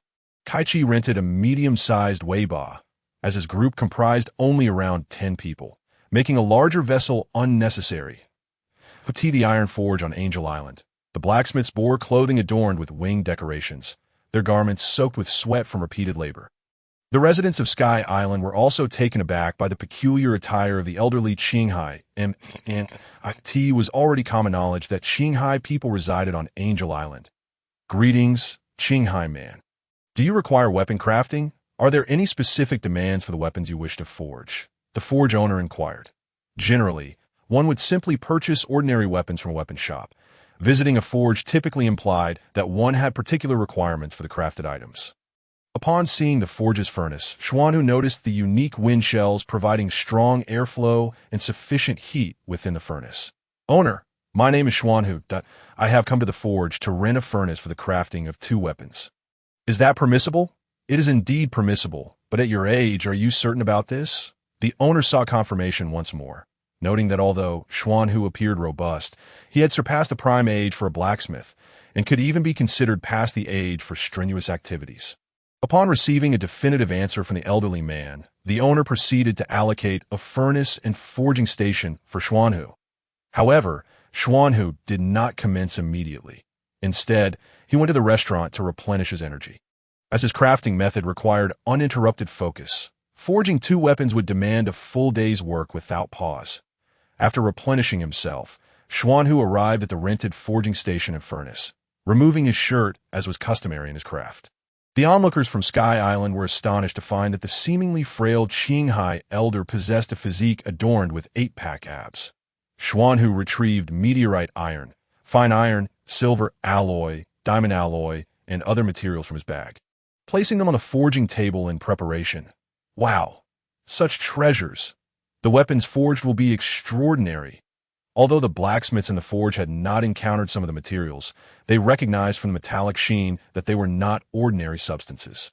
At that moment, Supervisor Ollie arrived at the forge to inform Xuanhu about the situation regarding Kaichi's group searching for the Zhuogang on the Divine Island. I see, Xuanhu replied, continuing his work as he placed the meteorite iron into the furnace for smelting. Aren't you concerned about them not going to the Divine Island? Xuanhu showed no intention of stopping, prompting the supervisor Oli to inquire. Rest assured, Kaichi will handle the matters concerning the ship. I shall focus on my own tasks and will not add to the chaos. Xuanhu replied with a smile, assuring Oli not to worry. Soon, under the strong gales of the wind, the meteorite had been successfully melted down, glowing a fiery red. With iron tongs, Xuanhu extracted the molten meteorite from the furnace and placed it onto the anvil. Grasping the hammer, a surge of formidable energy enveloped him. The technique of forging, honed through countless trials, resonated with a rhythmic clang. The hammer descended upon the fiery meteorite like raindrops, and in that moment, Xuanhu resembled a wild beast. Yet his movements were as precise as a programmed automaton that on the island of the gods, Apaya Island. Within the arena of the trial of the sphere, Lu Fei extended his limbs, ensnaring the Sky Island trial priest, Shadeli, binding him to the extraordinary sphere of his own creation, rendering him immobile and incapable of evading any attack due to the heart net. Seizing the opportunity, Sanji delivered a powerful kick, incapacitating one of the 4 priests, Shadeli. The explosive impact was swiftly claimed by the sharpshooter Usopp. Having defeated Shadeli, Lu Fei and his companions continued their journey across the cloud paths of the island of the gods aboard the formidable ship, seeking the Mary and their other allies. However, Lu Fei, unable to remain idle, sat at the back, mimicking Zoro's sleeping posture alongside Usopp. Do not let your guard down, Sanji cautioned. This is a trial of love. In a reckless imitation, Lu Fei echoed Sanji's lighter flicking motion and uttered the words. Usopp burst into laughter alongside him. The duo's hearty laughter was abruptly silenced as Sanji delivered a swift kick to both their heads. Apologies, Sanji, they chorused, their heads swollen and red, gesturing in surrender, signaling their resolve to refrain from further antics. Chapter 72. Holy War on the Island of the Gods, Apaya Island. The separated Faladi navigated the forest with ease, swiftly searching for the ship Zhuogang. The forest was the domain of the Iofo clan. Successfully locating Zhuogang at an altar, he prepared to signal the sky with a flare when he was attacked by a Sky Island warrior riding a great bird. Little winged creature, I never imagined such peculiar beings existed in the blue sea, Without the heart net, I would never have detected your presence. You are a priest of the Sky Island. Why have you taken our ship and assaulted us?" The diminutive Faladai, utilizing his astonishing speed, evaded the attack and questioned the priest. "Indeed, I'm the priest of the Trial of Ropes, Shura. You are the prey chosen by the gods, destined to partake in this battle," replied Priest Shura, astonished by Faladai's speed, which surpassed his own. With the heart net, Priest Shura seized the initiative, launching an assault with his long spear embedded with heat shells capable of igniting objects. Faladai narrowly dodged the attack. But Shura's spear continued its relentless pursuit, piercing the mast of Zhuogang and igniting flames upon it. "How dare you destroy our ship with your weapon? It ignites as well," Faladai exclaimed, encountering a formidable adversary for the first time. The enemy possessed a peculiar ability to predict his attacks, evading them with preternatural foresight. Most troubling was the deliberate destruction of their vessel. Sate and the captain would undoubtedly be furious. Does he also command the fire element? Faladai observed the shell on the spear, realizing it must be the unique ability of the strange shells found on the Sky Island. However, he could no longer afford to dodge carelessly, lest Shura strike again at Zhuogang. Above Zhuogang, the clash of spears erupted. Despite their size disparity, both generated accompanying flames in their assault. "What a coincidence! Your spear also bears flames.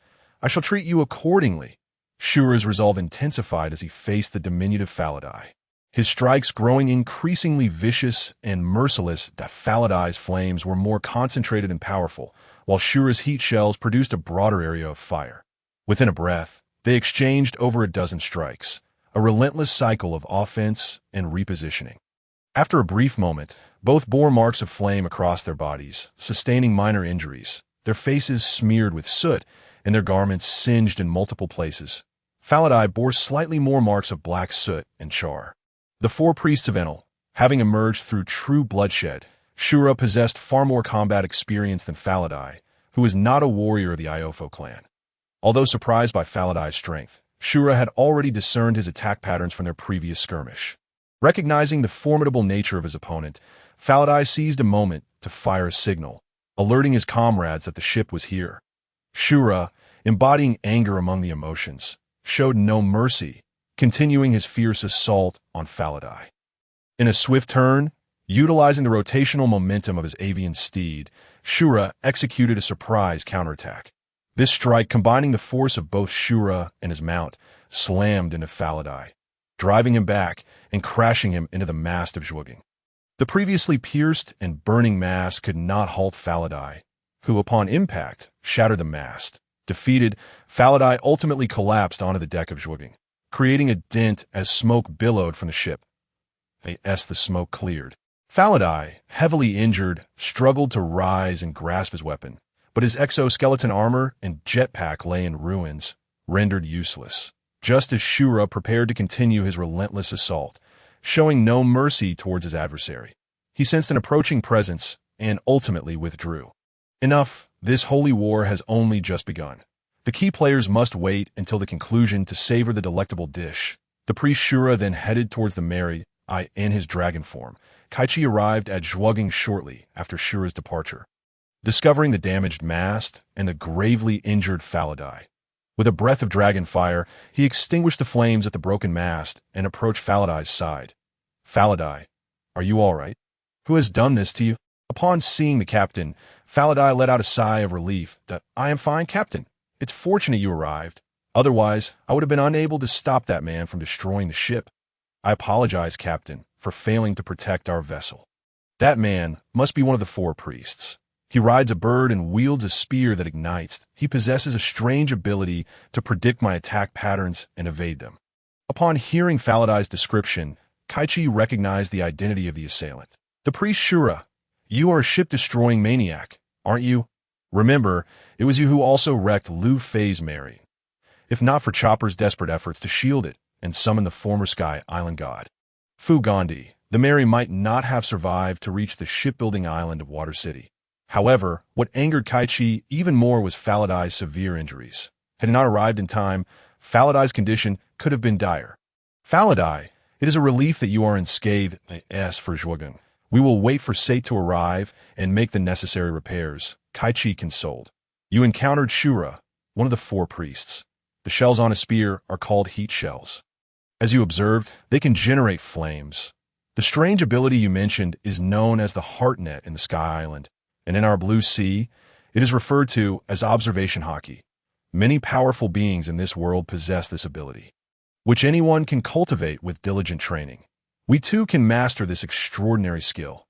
Kaichi continued to enlighten Faladai regarding the adversary he faced and his inquiries. Heartnet, observation haki. Faladai's spirits lifted at the prospect of mastering such an ability, even in his injured state, as he realized he could cultivate it through rigorous training.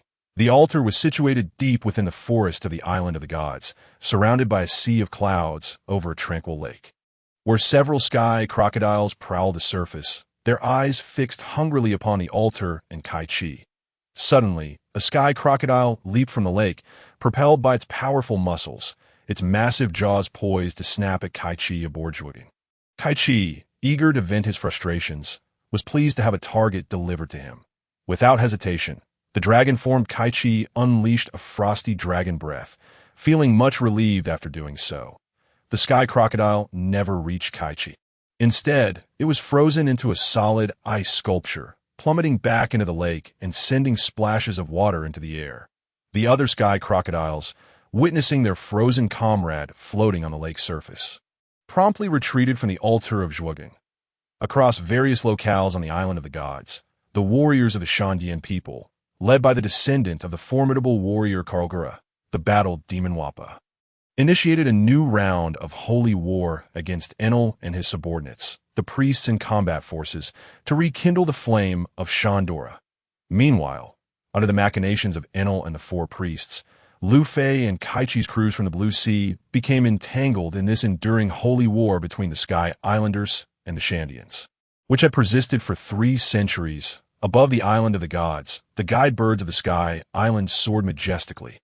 The red dragon Dean grasped the bow, while the archer Jack, both gazing at the guiding birds soaring through the sky, expressed their sentiments. The guiding birds on Gaia Island in Qinghai were merely the size of a basketball, whereas those on the floating island were comparable in size to Dean, with some individuals even surpassing him. Suddenly, a tremor shook the divine island, catching the attention of both Dean and Jack as they sensed the anomaly in the sky. Could there be an earthquake on the divine island? A colossal serpent, measuring 200 meters in length, slithered across the divine island, toppling timber in its wake and carving a path through the forest. The serpent lifted its head, opening its gaping maw to strike at the guiding bird overhead, demonstrating a terrifying proficiency, indicating that this great serpent frequently engaged in such pursuits. The guiding bird, however, was no novice. With a swift maneuver, it evaded the serpent's jaws, frustrated by its failure to capture the guiding bird. The serpent redirected its attention towards the red dragon Dean and Jack, opening its massive jaws to bite at them instead. Dean, emulating the guiding bird, deftly dodged the serpent's initial strike, yet the serpent relentlessly pursued them. Undeterred, after several attempted bites, during a moment of carelessness as Dean evaded an attack, the serpent executed a rapid, spiraling turn, swallowing both Dean and Jack whole. Satisfied, the serpent, known as the Lord of Once Again, the nature-based devil fruit user, exhibits an insufferable level of arrogance. Jack scoffed at, "Oh, a dragon!" Enel's eyes lit up upon seeing the red dragon Dean. Surely, a deity deserved a magnificent steed. "Dragon, I offer you a chance. Become my mount, and I shall spare you." Enel, transforming into lightning, swiftly appeared before them, urging Dean to consider. "Dean, your dragonkin are truly precious, as everyone seems to cherish you." Only the socially brazen Jack could continue to mock in such a tense and high-pressure situation. "Impossible! I will only be a member of the Flying Dragon Pirates, not your steed," declared the red dragon Dees firmly, employing the language fruit to convey his resolve. What a pity! The divine retribution descended as a pillar of lightning struck from the clouds, piercing through Jack and Dean's bodies in a single blow. Thus, Enel's survival game claimed 3 casualties: the flying dragon pirate Shank, Jack, and Dean, the terrifying god of the Sky Island, Enel. The Shandians are unexpectedly formidable. Noticing a shift in energy, Enel redirected his focus to his warrior guards engaged in battle with the Shandian guerrillas, transforming into lightning and departing for the fray. Chapter 74. Embracing one's fated vessel, departing from the primitive village of Cloud-Hidden. Miss Golden Week arrived in the once glorious city of Shandora. Shandora, stripped of its gold, now lay in ruins, transformed into a mere relic of the past. The remnants of its architecture revealed a style reminiscent of the Maya, featuring tiered altars and square-shaped residential structures. Oh, little Miss Golden Week, what a surprise to find you here. As Miss Golden Week explored the ruins, she passed several dilapidated houses when a familiar voice caught her attention. Looking up, she spotted Nico Robin perched atop a tall building, observing her. Miss Golden Week, have you made any discoveries? Just call me Robin. I'm no longer affiliated with Baroque Works, and addressing me by that codename would be quite impolite. It was evident that Robin wished to distance herself from Baroque Works and Crocodile. Her affiliation with Crocodile had been solely for the pursuit of the poneglyphs, and she held no genuine affection for Baroque Works. As a child, all of Robin's family and friends had been erased by the Buster Call that Crocodile's quest for the One Piece was akin to another Buster Call. Naturally, she felt disdain and aversion toward it. If you dislike my Baroque Works title, you may refer to me as Marianu, Miss Golden Week offered, sharing her name with Robin. Little Miss Golden Week, your title is inconsequential. Robin smiled, continuing from the extent of damage to the buildings. It appears that a significant amount of gold was destroyed continuously several years ago. The inscription suggests that Shandora is connected to a hidden nation that has been concealed from the world for centuries. Yet no tangible progress has been made. The mystery of that nation remains largely unsolved, with only a glimpse revealed. What unique findings do you, our little historian, Miss Golden Week, possess? Miss Golden Week was astonished that Robin had discerned her identity. During my time on Gaia Island, I was quite surprised to see you join Kage's crew. I overheard your conversations and was quite disappointed. After working together for so many years, had I known earlier that you were also a historian, our exchanges would have been far more fruitful. Noticing that Miss Golden Week remained silent, Robin candidly shared how she had uncovered her identity as an archaeologist, believing that sincere honesty would foster a more enriching literary dialogue. Miss Golden Week realized her silence had been rude and responded, Robin, your discoveries align closely with my speculations. I have no further findings to offer. Then, she regarded Robin earnestly and inquired, do you harbor resentment towards the Godin's president?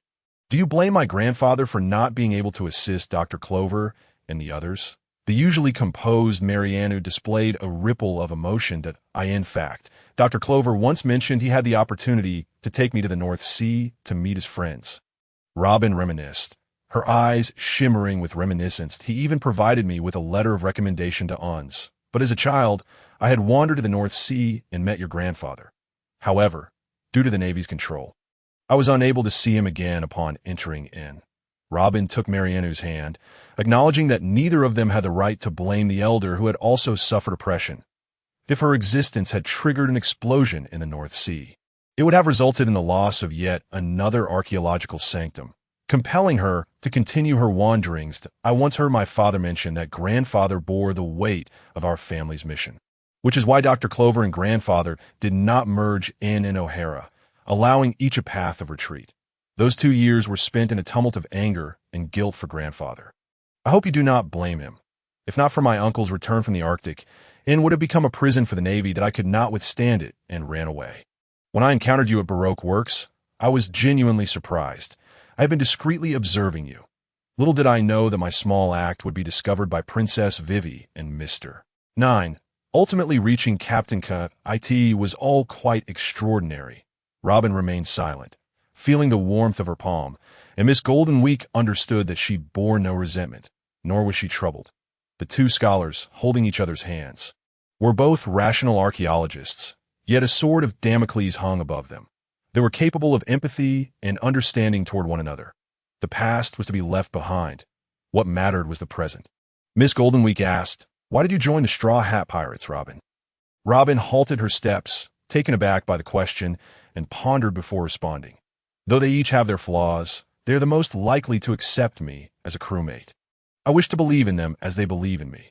What about you, little Miss Golden Week? I assumed you would remain in Alabasta to run your beloved spider safe. Upon hearing Robin's response, Miss Goldenweek beamed with joy. Their mindsets were remarkably similar that I feel the same. Although Kage's crew has their own individual motives, I believe that with them, I have a chance to unravel the mysteries left by my family. Hence, I accepted Kage's invitation.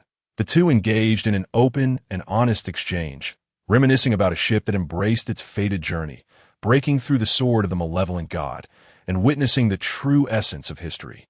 Not long ago, aboard the Going Merry, Chopper was struggling against the trials imposed by the priest Shura, ultimately blowing the whistle gifted by the former god of the Sky Island. Sure enough, the former god of the Sky Island, Gonfall, arrived just in time to drive away the priest Shura. The two formidable beings of the Sky Island clashed above, their powers clashing like thunder. Ultimately, the second strongest of the four priests, Shura, proved youthful and vigorous, overcoming the former god of the Sky Island, Gonfall. The once mighty god plummeted into the empty sea, marking the conclusion of his first defeat. Enel's survival game had commenced, and Shura did not return to entangle himself with Chopper, but instead sought to engage the Shandian guerrillas in battle. However, fortune was not on his side, as he soon encountered the formidable warrior Wappa among the Shandian guerrilla forces. True to being dubbed a fierce demon by Isa, Wappa gained the upper hand in close combat against Shura, capturing him and unleashing the devastating Sky Island weapon, the Impact Dial, delivering a single strike that defeated Shura. The second strongest priest among the four, at the Impact Dial was said to possess tenfold the striking power of the priest's own dial. And even a battle demon could only utilize it thrice before facing near-fatal consequences. Put it into perspective. Using the Impact Dial would severely injure an ordinary person's arm, let alone the tenfold strength of the Impact Dial. On another front, Enel effortlessly dispatched two Shandian captains, a male and a female, with a single strike of lightning, showcasing his terrifying divine might. Meanwhile, Sat Gade and the traveling bear Bartolomeo stumbled upon smoke bombs and found Shank and his companions already gravely injured and unconscious on the ground. They swiftly carried the wounded trio back to the altar on the God Island, aboard the ship the Giant's Fong, for recuperation. What a colossal serpent, they exclaimed, taken aback by the sight of the Sky Master Nolan. Some time later, above the marshlands of the God Island, Chopper, utilizing his 6-stage transformation with the Rumble Ball, engaged in combat with the trial priest Gadatz, taking advantage of Gadat's habit of rolling his eyes. Chopper executed a decisive blow, sending him crashing into the marshy clouds. Gadatz, however, was not entirely incapacitated. He failed to notice his own fall and continued to force his way through the cloud sea, ultimately breaking through multiple layers and plummeting into the blue sea. Chapter 75. Total Annihilation.